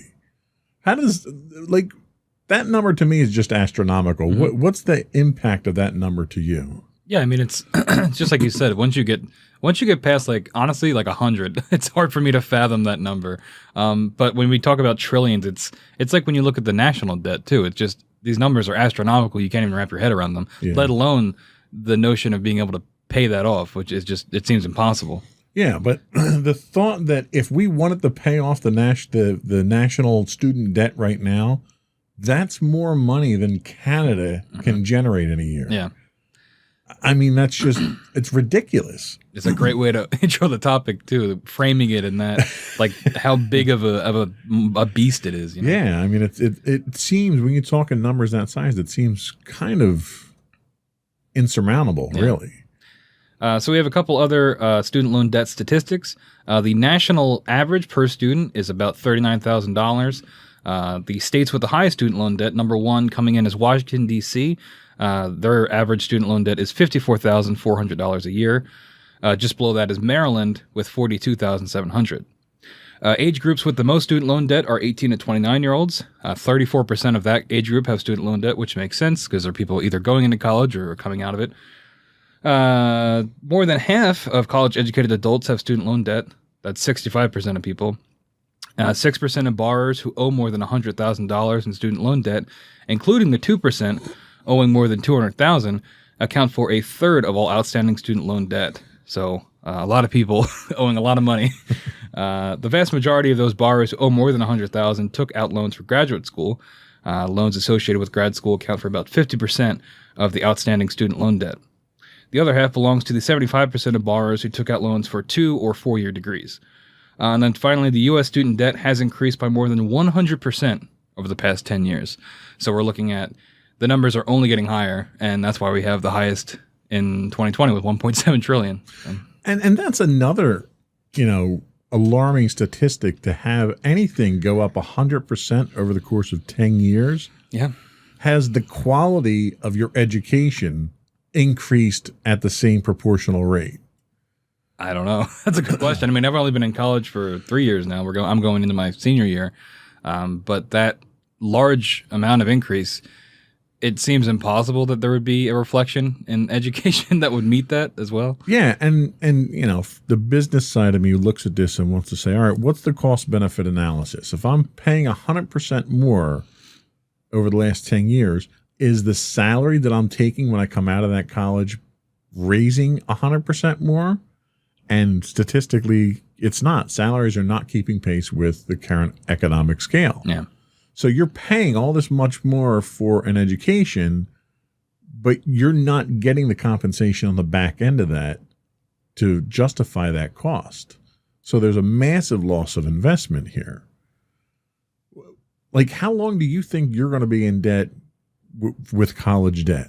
I mean, judging by what I'm seeing now with my bills and things for the years, I'm probably in that average, $40K range for what I'm going to owe back. The bigger question is, I'm going into a field that hopefully I'll find a job quickly. I'm planning on going into the radio field, anything like that. So hopefully I'll find a job and they'll just garner my wages. That's going to be my plan essentially. Now I know some people that are going into medical field, so they're going into grad school. So that's half of those loans there that people owe. And those jobs are obviously, you end up spending a lot more and you end up owing a lot more debt, but you're pretty much guaranteed a job because the world always needs doctors and whatnot. Right. So I think it really depends on just what you're looking to do post-college and how long you want to stay in school and then how much you're going to pay too. Well, and like I look at it from, I don't know, I kind of try to tie it to more everyday things. So I think, okay, what's the next closest thing I have to a $40,000 debt? And I think, okay, if I buy a car and I finance a car, I'll finance a car for 5 years. After 5 years, 3 years maybe, depending on how much of a monthly payment I want to do. But let's say 5 years is pretty much, I think, on average. I'll pay my car off after 5 years. Are you going to have your student loan debt paid off after 5 years? Probably not. Yeah. Probably not, no. And you look at student loan debt when it comes to your postgraduate schools, where you're looking at around $200,000 in debt that you're going to have. So now you're looking at the cost of a mortgage. Mm-hmm. So even if I look at it from a mortgage standpoint, I'm going to pay that over 30 years. So are you going to finance your student debt over a 30-year period? I mean, I know people that are in their 40s and even 50s that are still paying off their student debt. And that, I mean, sure, that's a financial question because it's going to depend on your income and your ability to make those payments. But it can go that long, and especially it's going to depend on what level of education you decided to go with.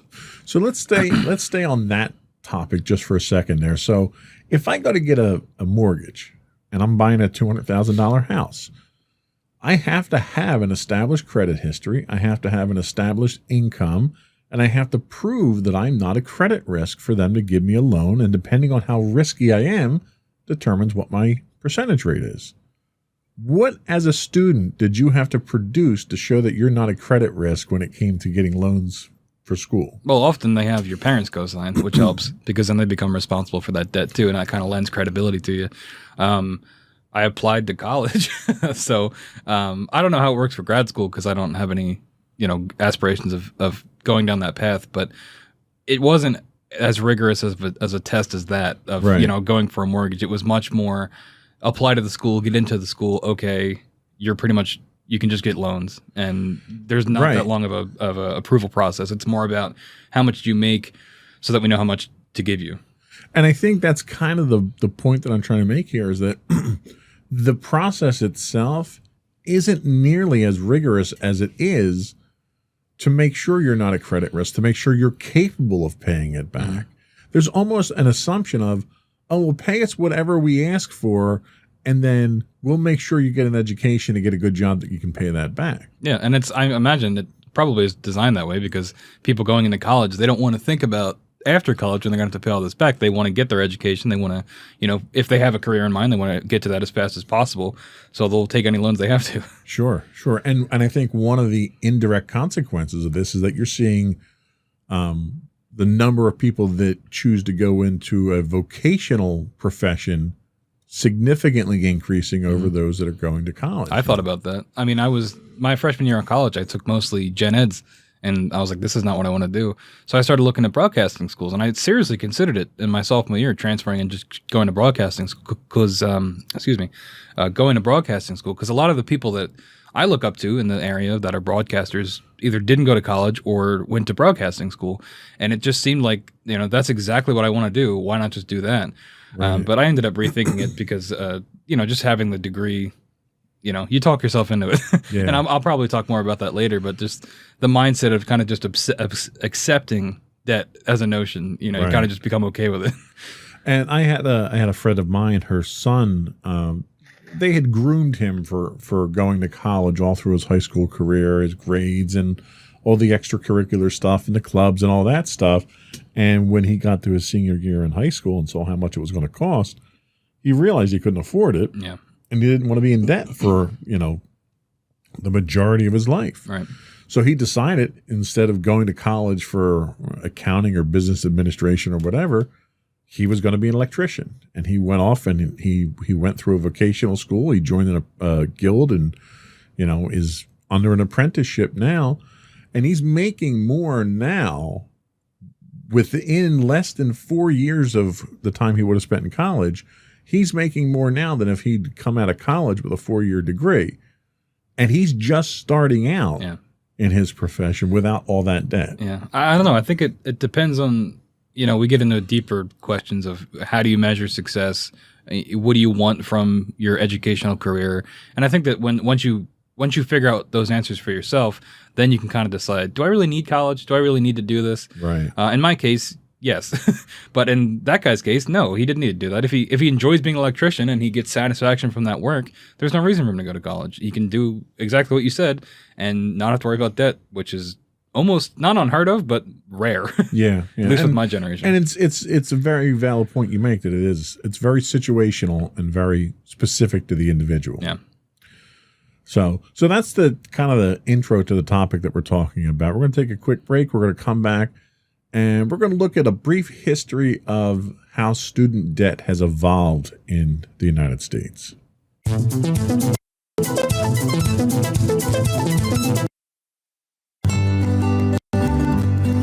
Insights into Teens, a podcast series exploring the issues and challenges of today's youth. Talking to real teens about real teen problems. Explore issues from braces to puberty, social anxiety to financial responsibility. Each week, we talk about the topics concerning today's youth.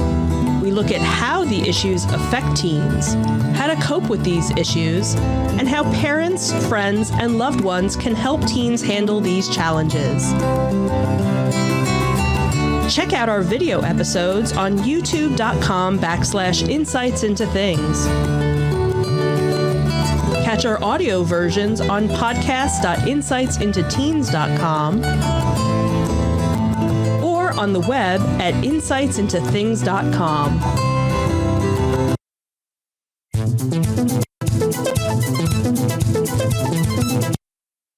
Welcome back to Insights into Tomorrow. We're talking student debt today.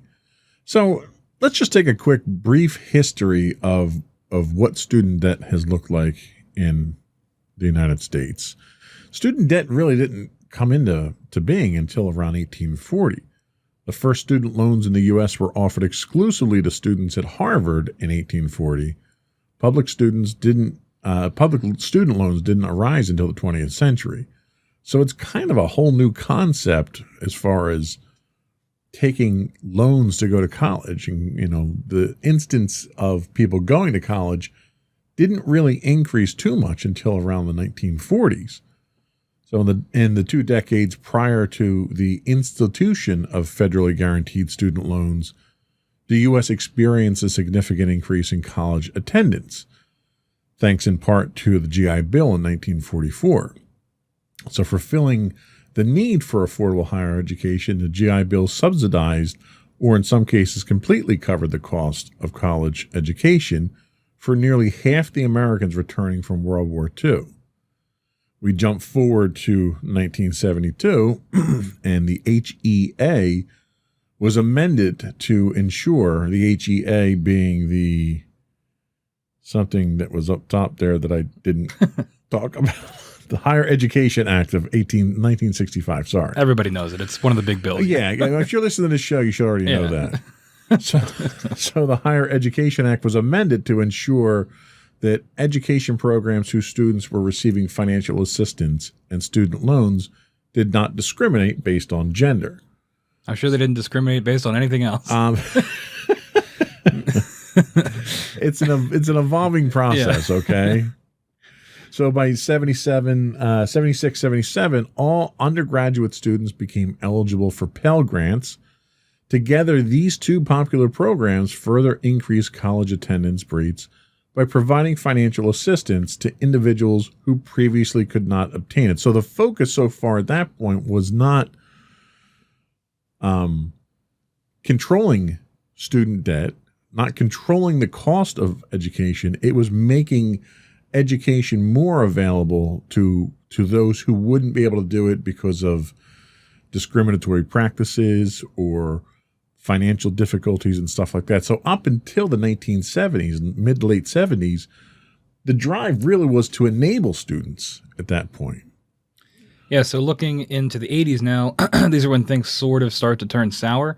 1986, parents and students had incurred nearly $10 billion in federal student loans, which is funny now that we're up to $1.7 trillion. Yeah, $10 billion is a drop in the bucket, right?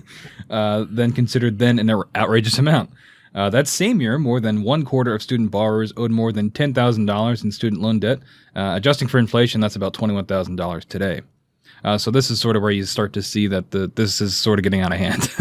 And into the 1990s, student loan debt begins to skyrocket.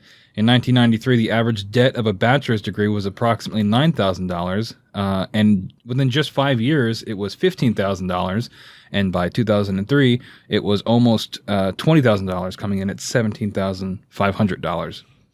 And then finally into the 2000s, today the average loan debt, which we already mentioned, is roughly $30,000. Though one recent study by the Fidelity Investments puts that figure closer to $35,000.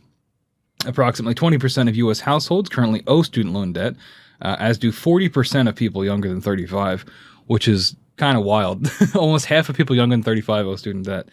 This means an increase of nearly 200% of overall student loan debt over the last 20 years. 200% in just 20 years. As of 2012, total student debt has surpassed $1 trillion.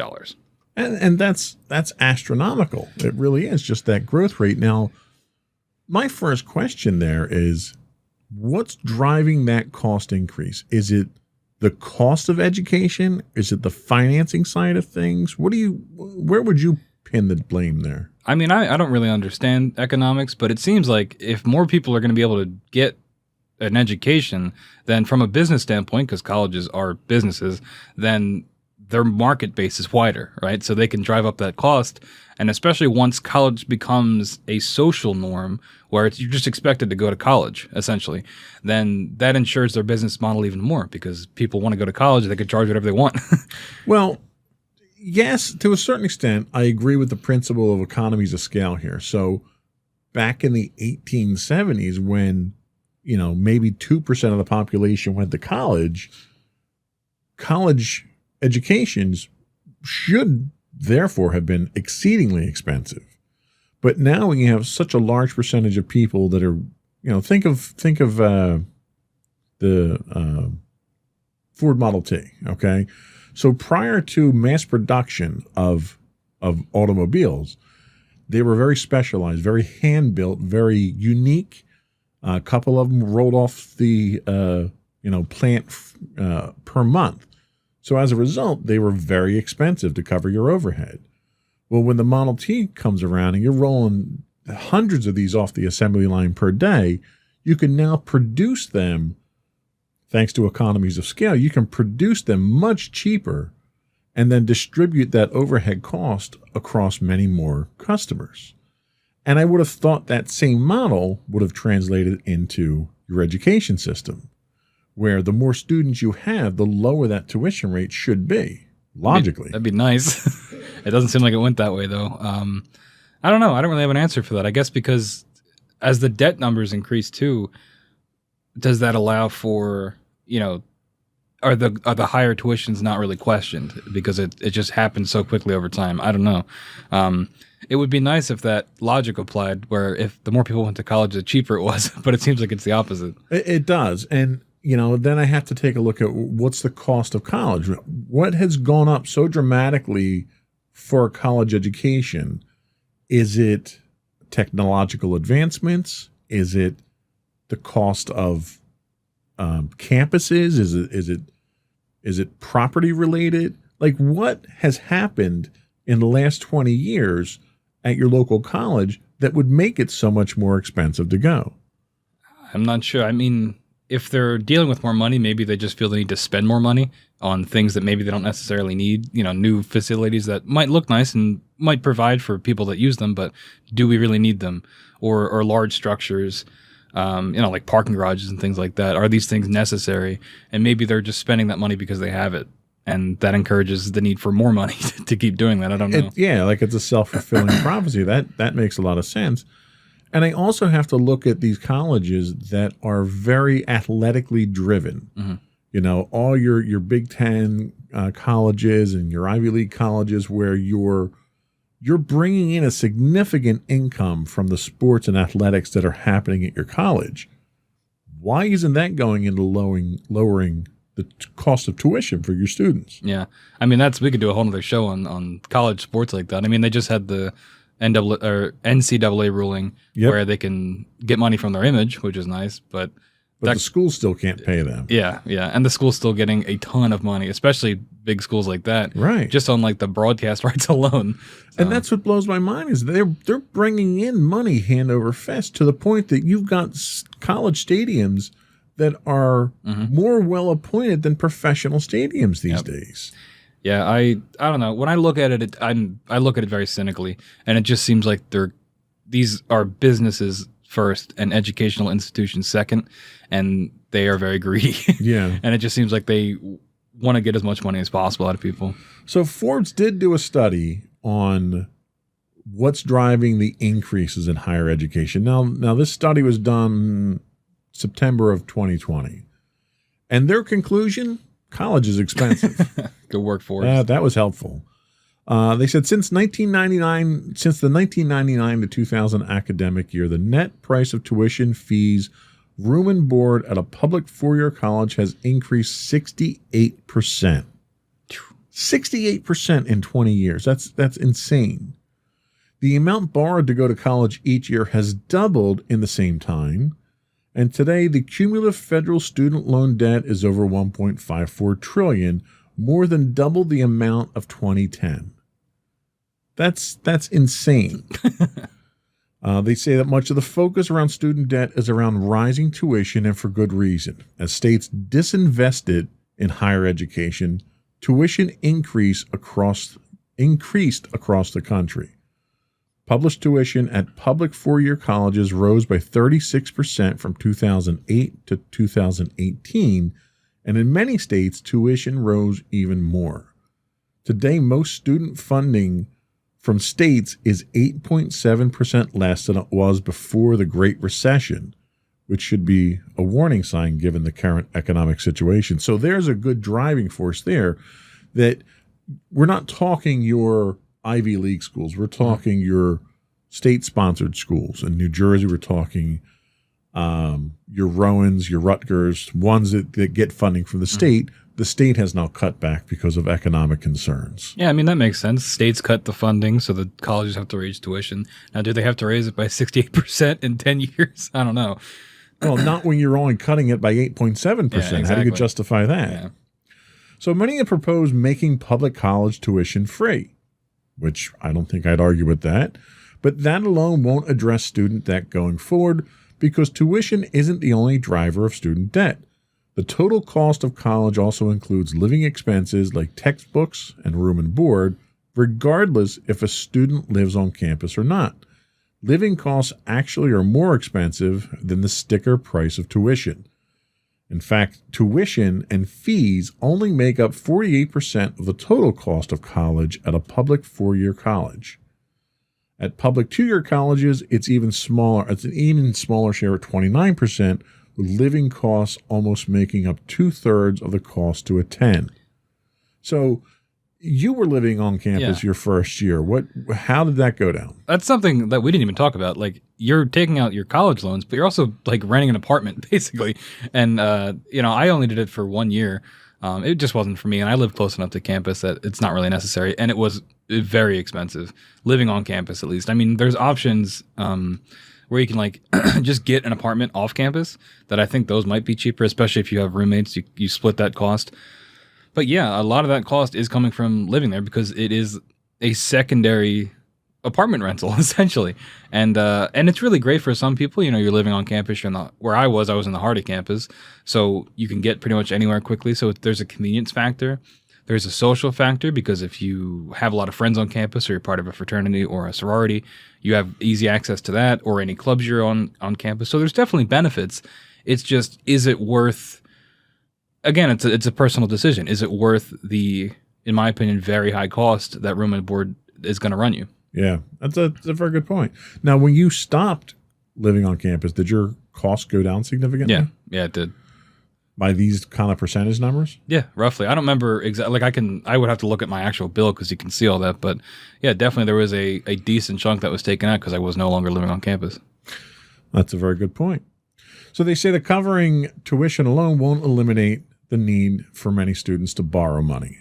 Many of the existing, quote, free college proposals would continue the Pell Grant program and allow low-income students to use the grant to cover living costs, which would help low-income students. So a lot of the financial support that's out there now would still continue, even though eliminating tuition fees isn't going to be the end-all, be-all, but there are still other methods out there to assist students. Yeah, that's another thing. I was looking at my bill recently, like I mentioned, and it goes tuition, and then it just says fees, and that's like a third of the cost. It's like, what are fees? And, I'm sure you can, if you ask, they'll break it down for you. But it's strange seeing, all right, I understand what tuition is. I'm paying you to go to the school. What are fees and where are they going? And it's like, that's where you get into why is this costing so much? And it really makes you wonder, especially if they're fees for things that you aren't using.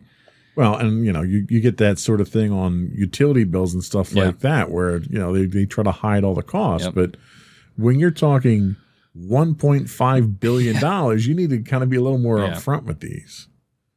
So, what other factors are there that we have to weigh in? So there's the graduate school. In 2019, the number of loans dispersed for graduate school accounted for 16% of all federal student loans issued. While they were a small number of loans, they actually accounted for 41% of the dollars dispersed. That's because of the amount graduate students borrow, because graduate school is really expensive, no matter what level you're going for. While many often talk about borrowers with six-figure student debt, that's not undergraduates. According to federal data, the average debt for a bachelor's degree is about $27K. We've talked about that before. That's because they're cheaper, but also there are strict federal limits on undergraduate borrowing. The same federal data shows that there is only one degree level where the median bar exceeds six figures, and that's for your doctorate, so for law or medical school. On top of all of this, another driver of the rise in student loan debt is the sheer number of people going to college, kind of like we were talking about. There's just more access to it. So because of that, the borrowing has also increased. Undergraduate enrollment has increased by more than 3.5 million students since 2000, and more people are going to graduate school as a result of that. From 2000 to 2018, enrollment for graduate school increased by 41%. The rise in cumulative debt looks astounding, but it's also important to consider all pieces of context that contribute to that increase.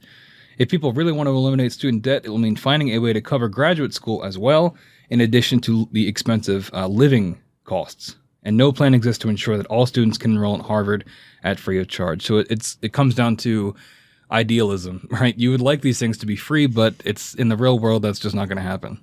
Yeah, and I don't think most students are shooting for free college. I think the vast majority of students who carry student debt loan at this point in time are just looking for reasonable cost. Mm-hmm. And the numbers that we're talking about so far kind of prove that these costs are well beyond reasonable. Yeah, absolutely. I mean, being able to go to college is definitely a privilege, and it's good that more people are able to do it. And it just so happens that that access comes with a literal and figurative cost of just being in debt. But if that means that somebody that normally, 30 or 40 years ago wouldn't have been able to go to college that can now, I think that's a good thing.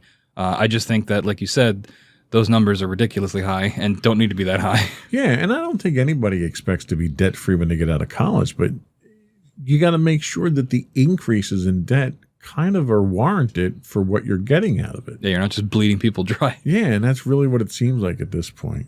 So we're going to take another quick break, and then we're going to come back and talk about some possible ways to address the student loan problem.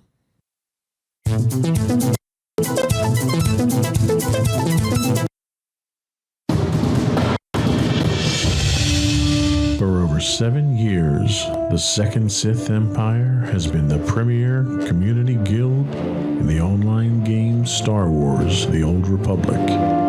With hundreds of friendly and helpful active members, a weekly schedule of nightly events, annual guild meet and greets, and an active community both on the web and on Discord.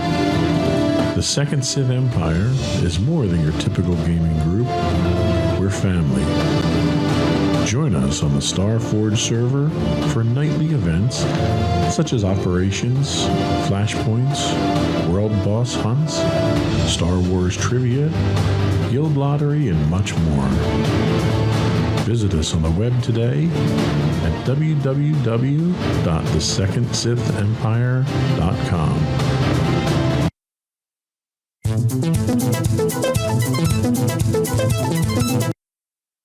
Welcome back, everybody. We are talking about student debt today. So some ways to address the student loan debt problem. This is coming from the University of Washington. There's the Student Loan Fairness Act. The Student Loan Fairness Act proposes to tie interest rates to the Federal Reserve discount window rate. I don't know what that means. I'm not an economist, but that sounds like it might be a good thing. Student loan borrowers are currently paying 9 times higher than the banks are able to borrow for. These rates would apply to federal subsidized Stafford loans. The Student Loan Fairness Act would offer borrowers the 10-10 loan repayment plan, which limits the payment on student loans to 10% of discretionary income. This is already offered with the income-based repayment, which I think I mentioned earlier when I was joking that they're just going to take from my wages. One of the big differences is that the proposed 10-10 repayment also offers a maximum capitalization of 10% of interest over the loan that was taken out. This means that your loan balance will never surpass your original balance plus 10%. The Student Loan Fairness Act would allow borrowers a year in which they would be able to convert their private student loans into federal loans if they qualify. And even if you don't qualify for the conversion, the mere fact that this option exists will force private lenders to work with their borrowers and offer programs to parallel what is offered in federal programs.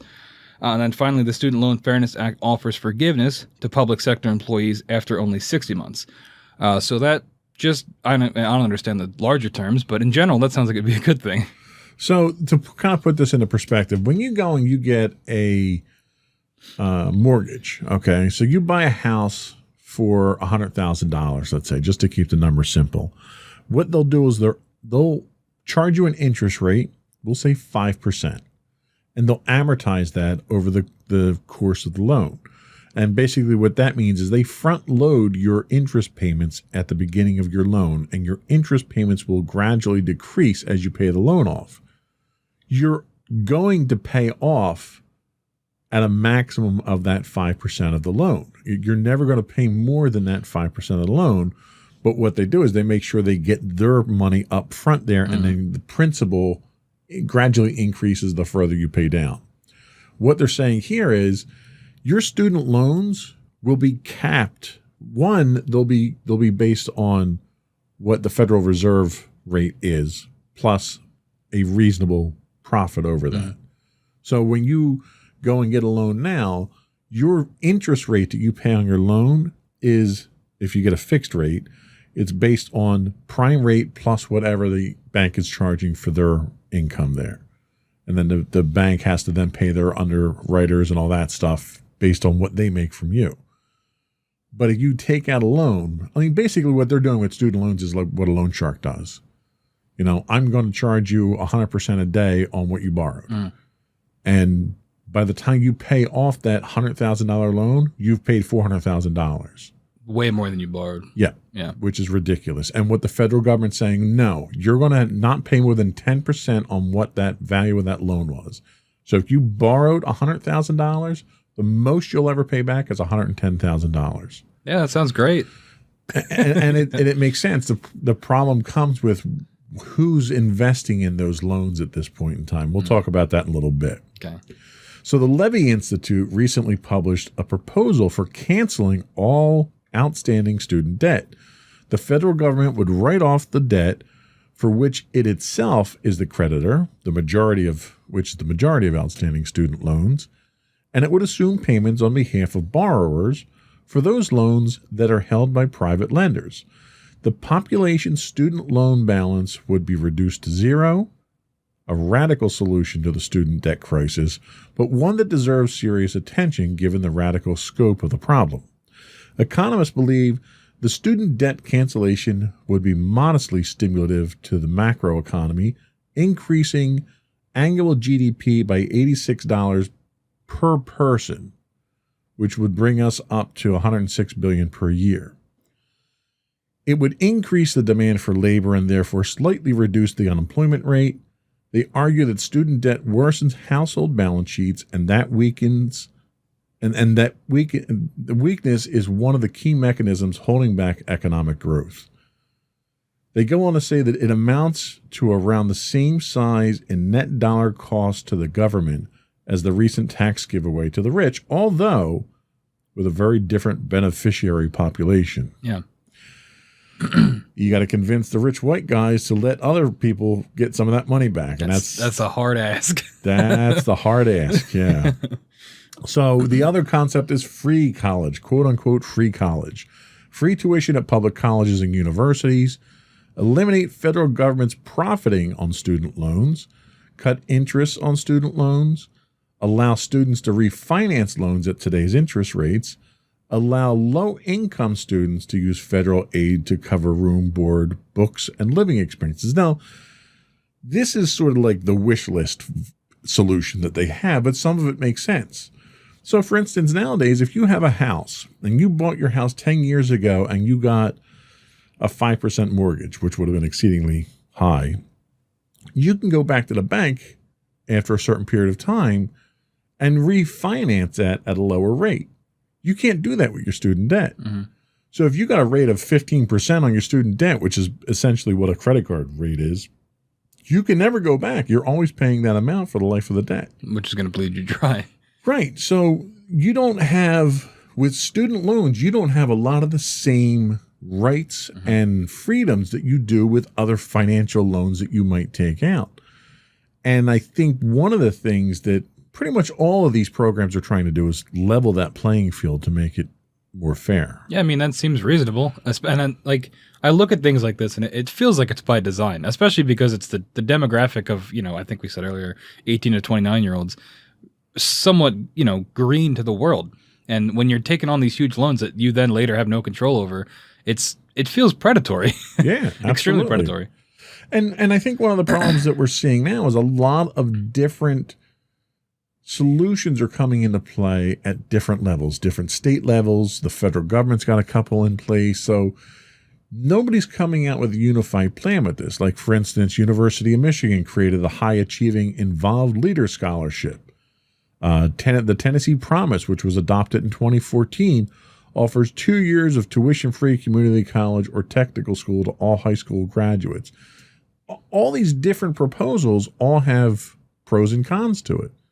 And I think what you need something at the federal level that melds all of these different programs together to try to give us really the one-size-fits-all answer to it. Yeah, definitely. Some of those other programs, you have the Education Trust, which goes with a scorecard program based on some of the following criteria. Covers at least 4 years of tuition and a bachelor's degree at a 4-year institution. It helps low-income students cover living expenses, includes adults and returning students. No college GPA requirement above 2.0 or a C average. C's get degrees. Allows students to enroll half-time, and the grant does not convert to a loan if criteria isn't met. However, no state program meets all criteria, like we were saying. But Washington's college-bound scholarship comes the closest. Since most of the programs are relatively new, it is premature to evaluate their effects. However, an article by the Hetchinger Report points out that most programs do not give low-income students 4 years of free college. And failing that, quote, it's increasingly clear that free college, as it is often currently implemented, may be more of a marketing message than a policy that will boost the education level of the future American workforce. Which sounds about right. If you can't actually do it, just make it sound like you can. Get people to go there. And unfortunately, that seems to be a very political approach to this. Biden talked a lot about student debt when he was running, and he talked about how he was going to try to forgive a lot of it, and that has, there's no movement on that. So it definitely works, and people eat that up. Well, and he did sign legislation a few weeks back where he forgave something like $10 million in student debt. I forgot about that. $10 million. 1.7 trillion. 1.7 trillion. That's like finding pocket change in the couch. If you wanted to be optimistic, you could say maybe that's a start. Or if you wanted to be cynical, you could say that he did that to get points, just to look good. And that's really, that was almost done. That was political theater is what that was. Because I can almost guarantee that the 10 million that he forgave, they probably had 15 million more in applications behind that. Yeah. So you're not solving any of the problems with this political theater.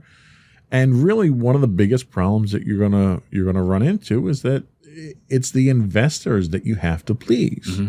Yeah, is there a reason for them to fix this problem? I don't think there is. They're making money hand over fist. And that's exactly it. Until you have a reason as an investor, because what happens is all the student debt gets bought up by investors because they know right now that it's going to get paid back. So it's a good risk for them to take. As soon as the federal government comes in and decides they're going to wave their magic wand and make the debt go away, all that investment money that's out there that's buying up the debt now is going to go away, and you're going to crash the economy. Yeah. And I don't think a lot of people realize that so much of our economy is driven on debt. The fact that our national debt is what it is. If you make the debt go away, the people that invest in that debt are going to go away. Yep. Didn't that happen with the mortgage crisis? Like that was all based off of people's debt and who owned that debt. And then when things started to go under because people couldn't pay that money back, everything like domino effect fell. Right. Like people look at debt and think, oh, well, no one should be in debt. Debt should go away. Well, debt is like a commodity. Debt's like gold. Okay. So if somebody owes $100,000, somebody else is willing to invest in that because they know that $100,000 is going to have a set return on interest rate. So I'll give you $100,000 today if you're going to give me $120,000 a year from now because it's a good wager. Yeah. But if you just make those debt go away, it breaks the whole system. Right, it breaks the entire system. Yeah. And I think that's the issue too, because debt has a negative connotation, but in reality, it's necessary at this point, essentially. Debt drives the economy more than cash does. And the first thing the federal government wants to do is put more cash on the market when the economy gets bad. And that's the last thing you want to do because it drives inflation up. Mm-hmm. What you need is to have debt controlled in a regulated manner to make sure it's a guaranteed return. And give people the option to refinance things like their student loans. Sure. And give people a little bit more autonomy when it comes to these extremely, I said it before, with the predatory practices that they're already doing. Sure. And have been doing. And what's happening here is your debt is getting too high, and it's the debt itself is originating from people who don't have the means to pay it back. So therefore, the risk to that debt goes up significantly, which a lot of investors want to shy away from because they want a return. Could we see something like the financial crisis in 2008 where it's all these people that have gone to college and have taken out loans but once they're out of college, have no means to pay that back? You absolutely could. You figure it doesn't matter what your debt is. If it's more than $10,000, you can legally file for bankruptcy. Mm-hmm. So if every student out there who owes more than $10,000 files for bankruptcy, all those investors who invested in that debt are out their money. Sounds like a bubble. That's exactly what it is. And this is why politicians are so hesitant to just come in and try to make the problem go away, because they understand that it drives the economy. Yeah, what's riding on it, yeah. So it's a very difficult situation, and the future of it's pretty bleak looking. As with I was going to say, that's why it's on this show. Most things with this show, the future's pretty bleak looking, but I'm sure we'll survive. Just become an electrician. You'll be fine. Vocational, you may lose a few fingers, but vocational school's not a bad thing. So let's take our last break. We'll come back and we'll take a look at what the future does look like.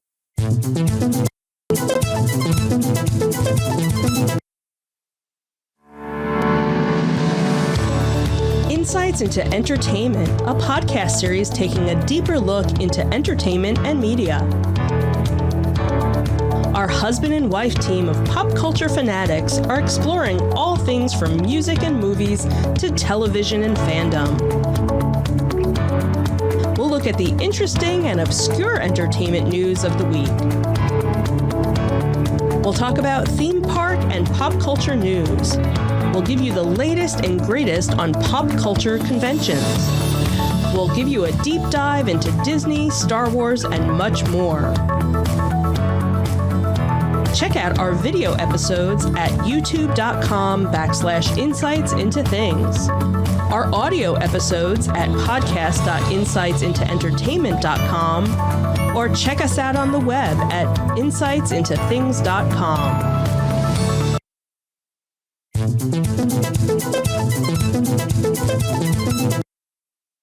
Welcome back to Insights into Tomorrow. We are talking student debt, and we're going to take a look at what the future of student debt holds for us.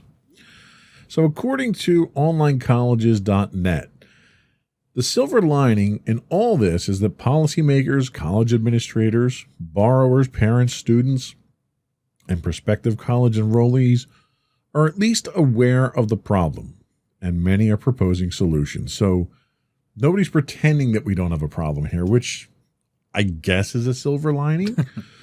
I think it's kind of hard to ignore the problem. So $1.7 trillion.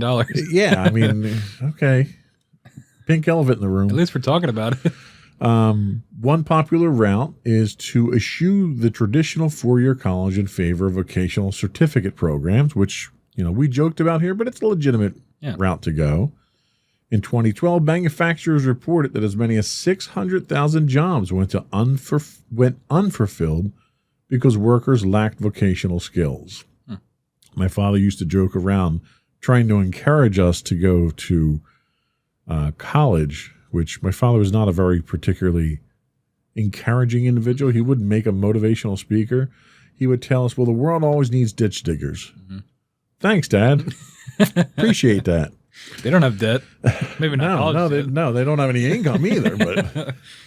But they go on to say, in fact, a recent report noted that 29 million jobs in the U.S. that require vocational skills but do not require a bachelor's degree, and most award an annual salary of $35,000 or more. Now, I don't know if $35,000 is above or below the poverty line. I know $35,000 is pretty low.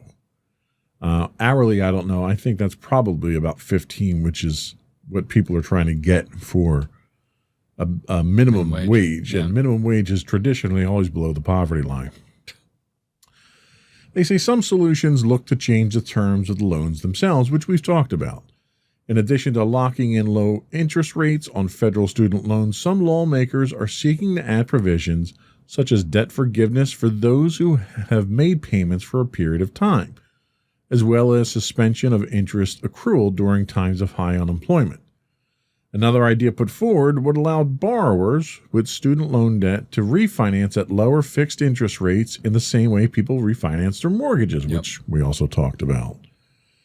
This would result in a savings estimated of $14.5 billion for borrowers in the first year alone.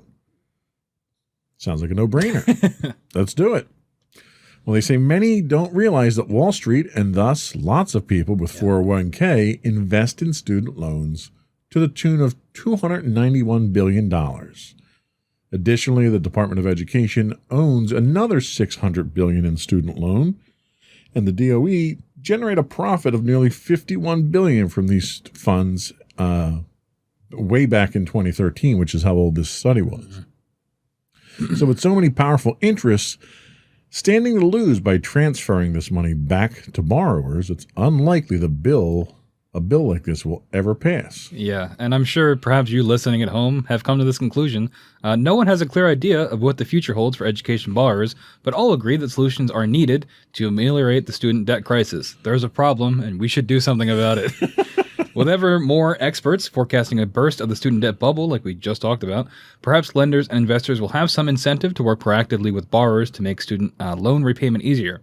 In any event, until we act, our young people will continue to face more and more debt on an annual basis. I am the young people, and more doing it every year. Sadly, the bottom line is that student loan debt is a big business, and that is, I think, the core of the issue here. The people that are profiting from it at the expense of the younger generation of college students are also the ones being asked to make changes to solve the problem. So why would they change something if they're making a bunch of money from it? However, it's a problem that those investors created to their benefit. As a result, they aren't particularly motivated to take money out of their own pockets and give it back to the debt-laden students or the future of this country. And that really is the bottom line. It's just the people that need the changes are the ones that are making the money. It's almost like when you try to change politics for the better. The people that need the change in politics are the politicians themselves. And they're never going to do anything that bites them in the hand that they feed themselves with. I think the only real way you're going to see change is if people would stop going to college, because then those debt numbers wouldn't, go up as high. But I don't think that's ever going to happen. Well, what you'd really see changing is if people stop paying their debt and they file bankruptcy. Yeah. And then these people that are investing with their 401k and everything else. And it's interesting they point out 401k. So it's not just these high-powered bankers that are making money off of it. People don't realize where their 401k investments go. And it goes into funds that pick up these debts. So, like, if you have a 401k and you have a child that's going to college, could you theoretically be making money off of their debt? Absolutely. Which you could also be co-signed to? How does that? That's Absolutely. crazy. But it's one of those things where you're 6 degrees removed from it. Yeah. So you invest in a mutual, in a fund. That fund has maybe bonds that it invests in, and those bonds are then being forwarded over to a bank or purchased from a bank, and that bank is doing the student loan. So you're pretty far removed if you're a 401k contributor. Right. But yeah, you're contributing to that problem. So I kind of equate this almost to the issue that we have in this country with medical insurance and health care. Everyone says, oh, well, we need to have free health care. Well, no, you don't need free health care. What you need is affordable medical care. Yeah. You look at these other countries that have kind of socialist programs like Canada and the UK and stuff. They don't get free health insurance. They get free health care. And the problem that we have here is we want to tackle the insurance problem when nobody's looking at the expense problem. Right. I shouldn't walk into an ER and get an aspirin and have that aspirin cost $500 and then expect the insurance company to pay for it. Yeah, and it's the same thing here. We're looking at the debt issue, but it's more of why is the cost so high in the first place of college? Exactly. Why has the cost gone up to the point that they can't justify that increase? You're not paying higher salaries to your professors to justify it. You're not buying new campuses or facilities or technology. Like, the colleges need to justify the increase in tuition. And until they can justify that on paper, there's no reason to pay it. Mm-hmm. And that's what the government should be targeting. The government shouldn't be worrying about student debt, because if you control the cost of college and the overcharging of it and the profiteering in colleges, that will automatically control your student debt. But on the other hand, at the same time, you also have to make sure that your student debt is treated as fairly as all your other debt is. Yeah, by giving people the option to refinance and things like that. Exactly. Tying it to a prime rate, tying it to a maximum amount of interest that can be earned on it. So if you apply the rules evenly across the board for debt, that would solve a good portion of the problem. If you solve the problem of why student tuition and housing, like the room that you were housing in, the dorm that you were housing in there, you were probably paying 3 times what you would have paid if you were a private citizen renting an apartment like that. I mean, I didn't have a roommate, so it was just me, but it was one room and that was it. with a bathroom. So Right. it's not like it was like, Well, it was a shared bathroom too, Yeah, wasn't it? yeah. So, and the amount that you were paying, you probably could have got a 2 or 3 bedroom apartment Yeah. yourself at a local apartment complex. Yep.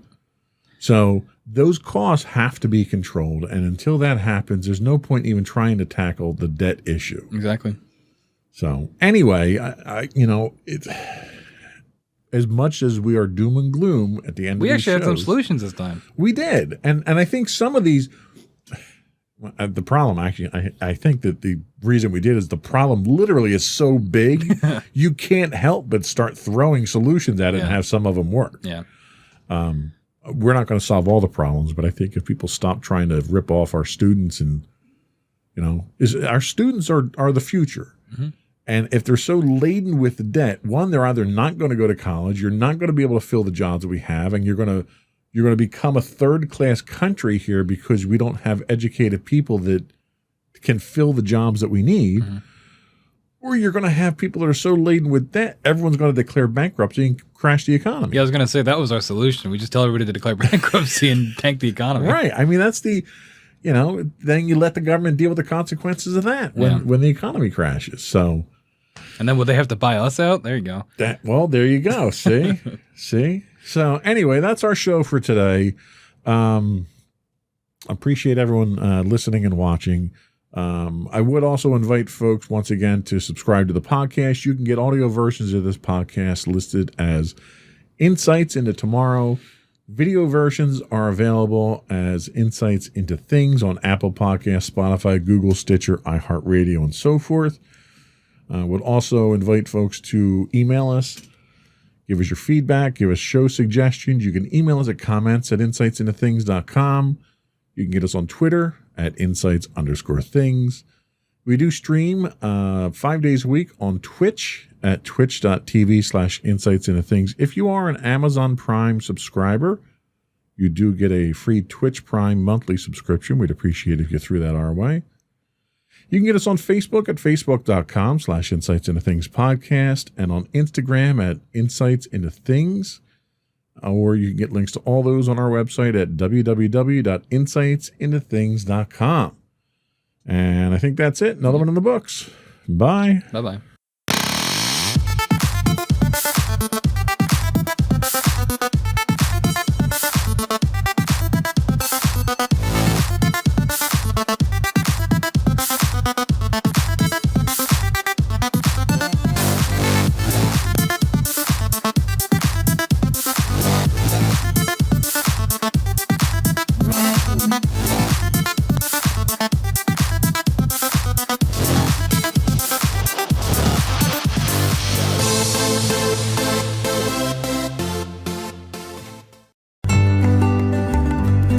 Insights into Teens, a podcast series exploring the issues and challenges of today's youth.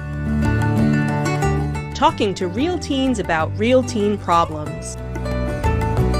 Explore issues from braces to puberty, social anxiety to financial responsibility. Each week, we talk about the topics concerning today's youth.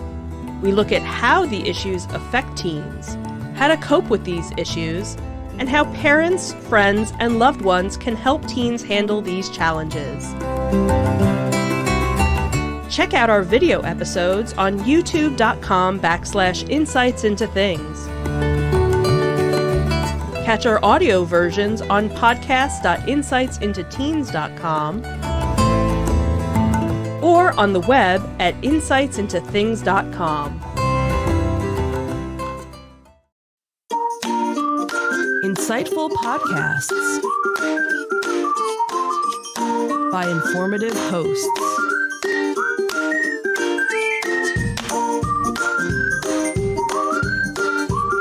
Insights into Things, a podcast network.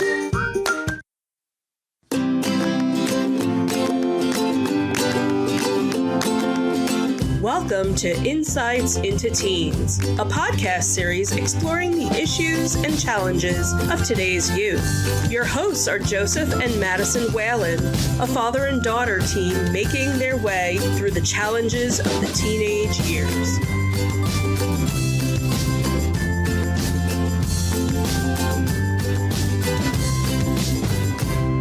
Welcome to Insights into Teens. This is episode 138, The Great Debates, Controversial Topics, Part 2.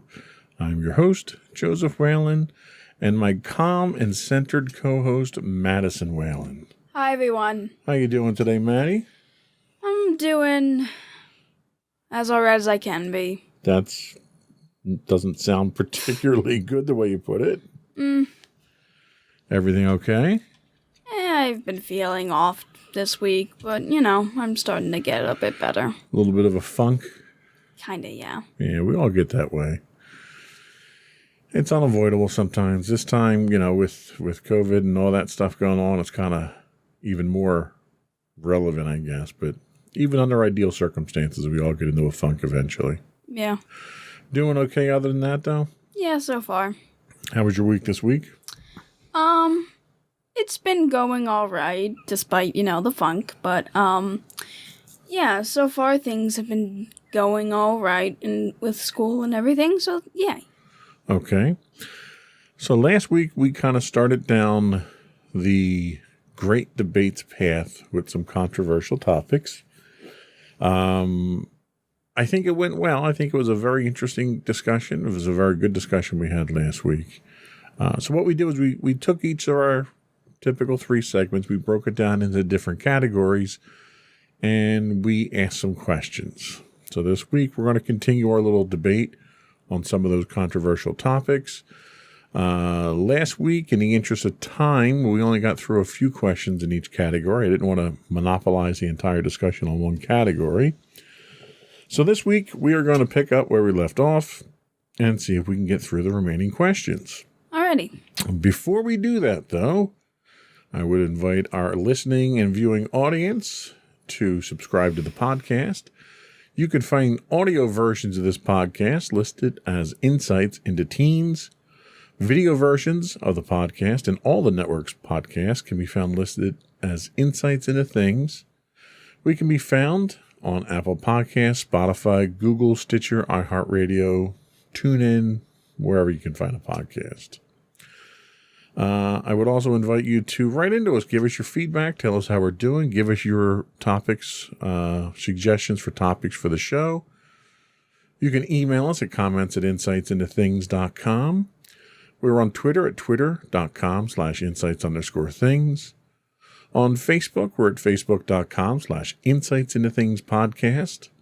On Instagram, we're at instagram.com/insightsintothings, or you can get links to all those and much more on our official website at insightsintothings.com. Shall we get into it? Yes, we shall. Here we go.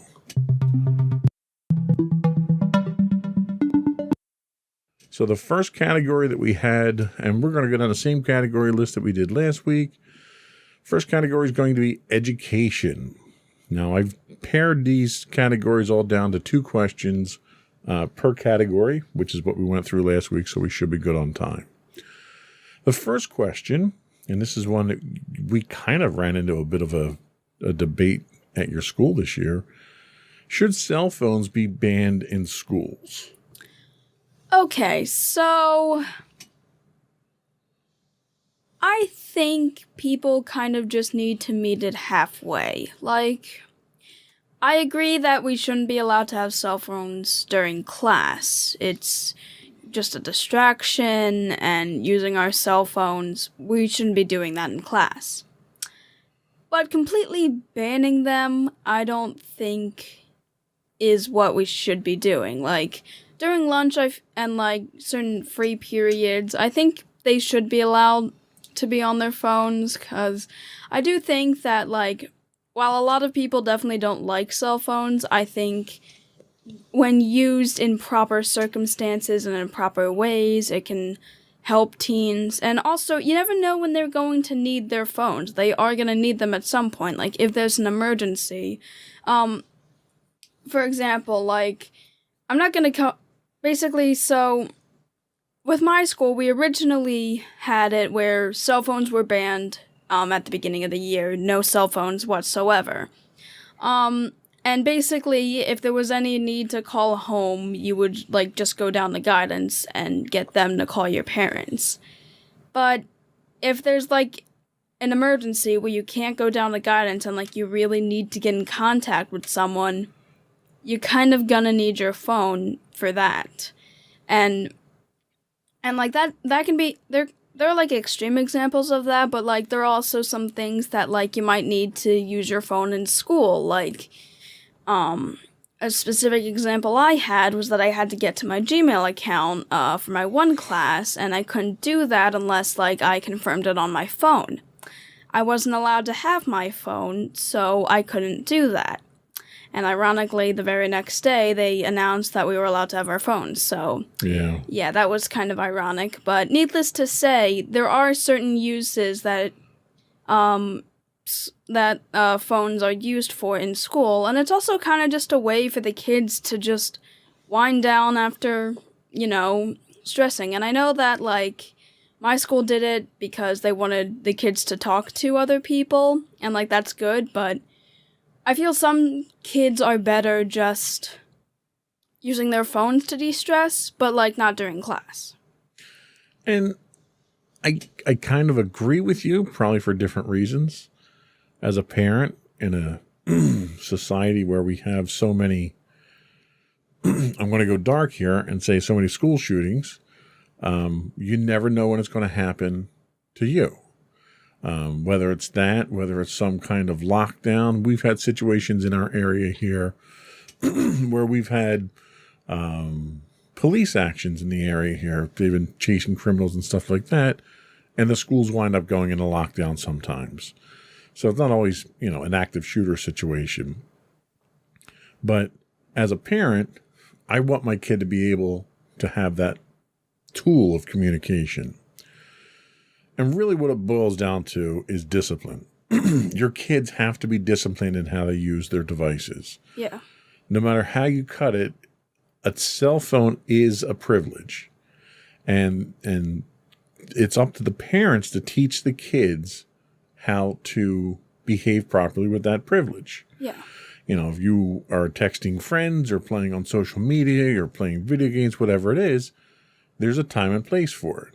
Mm-hmm. I'm going to sound like my dad here when I say, get off the phone, But there are times in school that you have that free time to do that stuff with. And I think the concern that I had about your school was that kids were using these at inappropriate times and not getting disciplined for it. And if you're going to impose a rule but not follow through with it with monitoring and disciplinary action, then there's no point in having the rule. Yeah. So I think there is a purpose, there is a utility for having them in schools, whether it's for entertainment value or de-stressing or whatever. There's a purpose to having them there, just like there's a purpose to having them at my work. I'm one of the few people at my work that can carry them onto our manufacturing floor because of my position with the company. But even people that are on the manufacturing floor who can't have their phones on the floor have them at lunch. And they can communicate with their family, they can watch videos, do whatever they want with them on their own time. And I think the same situation applies to schools. So I think I agree with you 100% there that they should be allowed, but they should be allowed in a controlled manner. Yeah. So the next thing that we have, and the last one in this category is, and you've never experienced this, but your brother did. Should students have to wear uniforms in school? Okay, so I feel that there's pros and cons to uniforms. Like I feel a lot of people think, like, oh, the kids don't really have to think about what they're gonna wear, like, everyone looks the same, something like that, and, like, I could definitely see the benefits to it, but I feel that in proper ways, kids should be allowed to express themselves, and one large way is through clothing. And while, yes, and a lot of negative stuff can come from clothing, like inappropriate clothing and, like, oh, you're not wearing expensive clothing, so your worth is basically determined by that. Like, I get, like, the negatives, and uniforms can probably solve that, but I think it's just partly due I feel like it's just like, again, in proper ways, kids should kind of be allowed to express themselves. Like, I feel like kids should just... Clothing is a way to express themselves, and teens kind of need an outlet for them to express themselves. And again, putting restrictions on your clothing is, I definitely think, should be happening so that nothing inappropriate is worn or anything. But I don't think that just telling kids to wear a certain outfit or requiring it should really be something that should happen. Because, again, it's kind of just about the individuality and expressing themselves and stuff like that. Here, I think I'm going to disagree a little bit with you. Okay. Like, I understand the need for kids to express their individuality. It's part of growing up. It's part of that development process. As a kid who came from a poor family, we did not have... we lived paycheck to paycheck because my dad didn't make a lot of money. My mom didn't work. And every year when we had to buy school clothes, it was a struggle. It was a struggle getting the funds to buy them and getting the sufficient amount of clothes. And as a result, the clothes that I wore were not name brand clothes typically. And going to school in something that was not a name brand designer clothing, I'm talking jeans, no one was wearing, cardigans or anything like that. But like, I couldn't even afford a name brand, like a Lee jean or a Wrangler jean or something like that. It was an off-brand jean, and it causes stigmatism. You're stigmatized because of that, and kids look at you differently as a result of that. And uniforms negate that right off the bat. Well, yeah. The other thing is you don't have to worry about kids wearing inappropriate clothes. You don't have to worry about the controversy of a dress code. You don't have to worry about parents don't have to worry about going out and buying the latest and greatest expensive clothing because everyone wears the same thing. And usually the uniform is usually a shirt, shoes, pants and a sweater, I think, or a jacket or something. And a lot of times that stuff can be used year after year. There's even situations where you can rent that uniform and not have to go out and pay for it, or you can get it at discounted costs and stuff. So it's not a status symbol anymore. It's not a disciplinary thing anymore because everybody's wearing the same thing. And it is a way of stifling your individuality. And I could certainly see that as being one of the detriments to it. How would you feel if you had to wear a uniform in school? I personally probably wouldn't, despite the fact I probably wouldn't be allowed to wear a hoodie, which... That's usually not in a uniform code, no. Yeah, which would be, the only real, downfall for me. I guess I wouldn't be all that upset with it, because I normally just wear pants and a shirt in general, although, the shoes and, the fact I couldn't wear a hoodie might be the only problems I have, because I don't know how comfortable the shoes would be, and I kind of like a certain type of shoe now, not being able to wear a hoodie would kind of not really be nice, because I prefer hoodies over, sweaters, I guess, so. Well, and that's one of the other problems, one of the other detriments to uniforms, is I've yet to see a school uniform that's actually comfortable, And a lot of times, at least in, so Sam went to Catholic school early on in his school career, and the boys wore pants and the girls wore dresses.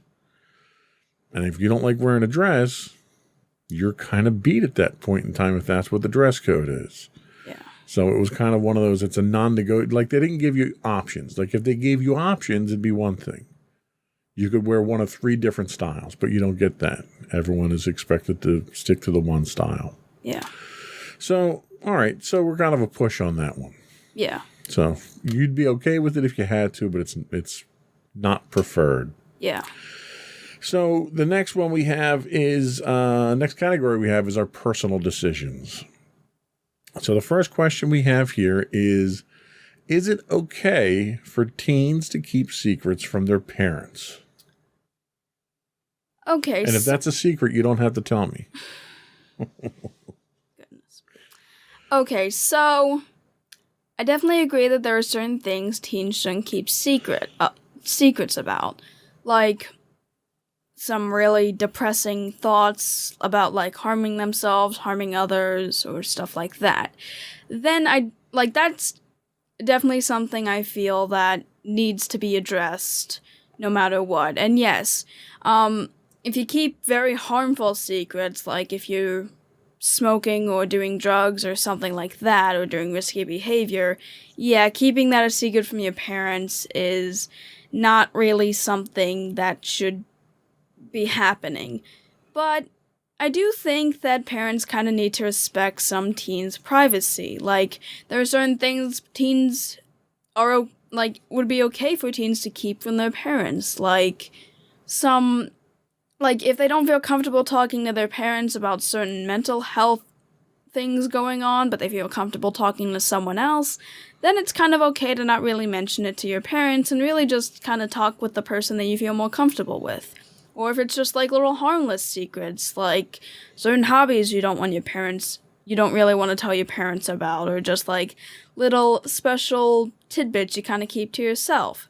I definitely think that like parents really need to stop being so certain parents need to be a little less overprotective of their teens, because like I know that a big thing is that like some parents don't even allow their kids to have a door to their room, which, okay, that is kind of extreme. Like, you're not even allowing your kids that privacy. So, I know secrets aren't always, like, a privacy thing, but I definitely think privacy has a big impact when it comes to secrets. So, while I definitely think there are certain things that shouldn't be kept from your parents that you need to let them know so that they can help you, or so you can stop doing these really bad and harmful behaviors, I just still think that some parents need to respect their teens' privacy with a little less harmful things, or just things they don't feel comfortable telling their parents about. Okay, I think that's fair. I think parents probably need to have as open a dialogue with their kids as possible, because there are a lot of difficult topics that you need to discuss with your kids that if your kids aren't comfortable talking to you, you're never going to be able to communicate. And communicating with your kids is vital in order to ensure that they're taken care of and they, grow up to be decent human beings. I also understand the fact that you need to have your own space. You need to have your own privacy. So as a parent, I wouldn't expect you to be forthcoming with everything that you weren't comfortable with. But also as a parent, it's our job to make sure that if there are issues, that those issues are not harmful to you. So anytime, mommy or I pry and we seem like we're invading your privacy, it's not out of malice. It's for your own good. Yeah. So it's important to keep that in mind too. Yeah, and kind of parents need to find that balance where they're not like completely like a helicopter parent watching over the kids and not even allowing them to have a door to their room. Right. That's definitely the extreme example, but you also don't want to be so careless that your kid can end up harming themselves or others. Absolutely. As with anything in life, it's a balance. Mm-hmm. So the next one, the last question in this category here, is about bad habits or habits. Whether they're bad or not's interpretable. Mm. Should teens be allowed to vape if they're not allowed to smoke? No. Both are really bad, and I don't feel that vaping is any better than smoking, and I don't think any kid should be doing anything related to either vaping or smoking, or anything dealing with that kind of stuff. Okay, well, that settles that then. I know that I wasn't. Moving right along. I'm sorry, I wasn't really able to make an entire debate about that, but like, Well, some things aren't debatable. I mean, you feel very strongly about this, and I respect that. yeah, it's just like smoking in general, no real benefits. Vaping's kind of the same thing, and I've heard about all the negative side effects that come from it, and there's really nothing that makes it better than smoking, and I feel like they're kind of on the same level of don't do this. Well, what's interesting is that vaping kind of came out as an alternative way to quit smoking, where you could use what they term as e-cigarettes, and you could put a chemical compound in the cigarette that would vaporize it, and that would help to wean you off of the nicotine addiction of smoking. And then it turned out that people just started using that instead of cigarettes because they thought they were healthier. Yeah. And then people started putting additional chemicals in there. They started putting certain oils in there that had narcotic effects. And what they're finding now that it's been out long enough to do studies on it, is that vaping has its own kind of very brutal damage that it does to the lungs, depending on what kind of compounds that you're trying to vape. Some of these things are not meant to be ingested into the lungs. They're meant, like, for instance, CBD oil. There are people that vape CBD oil to get the THC. Not CBD, but it's basically oil that has marijuana oil in it. It's THC is the chemical compound. And the problem is, while they get that euphoric feeling from the drug compound, the solution that it's diluted into is not something it's something that's very harmful to the lungs. And what people are finding is it's causing lung disease in teenagers now, because of the fact that you're ingesting an oil into your lungs and it's coating the inside of your lungs. Mm-hmm.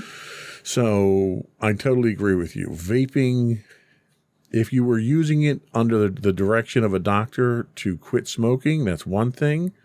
If you're doing either of these things recreationally, it's not a good thing. Yeah. So that was all we had for these two categories. We're going to take a quick break, and we'll come back and we'll talk about public policies and politics. Oh, we'll be boy. right back.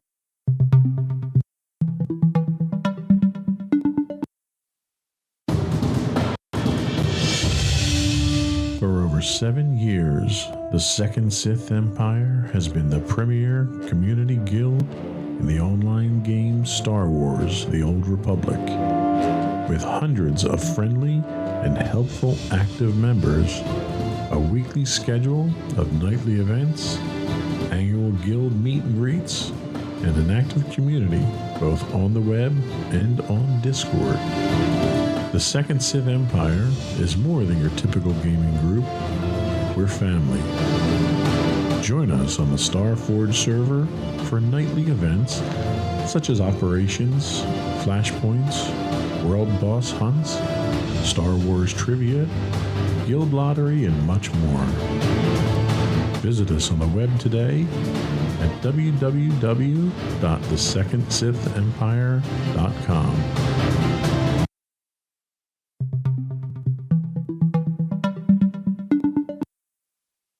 Welcome back to Insights into Teens and our part 2 of our great debates of controversial topics.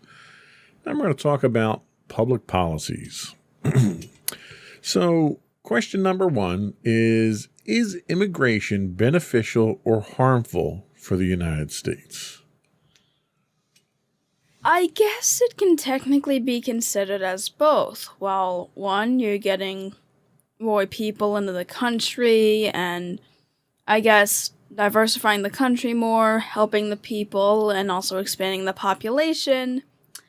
There can also probably come harms to that with expanding the population, having to get more food out and maybe higher inflation or something. I definitely think, like, Just to clarify, well, my perspective on the question here is legal immigration, not illegal immigration. So should the borders be open for legal immigration for people to come in, refugees, for instance, or people that are just relocating to the United States from other countries? Not the really controversial debate about illegals that are crossing the border without being processed correctly from immigration. So that might change your answer there. okay, well, people that are legally immigrated into the United States, I feel like that would still be pretty much beneficial. Because, like, yeah,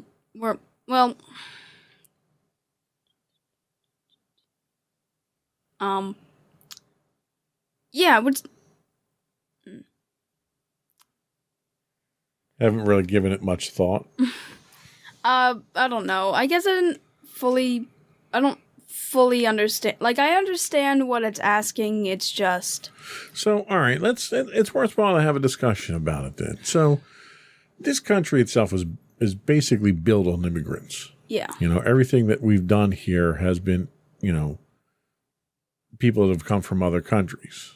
And unfortunately, some of the things we've done to the indigenous people is a result of that. yeah. But nowadays, that immigration, you don't see the waves of immigrants coming over from Europe to flee famine and oppression and stuff like that.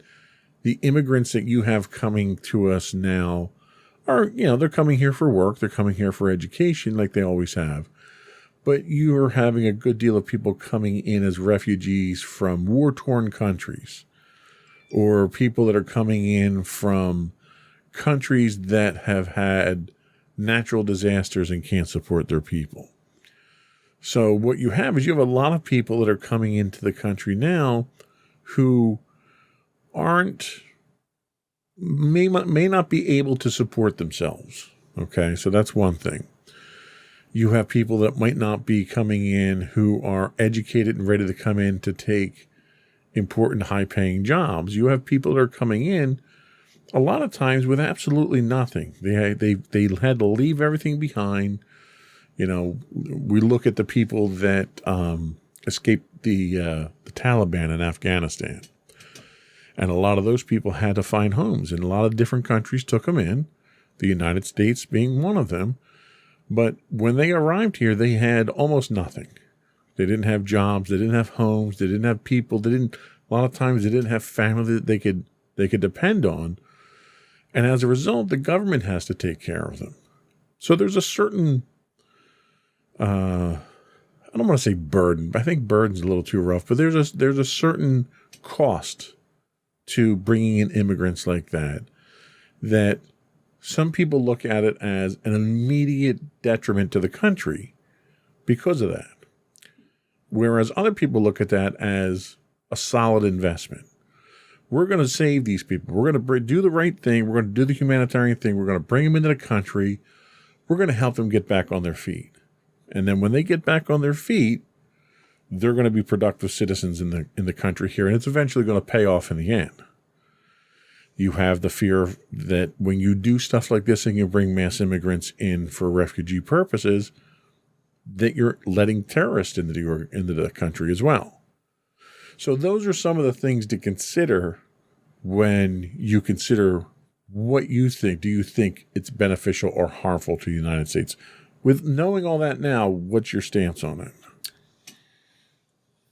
Well, knowing all that now, my stance would be, I'm still on, like, the humanitarian side. Like, yes, we should be helping these people, but I can also understand the financial aspect of the fact that a lot of them we can't really support themselves, thus the government has to support them, and thus the cost of taking care of them is pretty high. But again, I do feel as though once we help them, they will become productive citizens, and I just feel it's the right thing to do, and it's kind of, in a way, worth the cost. And I think I'm on the same page with you. I think as long as there's a certain burden that decent people have to take on in order to do the right thing. And that comes from everyday stuff, from day to day up to the big, let's save a country full of people from tyrants. And we always have to make these decisions to do the right thing. And sometimes the right thing can hurt, and sometimes the right thing can cost. And I think in situations like this, where you have a mass exodus of people from a certain region or certain country, good people have to stand up and do the right thing. And sometimes that's just one country that does that. A lot of times that's the United States that does that. In this situation here, specifically speaking to Afghanistan, a lot of countries stepped up. And as long as society in general, not just the United States, but society in general, the world over, as long as good, decent people stand up and shoulder that burden and share that burden together, I think it's manageable. And I think what it does is it promotes a more enlightened approach, to countries, so that you don't have tyrannical regimes out there. Mm-hmm. If the good people aren't going to support those who stand up to tyrants, then you're going to see tyrants everywhere. Yeah. And tyrants need to be stood up to. Yeah. So if we're not going to go in, and I'm not advocating that we go in and fight these wars for the people that are in these tyrannical regimes, but if we're not willing to at least do our part to support them and to shelter them and provide them care, then we're just as bad as the tyrants are, really. Yeah. So I'm with you on that one. So the next one is another really topical, controversial thing, and that has to do with police brutality. So you've seen a lot of stuff in the news lately about police and Black Lives Matter and police shooting and violently attacking minorities. And there's a lot of laws in place that protect police from being prosecuted in situations like this. You had the George Floyd case where a police officer knelt on his neck and he wound up suffocating and dying as a result of that. So the question here is, should police officers be charged with excessive force in cases of brutality like that? Do you think they should be held accountable in a court of law? I mean, yeah. It's like, yeah, they should definitely be held with excessive force because, especially if you kill the person and you didn't even give them a chance to defend themselves in court, yeah, I definitely think they should be charged with excessive force. So now it's worth noting that not every case is cut and dry like that. Well, so yeah. there are cases where use of force is required, okay? So there are certain protocols, certain rules that police officers have to follow for even drawing their gun, let alone firing it or hitting anybody. So as long as they work through those rules and they stick to the rule book, they're usually not prosecuted. But in situations where someone stole a car, it's a completely theoretical situation. Someone steals a car and they're racing away from the police. And the police get in the car and they chase him. And they chase him and he crashes the car and he runs away. And while he's running away, the police shoot him. Is that justifiable? Probably not, no. Right. If he turns around with a weapon, doesn't fire it, but he aims it at the police, is it justifiable? Then it gets a little grayer. Yeah. If he fires the weapon, but he doesn't hit a police officer, but he's firing indiscriminately in a public location, is that justified? If he fires and he hits a police officer, is it justified to shoot him at that point? Mm. So these are kind of the things that you have to take into account, because that's one scenario where you've got 4 levels of escalation right there. Yeah. And I think really anytime that there's a situation where there's threat of bodily harm to the police or to someone else, you can justify a more energetic response, we'll say. Yeah. But at that point in time, can they be held accountable? Well, I guess if, like, something does threaten the safety, I guess they don't really, like, especially if someone could have been endangered, yeah, they probably don't have to be accused for that, but if no one was being harmed and they were just running away, then it's kind of excessive. Okay. I think that's a very clear distinction. So let's move on to something that's not nearly as controversial. Politics. So, should the government be responsible for guaranteeing the protection of your privacy? And now, let me preface this by saying when we talk about privacy, we're talking about all kinds of privacy. So you have people that invade your privacy at home, looking at your windows. You have digital privacy with people that are snooping on you and following you online. You have public privacy where you may be out of the mall and some creepy guy's following you around. So when I talk privacy, I'm talking about the grand scheme of privacy on all levels. Should the government be responsible for protecting that? I feel on certain levels is when the government should be protecting people's privacy. Like with the whole public scenario, yes, the government should, especially in public places, they should help respect people's privacy. But in other, more tighter scenarios, it gets a little, like, okay, maybe you don't need to you shouldn't involve yourself, I guess. Okay. So it's selective. It should be applied selectively. It shouldn't be a one rule fits everything scenario. Yeah, kind of like with police brutality. Okay, I could see that. So the last question we have on politics is one that's not all that relevant now, but it's something that creeps up in society periodically. And that is, should military service be mandatory for all citizens? Now, I ask this because in the past we've had a draft during times of war and times of police action, I guess I should say, where you have to register. Everyone, when you turn 18, has to register for the draft.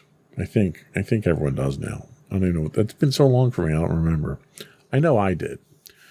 And that makes you eligible to be called up for a draft during time of war under certain circumstances. But we have countries like the Soviet Union, when the Soviet Union was around, and there's a lot of other ones, but when you reached a certain age, you were required to join the military for a certain number of years. And that was how they kept their military numbers up. Should that be the case in the United States, where in order, as a product of being a citizen and the rights that you're granted from that, should you have to spend, I don't know, 2 years in the military?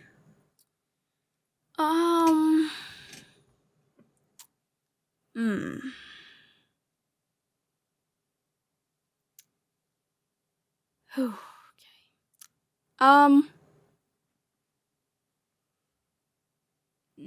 Yeah, you're going to have to give me more than grunts and sighs. Yeah. This is definitely an interesting one. How would you feel if the government said you had to join the military when you get out of high school? I wouldn't really be too happy because, one, I'm still kind of young, and two, I really wouldn't know where to start, and three, it kind of scares me. Okay. So then go on that.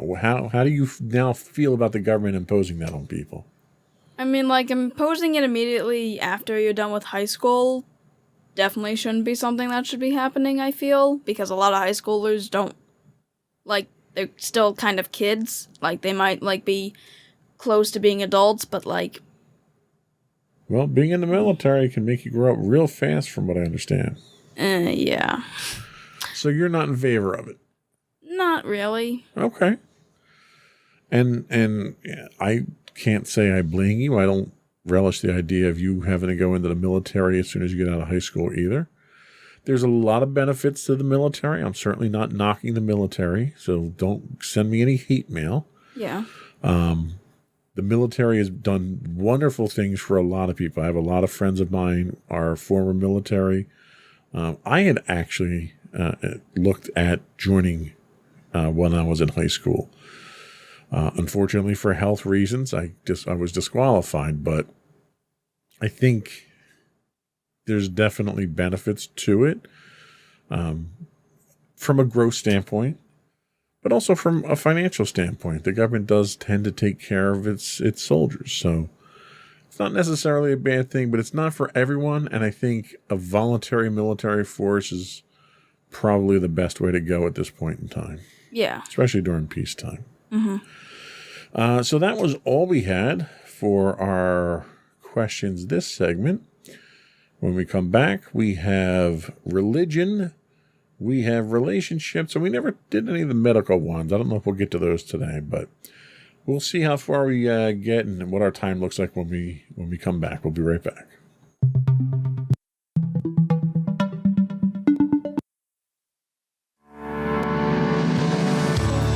Insights into Entertainment, a podcast series taking a deeper look into entertainment and media. Our husband and wife team of pop culture fanatics are exploring all things from music and movies to television and fandom. We'll look at the interesting and obscure entertainment news of the week. We'll talk about theme park and pop culture news. We'll give you the latest and greatest on pop culture conventions. We'll give you a deep dive into Disney, Star Wars, and much more. Check out our video episodes at youtube.com/insightsintothings. Our audio episodes at podcast.insightsintoentertainment.com, or check us out on the web at insightsintothings.com.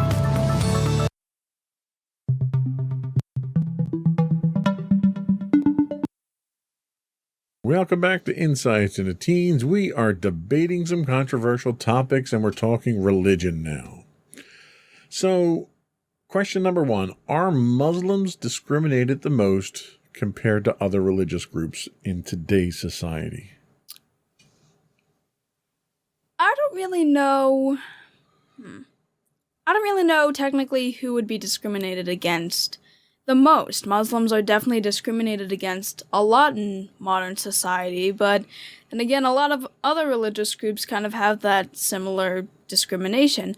Kind of like we mentioned, well, you kind of had mentioned last week, there's still a lot of religious conflict going on between varying religions, and I definitely think that there's still a lot of discrimination going on, not just with Muslims, but with a lot of religious groups. And I don't know if there's like one that's being discriminated against the most. It's kind of just like they're all being discriminated against, and I feel we need to put, like, there are probably ones that we should probably put more effort into discriminating against less. But basically, we're trying to eliminate discrimination of religion in general, so. So, everyone gets discriminated against, and we should just stop discriminating against everybody. Or at least put efforts to. Okay. Towards it. I can't argue with that. I mean, that's good logic. So, religion is interesting. Over the course of its history, religion has really been used as a control mechanism, at least in my opinion. It gives people focus and hope and guidance and all that stuff, too. But for the most part, people have used religion and God, in whatever form you refer to him in, to control people. You know, if you do bad things, you're going to go to hell. You know, that's really what religion's being used for, and to get people to do things. You know, if you're faithful, you'll go do this in the name of your God. So a lot of times religion is used to control the population and keep the population in check, with the promise of otherworldly rewards or punishments. Things that normal secular society can't provide. Secular societies, you do something wrong, you're going to go to jail. You do something wrong, you'll be executed. And religion is used to say, okay, well, when you do something wrong and you die, you'll be tortured for eternity by the devil or whatever. And I'm oversimplifying it, of course. Yeah. So my question to you is, if that's what religion's been used for centuries, can you be good without God? Can you be good without religion? Or does society need religious guidance in order to be a civilized society? I actually think we'd kind of be a little better without it. Again, I'm not, thinking about it in that context. I don't think anyone really needs to believe in a religion entirely. While there can be benefits to it, there's also somewhat detriments and discrimination when it comes to it, and there's a lot of negatives that seem to be revolving around religion. And I feel that if you don't really want to be incredibly religious, you can live a fine life without it. Okay. I'm not going to argue with you. I feel the same exact way. I think if you're a decent person, you're a decent person. Doesn't matter what your religion is. Yeah. Okay, that's it for religion. I think we've exhausted that one. Relationships. This is always a fun one. Yeah. So this one's kind of a one-track, 2 questions here. Should same-sex marriages be legal? Yes, I think they should. I think that if you two feel okay with each other and you both love each other, you should be allowed to marry. It doesn't really matter what your gender is or what your sex is or something like that. Okay, well, that was kind of anticlimactic. What do you mean?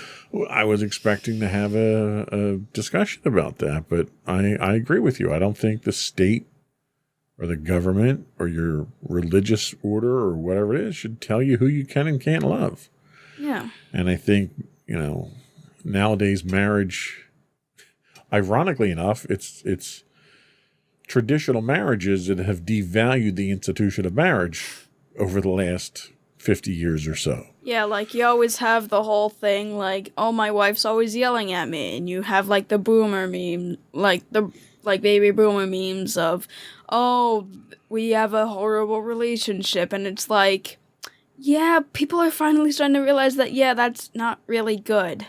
Well, you just look at the statistics on divorce, and you realize that your divorce rate's above 50% right now for heterosexual marriage, and it's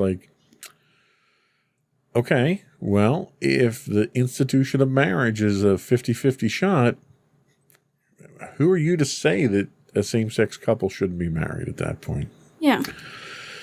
Okay, well, and the last question that we have, because we're not going to do the medical ones today, we'll save those for a different podcast. This one is, should LGBTQ folks be allowed to adopt children? I mean, yeah, I feel like anyone who has the ability and the care and want to have and take care of their own child and can't, for whatever reason, have their own, yeah, I feel like anyone should be allowed to adopt children as long as, they're going to provide them a good life and they're going to care for them. Okay. I guess that sums it up there, doesn't it? But I agree. As long as you're a loving, you're bringing that child into a loving home and you can care for the child and you can attend to the child's needs and raise that child to be a decent human being, I don't think it matters what kind of relationship you happen to be in, or even if you're in a relationship. Yeah. Being a single parent is difficult, but there are a lot of single parents out there that are absolutely outstanding. So, okay. I kind of thought these were going to be more detailed topics, but I think we kind of are on the same subject with them. I mean, we can try to make it a little more detailed if you want. No, I don't want to, force the subject itself. Maybe we can, we've got time left. Let's go on to some of the medical questions since those were so fast. All Alrighty. This is a great one. This is about as controversial as I think we've had so far. Yeah. Should vaccinations against COVID-19 be mandatory? Oh boy. Yeah. Kinda, yeah. I kind of feel like in certain cases, especially considering it's been a pandemic, yeah, it should kind of be mandatory. Like, again, if it's a health problem or you... I don't know if I want to... I don't know how to phrase the next part. Like, if it's a health problem, find out, just be safe about it. I don't know how to, like... I guess if your belief system...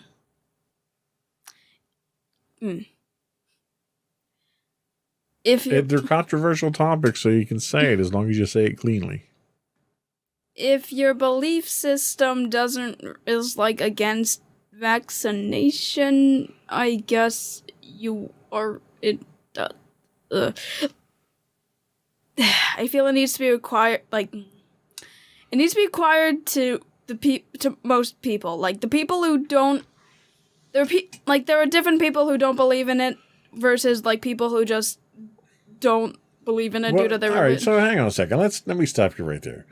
When you say don't believe in it, don't believe in what? That vaccinations are against their religion? Like that. They don't believe in the science? Like, what do you mean? More the religion, that's probably the best way I can clarify it. Okay, so there are religions out there that don't think you should be using modern medicine, that it should be a faith-based healing type scenario.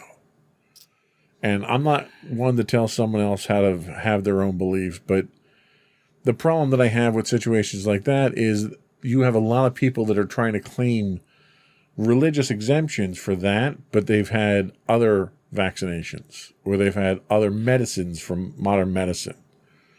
And it's like, well, you can't have both. You know, if you want to live out in the country and you want to use natural herbs and remedies and stuff like that to keep yourself healthy, more power to you. If you've taken any over-the-counter medicine or any prescription medication at any point in time in your life and you're going to come to me and tell me that you don't believe in vaccines because it's against your religion, you don't have a leg to stand on. Okay, yeah, so it really kind of just depends on who you talk about. But the people that don't believe in the science, yeah, they should just get it, just make it mandatory for them. And I'm with you 100%. You know, when there is statistical evidence to say that vaccines have a clinical effect on reducing the spread, and people that I respect that I've known for years are going to come to me and say, I choose not to believe that. You know, I had a discussion with someone who's a colleague of mine some time back, and the claim that he made was, well, everyone's saying that COVID's killing all these people. Well, it's not people, it's people that already had pre-existing conditions. Ah, that person. And I made the point that I have a pre-existing condition. I have diabetes. And with medication and diet and exercise, my diabetes is under control. If I were to get COVID and die from a diabetic complication, it wouldn't be because I had diabetes, because it's under control normally. It would be because I had COVID. And he looked me in the face and he said, well, I just don't believe that. Like, he literally just chose not to believe facts. And at that point in time, I'm thinking, well, I can't have a conversation with you about this anymore because I can't apply logic. I don't know how to talk to nonsense. And it's people like that when you make vaccines mandatory, they're going to resist it until the end of time. So I personally don't think vaccines should be mandatory. I think vaccines should be voluntary. Because telling anybody that they have to put a chemical in their body, and that goes with all vaccines. I think the vaccines that you have to take for school, because you have to take certain vaccinations at certain intervals in order to attend public school, I think they should be voluntary. I think there should be consequences if you don't. I mean, we obviously believe in the science enough that you had those vaccinations. If you didn't have those vaccinations, I think the school system would be perfectly within its rights to say that we can't send you to school. Then it would be incumbent upon us to find an alternative way to educate you that doesn't require those vaccinations. So I don't think they should be mandatory. They're mandatory to attend to school. And I'm okay with that because it's their school. They can make their rules. That's why I don't think mandatory vaccines is a good idea for the public in general. Okay. All right, one last question, and we'll call it a day. And this might require some definition. You know what euthanasia is? Yeah, I actually looked it up for this. Okay, good. Should euthanasia be legalized for humans? Basically, should assisted suicide be legal for humans? Okay. Well, for one, it definitely should not be for, like, regular people. No, and we're talking about people that are terminally ill. For instance, I think of my father when it comes to this. My father had terminal cancer. The day that he was diagnosed with cancer, he knew he wasn't going to survive. There wasn't a treatment that they had that was going to help him because of the type of cancer he had and how far along he had. And he fought it for the sake of, the family, despite knowing that he wasn't going to get any better. And there came a point during that treatment where he was miserable. He was absolutely in agony, had no decent quality of life. And we basically had to watch him waste away to nothing and die. And it broke my heart to do that. And I talk about my father on this podcast a lot. I was not particularly close with my father, but to have to see any human being go through that, knowing that they're suffering and knowing that I can't legally do anything to ease that suffering, it's a very difficult position. That's what we're talking about. People that are terminal, that are suffering, that ending their life is a merciful thing for them because of how much they're suffering. Should that be legal? Yeah, it sounds like, from different perspectives, it can sound worse, but if there's absolutely nothing, no other alternatives, and they could just waste away, and if the option is there to just have them go peacefully instead of in agony, because no one would want to have someone just die agonizingly, in constant pain, and if you can just at least grant them the ability to die peacefully, as opposed to in complete and utter pain, knowing you can't do anything else to save them, yeah, I think it should be legalized for those specific occasions. Okay. And I think we'll leave it at that. That's a very heavy topic to end on, very heavy question to end on. Yeah. And I certainly don't want to make light of it. Suicide is not something that should be considered under any circumstance, really. And I don't want to go into too much agonizing detail about that, but this is a very special example of what we're talking about here. And having lived through that and that decision myself, it's one that is very close to me, So I think we'll leave it at that. I think we've managed to tread lightly enough through these controversial topics. As best as we could. I think we've done a very good job of covering some of these. And I think maybe we'll do this again sometime in the future when the political climates change and society changes a little bit, and there's more topics, controversial topics for us to debate. But I really enjoyed these discussions. Me too. Before we go, though, I do want to once again invite you to write in. Invite you to subscribe to the podcast.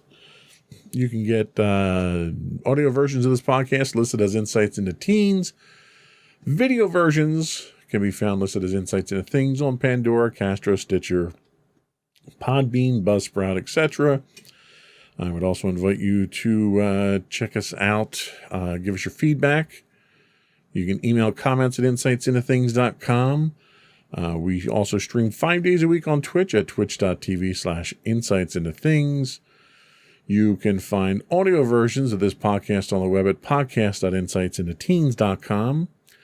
Video versions of the podcast can be found on the web at podcast.insightsintothings.com, where you can find links to all that and much more on our website at insightsintothings.com.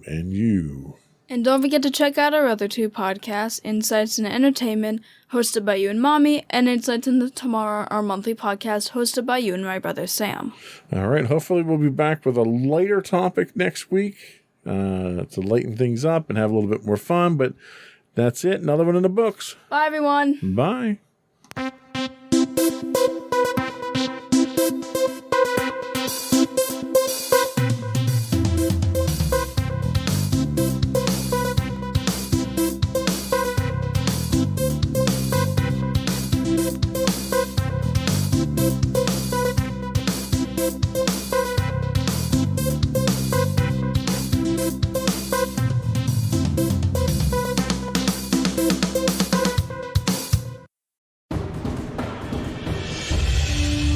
For over 7 years, the Second Sith Empire has been the premier community guild in the online game Star Wars: The Old Republic. With hundreds of friendly and helpful active members, a weekly schedule of nightly events, annual guild meet and greets, and an active community both on the web and on Discord. The Second Sith Empire is more than your typical gaming group. We're family. Join us on the Starforge server for nightly events such as operations, flashpoints, world boss hunts, Star Wars trivia, guild lottery, and much more. Visit us on the web today at www.thesecondsithempire.com. Insightful podcasts by informative hosts.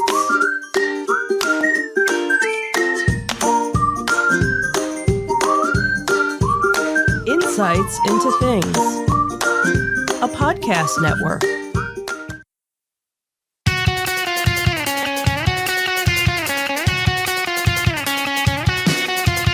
Welcome to Insights into Entertainment, a podcast series taking a deeper look into entertainment and media. Your hosts, Joseph and Michelle Whalen, a husband and wife team of pop culture fanatics, are exploring all things from music and movies to television and fandom. Welcome to Insights into Entertainment.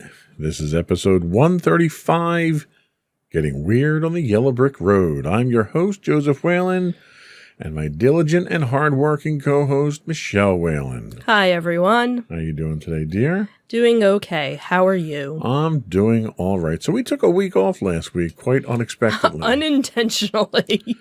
We had kind of postponed the weekday show that we were going to do to the weekend, and then the weekend came and went, and see ya. There just wasn't the motivation required to wasn't put a podcast feeling well. together. Was feeling very off, very tired, headachy, and just not feeling myself. How do you feel now? Tired. Tired and headachy? And... No headachy. Well, I started working out in the morning again, so waking up early, makes for a very long day. By the time the evening comes along, I don't want to do much of anything, but I think my body's getting used to it now. Yeah. Plus, that's good. I'm still at home, but our daughter is back in school, and I've been taking her to school and picking her up, which is nice. So she gets to sleep in a little bit and not have to. So you're driving the bus, basically. My minivan is now the school bus. So nice. Yeah. Nice. Well, I'm sure she appreciates it. Oh, absolutely. A nice warm car versus a cold bus. So there you go. Yeah. Cold infected bus too. So right, exactly. But that's not what we're talking about today. Nope, not today. Today in our Disney Detective, Disney's looking to dig up some local talent in New Orleans, plus Florida locals are buzzing about a sweet post-holiday deal. Yum, yum. Then, in our Tales from the Edge of the Galaxy, why no one cared when Star Wars blew up a planet. And the wait for the next Star Wars game is almost over. And then in our entertainment news, Daniel Radcliffe is getting weird. And the Yellow Brick Road tour was on, but now it's off again. And as always, we'll finish up with our insightful picks of the week. And I think we have one afterthought to talk about in today's show. I left it in. Oh, okay. Surprise! It's all surprise to me. Before we talk about all that stuff, I do want to implore our listening and viewing audience to subscribe to the podcast. You can subscribe to audio versions of this podcast, listed as Insights into Entertainment. And as always, video versions of this and all of our podcasts can be found listed as Insights into Things. We're available on Google, Apple, Spotify, Stitcher, Amazon, any place you can get a podcast these days. I would also ask you to write in, give us your feedback, give us your conventions and events coming up that we can plug for you. You can email us at comments@insightsintothings.com. You can find us on Twitter at insights_things. We're on Facebook at facebook.com/insightsintothingspodcast. We're on Instagram at instagram.com/insightsintothings, or you can find links to all those on our official website and more at insightsintothings.com. Shall we get into it? Sure. Here we go.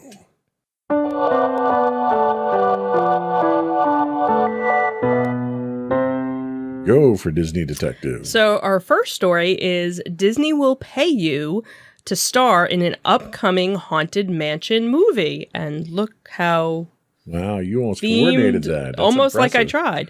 So for our listening audience, she does Right. have one of our Haunted Mansion. I have one of my Haunted Sweatshirts Mansion on. sweatshirts on. So if you are a fan of the Haunted Mansion and are looking forward to the upcoming live action remake, we have some great news for you. It seems that the grinning ghosts are looking to cast you in the next Haunted Mansion film. Disney has been deep diving into the world of live action remakes. We've had a ton of animated classics that have now been remade into live action, like Beauty and the Beast, Aladdin, Jungle Book, Cinderella, Lady and the Tramp, The Lion King, and more. So we've also seen that these live action takes on animated characters also such as Cruella and Maleficent. So when it comes to park adaptations, Disney has also been a little bit more hesitant. So Pirates of the Caribbean was the first ride to become a movie in 2003, starring Johnny Depp as Jack Sparrow, and even finding what would become the iconic face of the franchise was tough. Robert De Niro actually had turned down the role, and Disney was not sure if it would even find a theatrical release. Later that year, Eddie Murphy's Haunted Mansion would be released, but would not find the same success as Pirates of the Caribbean. In 2021, Dwayne Johnson and Emily Blunt starred in Disney's Jungle Cruise, which has already announced a sequel. Guess we should probably get to watch that. Yeah. So then when it was discovered that Disneyland's Haunted Mansion would have a live action movie in the works, with the working title of Joyride. So we already know that the cast includes Tiffany Haddish, Lakeith Stanfield, Owen Wilson, Rosario Dawson, and Danny DeVito. Now the film is looking for extras, and you can become one of them. So it was noted on NOLA, I guess it was a website, that they had posted, "Attention aspiring movie extras. A Disney feature film set to shoot in New Orleans is looking for a lot of you." The movie, which has a working title of Joyride, is apparently a reboot of the 2003 film based on Disney's Haunted Mansion attraction. The production needs hundreds of locals, males and females of all ethnicities and ages, to populate various scenes as extras in the background. Extras would be paid $161 for a 12-hour day on set.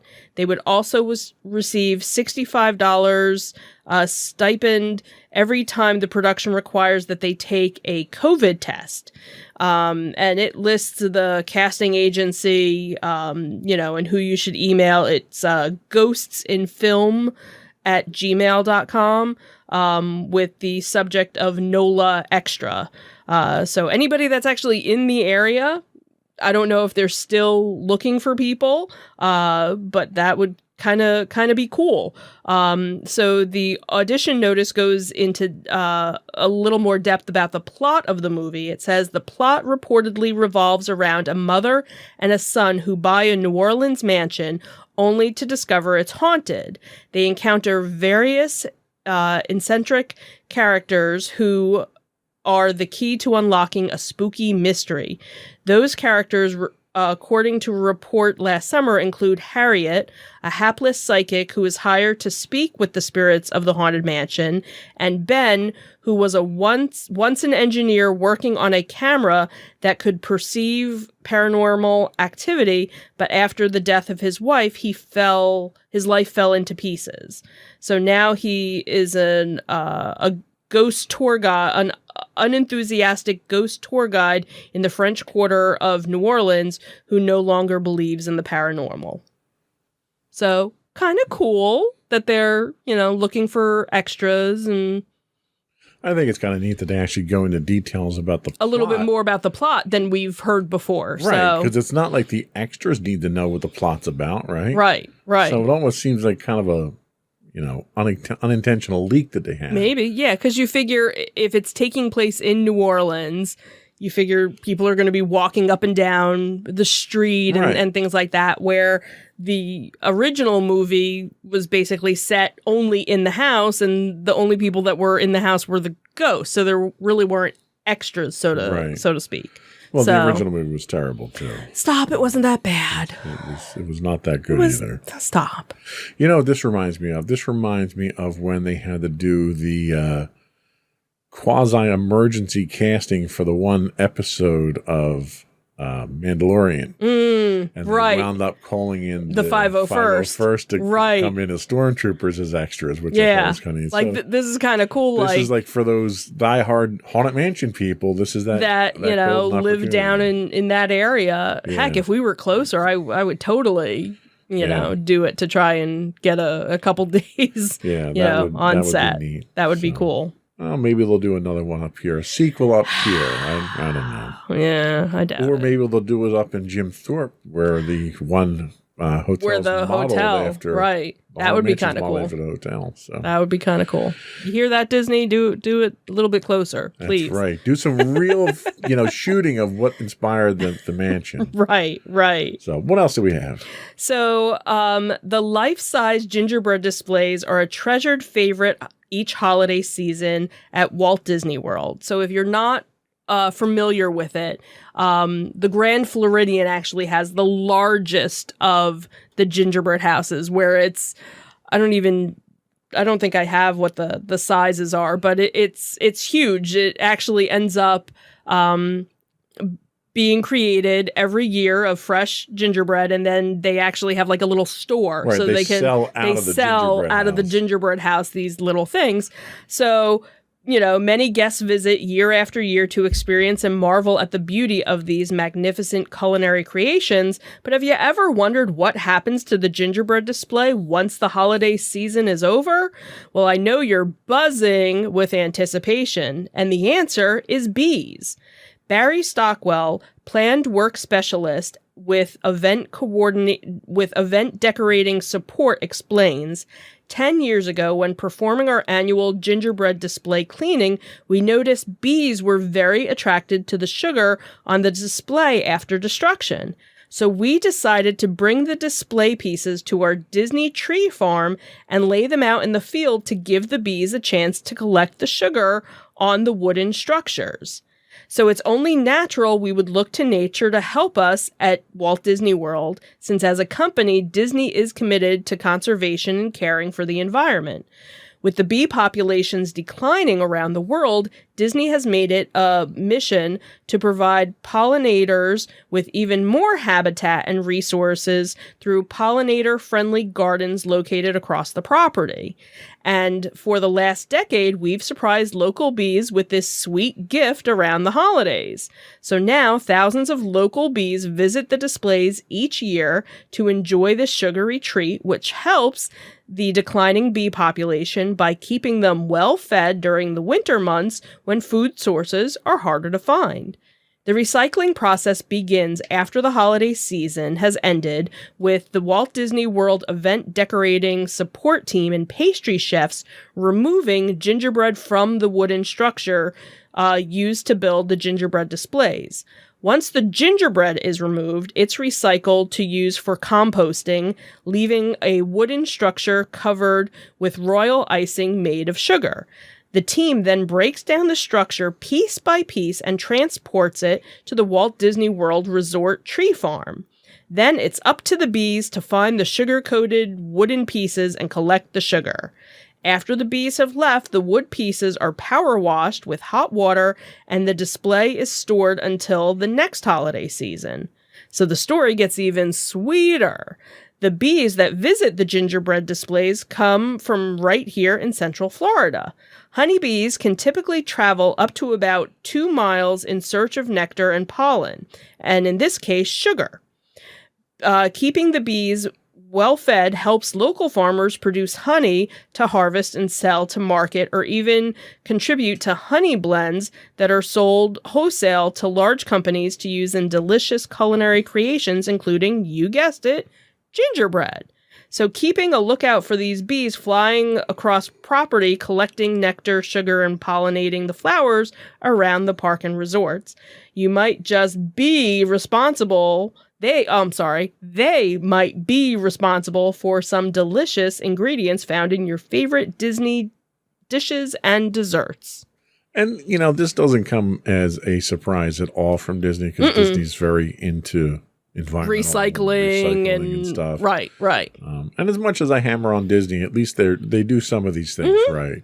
Yeah. What I think is interesting is when they build these gingerbread houses, they have a full structure, a wooden structure, and then they coat the wooden structure with this sweet spackle, I guess is the best thing I could call it. Yeah, it's the... And then they overlay the gingerbread on top of that. Right. But they take the gingerbread off. It's not the gingerbread that the bees are eating. It's that sweet spackle underneath They like the frosting that's underneath it. Right.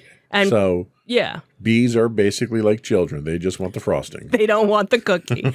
But they do use the cookie to compost. Right. Right. So and they still recycle the cookie too. Right. And I'm sure there's still probably little pieces of gingerbread maybe, that are left. But it's nice that they don't just, compost everything. Hey, and especially Florida, they're almost as cold as we are right now. When you go down to Florida and you go down and you go to the trash can to throw out your thing and the bees are all over the place, just think that those bees are there for a reason. Yep. I'm not sure it's a positive reason when you're putting your hand in the bin. You don't want to... Here, I'm giving you something. I'm giving you a tribute. Don't hurt me. So that's it for our Disney Detective today.